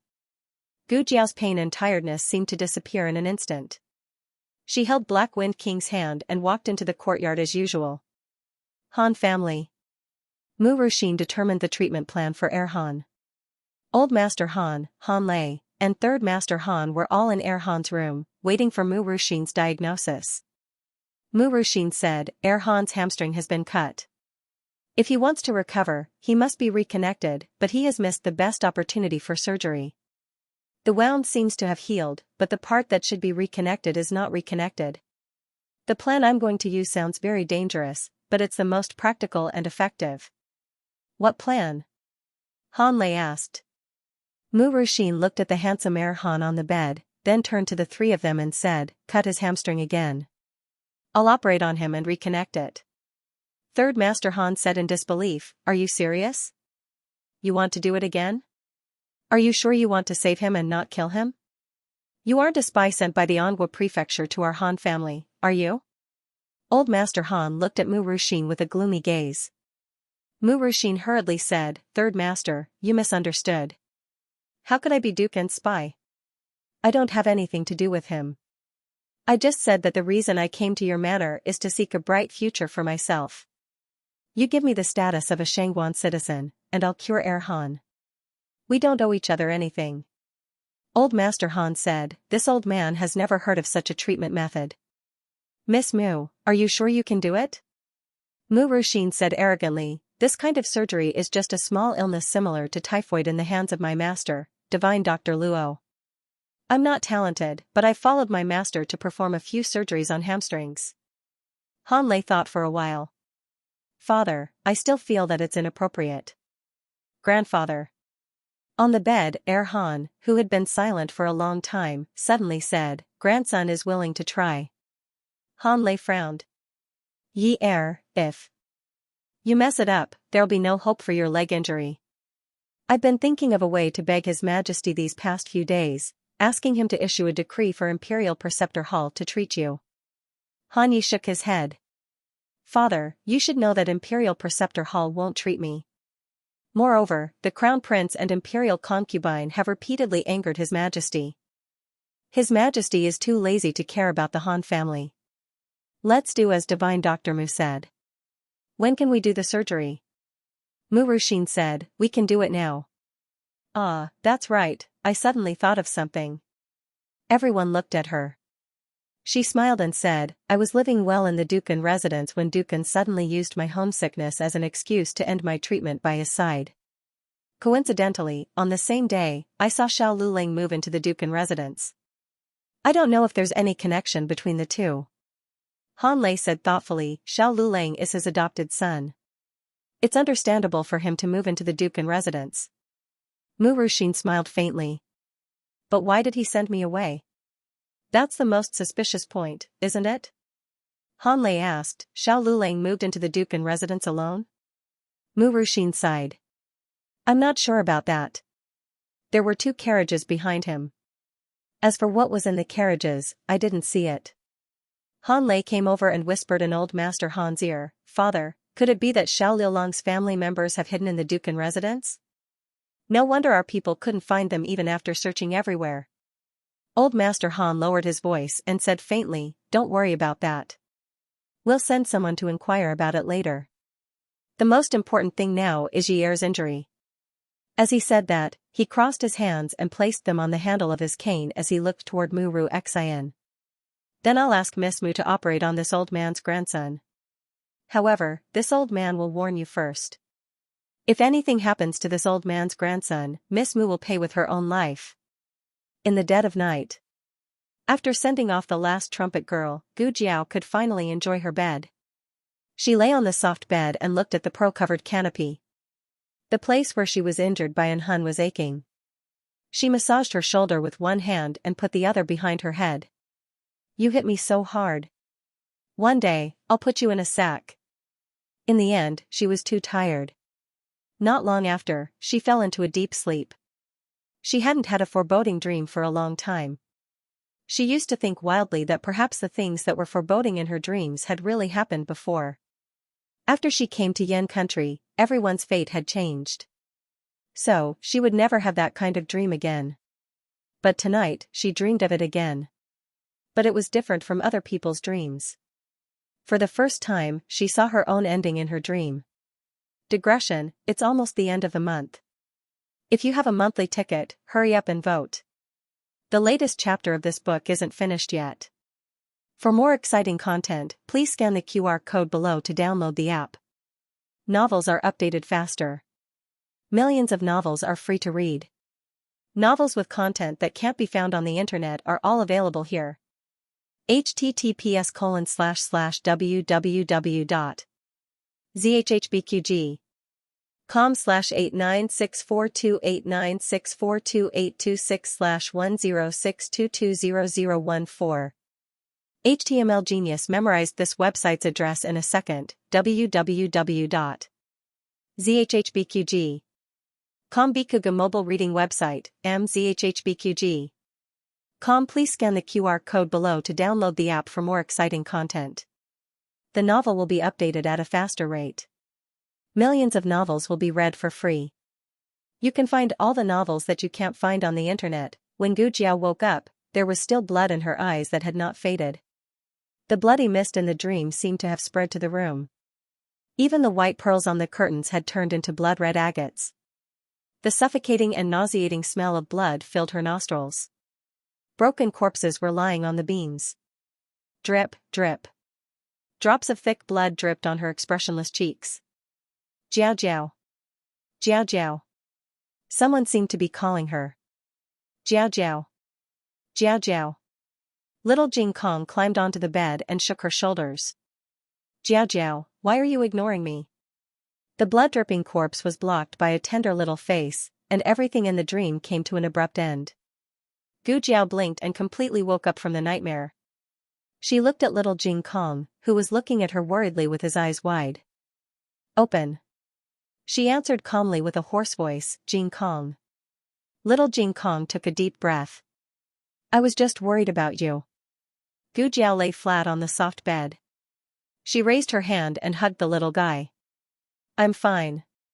Little Jing Kong suddenly got a loving hug and was very shy. Her little hands covered her reddened little face, and her little feet swayed as she had nowhere to put them. Jiao Jiao really likes me the most. Jiao Jiao. Jiao Jiao, you're hugging me a little too tightly, he was almost out of breath. Little fool, why did you come? Why did you come to collect my corpse even though you knew it was a trap? Jiao Jiao. Let's go home. I'll take you home. The young man's blood-soaked body tightly protected her in his embrace, just like how she had hugged him when he was young. His eyes were red from killing, and his back and legs were filled with arrows that glittered with cold light. His hot blood stained her path to the yellow springs. He put her on the bamboo raft to return home, but he himself fell down by the river that was engulfed in the flames of war. Great Yan's youngest god of war had fallen. After breakfast, Gu Jiao went to the Black Wind camp as usual. She first went to the various training grounds to take a look.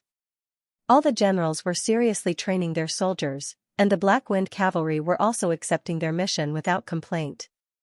Little Shi did not stop messing around even after defeating more than a dozen horse trainers. It was so energetic that even 10,000 horses despised it. Even the explosive training that horses were most afraid of was quickly addicted to it. The well-behaved horses were thrown into chaos by it, and the training ground became a scene of a large-scale car accident. In the end, it was the Black Wind King who suppressed Little Shi with force. Only then did Little Shi obediently go back to training. However, it seemed to be obedient. When it brushed past a Black Wind cavalry, it raised its hooves and kicked the horse's butt. The horse was speechless.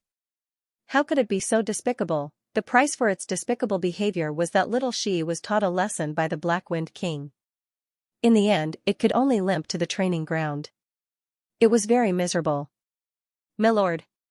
Milord. Teacher who ran over energetically. He had learned his lesson today, and he had a feather fan in his hand. He fanned Gu Jiao with a smile and said, "Why are you here so early? The sun just rose not long ago." "I'm here to take a look," Gu Jiao said. Teacher who smiled and said, "When you issued the transfer order yesterday, it was like a thunderbolt that corrected the Black Wind camp's bad habits. The generals that you promoted are all in awe of you, so how could they not train their soldiers seriously? You don't have to worry about it." Some of the generals that she promoted were old subordinates of the Xianxia family, and some were new blood that joined later. They trained their soldiers seriously not because they respected her, but because the Black Wind camp's military discipline and traditions were like that. They were strict with themselves, and they were strict with their subordinates. Now that she had a title, it wasn't that they really respected her, but that it was their duty to obey her orders. Teacher who saw that Gu Jiao's expression didn't change at all, so he couldn't help but wonder if he didn't flatter her in the right place. He said with a smile, "It's so hot today. Milord, you should go rest in the tent." Gu Jiao put her hands behind her back and said, "I'm going to find Wenren Chong."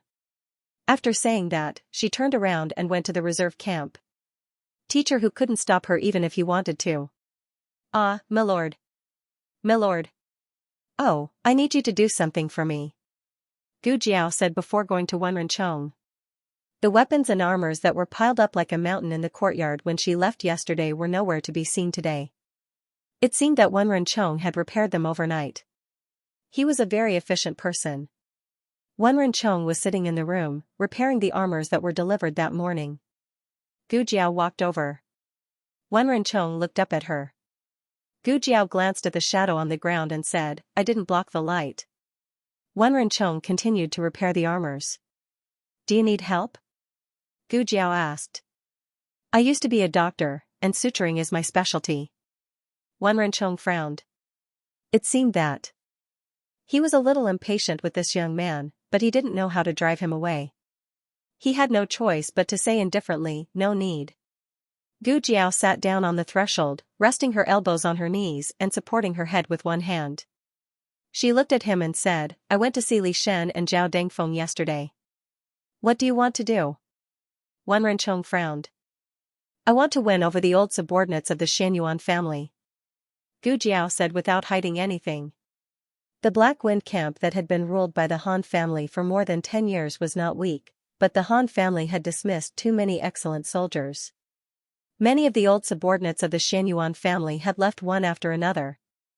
Wenren Chong, Li Shen, Zhao Dengfeng, and Shi Zhongkue, who had died in the battle, were the 4 fierce generals of the Black Wind camp. Some people called them the 4 kings in private. Now, only Wenren Chong was left, and he had become a blacksmith. If Gu Jiao wanted to restore the morale of the Black Wind camp, she had to gather the old subordinates of the Xianyuan family. There is no Xianyuan family anymore, Wenren Chong said calmly. Gu Jiao said, I ask you every day. Do you want to go back to the vanguard camp? If you don't, I will come back tomorrow. Wenren Chong said indifferently, how many times do I have to tell you before you understand? Even if you ask me for 1 year, 2 years, or 5 years, I won't agree. Gu Jiao raised her eyebrows. You mean you will stay in the Black Wind camp for 1 year, 2 years, 5 years, and never leave? Wenren Chong stood up and went to boil the boiler. You should go. Gu Jiao stood up and dusted her clothes. See you tomorrow. Wenren Chong pulled the bellows and did not look back. Gu Jiao went around the camp again before returning to her tent. Teacher Hu also came back. Is it done? Gu Jiao asked. It's done. Teacher Hu had been in the camp for so many years, but this was the first time he was entrusted with an important task. He really showed his sincerity and efficiency. Gu Jiao weighed the money bag that Teacher Hu handed to her. She did not count it and just put it on her waist. Teacher Hu was overjoyed. Darren trusted him. He, Hu Yang, finally had a chance to stand out. Darren. How was your talk with Wenren Chong? Did he agree to go back to the vanguard camp? He asked with concern. Not yet. Gu Jiao said. Teacher Hu's face darkened. Why is he so uncooperative? Gu Jiao stood up and walked out. Teacher Hu was surprised. Darren, you just came back. Where are you going? Gu Jiao said, I'm going to find Li Shen and Zhao Dengfeng. Teacher Hu thought of the experience of almost vomiting yesterday. He swallowed and asked, then, should I go with you? Gu Jiao said lightly, come if you want. I don't want to come, but if you say so, how can I not come? Today, she went to see Zhao Dengfeng first. She had deliberately mentioned the 2 of them in front of Wenren Chong to see his reaction. Wenren Chong's reaction was very calm.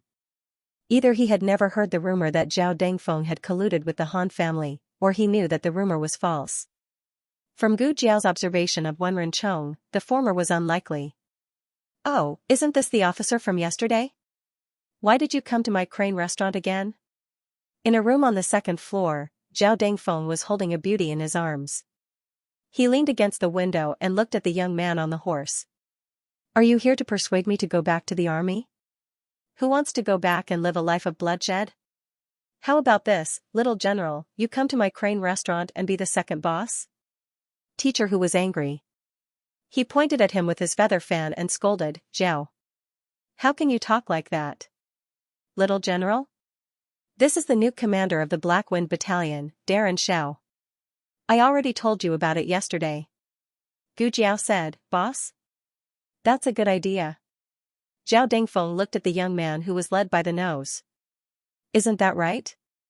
As long as you have enough money, I can give you half of the crane restaurant. Gu Jiao looked up at him. I don't need you to give me a share. I'll buy your crane restaurant. Zhao Dengfeng was stunned. Then, he laughed. Do you know what you're saying? My crane restaurant is the best restaurant in town. Does your family have a mine? Little general, before he could finish his words, the young man on the horse casually tossed him a token. He caught it with a backhand, and when he took a closer look, he was stunned. Gu Jiao asked seriously, is this enough? If not, I'll send someone to get more. Dukan asked Steward Jing to give it to her before she left this morning. She had never used it before and did not know how much money it could give. Zhao Dengfeng choked. He asked in disbelief, Mingyi Bank's master token, you, who are you to Mingyi Bank? Gu Jiao thought for a while and said, young master? My family doesn't have a mine, but my family has a bank. Gu Jiao said to Hu Yang, Teacher Hu, stay here and take care of the paperwork. I'll go find Li Shen. Advisor who was still immersed in the huge shock brought about by this wave of operation. Was this the rumored inhumane tycoon? He said. Ah, this, Zhao Dengfeng said coldly, I won't sell it. Gu Jiao said, you said yourself that you wanted me to be the owner. You can't go back on your word. Zhao Dengfeng clenched his fists and sneered, so what if I go back on my word? Gu Jiao said seriously, I'll beat you up. Zhao Dengfeng was speechless. Li Shen was not at the docks today. Gu Jiao asked the nearby foreman and found out that he had probably gone to buy medicine for his mother. Where does he live? Gu Jiao asked. He lives over there. Sir, if you keep walking straight and turn east of the fork, you'll see his house. The people in that alley have all moved away. Only the mother and son still live there. It'll be easy to find. Thank you. Gu Jiao followed the path the foreman pointed out and successfully found a small, shabby courtyard. The courtyard door was ajar. Gu Jiao knocked on the door. Excuse me, is anyone home? No one answered. Gu Jiao thought for a moment, then pushed the door open and walked in. The things in the courtyard were very old, but not messy. Water tanks, hose, chicken coop, they were placed neatly. The clothes on the clothesline were also neatly dried. They had been washed until they were yellow. Patches were made one after another, but they were very clean. Niawazi, you're back? An old voice came from inside the room. Niawazi, Li Shen's pet name. Gu Jiao walked into the central room and walked to the room on the right. Niawazi. A blind old woman was sitting on the ground. It looked like she had fallen and could no longer stand up. She tried to use her hands to support herself on a chair, but it was useless. Gu Jiao hurriedly walked forward and helped her sit down on a chair. You're not Niawazi, the old woman said. Although she couldn't see, she could still smell her son's scent. I'm here to find Li Shen. Gu Jiao saw the old woman's vigilant look and added, I'm his friend. The old woman touched Gu Jiao's armor, and the vigilance in her turbid eyes disappeared. She smiled and said, Niawazi's friend. He went out to get medicine for me. He'll be back soon. Sit for a while, I'll pour you some tea. Niawazi was really Li Shen's pet name. Gu Jiao said to Mother Li, you sit, I'll do it myself. Mother Li smiled kindly. Okay, don't be polite. The tea is on the table in the central room. Gu Jiao went to pour the tea. In their house, even the teacups were cracked. There were only 2 stools. Other than that, there was no other furniture in the central room. It wouldn't be an exaggeration to say that this house was bare. Gu Jiao went to the kitchen. The cupboard was empty. There were no leftovers. There were a few dried corn cobs and half a rotten pumpkin on the ground. There was only half a bucket of old rice in the rice jar, and there were worms all over it. Gu Jiao took the water to Mother Li's room. Have some tea. Io, you came to my house, and I even asked you to pour me tea. It's all my fault for being blind and useless, it's nothing. It's just a little money. It's only enough for 3 sets of medicine. At the pharmacy, the shop assistant impatiently said to Li Shen. 3 sets it is. Li Shen emptied his pockets and grabbed 3 sets of medicine to go home. When he entered, he clearly sensed that someone had been in the courtyard. A trace of vigilance flashed through his eagle-like eyes. He flew into the room. Mother! His mother was sleeping peacefully on the bed, but she was startled by his voice. Niawazi, what's wrong? Mother Li turned her head in the direction of the voice. Seeing that his mother was fine, Li Shen's expression relaxed. He carried the medicine bag to the bedside. Mother, did someone come to our house? Mrs. Li smiled and said, that's right. Your friends from the military camp came by.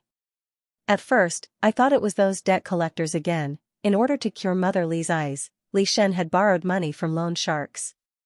From time to time, debt collectors would come knocking. He also left something for you. Mother Li took out a bundle from under the quilt on the inside of the bed and handed it to Li Shen. It's silver, right? She asked in a small voice. Li Shen took it in his hand and felt that it was silver. He opened the bundle. Other than a pile of shining silver ingots, there was also a letter from the Black Wind Battalion. The letter explained the origin of the silver. It was his retirement pay. When the Han family was in power, someone pocketed 90% of his retirement pay. This was the retirement pay he deserved, as well as the interest that should have been paid to him over the years. The latest chapter of this book is not finished yet. For more exciting content, please scan the QR code below to download the app. Novels are updated faster and more complete. Millions of novels are free to read. Novels that can't be found online are all here. https://www.zhbqg.com/89642896428226/1062000767. HTML Genius memorized this website's address in 1 second. www.zhbqg.com Bikuga mobile reading website, mzhbqg.com. The latest chapter of this book is not finished yet. For more exciting content, please scan the QR code below to download the app. The novel was also updated at a faster rate. Millions of novels were read for free. There are all kinds of novels that can't be found online here. Over at the State Preceptor Hall, Xianxia gradually woke up. From waking up once a day for a quarter of an hour, she could now wake up for more than 2 hours a day. The monarch had visited her twice. Wang Xianfei and the others were so scared that they couldn't sleep at night. They were afraid that Xianxia would take things too hard and die together with them. After discussing with her family, Consort Dong Chen was the first to think of a solution, and this news was quickly found out by Consort Wang Xian's spies. Wang Xianfei followed suit. Almost at the same time, Yang Defei, who had been watching Wang Xianfei, also knew what she was planning. She also felt that this method was feasible. At first, Chen Shufei and Feng Zhaoyi did not know what the three of them were busy with, but after paying attention to the movements of the three great families, they could more or less guess what was going on. At first, the 5 of them didn't admit it on the surface, but the more they investigated, the bigger the commotion became. They couldn't hide it any longer, so they might as well confess to each other. Therefore, at the end of July, the 5 imperial concubines once again gathered in the imperial preceptor palace. The eunuchs had been dismissed. Xianxia sat on the chair and resisted the urge to hold half of the watermelon and eat it spoonful by spoonful. She looked at the 5 people sitting opposite her with a cold and world-weary expression. "What are you doing here?" As the most senior imperial concubine, Wang Xian was still the one to speak out. She said, "Xianxia, this queen knows that you don't want to die. What you said last time was just to threaten us. Look at these beautiful words." If Xianxia hadn't been prepared, she would have been deceived by her and exposed her secret. Xianxia slowly said, "Since you think I'm pretending, then why are you still looking for me? You don't have to worry about whether or not I have something on you." Consort Dong snorted and said, "Xianxia, we watched you grow up and sympathized with you, so we are doing you a favor." Xianxia faintly smiled. "Oh, one of you is playing the good cop and the other is playing the bad cop. You're setting up a stage here. Turn right when you get out of the door. Take care." Their faces and necks turned red from choking. Wasn't the previous Xianxia a brute who only knew how to fight? When did she become so eloquent? Wang Xianfei said, "Well, since we are here, we sincerely want you to trade with us." Since their words were useless in front of Xianxia, they might as well speak frankly. Wang Xianfei then said, "Xianxia, you can disregard your own life and death, but can you also disregard the reputation of the Xianyuan family? Let's not beat around the bush about what happened to the Xianyuan family back then. It's true that the crimes of the Xianyuan family were imposed by the other aristocratic families. Do you want the Xianyuan family to be remembered for generations to come, or do you want the Xianyuan family to go down in history and infamy? Make your choice." Xianxia didn't have the slightest emotional fluctuation because of these words. "Wang Xianfei, now you are the one begging me, not the other way around. You'd better put your attitude right."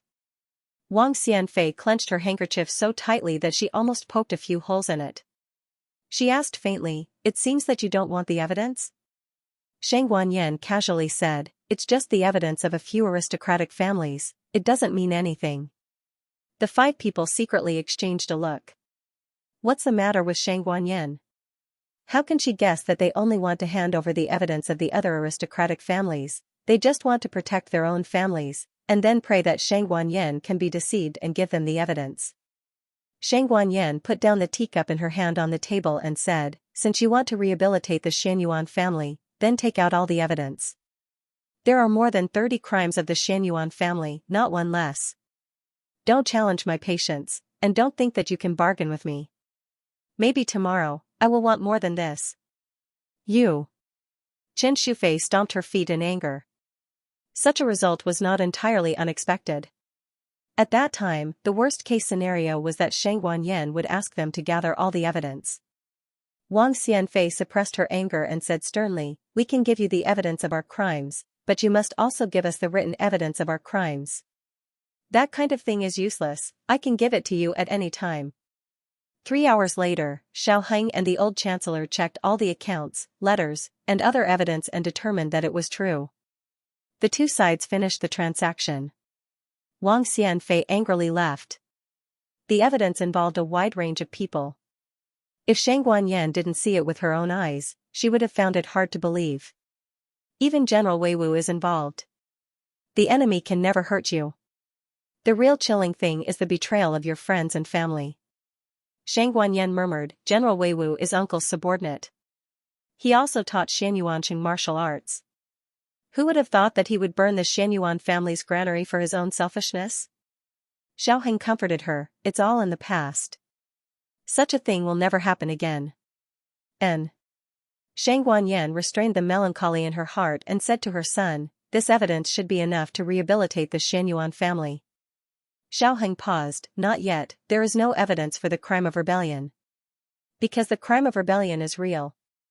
Unless the emperor is willing to admit that he schemed against the Xianyuan family and forced the Xianyuan family to rebel. But that was simply impossible. Xiao Heng said, how about this? Mother will take this evidence as your loyalty and filial piety to the emperor in exchange for the position of the crown princess. The rest is not urgent. When mother becomes the crown princess, we will find a way to take away the emperor's real power. We can still rehabilitate the Xianyuan family. Shang Guanyin nodded in agreement, I think it's good. When dawn comes, I will take this evidence to the emperor. The imperial palace. Just as the monarch was about to rest, Zhang Dequan quickly walked over. He glanced at the young princess who was sleeping soundly on the small bed and reported in a low voice, Your Majesty, Madame Han of the Cold Palace is clamoring to see you. The emperor coldly said, how many times does she want to see me? Zhang Dequan didn't dare to answer and only reported, Han said that she has a secret of the empress. This was the original words of the little palace maid. Zhang Dequan didn't exaggerate a word. When he heard that it was related to the empress, the emperor patiently went to the cold palace. Concubine Wan has now been demoted to Wang Guiran and lived on the west side of the cold palace, while Han was imprisoned on the east side. The emperor went directly to Han's side. Although she was banished to the cold palace, Han still dressed herself up very decently to see the emperor. But so what? The emperor didn't even look at her. She sat on the shabby stone bench and said to the emperor with a smile, Your Majesty, this concubine has brewed tea. I don't know if Your Majesty is used to the cold palace's tea? The emperor frowned and said, What do you want? Han gently said, Your Majesty, you came here just for the secret related to the empress? Your Majesty didn't ask how this concubine has been living these days in the cold palace? Your Majesty is really cruel. Only when a man loves a woman will he take pity on her weakness. And when a person has no feelings for her, she can only moan without illness. The emperor's eyes became more and more impatient. Han did not seem to notice and said to herself, That's right, Your Majesty only has Xianyuan Hanyan in your heart. When has there been any other sisters in your harem? But even for the person he loved, His Majesty could still be ruthless. Your Majesty's heart only has yourself. The emperor impatiently said, If you have nothing to say, we will leave. Han poured herself a cup of tea. Before the empress died, she did tell this concubine her true feelings. She said that she regretted marrying Your Majesty. If possible, she begged me to think of a way to not bury her in the imperial mausoleum with Your Majesty. She did not want to meet Your Majesty on the road to the Yellow Springs. The emperor's heart fiercely trembled. He knew that Xianyuan Hanyan hated him, but he didn't expect her to hate him to this extent. Han sneered, "Does your majesty's heart hurt? Or is it that your majesty does not want to believe what this concubine said?" "That's right, when has your majesty ever believed this concubine?" "Even this time, this concubine was clearly framed, but your majesty still chose to be blind. Until tonight, this concubine was waiting for your majesty to come and see this concubine. This concubine did not want to go to this step. Your majesty, you forced this concubine. This concubine came to the palace with admiration for your majesty. All these years, this concubine hoped day and night to become a real couple with your majesty. What did Xianxia Hanyan do? Your majesty's harem was all taken care of by this concubine. This concubine thought that she had some weight in your majesty's heart, but in the end, I found out that your majesty was just unwilling to tire Xianxia Hanyan. But that woman never looked back at your majesty. This concubine hated her. So, this concubine had people kidnap Shang Guanyin. She was sold to the slave broker and became a slave. The emperor's heart fiercely trembled. "It's you?" Han Shi smiled and said, "It's this concubine." The monarch was furious. He strode forward and grabbed her neck. "I'm going to kill you." Han Shi was choked until she couldn't breathe. Her face turned purple, but she smiled ferociously. "It's too late. Your majesty, it's too late, you can't kill this concubine." As soon as her voice fell, a dark shadow fell from the sky and chopped the back of the emperor's neck with a hand knife. The emperor's body suddenly became numb. He let go of Han Shi's hand and fell to the ground in a daze. He saw the hem of a black cloak and a pair of black shoes inlaid with gold. Then, his eyelids drooped and he completely fainted. Digression, the chapter of Yan country came to an end. The latest chapter of this book is not finished yet. For more exciting content, please scan the QR code below to download the app. Novels are updated faster.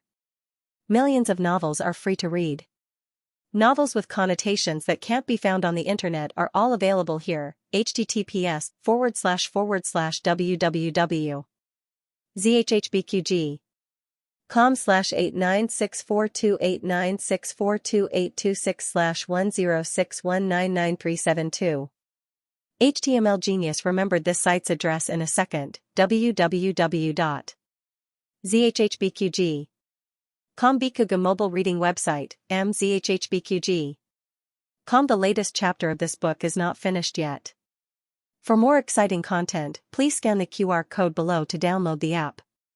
Novels are updated faster. Millions of novels are free to read. Novels with content that can't be found online are available here. In the middle of the night, there was a sudden clap of thunder in the capital of Yan Kingdom. The young princess ate too many grapes before going to bed and woke up in the middle of the night. She opened her eyes and said, "Mama, I want to pee." No one responded to her. She stayed on her bed for a while and couldn't hold it in any longer. She had to get up on her own. The young princess was a very shy little elder.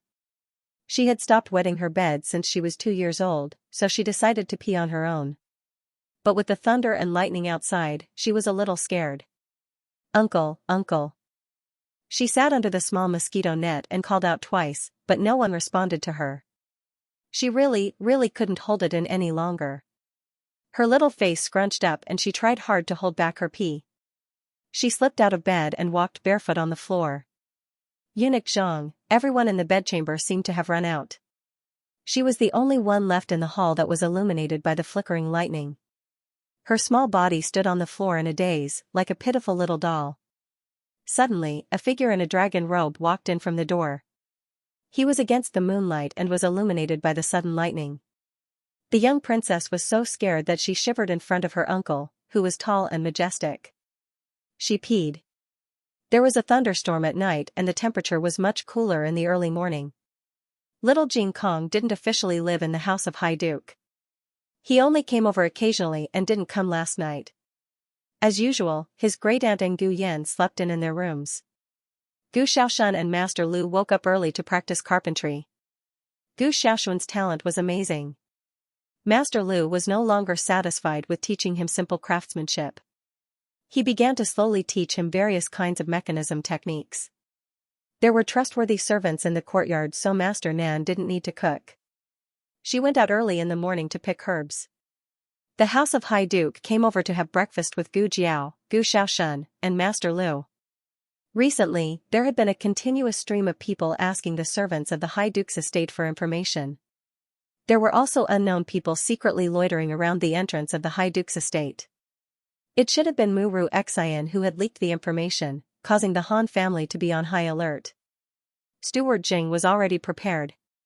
He had his subordinates collect the Han family's money while informing the Han family that they were on holiday. The High Duke has a few entertainers. They sing all day long in the backyard. In my opinion, I'm afraid that our High Duke's integrity will be compromised in his later years. Dukan knew nothing about this. It was all Steward Jing who acted according to the circumstances. Anyway, Dukan had said that it was fine as long as they could fool the Han family. As for how to fool them, that was up to him. After breakfast, Dukan sent Gu Jiao to the door as usual. Of course, it was still Gu Jiao pushing his wheelchair. After Gu Jiao moved into the public house, he increased the intensity of his rehabilitation. The flexibility of his arms and body had greatly improved. In the past, he could only lift his wrist, but now he could lift his entire arm slightly. His legs also had some strength. Although he couldn't stand, he could sway slightly when he was sitting or lying down. In addition, his vocal cords could finally make a sound. Although it was only one syllable, it was already a huge improvement. The father and daughter came to the door. Gu Jiao grabbed the reins on Black Wind King's back and said to Dukan, "Godfather, I'm going to the military camp." Dukan, "Ah. Okay. Take care on the way." Gu Jiao flipped onto the horse and was about to gallop away when she saw a battered figure stumbling over.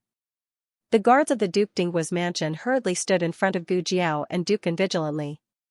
It's me." The man was so tired that he lost his voice. He fell to the ground and gasped for breath. "Eunuch Zhang?" Gu Jiao saw his appearance clearly. She hurriedly flipped off the horse and came to him. She squatted down and asked him, "How did you end up like this?" Zhang Dequan's hair was disheveled and his clothes were messy. He even lost one of his shoes. He didn't have much strength left. He grabbed Gu Jiao's wrist with a strong will. "Lord Xiao, quickly tell the third princess, and His Highness Zhang's son, something happened to His Majesty. Last night, the king went to the cold palace to see imperial concubine Han. It was related to Empress Xuanyuan's secret, so Zhang Dequan didn't dare to listen. He tactfully waited outside the courtyard. He didn't know what the two talked about. He just felt that the king had been in there for too long. Based on his understanding of the king didn't have any feelings for imperial concubine Han. He should have come out after asking. What was going on, he muttered in his heart and peeked inside weakly. It was this one glance that saved his old life. He saw a black-robed man descend from the sky and knock out the king with one palm. He wasn't the kind of person who would run away when his master died. However, knowing that he wasn't a match for the king and still rushing to die with him, that wasn't loyalty, but illness. He broke into a run. Perhaps the heavens didn't want him to die. There happened to be an imperial expert patrolling nearby. The imperial expert sensed the fluctuation of the expert's inner energy and used his light body technique to go to the cold palace to investigate. The two sides were probably entangled, which gave him the chance to escape. He originally planned to escape to the king's bedchamber to dispatch experts, but he was shocked to find that all the experts in the palace had been killed. He boldly guessed that when the king went to the cold palace to see imperial concubine Han, someone sneaked in and killed them. After killing them, that person went to the cold palace to report to imperial concubine Han and knocked out the king. He had never been lucky in his life, but tonight, he had brushed shoulders with the king of hell twice. He understood that the palace was no longer safe, so he escaped the palace in the middle of the night. He didn't go to the state preceptor hall because he was worried that if imperial concubine Han found out that he wasn't there, she would definitely guess that he went to the state preceptor hall to find the third princess and the imperial grandson. He also remembered that Lord Xiao had moved to the High Duke's public house, so he decided to come over and try his luck. After saying that, he fainted. Steward Jing was dumbfounded. "Hey, Eunuch Zhang, you should explain clearly what happened to His Majesty." Gu Jiao was silent. It couldn't be what she was thinking, right? Steward Jing asked Gu Jiao, young master, what should we do with him? Gu Jiao took his pulse and said, he's fine, he's just tired and fainted. Carry him into the residence first. I'll go to the state preceptor hall. Ah, and Gong said. Gu Jiao turned to look at Gong. And Gong wrote on the armrest, it's better for me to go. You go to the barracks as usual and pretend that you didn't see eunuch Zhang. If there's anything, I'll get someone to contact you. Gu Jiao thought for a moment. All right. Steward Jing hurriedly asked someone to carry the fainted eunuch Zhang into the residence and repeatedly ordered the guards, no one is allowed to spread what happened today. Yes. The guards responded. And Gong went to the state preceptor hall and secretly brought Xiaoheng onto his carriage. When Xiaoheng arrived at Feng courtyard of Gong's residence, Zhang Dequan had been woken up by Nan Xianyang's acupuncture. Xiaoheng went to the side room to see him.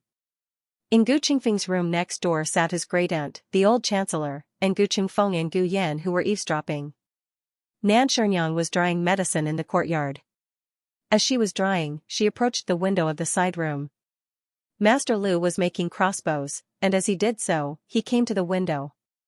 The husband and wife looked at each other. Zhang Dequan told them everything that happened last night and didn't forget to add his own thoughts in the end. I felt that it was inappropriate at the time, but Your Highness Zhang's son must understand His Majesty's temperament.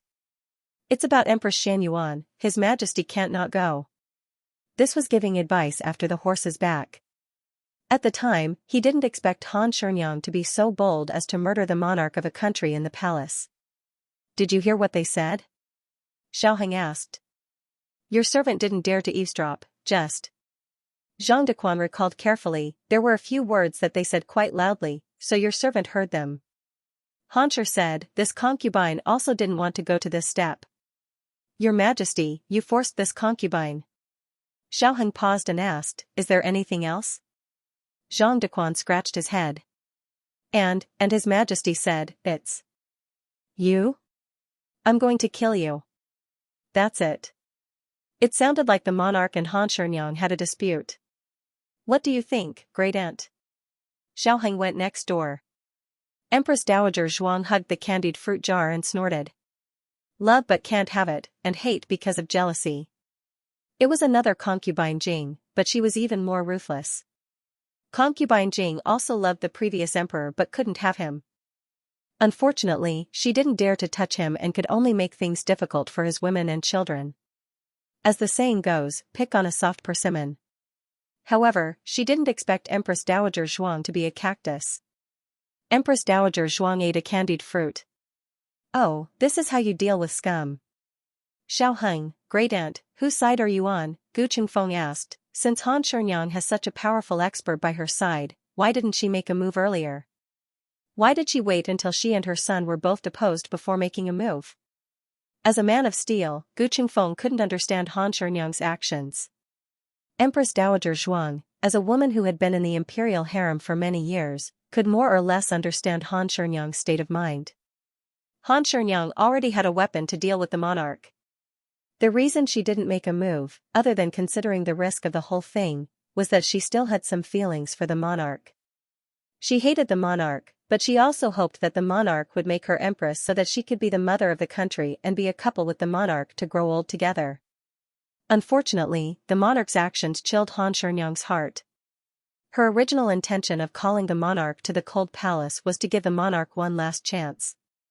As long as the monarch showed some feelings for her, she could wait. Unfortunately, she was disappointed. She never had a place in the monarch's heart. A woman who was serious about her career was the scariest. The Yan monarch was in for a hard time. On the other side, Steward Jing, who went to the palace to inquire about the news, also returned. He reported the news to Dukan and the others. His Majesty went to the court. I didn't hear anything happened.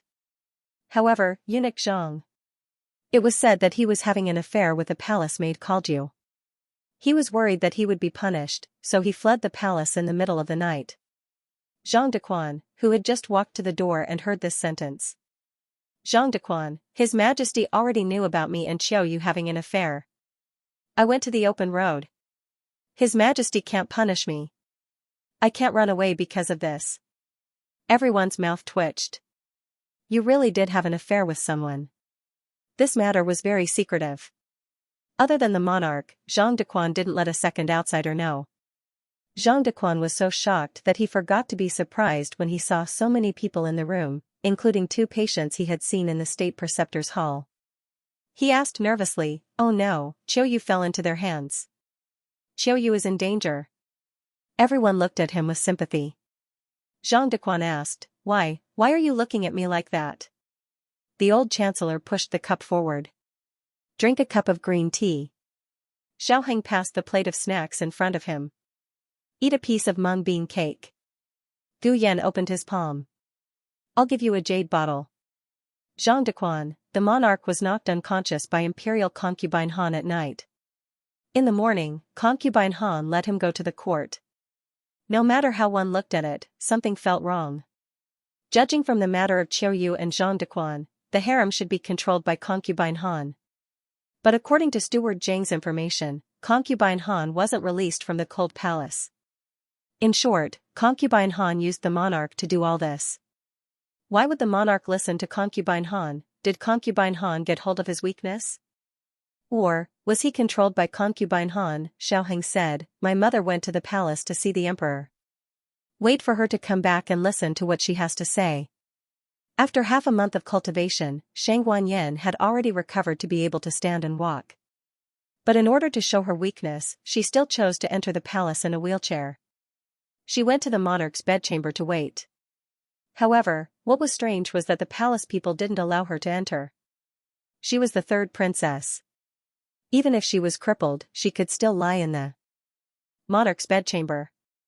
How dare they stop her from entering? "What's your name? This princess has never seen you before." Shang Wanyan sat in the wheelchair and faintly asked the little eunuch in front of her. The little eunuch smiled and said, "This slave's name is Huan Shi. I was just transferred here." "Where's Zhang Dequan?" Shang Wanyan asked. Huan Shi smiled and said, "Eunuch Zhang was found to have an affair with a palace maid. He fled overnight. Now the one serving His Majesty is Chief Yu." Shang Wanyan frowned and said, "Which Chief Yu?" Huan Shi said, "Chief Yu Changpa." She seemed to have some impression of him. He used to serve the emperor, but he was not very favored. Why did he promote him? "What about Xiao Zhao?" she asked again. Huan Shi sighed and said, "Xiao Zhao and eunuch Zhang are good friends. They were implicated and punished. They were transferred to the laundry room." Shang Guanyan asked a few palace people who were usually in front of the emperor. But the result was that they were not there. The reason was the same as Xiao Zhao's. They were implicated and punished. This kind of phenomenon was not strange in the harem. But the fact that she was blocked outside the door was unusual. After all, whether it was a newcomer or an old one, they should have heard that she was very favored recently. Shang Guanyan lightly said, "You blocked me outside. Are you not afraid that my father will blame you when he comes back?" Huan Shi kneeled and reported, "This is His Majesty's order. No one is allowed to enter without permission. This slave is also under the order. 3rd princess, please understand." In the end, Shang Guanyan didn't see the monarch. She went to the Hall of Harmony to find the monarch. Shang Guanyan was confused. What kind of medicine is this old man selling in his gourd? Did Wang Xian and the others betray me? No, I'm not afraid of death. They are afraid of death. Shang Guanyan left the palace with doubts. On the other side, Gu Jiao finished her official duties in the military camp and rode Black Wind King back to the duke's mansion. Xiaoheng went to pick up little Jing Kong. The matter was reported by Gu Qingfeng and Gu Yan. When she heard that the monarch had an accident in the cold palace, Gu Jiao knew that what should come will come. In her dream, the monarch was also plotted against by imperial concubine Han in the cold palace. The person who did it was an Han.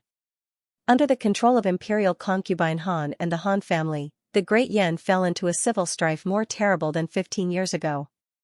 Jin and Liang took the opportunity to wage war against the Great Yan. Under the internal and external troubles, the Great Yan suffered a devastating blow. Not only did they lose 12 cities, but they also lost countless outstanding children of aristocratic families.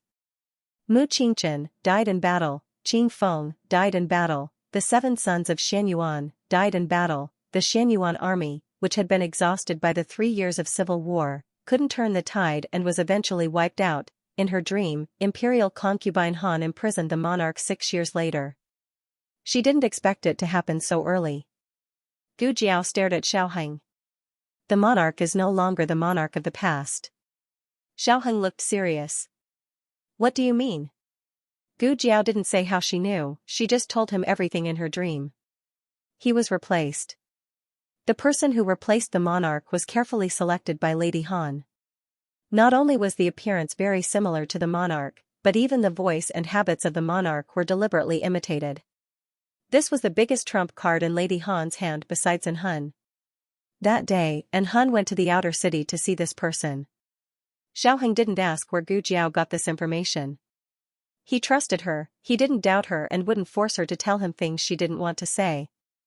I didn't expect imperial concubine Han to have such a chess piece, he said with a serious expression. Then the monarch, Gu Jiao said, the real monarch isn't dead. Lady Han couldn't bear to kill the monarch, she just imprisoned him. At this time, Lady Han didn't know that 3 months later, the monarch would die of illness in a cellar that never saw the light of day. She still lost him in the end.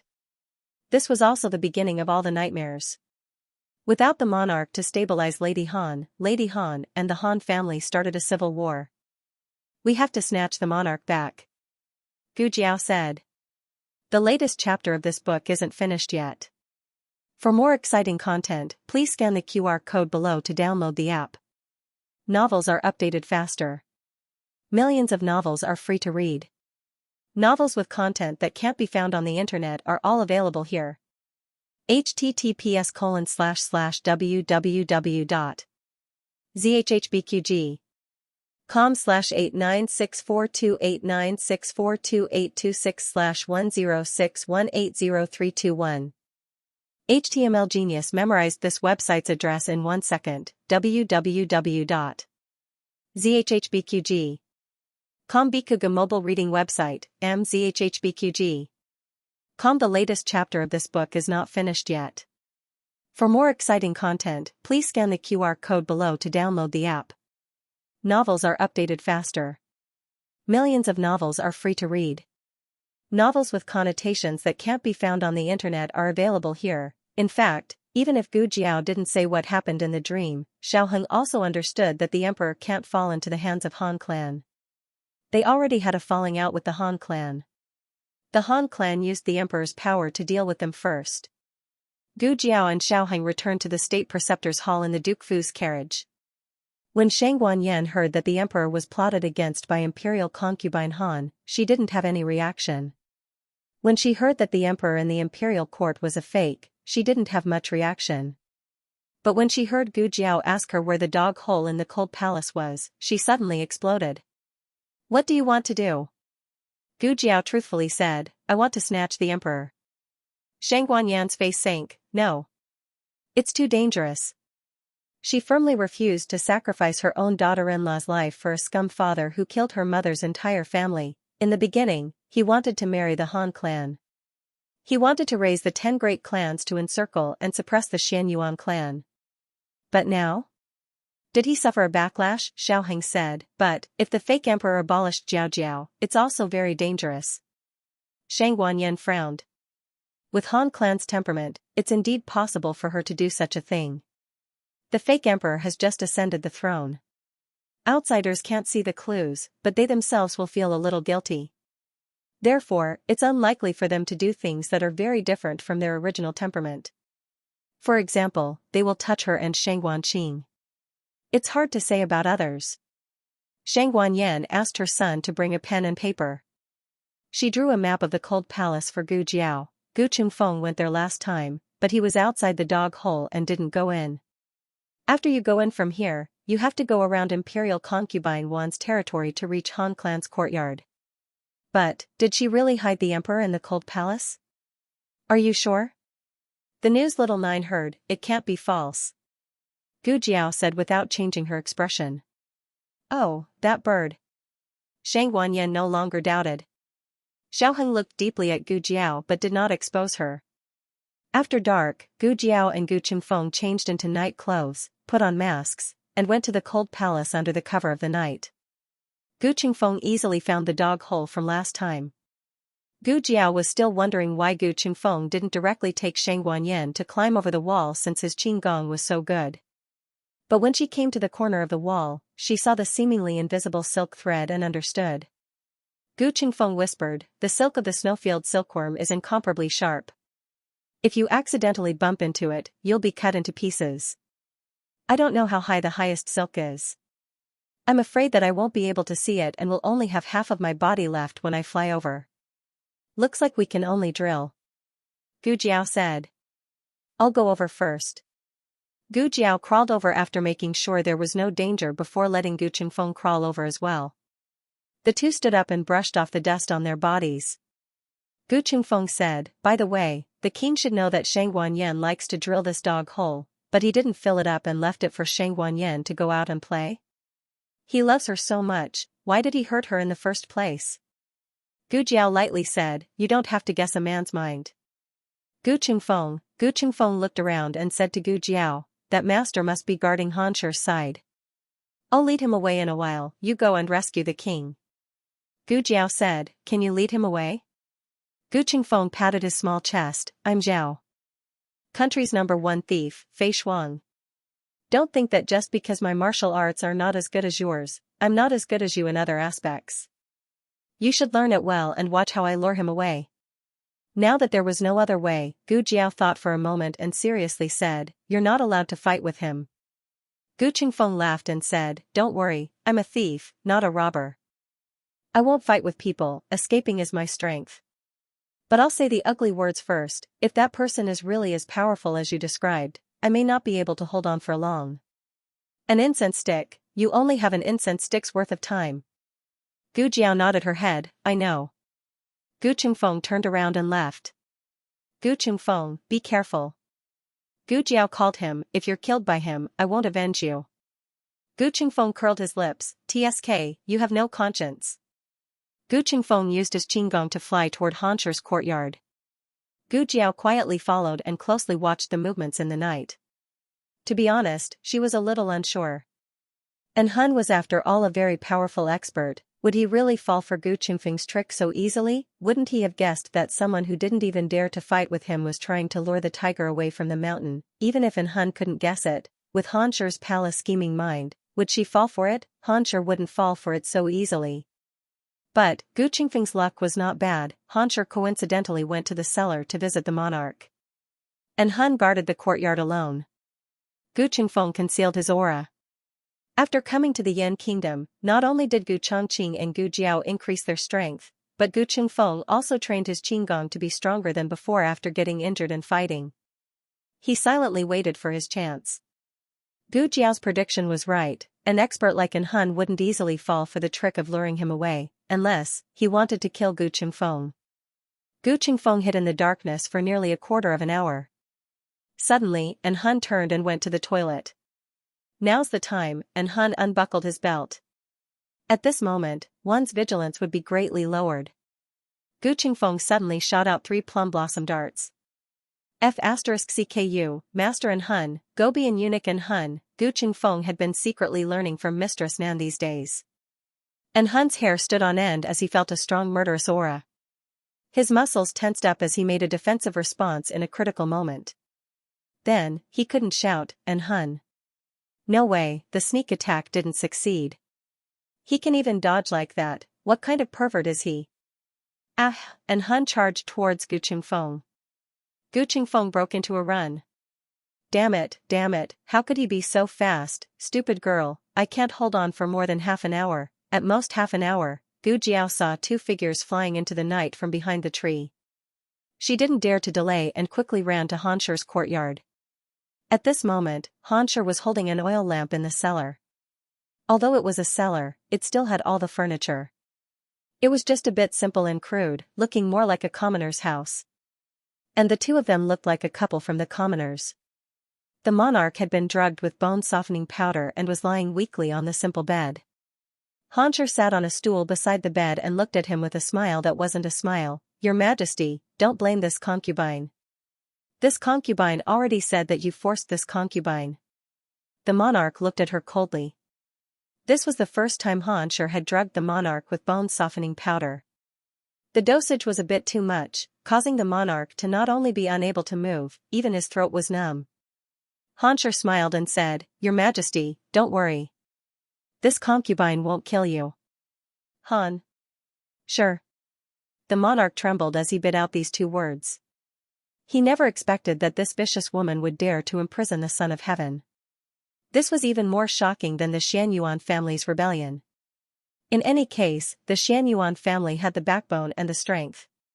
But Xianxia was just a concubine in the harem, with the Son of Heaven missing. Did she really think that no one would find out? As if she could see the mockery in the monarch's eyes, Xianxia faintly smiled and said, "Your Majesty, don't worry.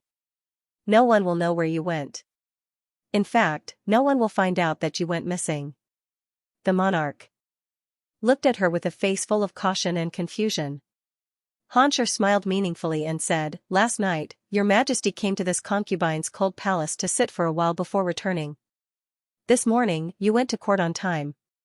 In the afternoon, you gathered the military officials to discuss important matters. At night, you went to your own palace to read memorials for 2 hours." The monarch's expression changed. He stuttered, You. Xianxia's lips curled into a mocking smile. "Yes, this concubine found someone to replace Your Majesty. Your Majesty didn't expect this, right?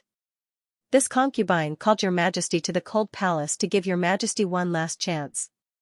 If Your Majesty had only said that you believed in me, I wouldn't have done it. In truth, I also considered giving Your Majesty a goo or drug, but those things will harm the body. This concubine's heart aches for Your Majesty and can't bear for Your Majesty to suffer." The monarch's heart was filled with disgust. Why didn't he find out earlier that this poisonous woman was a lunatic? Xianxia took in the monarch's disgust. Her smile disappeared and she coldly said, "Your Majesty, no matter how much you hate this concubine, no one will come to save Your Majesty. Your Majesty, take care of yourself."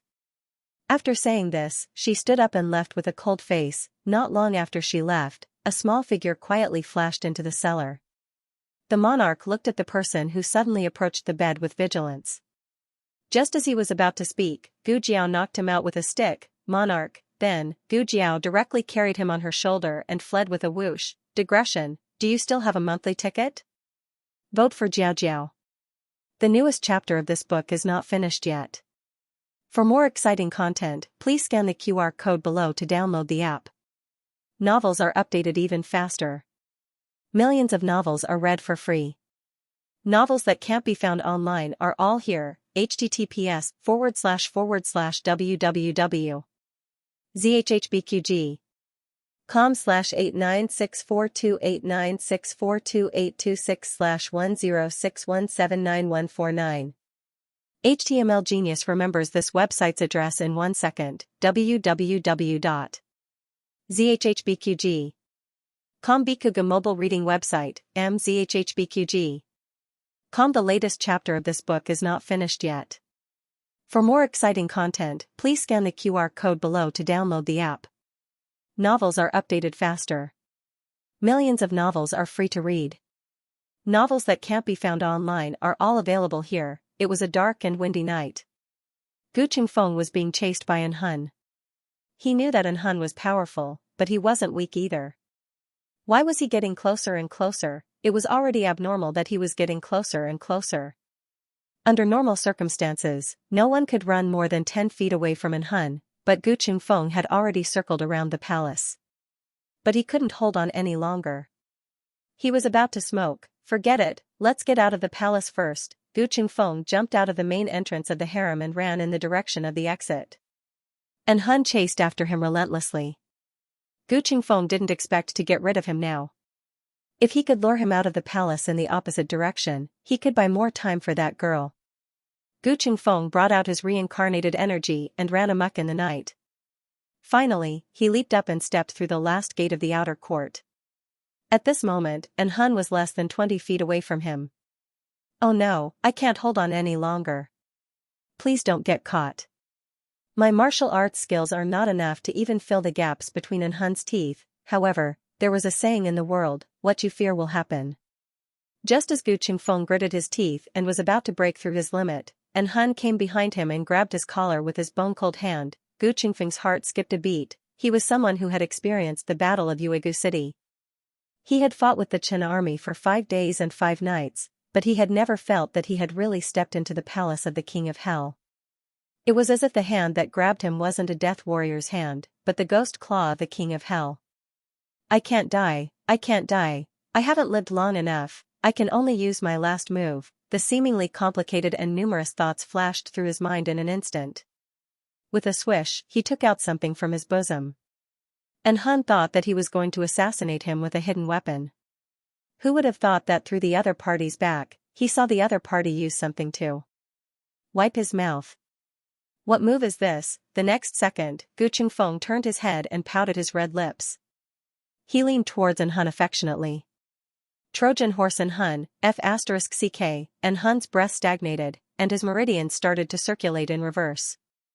The true chi in his dantian was extinguished as if a bucket of ice water had been poured on it, his breath was blocked, and he fell down with a clatter. In the process of falling, he threw Gu blazing hot lips Qingfeng away in disgust and horror. The all-powerful Lord and Han had never been so frightened before.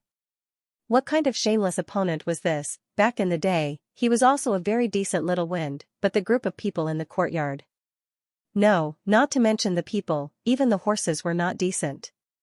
He was influenced by the company he kept. However, and Han was an Han after all. Even though his soul had been sent flying by the lightning, he still relied on his strong instinct to recover his inner energy the moment he landed. He struck the ground with his palm and borrowed the force to do a somersault in the air before landing firmly on the ground. As for Gu Qingfeng, he borrowed the force of him throwing him out just now and disappeared with a whoosh. In the night, a certain someone's annoying voice could be heard. Thank you, Lord and Han did not chase after him. He knew the force of his throw. If he chased after him, he would be too far away from the palace. He turned and returned to the cold palace. Just as he entered the courtyard of the cold palace, he saw Xianxia angrily walking towards him. Where did you go just now? The king was taken away by someone. And Han said calmly, I know, I will get him back. After Gu Jiao carried the king out of Xianxia's courtyard, she went straight to the dog hole that led to the outside of the palace. As the king was knocked unconscious, he could not drill the hole himself, so Gu Jiao could only stuff him in. Who knew that the king's body would get fat and he would be stuck in the dog hole? Gu Jiao frowned seriously and kicked his dragon head, kicking him over without hesitation. After that, Gu Jiao crawled over herself. She did not know how long Gu Qingfeng could delay, but it was best that she did not waste any time. She carried the king and sprinted towards the planned location. There, the Black Wind King was already in place. However, things did not go as she wished. Before she could run a mile, Han caught up with her. She saw with her own eyes that Han used his sword to cut open the snow silk on the wall and jumped over elegantly. He was indeed an expert. His skills were amazing. Gu Jiao could not escape from Han alone. Now that she had to carry the king, she was no match for Han. What was Gu Qingfeng doing? Had it really been a quarter of an hour? Gu Qingfeng, it was clearly the king who was stuck in the dog hole for half a day. Gu Jiao felt that she was doomed. And Han's murderous aura was approaching her quickly. However, because she was carrying the king, Han did not kill her. He only wanted to snatch the king back. Gu Jiao threw out 3 black fire pearls, and Han's eyes narrowed. He paused in midair and turned around to avoid the pearls. He lightly tapped his foot and landed on a tree. The black fire pearls landed on the ground and made a series of explosive sounds. Gu Jiao felt a toothache. Shouldn't an expert like you catch hidden weapons with your bare hands? Why are you dodging? And Han pulled out a long vine from the tree and threw it at Gu Jiao. The long vine wrapped around Gu Jiao's slender waist. Gu Jiao was pulled over by a strong force. She had 2 choices. She could either surrender and be captured by Han together with the monarch, or she could throw the monarch down. And Han would abandon her to save the monarch, and she would take the opportunity to escape. She did not want to die. However, she would not give up the king that she had already captured. She immediately pressed down on the dagger at her waist. However, before she could pull it out, Han slapped the dagger out of her hand. This guy. In the nick of time, a figure suddenly appeared from the side and cut the long vine in half. Gu Jiao and the king fell to the ground. The person holding the sword blocked in front of the two and said through the veil, "You guys leave first." It was Yi Qing's voice. Gu Jiao looked at Yi Qing, who was dressed in black, and then looked at the 4 men of sacrifice that came with Yi Qing. She roughly understood that it was the state teacher's palace that made their move. "Be careful," Gu Jiao reminded. "I will." Yi Qing flew up with her sword and attacked and Hun together with the 4 men of sacrifice from the Imperial Preceptor Palace. Gu Jiao took the chance to grab the king, who had fallen to the ground, and ran. Behind them came the sound of weapons clashing. The whole street seemed to be filled with killing intent. The eldest disciple of the state teacher's palace and the 4 men of sacrifice were a terrifying force, but to say that they could kill an Hun was still impossible. "Set up the formation. Trap him." Under Yi Qing's order, the 5 of them formed a formation and surrounded an Hun. And Hun coldly looked at the 5 who came out of nowhere and sarcastically curled his lips. "You think you can stop me with just the few of you?" Yi Qing coldly said, "Whether I can stop you or not, you'll know once you try. Or are you scared? That's right, you colluded with the deposed concubine and imprisoned the king. You have committed a crime worthy of all 9 generations of your family. If you're willing to surrender, then maybe I'll consider letting you go." And Hun coldly laughed, stalling for time? Useless. As soon as he finished, an Hun's figure flashed and suddenly appeared in front of Yi Qing. His speed was too fast, to the point that Yi Qing could only see a blur. Before he could react, Yi Qing had already been sent flying by an Hun, and almost at the same time, an Hun used the remaining qi in his body to send the other 4 men of sacrifice flying, and Hun's goal was to take back the king, so he didn't waste too much energy on Yi Qing and the others. Yi Qing fell onto a roof, covered his chest and spat out a mouthful of blood. "Damn. He escaped so quickly, Xiao Lulang, you can only rely on yourself from now on." Achoo. Gu Jiao was running just fine with the king on her shoulder, when she suddenly sneezed out of nowhere, stepped on something slippery, and fell flat on her face. "No way, right? Was someone talking about her again? Xiao Lulang, this name is poisonous." Gu Jiao got up with a black face. Just as she was about to grab the king and continue running, Gu Chengfeng used his qinggong to catch up. "Hey, are you okay?" Gu Chengfeng asked her. Gu Jiao, with grass all over her body, shook her messy hair. "I'm fine. Yi Qing and them are coming, I don't think they can hold them off for too long. You take the king and leave, we'll split up." Letting Gu Chengfeng lure an Hun away was because only he could do it. Now letting Gu Chengfeng take the king away was also because only he could take him away. What Gu Jiao didn't say was that she sprained her leg from the fall just now. Gu Chengfeng frowned, "But you," Gu Jiao took out a bone whistle, "Black Wind King will come get me, hurry up and leave." The reason why she didn't use the bone whistle before was because she was worried about exposing her location and attracting the Black Wind King, and Shi attracting an Hun. Now there was no other choice. Gu Chengfeng gritted his teeth. "I know what you want to do, but this time I won't listen to you." And Hun wasn't Han Yi. Once he fell into his hands, there was no chance of survival. Gu Chengfeng, with one hand holding on to the king and the other holding on to Gu Jiao, used his qinggong to jump. But right at this moment, an Hun arrived. And Hun squinted his eyes, aimed at Gu Chengfeng's legs, and slashed down. The newest chapter of this book is not finished yet. For more exciting content, please scan the QR code below to download the app. Novels are updated faster. Millions of novels are free to read. Novels that can't be found on the internet are all here. https://www.zhhbqg.com/896428964286/1061564662. HTML Genius memorized this site's address, www.zhhbqg.com. Bikuj mobile reading website, mzhhbqg.com. This book's newest chapter isn't finished yet. For more interesting content, please scan the QR code below to download the app. Novels are updated even faster. Millions of novels are free to read. Novels that can't be found on the internet are all here. Gu Jiao felt the sharp killing intent and sword qi, and frowned. "Watch out." It was already too late to dodge, so Gu Chengfeng clenched his teeth and pushed the 2 of them towards the roof in front of him. It was better for the sword chi to land on his leg alone than for Gu Jiao to be injured with him. But the expected pain didn't come. On the other side of the roof, a navy blue figure fell from the sky and also sent out a sword chi, protecting Gu Chungfeng, who almost lost his legs. Gu Chungfeng turned around and was instantly dumbfounded. Big brother? Gu Chongqing sent out a palm and sent him to the roof where Gu Jiao and the king landed. You guys hurry and leave, he lightly said, and vigilantly looked at the black-robed man 2 meters away. Gu Chungfeng was so shocked that he couldn't even close his mouth. Big. Why is Big Brother here? Wasn't he lying in the ICU this whole time? When did he wake up? How did he know what he was doing tonight? Gu Jiao frowned, as if she was also a bit confused, but not as confused as Gu Chungfeng, or maybe it was because she was a bit more calm. It had been almost a month since Gu Chongqing was injured. Although his body's stats were gradually stabilizing, he still hadn't woken up in front of her. The state teacher also said that he hadn't woken up. Did he just wake up? Then, thinking of Yi Qing's arrival, Gu Jiao guessed that the state teacher had somehow found out about her plan to break into the cold palace, so he arranged for Yi Qing to come help her, while also having Gu Chongqing, who had woken up, come save her. Was the state teacher and Gu Chongqing this close? Let's go, Gu Jiao decisively said.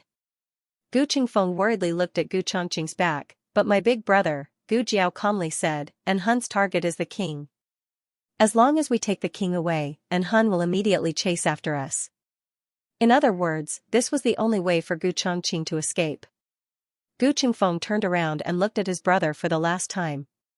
He wiped his red eyes sadly and grabbed Gu Jiao and the king. With a leap, he disappeared into the endless night. After confirming that their auras had disappeared, Gu Chongqing heaved a sigh of relief. The medicine I gave you can temporarily suppress the aura in your body so that others won't be able to detect the changes in you. However, you have yet to recover from your serious injuries. Even if I help you with your rehabilitation and training in secret, it will still be difficult for you to reach your ideal strength in a short period of time.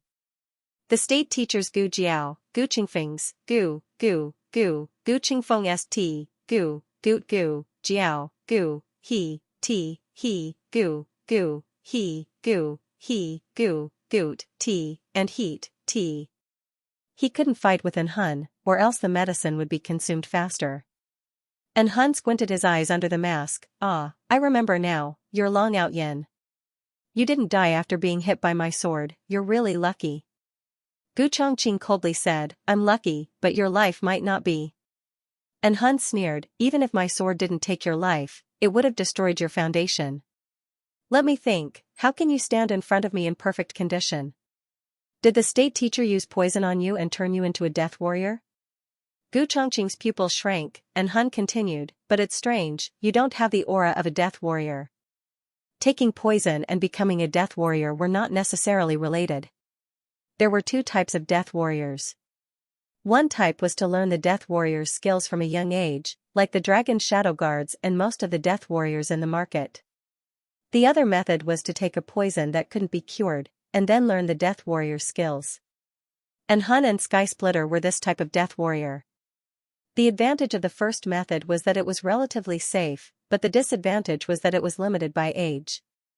People who were over 5 years old could not learn it, and their strength was not as strong as the second method. The advantage of the second method was that it was not limited by age, but the disadvantage was that 99 out of 100 people who were poisoned died. It's hard for a normal person to survive after being poisoned, and with your injuries, it's even more impossible for you to survive the poison. But if it wasn't for the poison, how could you recover? And Hun's curiosity was completely aroused. Tell me the answer, and I'll let you go. Gu Chongqing said meaningfully, you really want to know? Why don't you answer a few of my questions first, and if I'm satisfied with your answers, I'll tell you. Young man, it's not good to delay time. And Hun was not a fool, and he admitted that he was curious about the miracle on Long Out Yin, but he would not be led by the nose by him. He looked calmly at Gu Chongqing. I won't kill you today, but after I settle the matter at hand, I'll go to the State Preceptor Hall to get the answer from you. You want to leave? It's not that easy. Gu Chongqing dodged and blocked Hun's way with his sword. But Hun was too fast, and before he could do anything, and Hun had already sheathed his sword back into the scabbard. Then, and Hun flashed past like a hurricane, and disappeared into the night. Gu Chongqing looked at Hun's back view, and secretly tightened his grip on the sword in his hand. In the end, he agreed to split up with Gu Jiao. After all, Hun's target was the king, and as long as he left with the king, Hun would definitely catch up with him. It would be much safer for the brat to leave on her own. That was his plan, but he did not know that not long after he left, Gu Jiao took out her bone whistle and blew it. Gu Qingfeng froze. Oh no. He forgot that this brat had a whistle in her hand. It's over, and Hun will definitely chase after her when he hears the whistle. Gu Qingfeng turned around and wanted to save Gu Jiao. Wait, I can't do that. If I bring the king and Hun brings him back, he will have no qualms and will definitely kill us on the spot. Run, the further the better, and Hun might not waste time on her if he realized that the king was not in her hands. Gu Qingfeng clenched his fists tightly, and with the king on his back, he gritted his teeth and ran forward. Hun heard Gu Jiao's bone whistle, and indeed changed his path to chase after Gu Jiao. His qinggong was excellent, and he walked on the steep roofs as if he was walking on flat ground. He quickly saw the small figure shuttling back and forth in the alley, and with a cold smile, he jumped and landed steadily in front of Gu Jiao. Gu Jiao suddenly stopped in her tracks. She turned around and continued to run. Hun easily jumped over her head and blocked her path again. Gu Jiao's face darkened. It was so troublesome to not know qinggong, and Hun asked, "Where are the two of them hiding?" Gu Jiao said, "Find them yourself if you have the ability." Hun slowly walked towards her with a murderous aura. "Brat, killing you is just a matter of moving my fingers. If you know what's good for you, I'll give you a quick death." Gu Jiao laughed, "If you kill me, my men will also kill the king." Hun's footsteps paused slightly. Gu Jiao's acting skills reached an unprecedented level at this critical moment, and she displayed her superb acting skills. "I want the king because I want to save my own life, but if I can't save my life, then the king's life won't matter. If you don't believe me, you can try to kill me, but I can guarantee you that the king will die with me." Hun looked at her deeply, as if he was judging whether she was telling the truth or not. After a while, he laughed out loud. "Brat, you won't. I'll say it one last time, hand him over, or I'll kill you." Gu Jiao raised her eyebrows. "If I hand him over, you won't kill me?" Hun said, "I'll kill you too." Gu Jiao crossed her arms. "So, why should I hand the king over to you?" As she spoke, she seemed to inadvertently look at an abandoned horse shed on the right. "Inside?" Hun smashed the roof of the shed, but there was no one inside. His face turned cold. "Brat, you tricked me." "Wait." Gu Jiao raised her hand and calmly signaled him to stop. "I can hand over the king of Yin, but I have a condition. Let me see your face under the mask." In the 6 countries, no one has seen the faces of Hun and Shirtian. "I want to see it. Anyway, I'm going to die soon, so you can fulfill my small wish." Gu Jiao was stalling for time. Black Wind King was on his way here. When Black Wind King arrived, she would have a 50% chance of escaping. Hun said disdainfully, "Brat, you don't have the right to negotiate with me. My patience is really running out. If you don't tell me, I'll kill you first, and then find the king. I don't believe that your accomplice can bring the king far." Gu Jiao pointed behind him. "Ah. Shirtian." Hun didn't believe that Shirtian would appear, but this name made him care too much. He almost couldn't control himself and instinctively looked back. When he realized that he had been tricked again, Gu Jiao had already thrown out a bag of black fire pearls. He was blown back more than 10 steps. Gu Jiao took the opportunity to turn out of the alley. "Boss." Gu Jiao saw Black Wind King running towards her. Her eyes lit up, and she even forgot about the pain in her leg. Hun was completely enraged. He chased after her and slammed his palm on the wall beside him. The wall that had not been repaired for a long time suddenly collapsed, and fell towards Gu Jiao's face. "This time, no one will be able to save you." Hun had just finished his words when a black figure flew out from the night. A slender and strong arm grabbed Gu Jiao and flew out of the ruins. His speed was too fast, and Gu Jiao was blown in the face.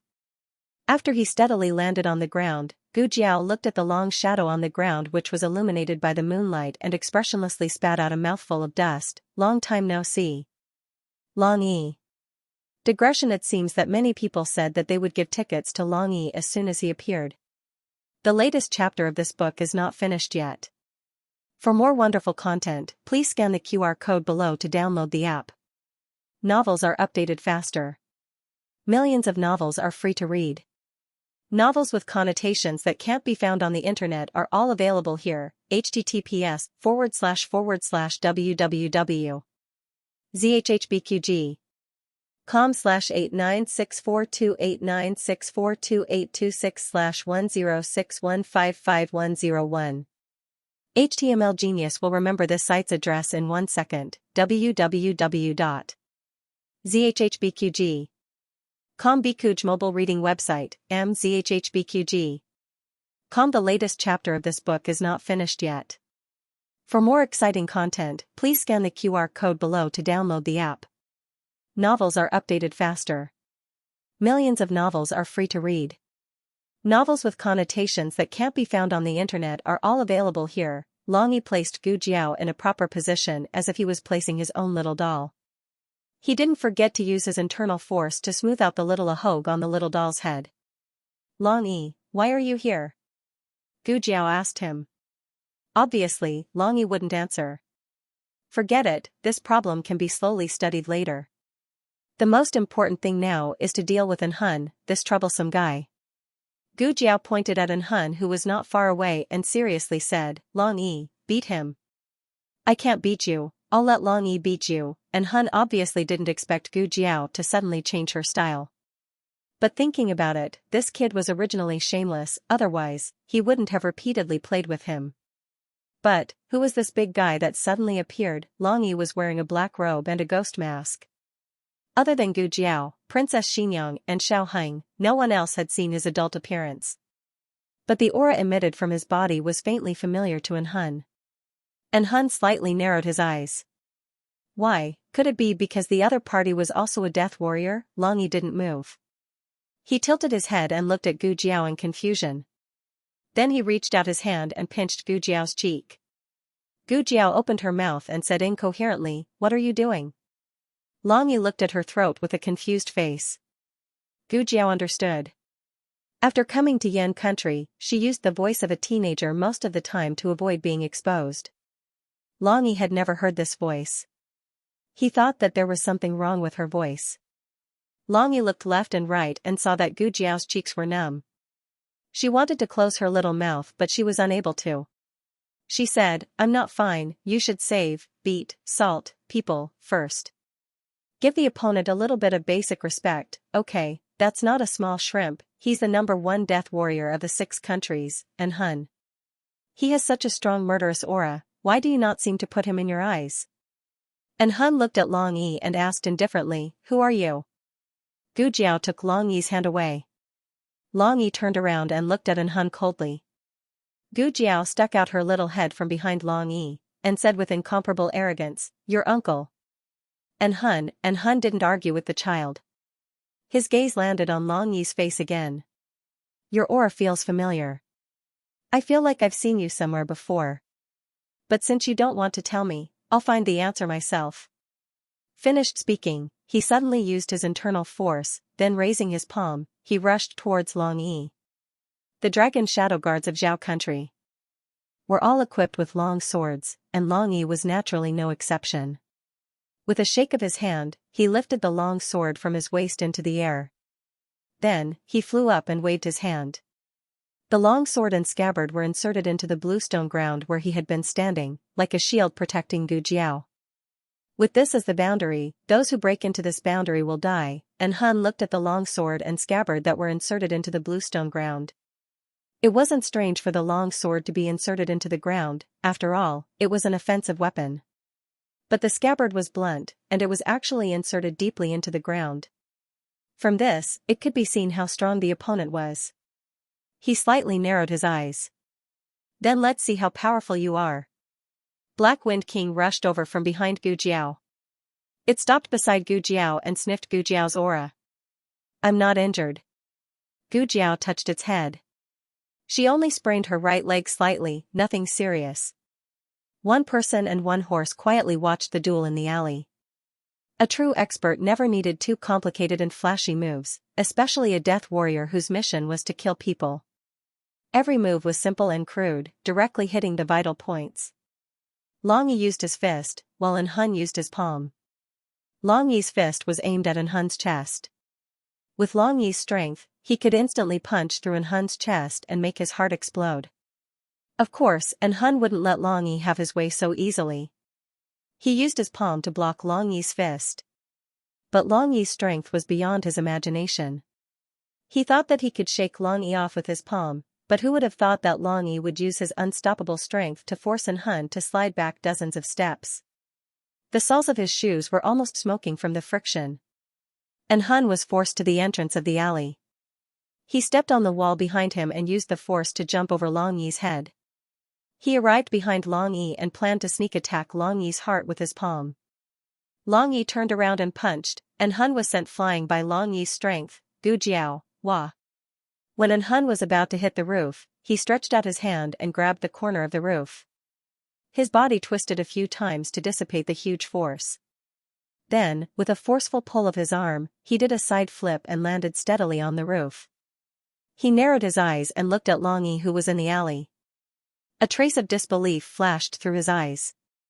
Although he had only used less than 50% of his strength, one should know that in these years, he had only used 30% of his strength at most.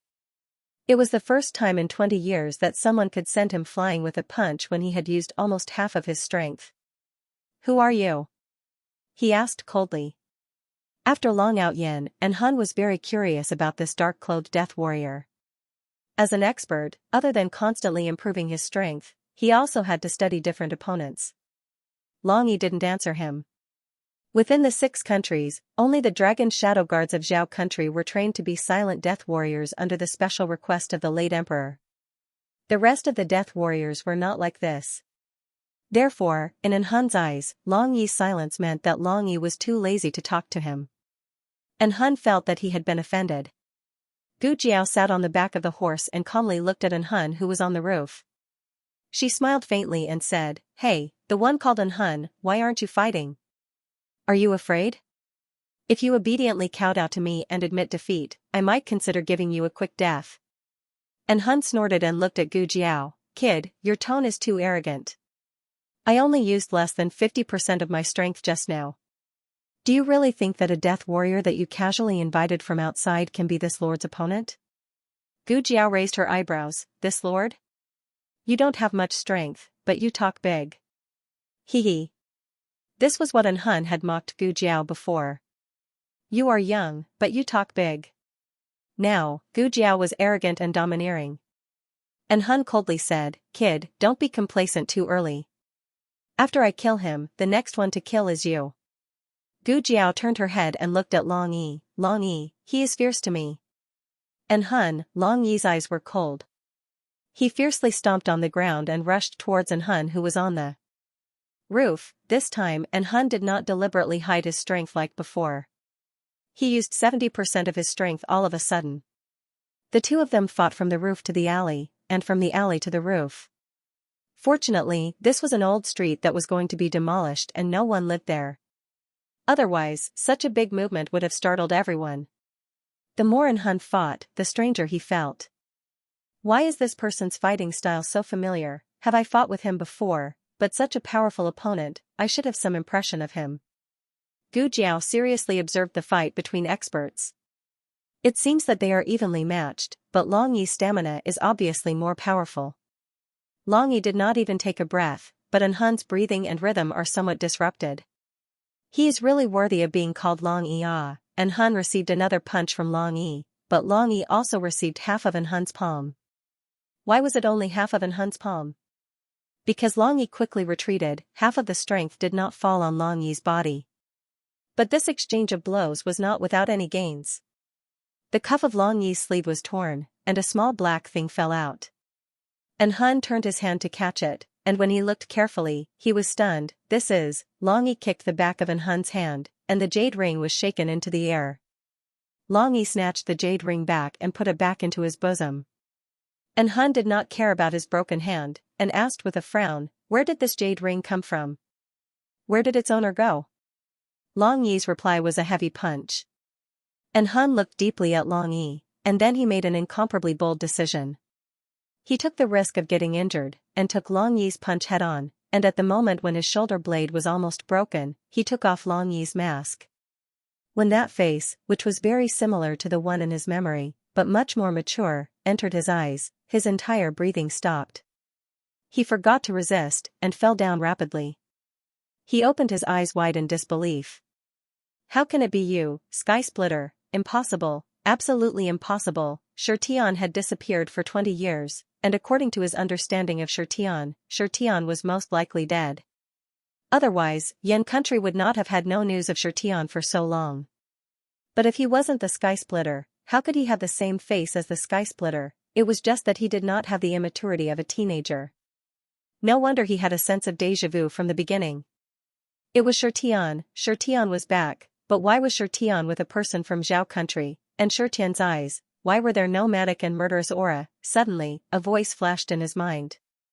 If you see a teenager with a pair of blood-red eyes, that is Xianxia. Xianxia has no humanity, no weakness, he only has one instinct, to kill. The latest chapter of this book is not finished yet. For more exciting content, please scan the QR code below to download the app. Novels are updated faster. Millions of novels are free to read.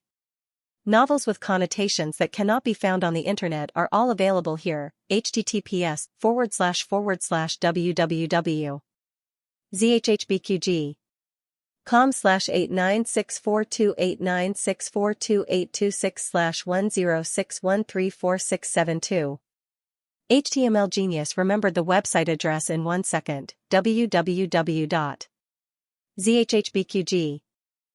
Bikuj mobile reading website, mzhbqg.com.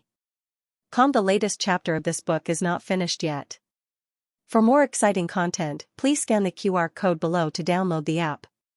Novels are updated faster. Millions of novels are free to read. Novels with content that can't be found on the internet are all here. This was obviously not the Xianxia in his memory.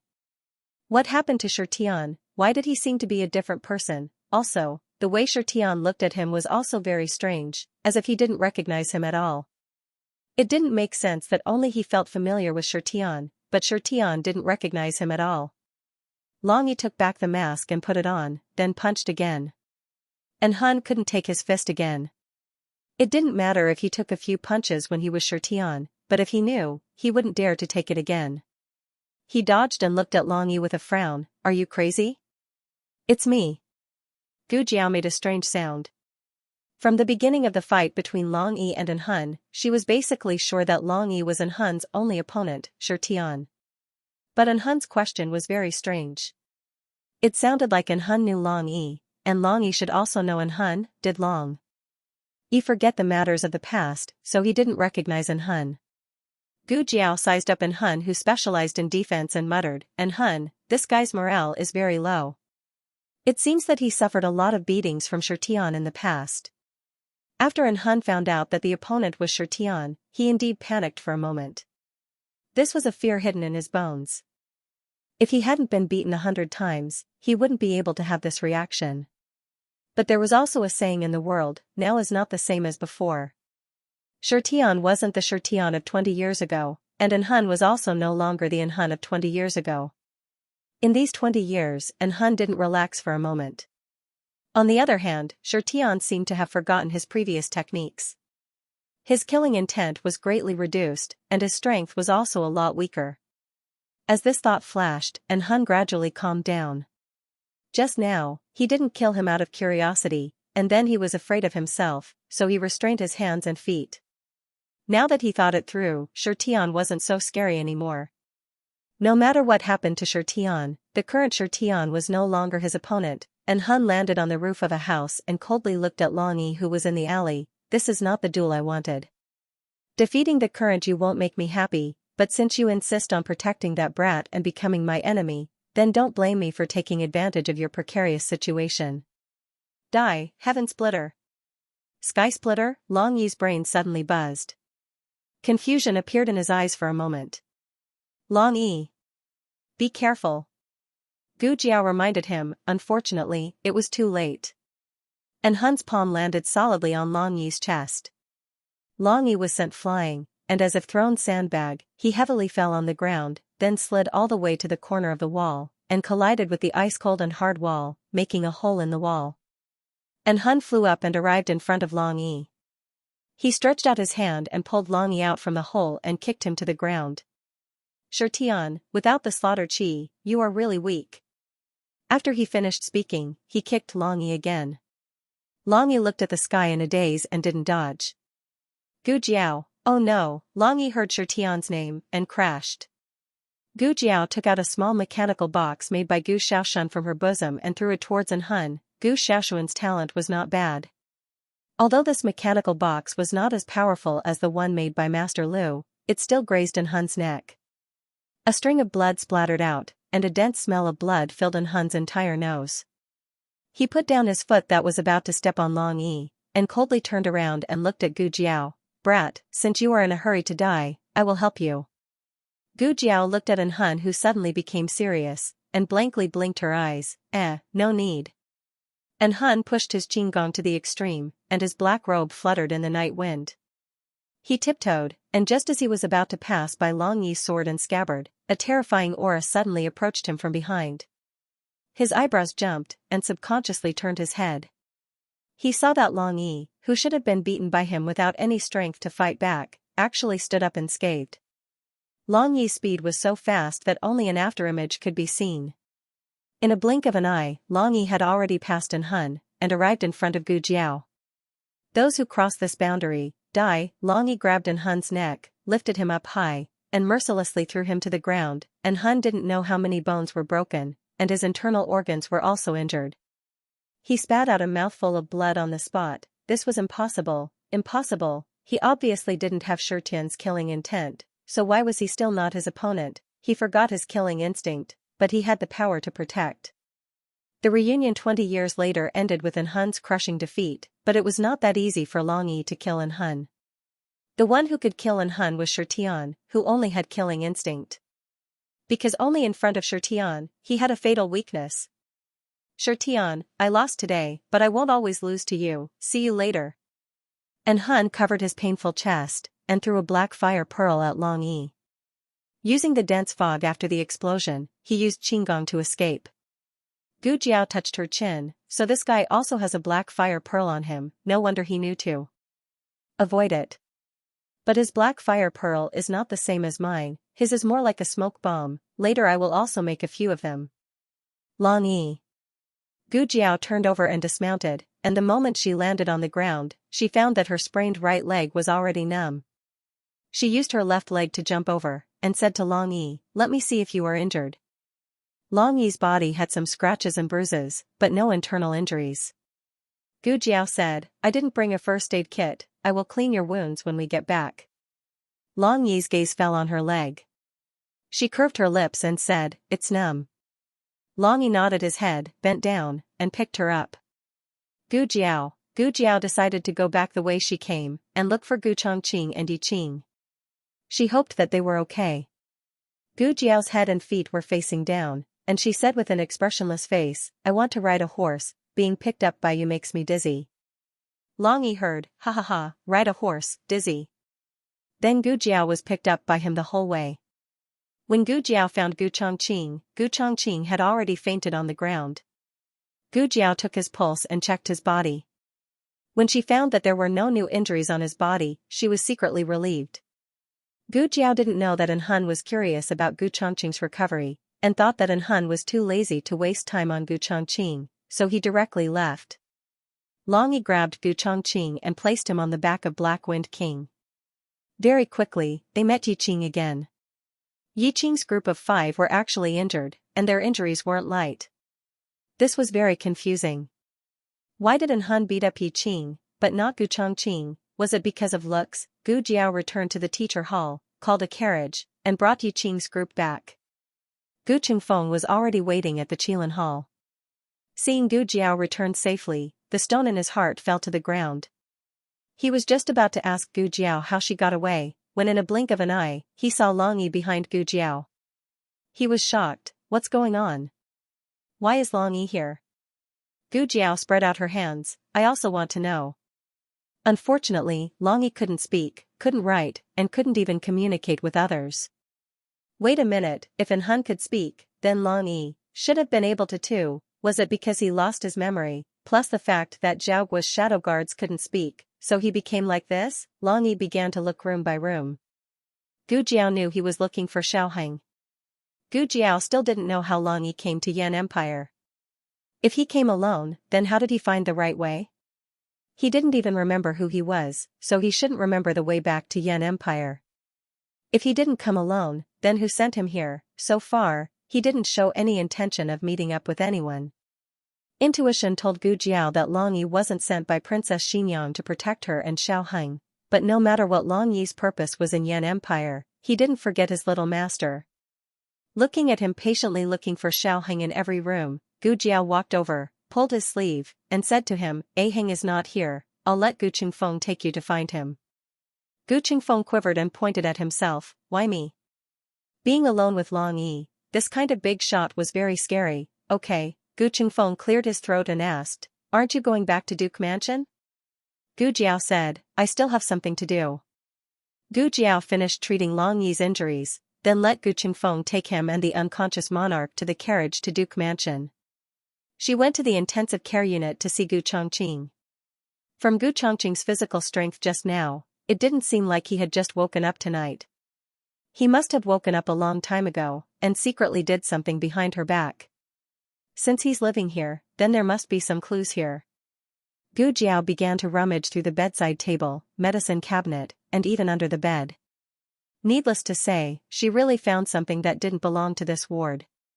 Gu Jiao took out a small box hidden in the bedside table, opened it, and found some strange bottles and a few yellowing books inside.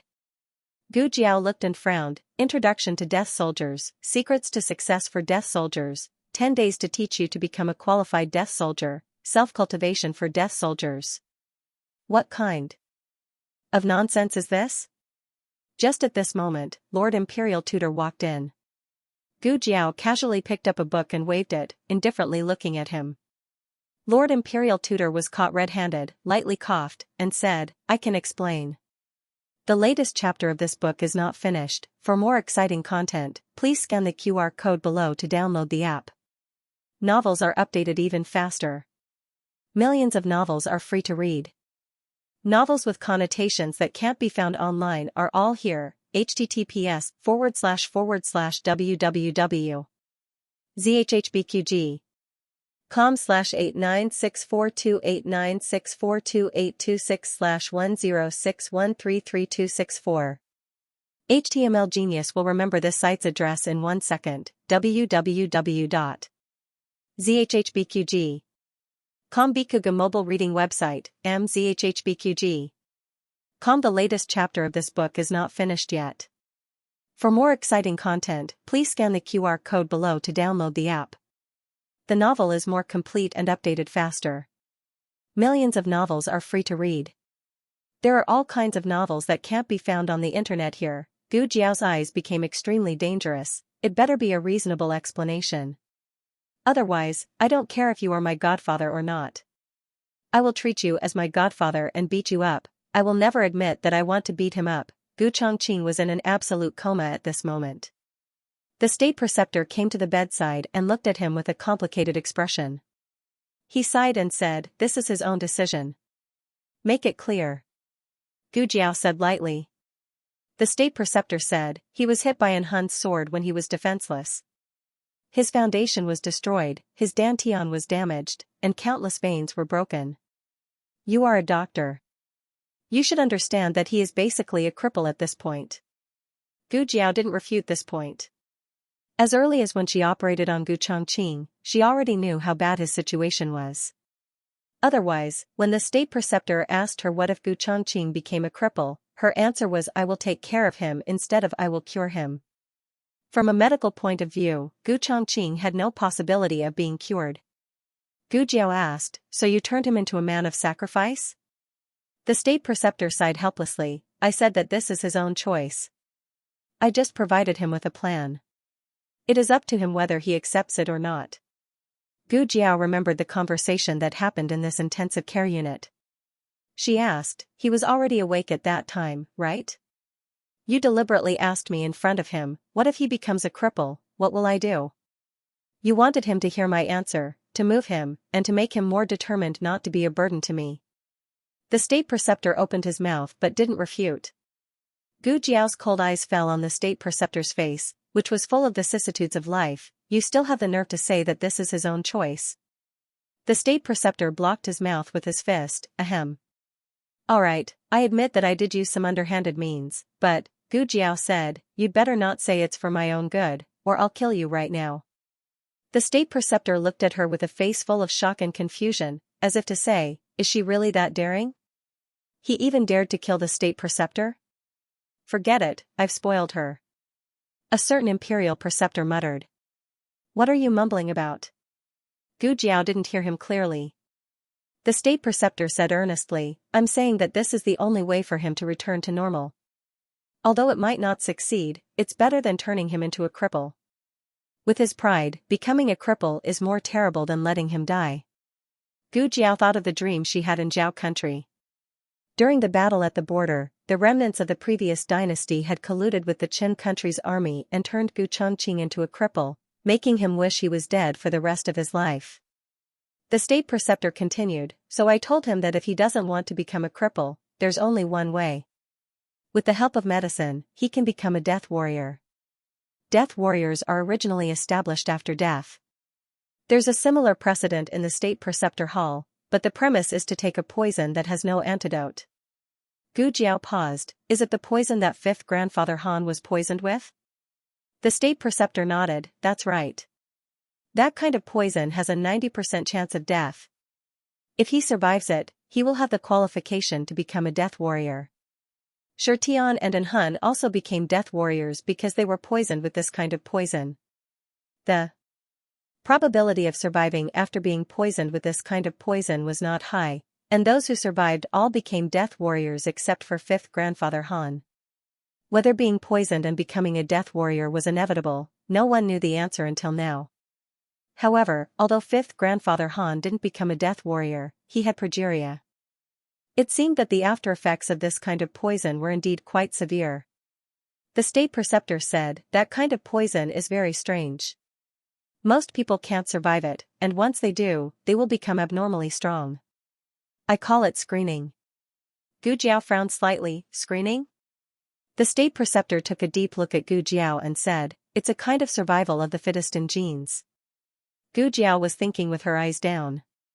She didn't notice the state preceptor's eyes looking at her. When she raised her eyes to look at the state preceptor, there was no emotion in the state preceptor's eyes. Where does this poison come from? She asked. The state preceptor said, it's the juice from the roots of a kind of purple grass, but it's very difficult to find that kind of purple grass now. It's a pity. If there is, maybe I can bring it back to study. Gu Jiao said again, then where did the poison you gave to Gu Chongqing come from? The state preceptor said helplessly, there's only one bottle left, and I gave it all to him. Gu Jiao asked another question in the bottom of her heart, but why didn't I feel the aura of a death warrior on him? The state preceptor said, because, he didn't become a death warrior. Gu Jiao asked puzzledly, what do you mean? The state preceptor smiled politely, after I gave him the medicine, I found that it had expired. Gu Jiao, so now the state preceptor continued to smile awkwardly and politely, he thought he was a death warrior. Gu Jiao again, to be honest, the state preceptor didn't expect this situation. He found that the medicine had expired the next day and hurried to see Gu Chongqing's situation. Unexpectedly, Gu Chongqing stood by the bed with a walking stick and said excitedly to him, State preceptor, the medicine you gave is really effective. I can stand up. The state preceptor's expression at that time was unprecedented. Gu Chongqing wondered, but why? I don't feel the pain you mentioned? The state preceptor mentioned to Gu Chongqing that the process of decocting this kind of poison was no different from dying once. Then, the state preceptor decisively stopped him from taking the painkillers. After 3 days of living hell, Gu Chongqing became more and more convinced that he had survived the poison. This wasn't a miracle that could be created by medicine. It was a strong willpower to protect his sister at all costs. The state preceptor sighed innocently, I saw that he was in good condition, so I didn't have the heart to expose him. He was afraid that if he exposed him, his beliefs would collapse and never recover. Gu Jiao looked at the various death warriors in her hand and asked in confusion, then, what's with these books? The state preceptor said truthfully, I wrote them randomly. But it also took him a lot of effort. Just looking for the empty yellowed books and thinking of the names almost made him forget. Gu Jiao then picked up a book titled 10 Days to Become a Qualified Death Warrior, and the corner of her mouth twitched. I was wondering why these books looked so indecent. The state preceptor, with Gu Chongqing's current condition, it was more appropriate for him to continue staying in the state preceptor's hall. As for when to tell him the truth, it would depend on his recovery. Before he completely recovered, he couldn't let his beliefs collapse halfway. When they came out of the state preceptor's hall, it was already after midnight. Gu Jiao and the Black Wind King returned to the Duke and estate. The Duke and estate was very quiet. Xiaoheng didn't tell his family that Gu Jiao went to the palace to steal the monarch. He only said that she had something to do in the state preceptor's hall and might return tomorrow. Everyone went to rest. Xiaoheng waited for Gu Jiao alone in the room. He didn't know how Gu Jiao's situation was, but according to the plan, the monarch was to be brought back to the Duke and estate. Creak, the courtyard door of Feng Courtyard was pushed open. Xiaoheng hurried out of the room, Jiao. The person who came in wasn't Gu Jiao, but Steward Jing. Steward Jing held a lantern and looked at Xiaoheng hurriedly coming out of the corridor. He said in surprise, Your Highness Zhang Sun, it's so late and you haven't gone to bed yet?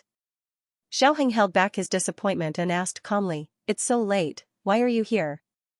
Steward Jing pointed at the courtyard door behind him and explained, I saw that the door wasn't closed, so I thought it might be a lazy servant, so I came in to take a look. Xiaoheng said, I told them to leave the door open. Steward Jing was confused for a moment and asked, Aren't Lord Xiao and young Master Gu coming back tomorrow? They were the only ones in the courtyard who went out. Xiaoheng said calmly, They might come back earlier. It's getting late, Steward Jing, you should go and rest. There's nothing here. Steward Jing smiled, yes, I'll take my leave. Steward Jing had only taken a few steps when he turned back and asked Xiaoheng, Your Highness Zhang Sun, are you not used to living here? Duke said that you can go directly to his courtyard. His courtyard is spacious, and there are too many people in Feng Courtyard. Xiaoheng said seriously, No, I'm living very well in Feng Courtyard. Steward Jing smiled embarrassedly. He thought, You are the dignified eldest grandson of the emperor. Why don't you live with your own uncle, but live with a few people from the Zhao kingdom? Okay, if there's anything, please don't hesitate to tell me. This time, Steward Jing really left and didn't come back. Time passed little by little. Xiaoheng was still sitting at first, but he quickly stood up. He looked at the window for a while, and then walked around the room for a while. Finally, when he was about to enter the palace to inquire about the news, there was movement outside the courtyard again. Xiaoheng didn't wait for someone to open the door. He walked out in large strides and opened the courtyard door. Soon after, he saw Long Yi standing at the door. The latest chapter of this book is not finished. For more exciting content, please scan the QR code below to download the app. Novels are updated at a faster rate. Millions of novels are free to read. Novels with connotations that can't be found on the internet are all available here. https://www.zhhbqg.com/896428964286/1061125992. HTML Genius remembers this website's address in 1 second. www.zhhbqg.com Bikuga mobile reading website, mzhhbqg. The latest chapter of this book is not finished yet. For more wonderful content, please scan the QR code below to download the app. Novels are updated even faster. Millions of novels are free to read. Novels with connotations that can't be found on the internet are all here. Xiaoheng was suddenly startled. Seeing his little master was startled, Long Yi was also startled. Even the width of his mouth was synchronized with his little master's. Xiaoheng blinked his eyes in confusion and raised his hand. He closed the door. He opened the door again. Long Yi was still here. It wasn't a dream. Long Yi really came. Long, Peng, before Xiaoheng could finish speaking, Long Yi pulled the door over and closed it. Soon after, Long Yi opened the door again. Xiaoheng didn't know whether to laugh or cry. He was already 20 years old. He was no longer that little troublemaker who clamored for Long Yi to play with him every day. But everyone had changed. Only Long Yi hadn't changed. Xiaoheng's nose suddenly became somewhat sour. To him, Long Yi wasn't an imperial bodyguard or a servant. Long Yi was a family member like Princess Xinyang. Long Yi had accompanied him through his ignorant childhood and naughty childhood. He would never be angry with him. He would never be disappointed in him. Long Yi, his voice was almost choked. However, before he could shed tears, Long Yi picked him up and held him up. Xiaoheng only felt that the sky was spinning and the earth was spinning. His tears were forced back. Soon after, Long Yi didn't say anything, mainly because he didn't know how to speak. He picked Xiaoheng up and brought him to an empty room.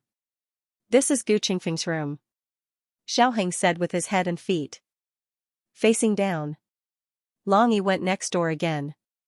"This is the room for the monarch," Xiaoheng said again. Long Yi continued to walk forward and arrived at the third empty room.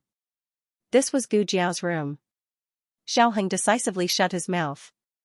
"Come on, throw me on the Jiao bed." Long Yi turned around and went out. Xiaoheng, Long Yi found Xiaoheng's room. After all, this was the only empty room.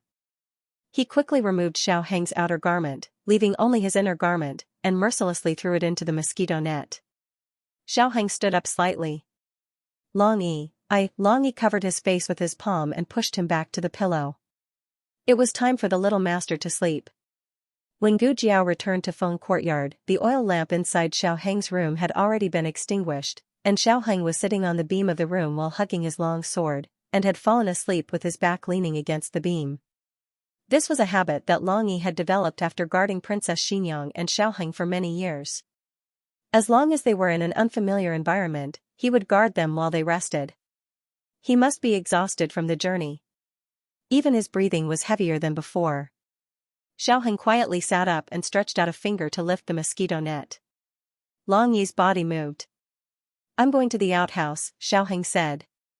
Long Yi had been on his way and hadn't had a good night's sleep. Moreover, he had also fought with An Hun.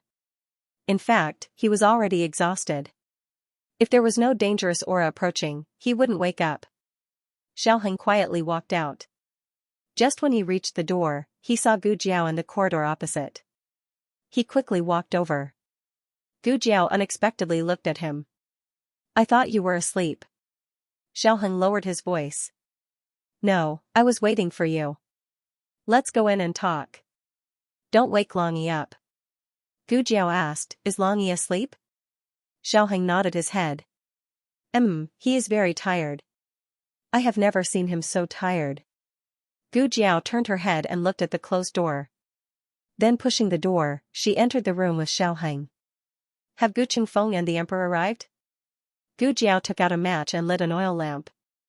"Yes, they're already asleep," Xiaoheng said. He walked to the table and poured a cup of herbal tea for Gu Jiao. "Drink some water first." Gu Jiao was indeed very thirsty. She took the cup and gulped down 3 large cups of tea. Xiaoheng looked at her with heartache. "Are you injured?" They arrived in time. "I'm not injured." Her feet were no longer in the way. "What's going on with Gu Chongqing?" Xiaoheng asked. Gu Jiao told Xiaoheng about the incident of the suicide soldiers caused by the state preceptor. Xiaoheng didn't know what to say after hearing it. "Something like that can happen. I'm really looking forward to the day when Gu Chongqing finds out the truth. Will he kill the silly me or the great hoodwinker state preceptor?" Gu Jiao said thoughtfully, "I have a question. Our actions were very secretive, so how did the state preceptor know that we were going to the palace to assassinate the emperor? Does this mean that he knows that the emperor in the imperial court is a fake?" Xiaoheng said in all seriousness, "I think it might be because of his boundless magic power and divination." Gu Jiao narrowed her eyes slightly. "So it's you?" Xiaoheng retorted, "It's not me." Gu Jiao laughed. Xiaoheng peeled an orange for Gu Jiao. "Eat the orange, eat the orange." Gu Jiao took the orange and gave him a look that said, "I've seen through you." Xiaoheng smiled. By the way, how did you run into Long Yi? We just ran into each other. Gu Jiao briefly recounted how Long Yi arrived in time and beat up In Hun. She also mentioned two key points. First, Long Yi was Shirtian. It was confirmed. Second, Long Yi and In Hun were old acquaintances. Unfortunately, Long Yi had lost his memory and couldn't remember anything. Third, Long Yi might be able to talk. As for the third point, Xiaoheng didn't have any doubts. After all, other than the late emperor of Zhao country, no one would train their men of sacrifice into a tool that couldn't be communicated. As for the second point, I can answer you. Xiaoheng said. Shirtian and In Hun are fellow apprentices of the same sect. Shirtian is a talented junior apprentice brother. Gu Jiao suddenly realized. They actually have this kind of relationship. No wonder In Hun would talk to Long Yi like that. But, who did you hear this from? Xiaoheng thought for a bit and finally contributed his strong desire to live. State preceptor. Gu Jiao suddenly became confused. When did the relationship between the two of you become so good? He also told you this kind of information that couldn't be found in the book collection pavilion. Xiaoheng coughed softly. It's Xiaoqing. State preceptor and Xiaoqing have a good relationship. He relied on Xiaoqing's good fortune. Speaking of which, Xiaoqing went out to travel for so long. Isn't your mother worried? Xiaoheng smiled. When he was 6 years old, he took the imperial bodyguards to travel Jianghu. He won't suffer losses outside. Gu Jiao asked, what were you doing when you were 6 years old? Xiaoheng spread out his hands. Every day, I was at my mother's side. I wasn't allowed to leave her side. Every day, other than reciting poems, I was practicing calligraphy. Gu Jiao touched her chin. The way two people raise their children is really poles apart. Then, do you envy Xiaoqing? Do you want to be like Xiaoqing, not being forced to study or practice calligraphy? Instead, you can live every day freely and happily? No. Xiaoheng said. Why? Gu Jiao asked. Xiaoheng held her soft hand and deeply stared into her eyes. Because if I grew up in Yan country, I wouldn't have met you. Cold palace. And Han returned to the east courtyard with blood all over his body. Hansher came out of the room and was shocked by his appearance. How did you become like this? Where's His Majesty? And Han said faintly, he was taken away by someone. Hansher frowned. Didn't I ask you to get him back? And Han's face turned ugly. Do you think I let them go on purpose? Hansher choked. And Han was her aide, not her servant. She should treat him with respect. She softened her tone and said, you're seriously injured. I'll ask someone to find an imperial doctor. Her attitude softened. And Han's attitude was naturally not so aggressive. And Han waved his hand. No need. I'll heal myself. Hansher asked again, what happened? Who hurt you like this? And Han was not in a hurry to answer Hansher's question. Instead, he asked, who is that Xiao Lulang? Hansher realized something and asked, was he the one who did it tonight? You answer me first. And Han said. Hansher frowned. He is from Zhao Kingdom. He entered Tianqiong Academy with Xiao Liulang's identity. Now he is the adopted son of An Guogong. We haven't found out his specific identity yet. And Han thought of what happened tonight and his chest began to ache. You'd better check it quickly. If you can't find it in Yan Kingdom, send someone to Zhao Kingdom. This kid is strange. Hansher agreed. He is indeed strange. He is so young, but he can kill Nangong Li and defeat Han Ci to take away the Black Wind camp. He may be Shang Wanyan's chess piece. And Han coldly snorted. Shang Wanyan doesn't have this ability. What? Does this Xiao Lulang have a big background? Even the royal princess of Shang Kingdom can't control him, and Han coldly said.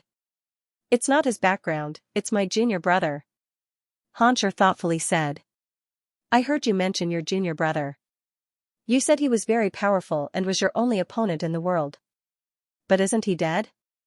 And Han's eyes were malicious. I also thought he was dead, but I saw him again tonight. He was with Xiao Lulang. So he was the one who seriously injured you. Xianxia couldn't believe it. She even had a trace of disappointment in her heart. She always thought that An Hun was the #1 master of the 6 countries. An Hun glanced at Xianxia and coldly snorted. I underestimated him this time. Next time I will kill him with my own hands. Junior brother, oh junior brother, do you know that you went to Zhao Kingdom with a mission? Not only did you not complete the mission, you even forgot who you are. Since that's the case, don't blame me for cleaning up the sect for my master. Digression, it's the end of the month. The latest chapter of this book is not finished yet. For more exciting content, please scan the QR code below to download the app. Novels are updated faster. Millions of novels are free to read. Novels with content that can't be found on the internet are available here. https://www.zhhbqg com/89642896428226/106111020. HTML Genius remembers this site's address in a second. www.zhhbqg.com Bikuga mobile reading website, mzhhbqg. Com The latest chapter of the book is not finished yet. 4. More exciting content, please scan the QR code below to download the app. The novel is updated faster. Millions of novels are free to read. There are all kinds of novels that can't be found on the internet. After a long and torturous night, the last person in Feng's courtyard who was awake fell into a deep sleep. The crescent moon climbed out of the clouds and echoed with the stars. The hot summer was coming to an end, and even the noisy cicadas were much weaker. This time everyone slept soundly. The next day, the sun rose from the east, and Xingdou woke up in the morning light. The people in Feng's courtyard started a busy day. Little Jing Kong was the first to wake up. He had been forced to be an attendant by his bad brother-in-law, so he couldn't move in with Gu Jiao openly. Therefore, he would show his anger every morning to express his strong dissatisfaction. But this morning, when he opened his eyes, he found himself lying on an unfamiliar bed. He got up, jumped out of bed, and opened the door to take a look. Wow, it was the courtyard of the Duke's public house. He slept in the Duke's public house last night. He was with Jiao Jiao. Jiao, oh, the little guy rushed to Gu Jiao, but before he could break into Gu Jiao's room, he was carried away by a tall figure. On the other side, the king was also slowly waking up. There was still a little bit of the softening powder in his body, so his whole body was still sore and weak. He didn't know if it was his illusion, but he felt a little pain all over his body. The king frowned and sat up with difficulty. He held his forehead with one hand and felt dizzy for a while. Suddenly, he felt something was wrong. He touched his head again, but it was gone. His wig was gone. Ever since the king was shaved bald by Han Yi, he couldn't afford to lose face.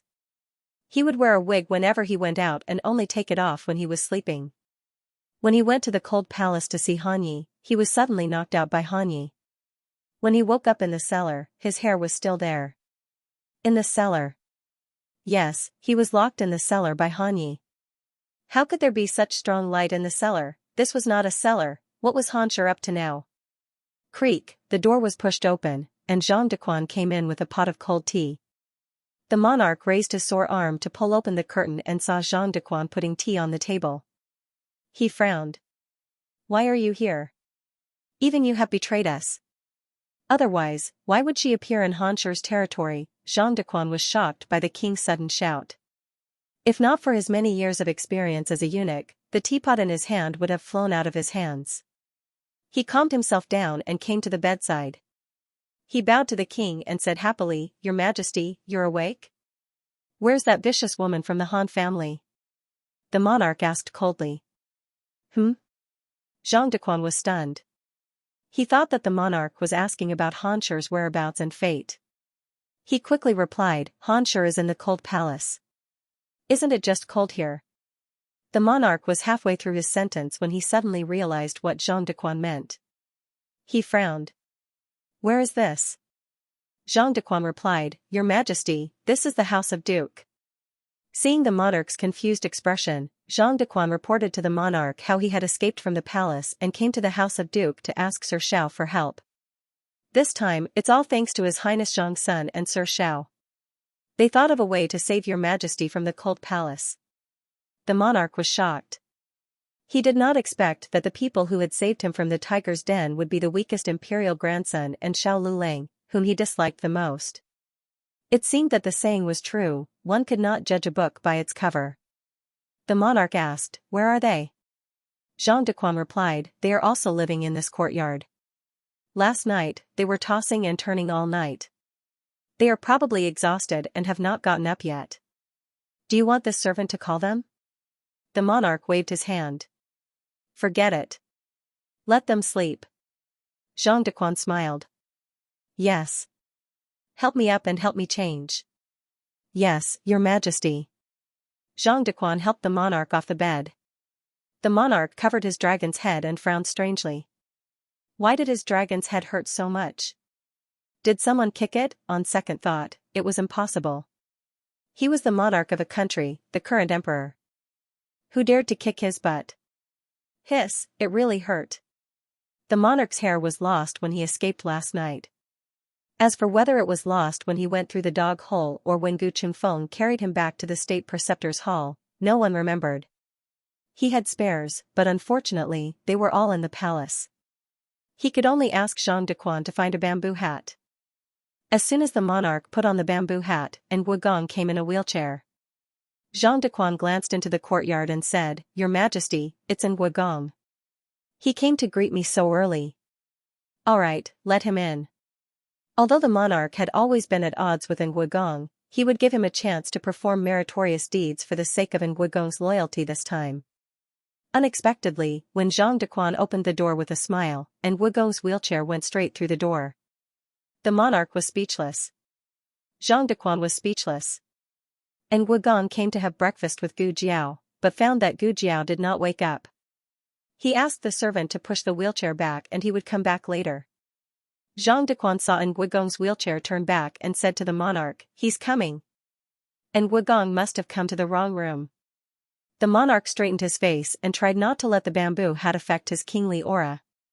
Then he saw Wugong's wheelchair go through his door again. The monarch looked at Zhang Dequan angrily. Zhang Dequan smiled embarrassedly. If it was only Wugong, it would be fine. However, the people in the courtyard woke up one after another, but no one came to greet the monarch. The monarch's face became very ugly. Zhang Dequan smiled embarrassedly and said, "You are traveling incognito. They don't know that you have moved in. They don't know you." As soon as he said that, Empress Dowager Zhuang, who was sitting under the crabapple tree and eating melon seeds, glanced at the monarch in the room and asked the maid beside her, "Hey, does the monarch of Great Yan have no hair? Why is he wearing a bamboo hat in the room?" The monarch clenched his fists. "Zhang Dequan, I want to kill you." Aunt and the others learned about what happened last night from Gu Chunfeng when they were eating in the central room this morning. Everyone was very calm. Empress Dowager Zhuang, men are all big pig trotters.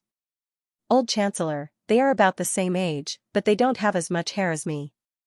Madam Nan, I just invented a kind of poison and want to find someone to test it on. Master Lu, there is no good emperor.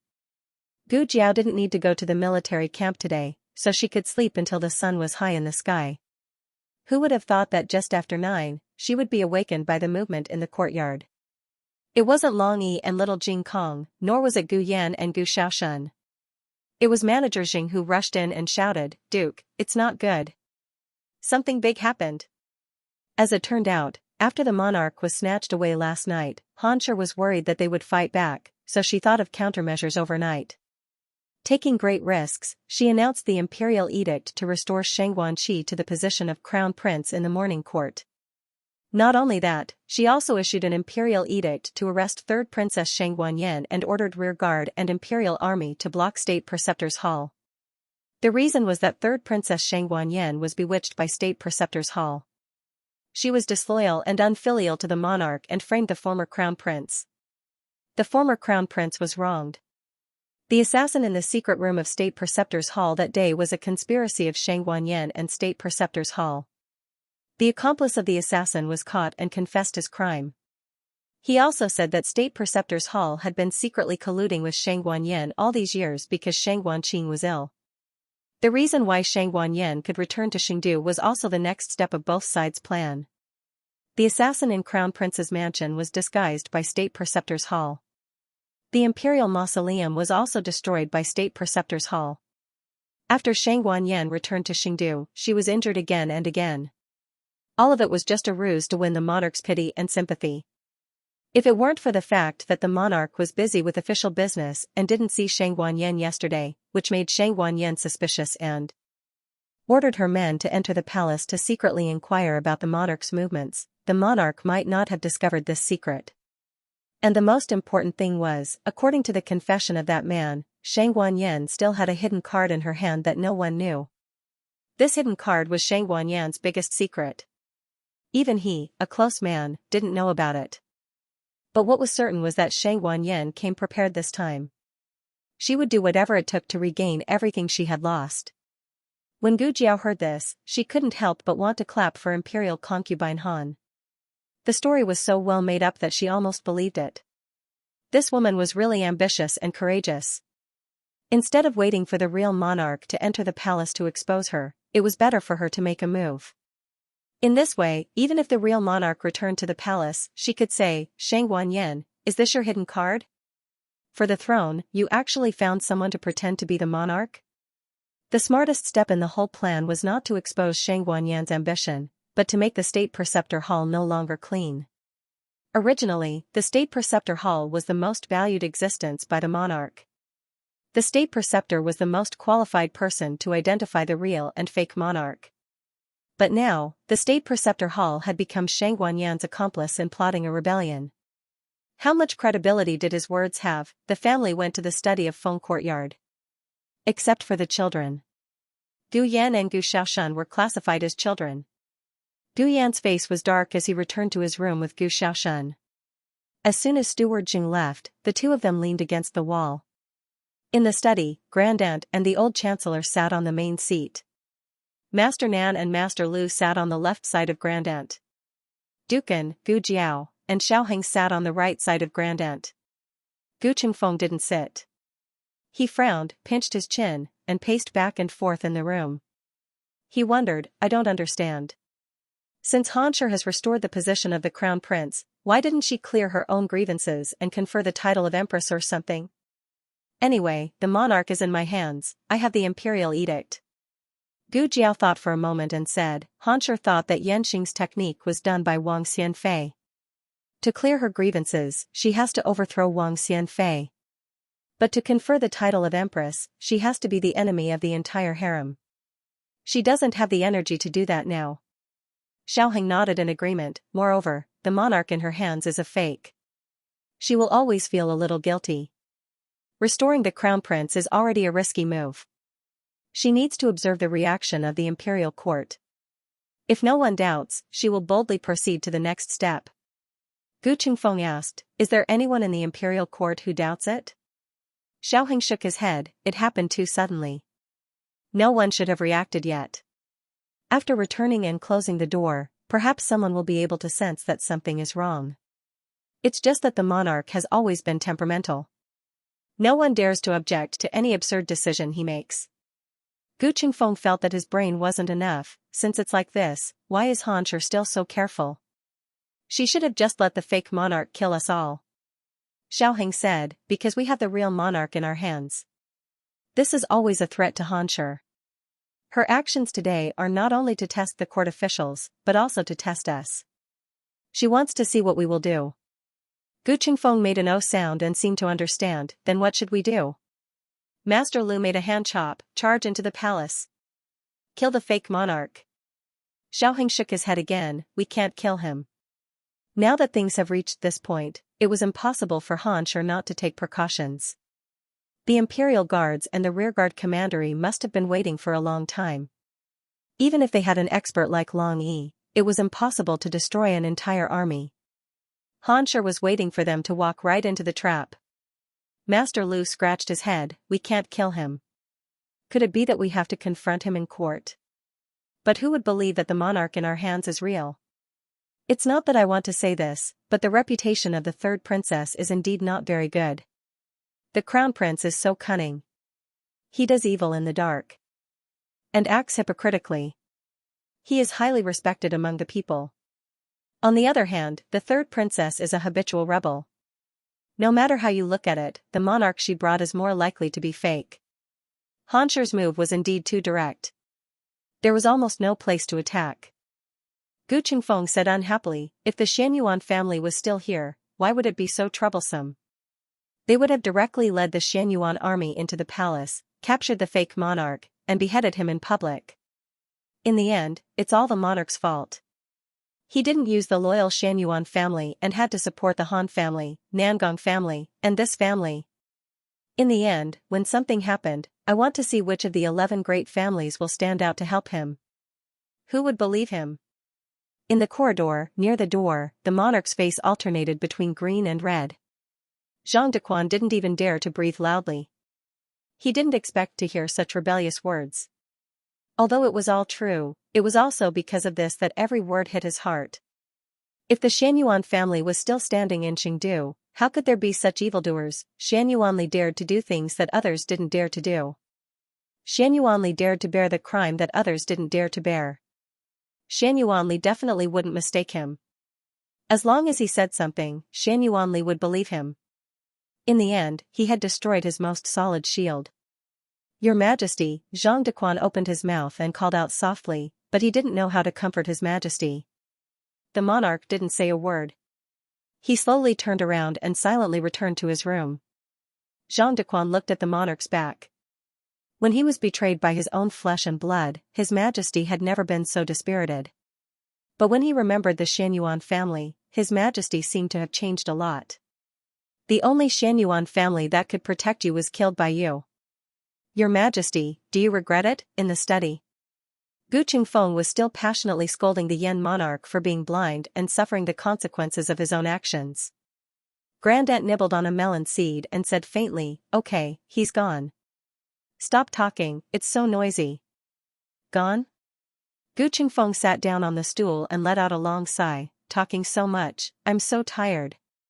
Digression, it's the last day of the month, don't waste the monthly ticket. The latest chapter of this book isn't finished yet. For more exciting content, please scan the QR code below to download the app. Novels are updated even faster. Millions of novels are free to read. Novels with connotations that can't be found online are all available here. https://www.zhhbqg. com/89642896428226/1060895051. HTML Genius remembers the website address in 1 second. www.zhhbqg.com Bikuga mobile reading website, mzhhbqg.com. The latest chapter of this book is not finished yet. For more exciting content, please scan the QR code below to download the app. Novels are updated faster. Millions of novels are free to read. Novels with connotations that can't be found on the internet are all available here. Although it was deliberately said to the Emperor of Yan Dynasty, the content of the matter was all true. The fake emperor did issue an imperial edict to restore the crown prince, and did indeed seal the state preceptor hall. He wanted to investigate the state preceptor hall and Shang Guanyin, who was recuperating in the state preceptor hall. However, because of the character setting, they couldn't break too much. They couldn't exceed the limit of how they dealt with the crown prince before. Shang Guanyin was not in danger for the time being, but her personal freedom was restricted. But the imperial palace was tightly protected. They couldn't assassinate the fake emperor, nor could they lead any army to clean up the emperor's side. These were all facts. Gu Qingfeng poured himself a cup of tea, gulped down a few mouthfuls, and said, then what should we do next? The crown prince has been restored. This fake emperor will definitely do more evil things. Wait first. Grandaunt said while eating melon seeds. Gu Qingfeng was stunned. Still wait? Grandaunt glanced at the opposite house and casually said, let him regret for a few more days. When such a thing happened, the most anxious one was not them, but the Emperor of Yan Dynasty. They must make him deeply aware of the mistakes he made in the past and taste the bitter fruit he planted. In addition, there was another important reason for doing this. The Han family made such a big move in order to force them and the emperor to make a move. But if they didn't make a move, the Han family would not be able to understand their thoughts. The unknown was the most terrible thing. The more they didn't make a move, the more the Han family would suspect that they were brewing a bigger revenge.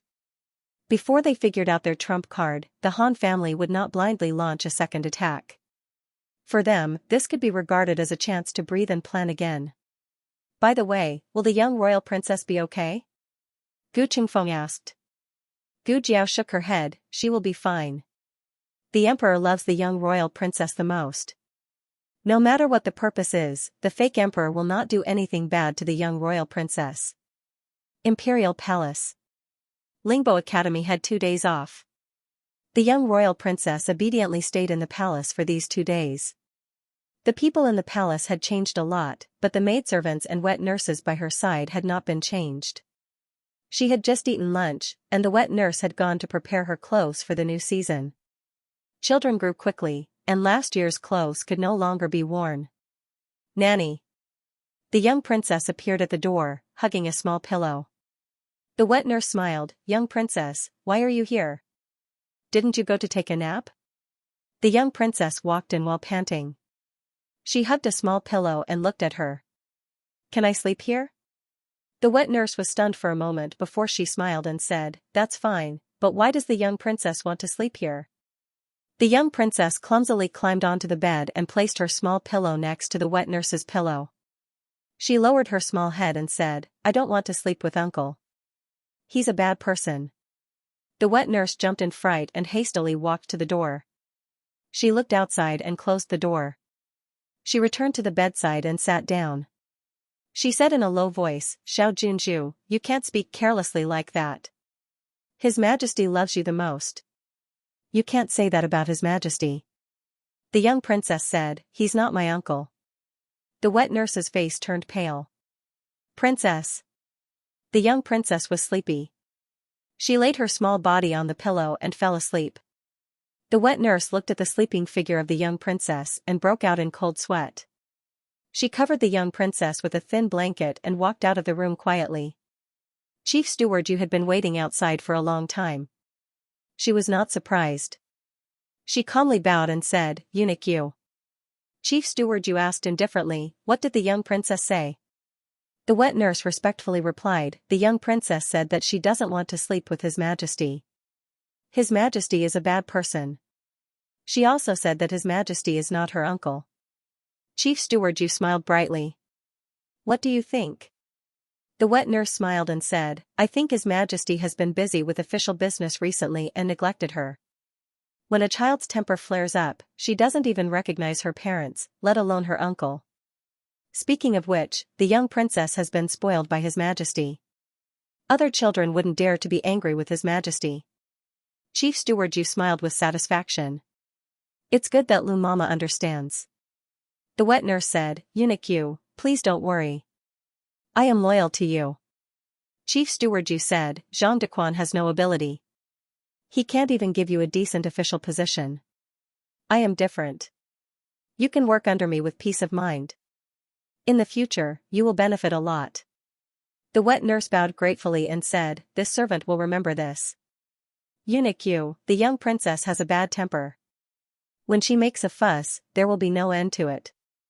I am afraid that she will offend His Majesty. Why don't you let her rest at my place for the next 2 days? Chief Steward, you said, that's good. His Majesty has been busy with official business recently and has no time to take care of the young princess. However, I will say the ugly words first. I will leave the young princess to you. You have to serve her carefully and don't cause any trouble. Otherwise, you know my methods. The wet nurse said in fear and trepidation, I will not let you down. Chief Steward, you nodded and left with satisfaction. The wet nurse returned to the house and looked lovingly at the young princess who was safe and sound. She sighed in relief. The Imperial Preceptor Hall was blocked by the Imperial Guards. Not a single disciple of the Imperial Preceptor Hall could leave. Yuhi brought several junior brothers to the entrance of the Imperial Preceptor Hall. He looked at the Imperial Guards and said, who gave you the right to block the Imperial Preceptor Hall? This kind of thing should have been handled by the eldest disciple, Yi Qing. However, Yi Qing was seriously injured and was recuperating in the purple bamboo forest. The leader of the imperial guards spread out the imperial edict in his hand and said arrogantly, "Open your dog eyes and see what this is." He opened his eyes in disbelief. How could it be? The imperial guard raised his eyebrows and said, "Your imperial preceptor Hall colluded with the third princess to plot against us. We are also under the imperial edict to investigate. If you have any dissatisfaction, go and report it to the imperial court." A young disciple said angrily, "Then you should give us a chance to report it. Why are you guarding the door and not letting us out?" The imperial guard said, "This is an imperial edict." You. The young disciple was angry. He stopped his junior brother and looked coldly at the imperial guard. He said, "Forget it, let's go." The young disciple asked in a low voice, "Senior brother Yuhi, did master really collude with the third princess?" Yuhi stopped and looked at his junior brothers with a frown. He said seriously, "You have to believe in master. Master will never do anything bad to the imperial court." In the purple bamboo forest. In a bright and spacious central room, the imperial preceptor and an old man with a white beard were sitting opposite each other and playing chess. The old man was none other than the chess sage of the Six Kingdoms, Mr. Meng. Mr. Meng put down a white chess piece. "Sigh, I came at a bad time. Even I can't get out." The imperial preceptor smiled faintly and put down a black chess piece. "Isn't that good? Accompany me to play chess for 3 days and 3 nights. Mr. Meng snorted. "That's too easy for you." The imperial preceptor smiled and continued to play chess.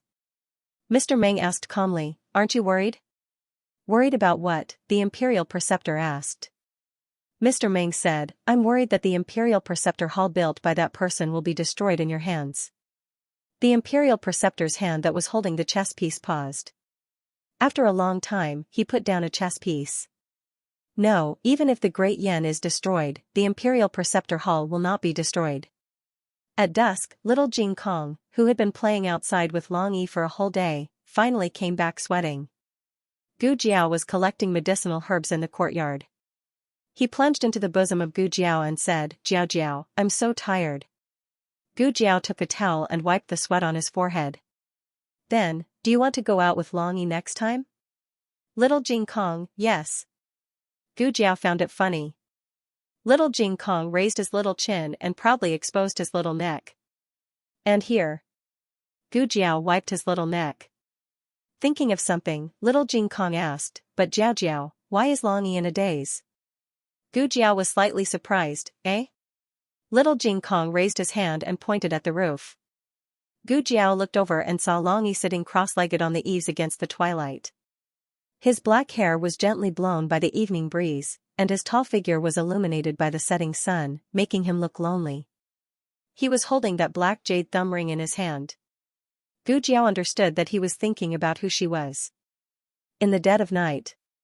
1, 2, 3 heads popped out from the alley diagonally opposite the Crown Prince mansion.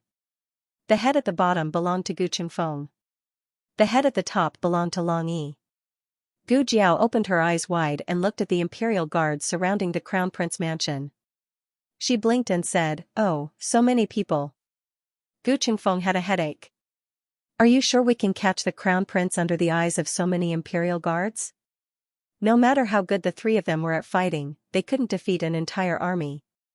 Gu Jiao said, "Who wants to enter the Crown Prince mansion to catch him?" Little Jiao. Little Jiao hovered in the air and flew into the Crown Prince mansion. Digression. Today, when I was watching the Olympic equestrian competition, I was thinking that if little Shi participated in the dressage competition, it would give the feeling of a bullfight. The latest chapter of this book is not finished yet. For more wonderful content, please scan the QR code below to download the app. Novels are updated faster and more complete. Millions of novels are free to read. Novels with connotations that you can't find on the internet are all available here. https://www.zhhbqg.com/8964289642896428226/1060687873 HTML genius remembered this website's address in a second: www.zhhbqg.com. Bikuj mobile reading website, mzhhbqg.com. The latest chapter of this book is not finished yet. For more wonderful content, please scan the QR code below to download the app. The novel is more complete and updated faster. Millions of novels are free to read. The novels that can't be found on the internet are all available here. At this time, the people in the Crown Prince's mansion went to bed one after another. Crown Prince Xianxia was too excited to sleep and went to the study room. He didn't expect that good luck would come so quickly. He said he would turn over. He thought that with Xianxuanyan's interference, he would have to be silent for at least several years before he could make a comeback. Sure enough, the heavens are helping me. The Crown Prince couldn't hide his smile and looked at the people at the door with a bit more pleasure. It's getting late, you should go and rest. The guards cupped their fists. We are not tired. There are so many Imperial guards outside, no one will break in. Your Highness is right, but it's better to be safe than sorry. The Crown Prince was so happy that he almost forgot himself. At this time, after listening to the guard's words, his mood calmed down. That's right. At this critical juncture, he had to be even more careful. Your Highness, you should go and rest. Don't you have to go to the morning court tomorrow? Speaking of this, the Crown Prince's smile once again appeared on his lips. That's right, he can go to the morning court again. Those who wanted to see him and the Han family make a fool of themselves were finally shocked. However, he really couldn't sleep at this time. He took out a few books and decided to review the way of governing a country. Suddenly, a big bird landed on his windowsill. The Crown Prince was about to call the guards, but found that the bird was unusually obedient and didn't have any aggressive attitude. Moreover, the bird stretched out a bird's claw with an arrogant expression as if to say, "Welcome." Why do I think a bird has an expression? Am I crazy? The Crown Prince's gaze fell on the bird's claw and unexpectedly saw a note tied to it. Is this a note from the Han family? The Crown Prince muttered and glanced at little Jiao. The Han family no longer uses carrier pigeons, but instead uses eagles? The Crown Prince was full of doubts as he tore down the note and saw that it was written in black and white. Come to the cold palace quickly and disguise yourself. Don't let people find out. There was no signature. But the Crown Prince recognized the handwriting. It was clearly his mother's. It's so late, why did his mother let him disguise himself and go to the cold palace? Did something happen? That's not right. This morning, Lady Mother had sent someone to tell him not to go to the cold palace if there was nothing important. She also didn't need to gather the courtiers to plead on her behalf. The Crown Prince looked at the note. Something is fishy. In the alley. Gu Qingfeng's neck was about to break. Can the weight of both of you not be on my head alone? Gu Jiao, no. Long Yi, oh. Gu Qingfeng's face darkened. His slender little neck bore a weight that shouldn't be borne at his age. Oh, why aren't they out yet? Gu Jiao asked. Could it be that he saw through it? Gu Qingfeng said, we don't know if Hanshi told him anything. If Hanshi said she wouldn't contact him, he wouldn't be so easily fooled. Before Gu Qingfeng could finish speaking, Long Yi straightened his body and stared at a certain direction in the dim light of night. Gu Jiao also straightened up. The two big mountains pressing down on his head disappeared. Gu Qingfeng's neck lightened and his breathing became smooth. Long Yi, what's wrong? Gu Jiao asked. Long Yi picked up Gu Jiao and flew towards the dim light of night. Gu Qingfeng used his qinggong to keep up. The three people arrived at the back door of the Crown Prince's mansion. At this moment, an inconspicuous carriage slowly drove out. The coachman was dressed as a eunuch. He was a death soldier with high martial arts. Gu Jiao's lips curled. It seemed the Crown Prince had taken the bait. The Crown Prince was not so careless in the past. He was so happy to regain his position as the Crown Prince that he easily fell into the trap. In order to not let people find out, he naturally couldn't bring a mighty army with him. He brought 10 embroidered uniform guards to protect him in the dark. This lineup was enough to deal with ordinary experts, but if they wanted to take advantage of Long Yi, they were still underestimating the enemy. Or perhaps, Hanshi and An Hun basically didn't have time to mention Long Yi to the Crown Prince. The carriage drove on the quiet street. In order to not attract attention, the Crown Prince specially chose a remote street as the route. This actually made it convenient for them. The 10 embroidered uniform guards jumped on both sides of the eaves. Xiao, one was missing. Xiao, another one was missing. The leader of the embroidered uniform guards on the left side turned around. 1, 2, 3, 4. Turning around again, 1, 2, 3. Turning around again, 1, 2. He felt a chill in his heart and turned around for the 4th time. Long Yi, ha ha ha. The hair of the embroidered uniform guards stood erect. They pulled out their swords and shouted, "Protect, protect your uncle." Gu Jiao jumped out from behind Long Yi. Holding a small stick, she knocked him unconscious. These embroidered uniform guards were not too difficult to deal with. In less than half an hour, all 10 of them were knocked unconscious. Gu Qingfeng went straight to the Crown Prince's carriage. The coachman's complexion changed and he hurriedly pulled out the sword at his waist. Who would have thought that before he could pull it out, Gu Qingfeng blocked his throat with a dart? Gu Qingfeng was surprised. Wow, the hidden weapon given by Master's wife Nan is really useful. The coachman fell from the carriage and hit the ground with a bang. The horse was frightened. It raised its front hooves and scurried around. The Crown Prince was jolted and his whole body hit the wall of the carriage. He held onto the wall of the car to stabilize his body. He covered his aching forehead and coldly asked, "What happened?" Gu Qingfeng sat on the coachman's seat and grabbed the reins to calm the horse down. He faintly smiled and said, "Nothing, Crown Prince, sit tight." This voice was not right. The Crown Prince suddenly opened the curtain. Coincidentally, at this time, Long Yi and Gu Jiao landed on the outer seat of the carriage. Gu Jiao hit the Crown Prince in the face. The Crown Prince's eyes rolled back and he fainted. Gu Qingfeng drove the carriage while looking at the Crown Prince who had a nosebleed. He asked, "No, why did you hit him?" Gu Jiao paused. "Oh, I forgot. There was no need to hit him." Gu Qingfeng helplessly sighed. Forget it. If he fainted, then he fainted. Let's bring him back first. Gu Jiao seriously nodded her head. Long Yi sat on the roof of the carriage.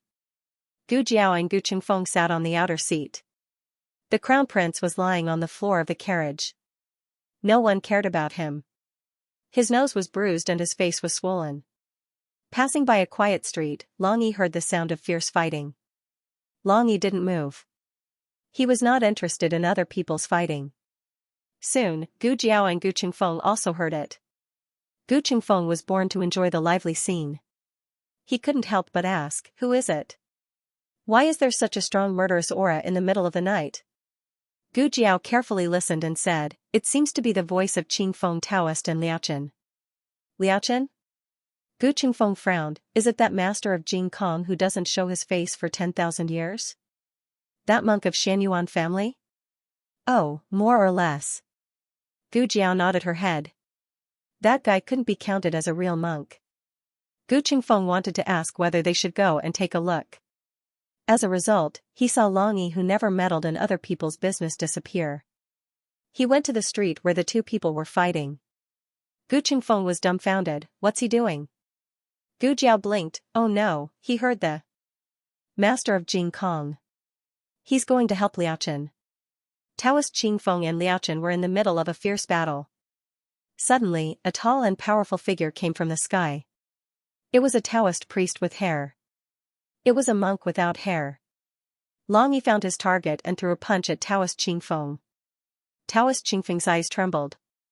He hurriedly withdrew his killing move against Liaochen and jumped up, dodging Long Yi's attack. Long Yi's fist smashed into the stone pillar behind him, and several cracks appeared on it. Taoist Qingfeng stood on the roof and looked at the unexpected helper with a serious expression. He glanced at Liaochen and said, "I'll kill you next time." Then, he turned and disappeared into the night. Liaochen turned around and his eyes fell on Long Yi. Long Yi was tall and wore a mask with fangs. He carried a long sword on his back and looked fierce. But just now, this man, or rather, this man of sacrifice had helped him. Liaochen said calmly, "I didn't need your help, but thank you anyway." "Oh, really? If it wasn't for Long Yi, you would have been beaten up again." Gu Jiao jumped down from the carriage. Liachen snorted, I didn't kill him. This was the truth. Taoist Qingfeng really wanted to kill Liachen. Liachen only used a few killing moves when he was annoyed. Generally speaking, he didn't go hard on him.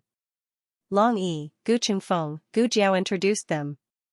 Gu Qingfeng stepped down and greeted Liachen, I heard you're the master of Jing Kong. I've heard so much about you. Liachen smiled, his peach blossom eyes sparkling. You're welcome. Gu Qingfeng was stunned. Was it good for a monk to look so seductive? Liachen was more interested in Long Yi. Where did this man of sacrifice come from? He seems to be quite skilled. Gu Jiao said, why don't you guess?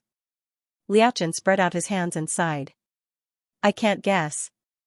Gu Jiao crossed her arms. Then guess slowly. I won't tell you. Liachen clicked his tongue and said with a faint smile, girl, you're not honest. Pa, Long Yi's jade thumb ring fell to the ground. He didn't know what kind of craftsmanship this jade thumb ring was made of, but it didn't break so easily. Long Yi bent down and picked up the jade thumb ring. Liachen's expression changed when he saw the jade thumb ring. He quickly stepped forward and reached out to grab the jade thumb ring in Long Yi's hand. Long Yi was a person with clear boundaries. Only Princess Xinyang, Xiaoheng, and Gu Jiao could touch his personal things. Now, he could barely count them as little Jing Kong. Liachen was obviously not in this range. Long Yi slapped at Liachen. Liachen was struck by a palm strike. The instant he was sent flying, he flicked his sleeve and removed Long Yi's mask. Soon after, Liachen saw a face that he would recognize even if it turned into ashes. However, the first thing he saw was the face of a youth. The youth held a long sword in his hand. He looked like a young hero of Jianghu, but he was colder and more ruthless than a chivalrous hero. I will take your life today.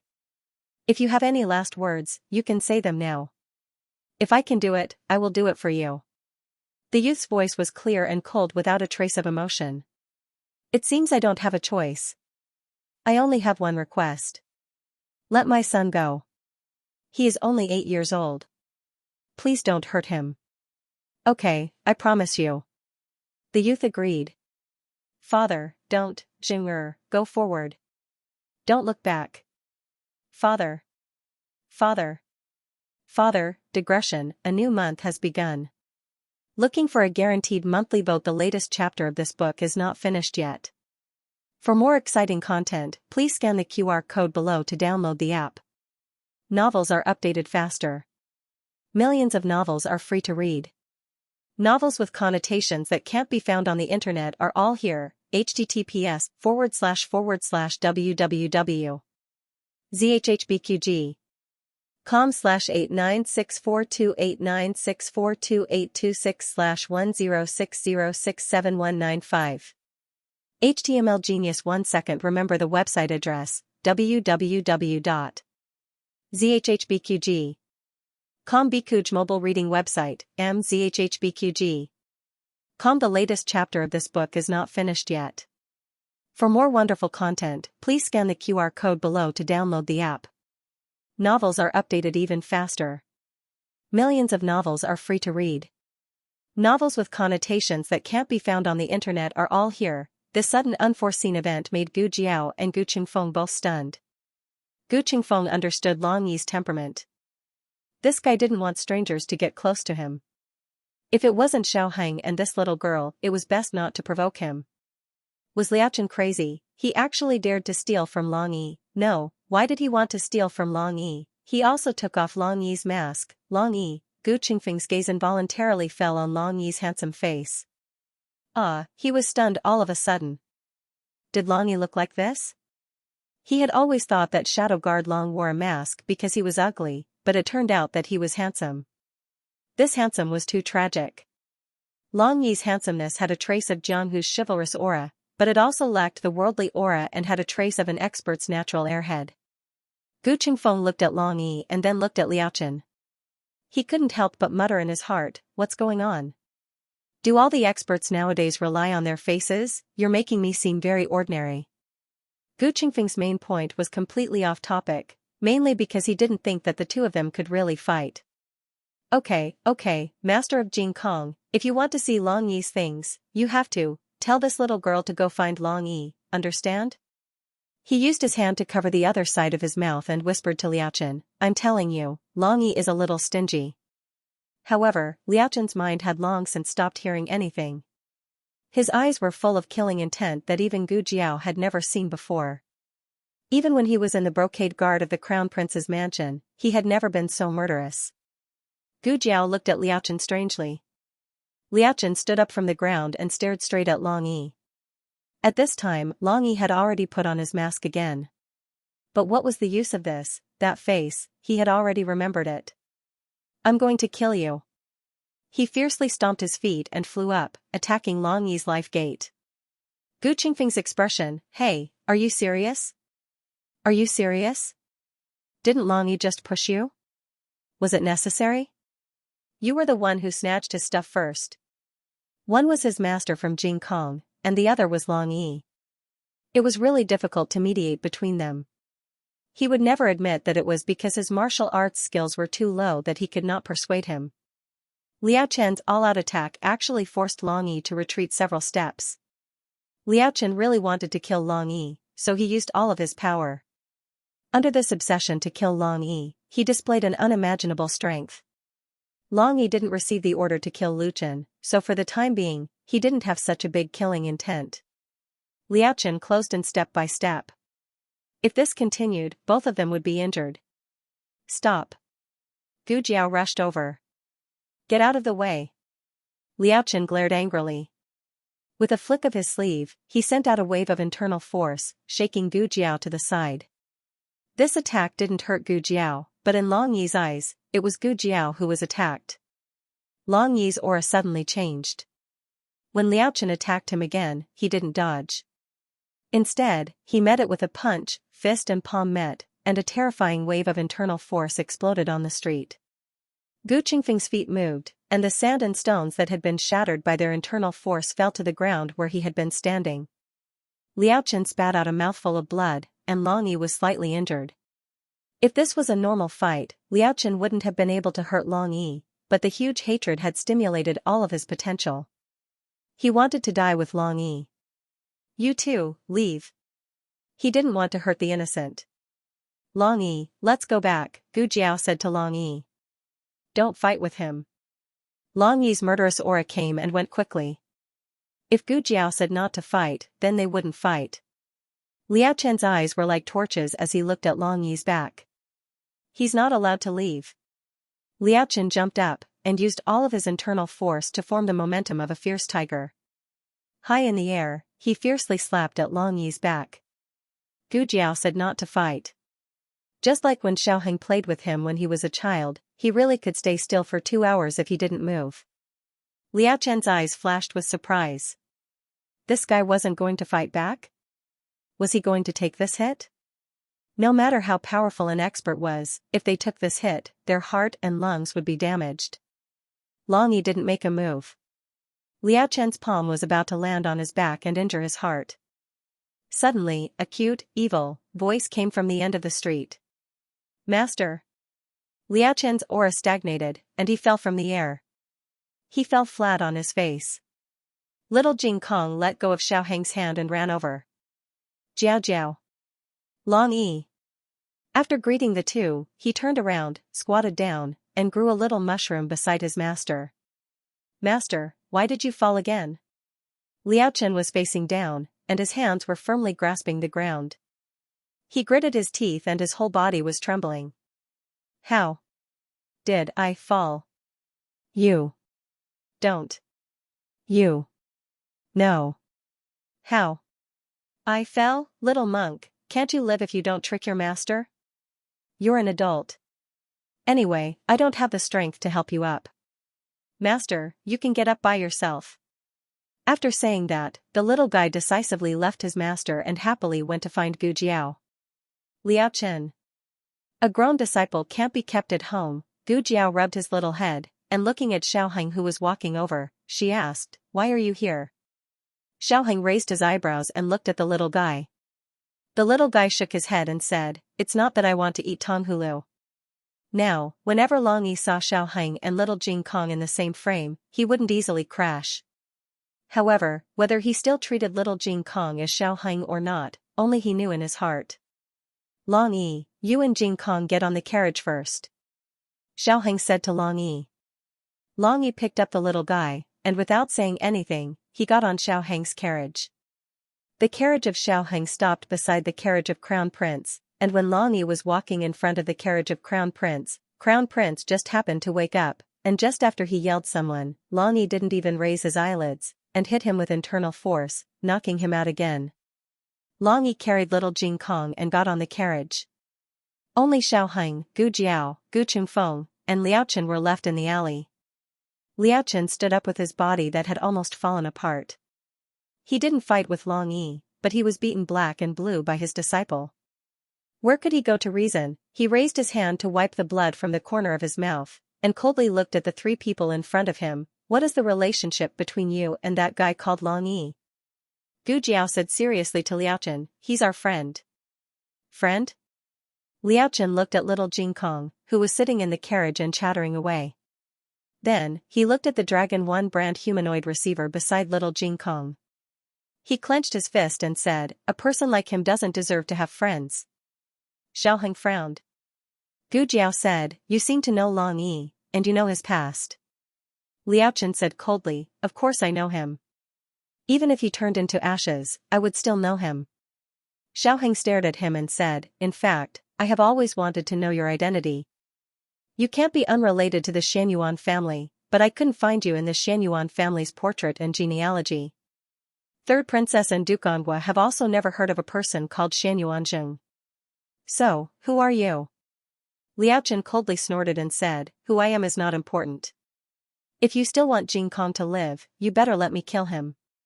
He didn't say that he would let Xiaoheng and Gu Jiao kill him because Gu Jiao said that Long Yi was their friend, so he wouldn't let Gu Jiao make things difficult for him. He would do it himself. Xiaoheng glanced at Liao Chen and said, you can't kill him. He had watched Long Yi grow up, and his relationship with Long Yi surpassed all other relationships in the world. He absolutely could not stand on Long Yi's side. He would never allow anyone to hurt Long Yi. Liao Chen's peach blossom eyes were filled with monstrous hatred. I can't kill him tonight, but one day, I will kill him with my own hands. Gu Jiao said, he doesn't remember the past. Liao Chen sneered and said, is that so? Then I'm not surprised. No wonder a cold-blooded killer would become like this. But even if he doesn't remember, he can't erase the sins he once committed. Tell him to be careful. I will take his life. After saying that, he turned and left without looking back. Looking at the empty street corner, Gu Chingfeng patted his chest and said in confusion, what's going on? Jing Kong's master and Long Yi are mortal enemies? Gu Jiao and Xiaoheng both looked in the direction Liao Chen left. Gu Jiao said, it seems he doesn't want to talk about the past. Xiaoheng said with a serious expression, because that is his most painful memory. Gu Jiao was puzzled. She looked at him and asked, do you know something? Xiaoheng also looked at her with a gentle gaze. I just confirmed it. It was just a guess. Then tell me, I want to hear it. Gu Jiao pulled his hand and said. Xiaoheng gently looked at her and held her hand. Okay. Gu Chungfeng, hello? Is there someone else here? Can you two not treat me like I'm air? Don't make eyes in front of me. The two carriages moved slowly. The two of them followed beside the first carriage at a leisurely pace. Gu Chingfeng rolled his eyes and sat in the second carriage. Xiaoheng said softly, it all started with the Xianyuan family more than 30 years ago. At that time, the Xianyuan family was also a military family, but it was not as powerful as it was later. Gu Jiao nodded. I've heard that the Xianyuan family gradually became powerful under Xianyuan Li's leadership. The Black Wind Camp was also founded by Xianyuan Li. Xiaoheng shook his head. But that's not the case. Huh? Gu Jiao looked at him blankly. Xiaoheng smiled and rubbed the little strand of hair on her head. He said, the founder of the Black Wind Camp was someone else. The most powerful person in the Xianyuan family was not Xianyuan Li, but the first leader of the Black Wind Camp. He was also the master of shadows of the Xianyuan family. He was the real military soul of the Xianyuan family. Gu Jiao touched her chin. Master of Shadows? The name sounds very cool. What kind of person was he? Xiaoheng said, I don't know what kind of person he was, but I know that he was also the founder of the State Preceptor Hall. Gu Jiao couldn't help but think of the faceless portrait. Could it be that person? If it was him, then he must be the third clay figurine that sat with Xianyuan Li and the State Preceptor. She remembered that the State Preceptor said that the person was both a teacher and a friend. Xiaoheng saw that she was listening seriously and continued, the Master of Shadows never appeared in the open, but he wrote the 6 books of the Yan Kingdom. He founded the State Preceptor Hall and the Black Wind Camp. He also left behind countless riches. He and Xianyuan Li fought everywhere, but he was always in the dark. He didn't leave his name on the battlefield, so everyone only thought of him as a powerful soldier and didn't think much of the rest. But in the end, this secret was still discovered. The royal families of Jin and Liang began to think of ways to win him over. If they couldn't win him over, they decided to get rid of him. Who would have thought that one day, he would suddenly disappear? Everyone guessed that he was either dead or found a place to hide. Gu Jiao asked, what does this have to do with Liachen? Although she saw some things in the dream, it wasn't everything. At least, the part about Liachen was only the ending and not the past. Xiaoheng paused and said, Liachen's father is the second Master of Shadows. Gu Jiao asked, that person's son? Xiaoheng shook his head again, no, that person is not a member of the Xianyuan family. Liachen's father is. But the Master of Shadows acts in the dark and can't come out in the open. This is the rule he set. Xianyuan Li's younger brother, Xianyuan Qi, faked his death and became the second Master of Shadows of the Xianyuan family. Only the patriarchs of the Xianyuan family know about the existence of this dark force. Therefore, Anghua Duke, my mother, and even Xianyuan Li's eldest son, Xianyuan Qing, don't know about it. 20 years ago, Xianyuan Qi took Xianyuan Jing, who was only 8 years old, to Zhao country to find a kind of medicinal herb. On the way, Xianyuan Qi encountered an assassin and died. From Liachen's reaction, that assassin was Long Yi. Although Long Yi killed Xianyuan Qi, he also paid a great price. He lost all his memories and became half stupid and half stupid. Digression Long Yi, you are stupid. Lu, 3 votes to 200, do you still have monthly votes? Let's break 100. The latest chapter of this book is not finished yet. For more wonderful content, please scan the QR code below to download the app. Novels are updated faster and more complete. Millions of novels are free to read. Novels with connotations that can't be found on the internet are all here. https://www.zhhbqg.com/89642896428226/1060611820. HTML Genius. Remembered this site's address in a second, www.zhhbqg.com. Bikuj mobile reading website, mzhhbqg.com. The latest chapter of this book is not finished yet. For more exciting content, please scan the QR code below to download the app. Novels are updated faster. Millions of novels are free to read. Novels with connotations that can't be found on the internet are all available here. Long Yi. Little Jing Kong was carried on Long Yi's back as he leaped onto roofs and vaulted over walls. The feeling of whistling through the night wind made him feel extremely cool. Not only was he not afraid, but he was so excited that he shouted loudly. Long Yi was wearing a mask, so people couldn't see the expression on his face, but Gu Jiao could feel that his heart was relaxed. He was also very happy. In the days of being an assassin, there was only endless killing. Although he had forgotten the past, this kind of life was also pure and beautiful. Gu Jiao looked at one big and one small jumping up and down in the night and said with emotion, they are really carefree. After listening for so long, Gu Qingfeng's ears were almost pricked up like a donkey's ears. He finally couldn't help but say, they are very carefree now, but have you thought about it? Liachen's father is dead, and Liachen is very likely to be the third Lord of Shadows. He became a monk, but he didn't get married or leave any descendants. Jing Kong might be the fourth. If Long Yi's mission is to kill the Lord of Shadows, then once Long Yi recovers his memory, it is very likely that he will attack the two of them. As he spoke, he paused for a moment and looked at Xiaoheng with a gaze that carried a trace of sympathy. Don't think that you're lucky. The blood of the Xianyuan family flows in your veins as well. Perhaps he'll kill you as well when the time comes. In my opinion, you should not help Long Yi recover his memory. He is very good like this. Xiaoheng and Gu Jiao looked at Long Yi, who was carrying little Jing Kong in the night at the same time. They didn't know whether it was an illusion or not, but there was a huge sense of loneliness in his body. A person who didn't know who he was, where he came from, where he was going, and what kind of mission and purpose he had, seemed to be excluded from the whole world. When he thought that he was a dragon shadow guard, he didn't have such confusion. But now he knew that he was not a dragon shadow guard. Looking at the tall and lonely back view of Long Yi, Xiaoheng said, he has the right to know who he is. Gu Qingfeng shook his head in disbelief. You're crazy, you're really crazy. Don't you know that he's the Sky Splitter? The #1 assassin of the 6 nations who could defeat An Hun. He became famous at the age of 13, and was already a killing god that struck fear in people's hearts. Once he recovers his memories, all of you will die. He looked at Gu Jiao and said, why don't you persuade him? You've seen Long Yi take action. When that guy is ruthless, no one can survive. Gu Jiao held Xiaoheng's warm big palm with one hand, and stroking her delicate little chin with the other hand, she said, how about teaching Long Yi how to speak first? Gu Qingfeng, the crown prince, was brought back to the public house. Gu Jiao wasn't polite at all and directly splashed him with a basin of cold water. The crown prince quivered and was about to sit up and shout angrily when he saw that Gu Jiao had already lifted her leg. He silently swallowed the words that had slipped out of his mouth. There were only Gu Jiao and Gu Qingfeng in the room.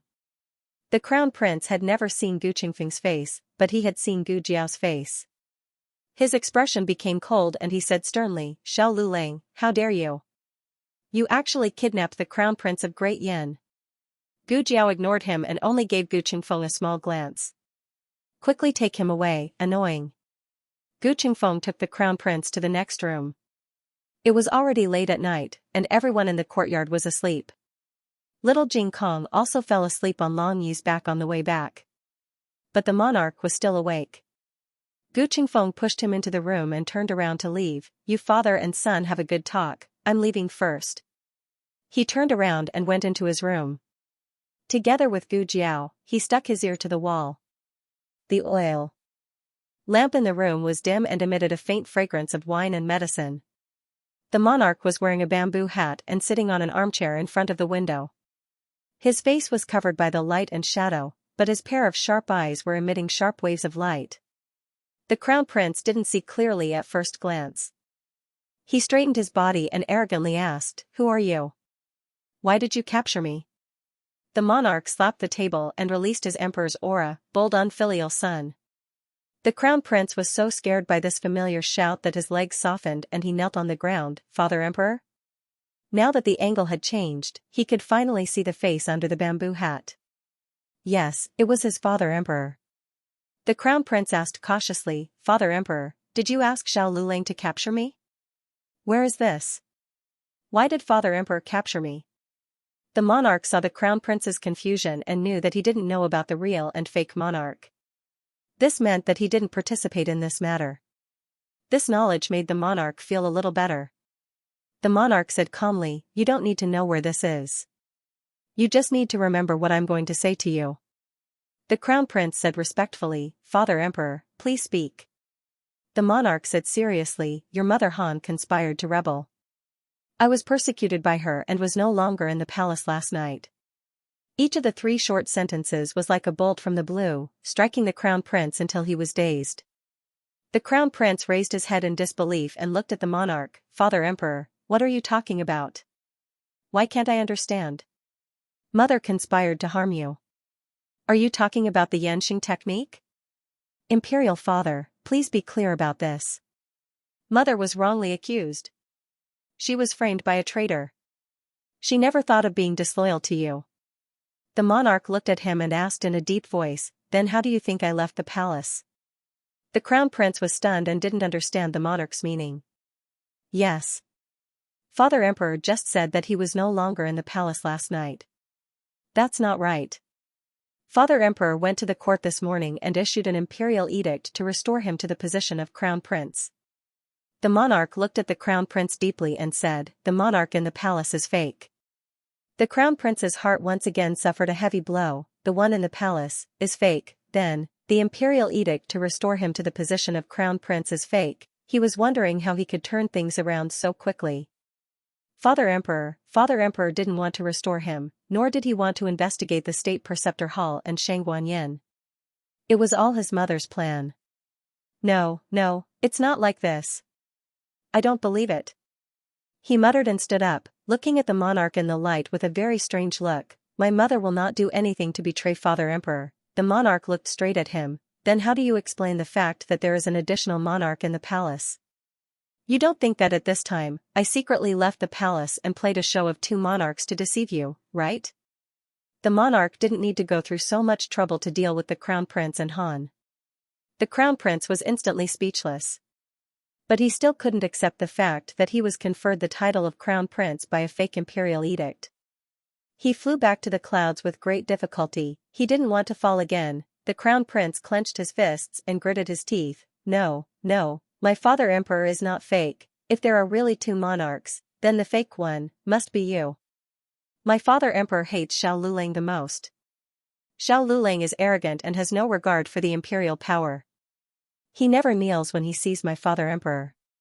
He also colludes with Wugong. This is also the object of my father emperor's disgust. In addition, he is from a lower country. How can he defeat so many outstanding children of the upper country and win the position of commander of the Black Wind Cavalry? All of these are things that my father emperor can't tolerate. If it is as you said, you are my father emperor, you will never go to Xiao Lulang even if you were forced out of the palace.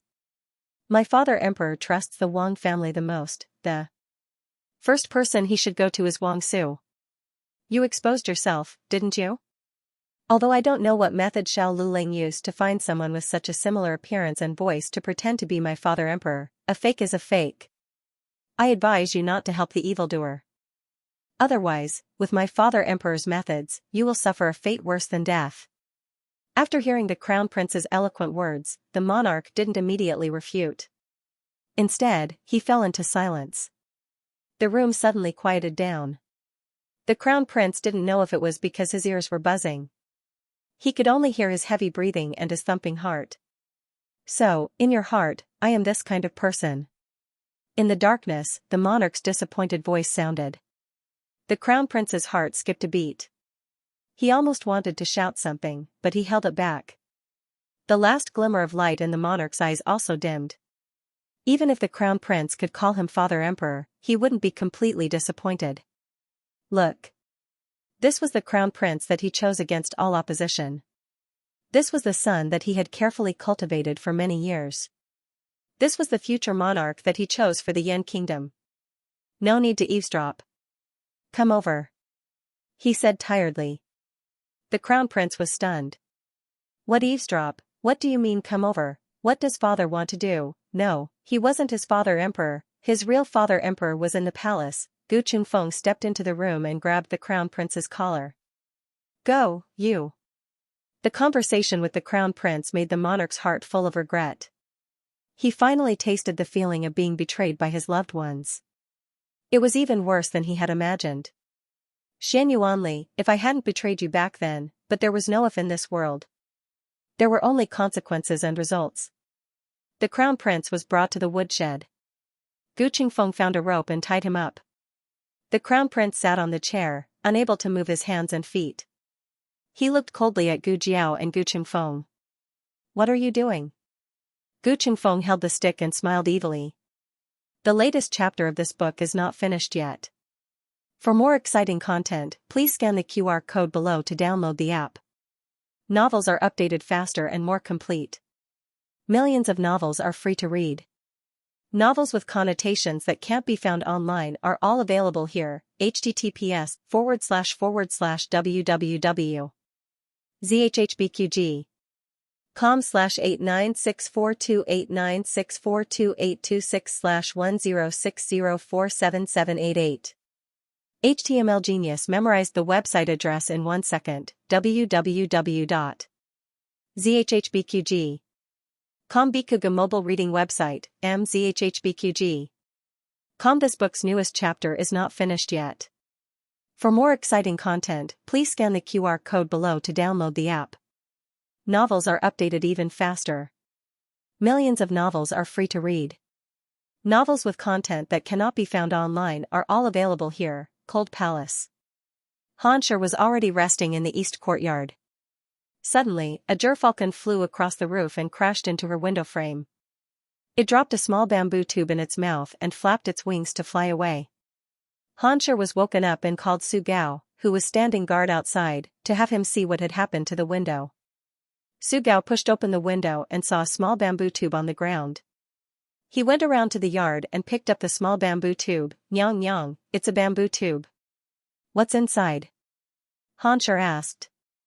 Su Gao stretched out his arm and tried his best to hold the bamboo tube as far away as possible, ensuring that the tube's mouth and bottom were not facing him. He raised his orchid fingers and braced himself as he pulled off the cover of the bamboo tube. No hidden weapons flew out. Only then did he let out a sigh of relief. It's a note, nyang nyang. Su Gao presented the note in the bamboo tube to Xianxia with both hands. After Xianxia saw it, she slammed her fist on the table. Damn it. They actually captured the crown prince. Su Gao took the note and looked at it. On it was written, tonight, at 1 a.m., meet at Baifeng Pavilion. Otherwise, the crown prince will lose his life. These chaotic words caused Su Gao's eyelids to bulge a few times. Nyang nyang, this might not be true. Su Gao said. Xianxia calmly said, this one knows, so you should quickly go to the crown prince's palace and investigate the situation. Yes. Su Gao complied. Although Xianxia had been imprisoned in the cold palace, the current ruler was under her control. The guards guarding the palace gates had already been replaced with members of the Han family. It would not be difficult for her and her people to leave. What shocked Su Gao was that the crown prince really was not in the palace. Furthermore, the 10 brocade guards that the crown prince had brought out had all returned. They said that the crown prince had been kidnapped. After hearing Su Gao's report, Xianxia was so angry that the veins on her forehead popped. Prepare the carriage. At 1 a.m., Xianxia's carriage arrived at the agreed-upon location. Gu Jiao and Xiaoheng were already waiting in the pavilion. Seeing the imperial grandson and Xiao Lulang, Xianxia's eyes turned cold. It's you? Gu Jiao shrugged. Didn't Han tell you? I was the one who snatched the throne away from you. Of course Han told her, but Xianxia did not expect that the two of them would kidnap the crown prince in the middle of the night. She had knocked the monarch unconscious, and Xiao Lulang had come to snatch him away. The next day, she crowned the crown prince. That night, Xiao Lulang kidnapped the crown prince. Xianxia led Su Gao up the stairs. She gracefully and generously sat across from the two. She then looked at Xiaoheng and sneered, Ben Gong has not met such a fierce opponent in a long time.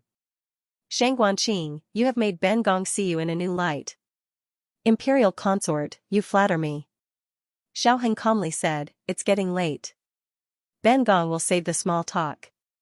Tonight, I invited Imperial consort here to make a deal with Imperial consort. Xianxia's eyes looked around. Xiaoheng faintly smiled, Imperial consort, you don't need to look. The crown prince is not here. Imperial consort, you don't need to think about stalling for time. Hope that the expert under you can find the crown prince. Xianxia narrowed her eyes. What deal do you want to make with Ben Gong? Xiaoheng said, hand over the fake monarch, and Ben Gong will return the crown prince to you. Xianxia said without hesitation, dream on. Xiaoheng faintly said, Imperial consort, are you not afraid that I will kill the crown prince?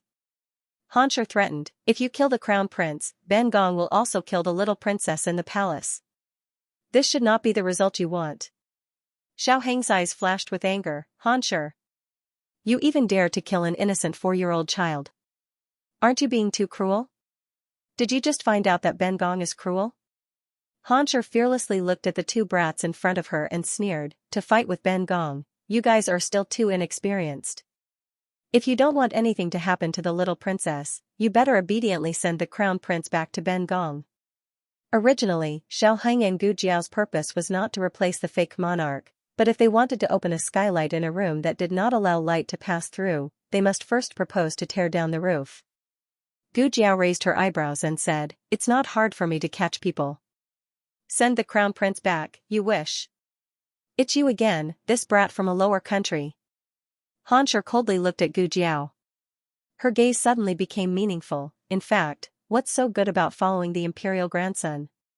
What Shang Guanyan and the imperial grandson can give you, Ben Gong and the crown prince can give you even more. There is no harm in considering working under Ben Gong. Ben Gong will definitely not treat you unfairly. Io, is she trying to poach someone right in front of her? Xianxia was very optimistic about her own situation and was very confident. Gu Jiao curled her lips, raised her hand, and gently grabbed Xiaoheng's hand that was placed on the stone table. Then, under Xianxia's gaze that was as if she had seen a ghost, she slowly said, "What I want is him. Can you give it to me?" Xianxia felt as if she had been struck by lightning. Two grown men, actually, offending public morals. She simply could not watch. Xianxia turned her face and coldly said, "I'll give you the little princess." This is the biggest concession that Ben Gong can make. Otherwise, Ben Gong does not mind fighting to the death with you. She was very clear that Shang Guanqing would not really kill the crown prince. Because if he did, she would definitely kill the little princess. But Shang Guanqing should also be clear that she would definitely not hand over the monarch. The perfect balance between the two sides was to exchange the little princess for the crown prince. There could not be any more. Xiaoheng said, "All right, you have people bring the little princess over. I will also have my people bring the crown prince over. Don't play any tricks. If more than 5 people come, I will kill the crown prince." This was to prevent Xianxia from bringing soldiers over to suppress them. Xiaoheng calmly and coldly said, "Either way, if we die, the little princess will probably not be able to survive in your hands. At worst, we will give the little princess a quick death before we die." It had to be said that Xiaoheng had considered everything. His words were also very convincing. If it really came to that point, whether or not he would kill the little princess was not important. It was good that Xianxia believed that he would do it. Xianxia had indeed planned to have people lead soldiers to surround and suppress them. Who would have thought that the other side would see through it once again? He was the same age as Royal Prince Ming, but he was able to calculate people to such a degree. The younger generation really would surpass the older. Xianxia quietly gave Sugao a few instructions. Sugao nodded and complied. "Yes, this servant will go and bring the little princess over." "What about the crown prince?" Xianxia asked Xiaoheng. Xiaoheng said, "When we see the little princess, we will naturally bring the crown prince over." 5 o'clock. Sugao led 3 people to 100 Maple Pavilion. One of them was An Hun, and the other 2 were wet nurse and sleeping little princess. Gu Jiao held An Hun in her bosom and sized him up. He was injured like that by Long Yi, but after 1 day and 1 night, he had almost recovered. Was this the effect of purple grass poison? His physique was truly very valiant. Gu Jiao whistled. Little Jiao went to report. After a quarter of an hour, Long Yi carrying the crown prince arrived at 100 Maple Pavilion. An Hun looked at Long Yi, who had suddenly appeared, and killing intent appeared in his eyes. Xianxia wholeheartedly wanted to save the crown prince. She didn't want side issues to arise here. Most importantly, she didn't want to accidentally injure herself and the crown prince. "Can we exchange now?" she indifferently said. "First, let the little princess come over," Xiaoheng said. Xianxia hesitated for a bit, then nodded her head towards Wet Nurse. Wet Nurse carried the little princess and walked over. From the beginning, An Hun stared at the back of Wet Nurse. If the other party refused to hand over the crown prince, he would kill both of them with a single palm. Fortunately, Xiaoheng didn't act shamelessly. "Long Yi, give the crown prince to them." Long Yi threw the crown prince in disgust. An Hun caught the crown prince. "Let's go," Xiaoheng said. Both sides didn't fight. First, both sides were evenly matched. Second, both sides didn't want to accidentally injure each other's people. After Xiaoheng's group left, the crown prince sat on the stool and covered his swollen face. With tears streaming down his face, he complained, "Imperial mother. They bullied me intolerably. Xianxia looked at her son who was beaten black and blue. She felt as if her heart was being cut by a knife. She raised her hand and carefully held her son's face. Disgraceful. They actually injured my son like this. My son, you can rest assured. Imperial Mother will definitely seek justice for you. But... Thinking of something, Xianxia asked again, how did you leave the mansion? The Crown Prince took out the note from his bosom. When I received this note, I thought it was you, Imperial Mother, looking for me. Xianxia took the note and looked. It was her handwriting. She remembered the matter of Xianxia technique. That letter she found had exactly the same handwriting. Xianxia thoughtfully said, it seems that the other side has an expert who can mix up handwriting. But didn't I ask Su Gao to remind you not to come to the Cold Palace to find me if there is nothing?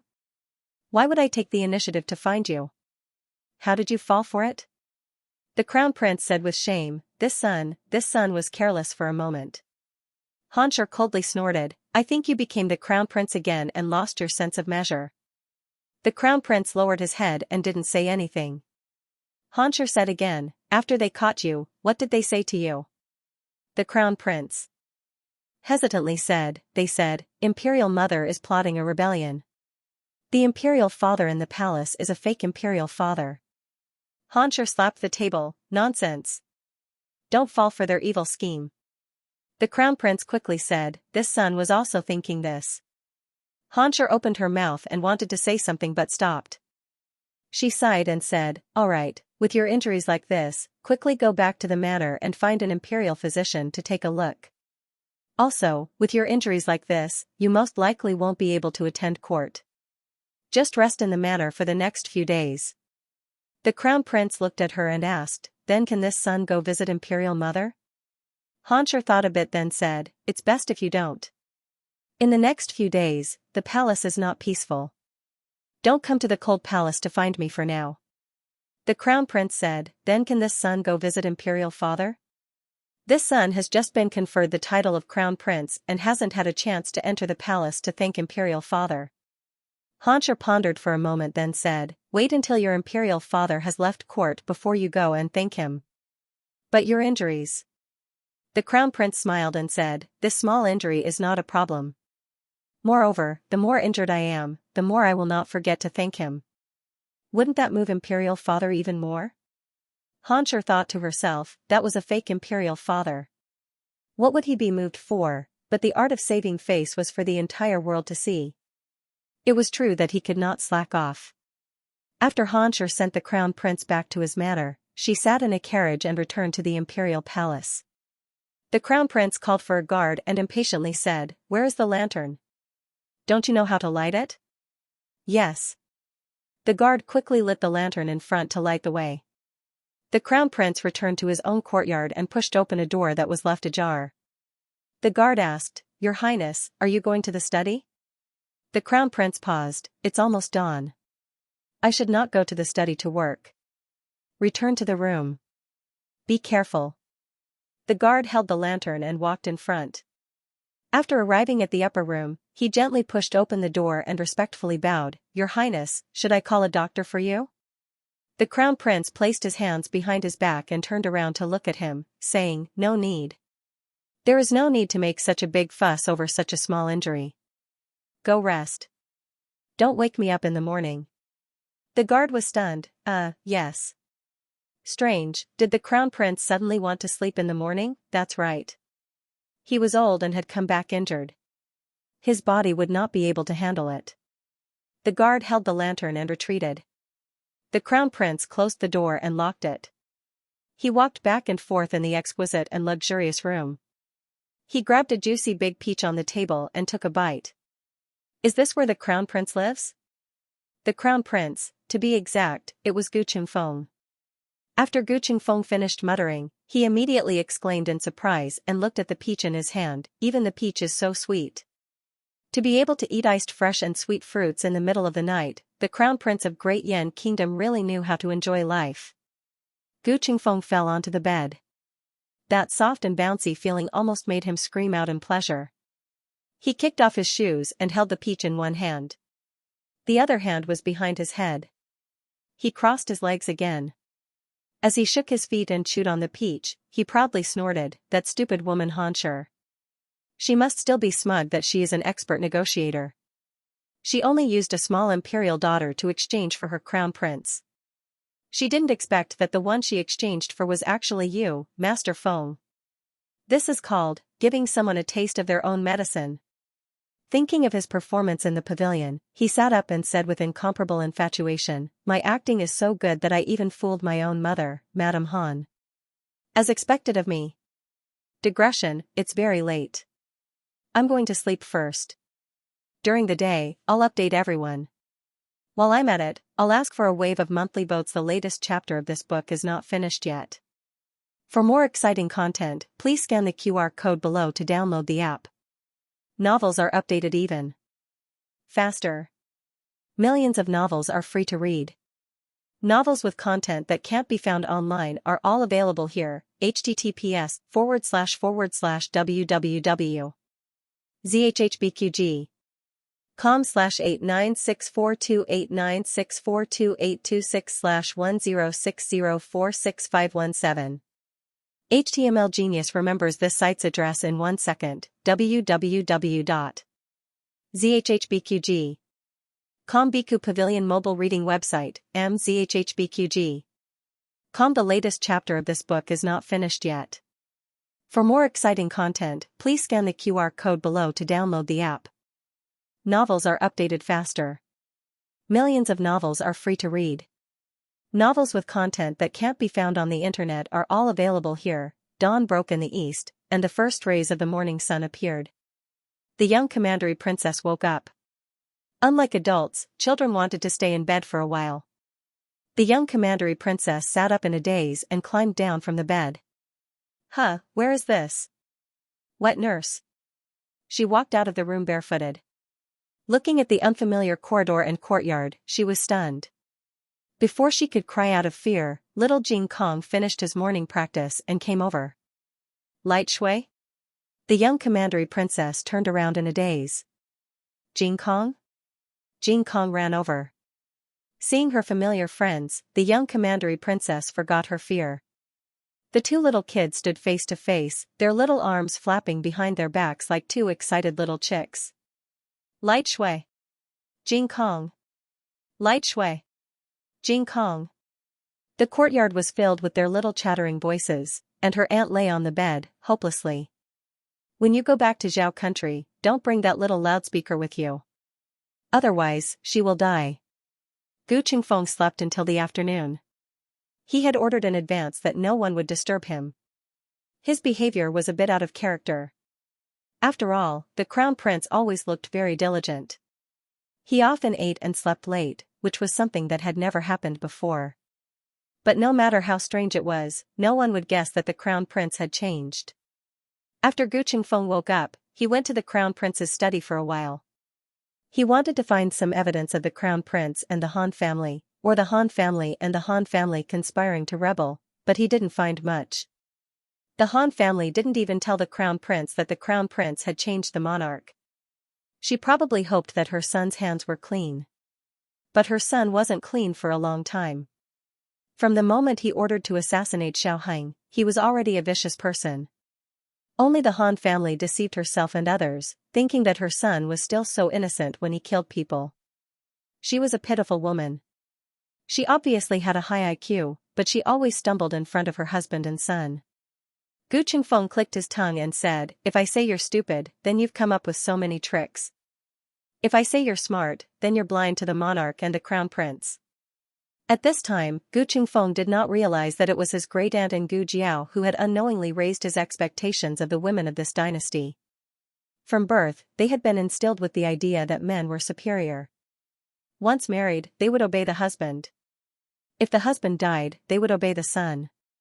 For Xianxia to be able to make a move against the monarch was already going against the teachings she had held for many years. Cluck cluck cluck, on the windowsill, little Nine fiercely used its wings to beat the window, indicating that it was time for Gu Qingfeng to take action. What a fierce little commander. Gu Qingfeng pursed his lips, changed into a set of dry clothes, and looked at himself in the bronze mirror. The reason why he didn't expose himself after saying so much was because Gu Jiao didn't put a mask on him, but a full head cover. His face was bruised and swollen to prevent his expression from being distorted. The disadvantage was that it was too stuffy. Forget it, for the sake of the great cause, endure it. Gu Qingfeng picked 2 brocade guards to follow him into the palace, and also picked 2 eunuchs. The brocade guards could only enter the imperial court, but the eunuchs could be brought into the imperial harem. He rode a carriage to the imperial palace. When he passed by a dessert shop, he took the 2 eunuchs to personally pick out desserts for his imperial father. When the 3 of them came out of the dessert shop, the 2 eunuchs had been replaced. Regarding the plan to set things right, it didn't have to be complicated or grand to show that they had the means.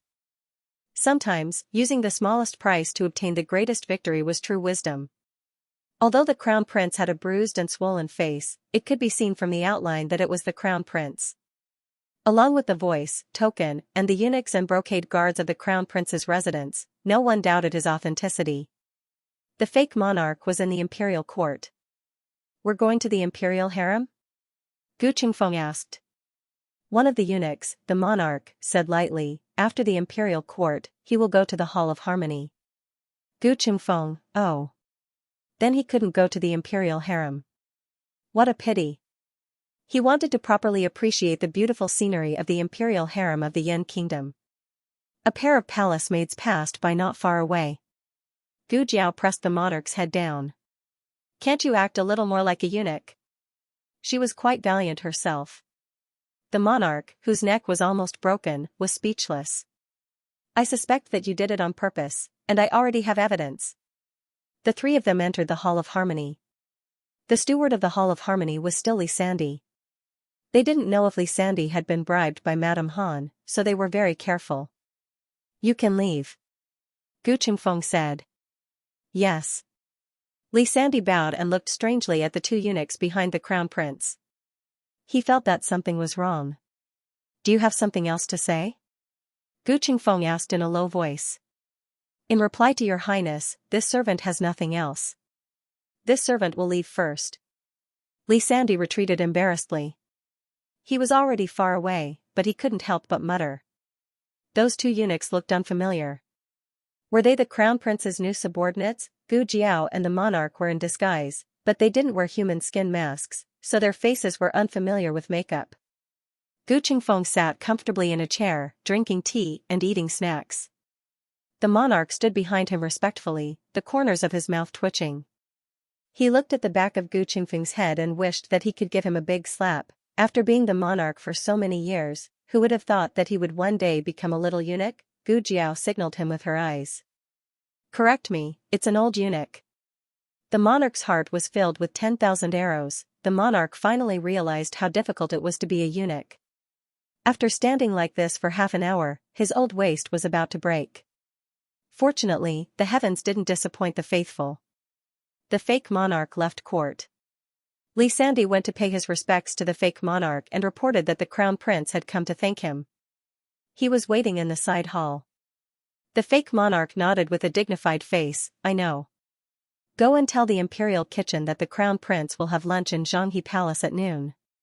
Listening to this familiar business ability, Gu Jiao and Gu Qingfeng almost thought that the one next to them was the fake one. The monarch gritted his teeth. "I'm real." Gu Jiao, "Oh." Gu Qingfeng seconded, "Oh. What does it matter if you're real or not? Anyway, it's enough to beat the Han family's monarch." The monarch again, the fake monarch entered the side hall. He was followed by the newly promoted eunuch Yu. When eunuch Yu saw the crown prince with a bruised nose and swollen face, he was slightly stunned. "Your Royal Highness, you are," Gu Qingfeng sighed, "don't mention it. Last night, I encountered a wave of assassins. Fortunately, I came to the palace today to pay my respects to Imperial Father." As he spoke, he cupped his hands and bowed to the fake monarch. "This son greets Imperial Father." This was the etiquette of the great Yan kingdom, which Shang Wanyan taught him for a long time. The fake monarch nodded with dignity. "Yu Changbua, go and call Imperial Dr. Liang, let him take a look at the crown prince." "Yes." Eunuch Yu turned around and left, leaving Xianxia and several eunuchs in the Xianxia palace to carefully serve him. "Imperial Father." Gu Qingfeng said to the fake monarch, "The son came here today because I have an important matter to report. Imperial father, please dismiss your attendants." The fake monarch nodded and said to Li Sandy and the others, "You can withdraw." Gu Jiao also made an appearance of withdrawing with the monarch. Gu Qingfeng stopped the monarch. "Eunuch Li, you stay. You are an important witness. There are some things that you must personally report to." Imperial father. The monarch was openly left in the side hall. Gu Jiao guarded outside and didn't forget to close the door.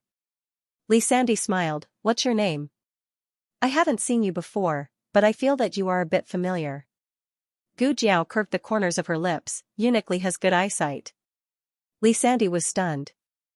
In the side hall, the fake monarch looked at Gu Qingfeng and said, "Qi what do you want to report to me?"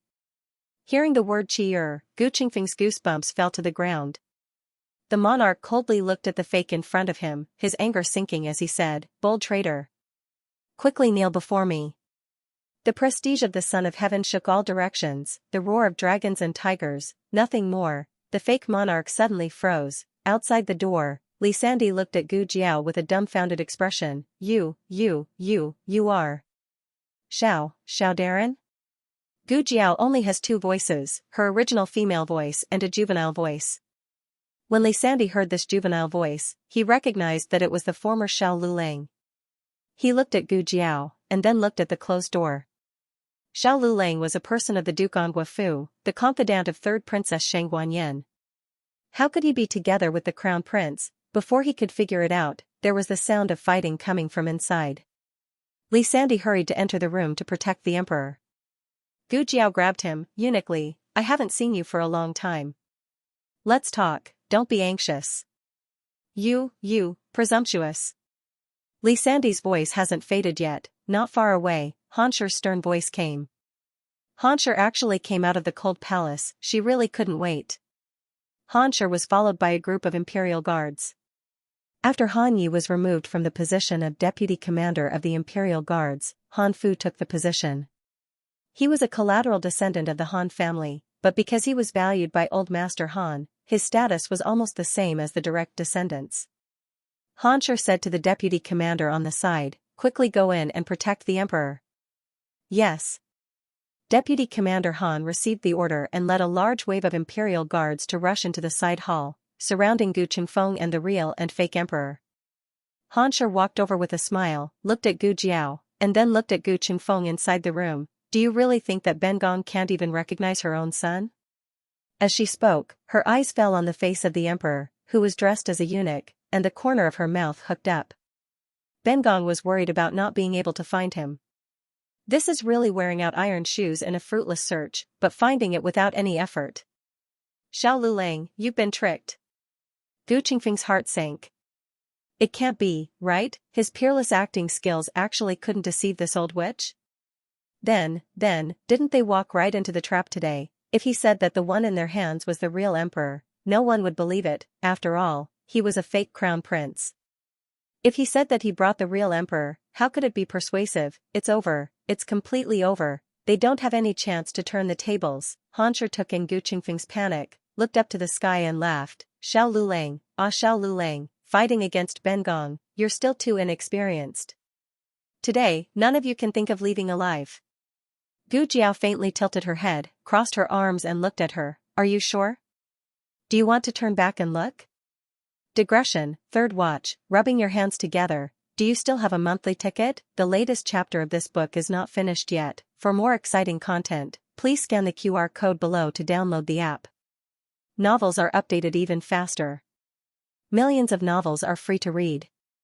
Novels with content that can't be found on the internet are all available here. https://www.zhbqg.com/89642896428226/1060411174. HTML Genius remembers this site's address in a second. www.zhbqg.com Bikuga mobile reading website, mzhhbqg. Comment of Chapter 814.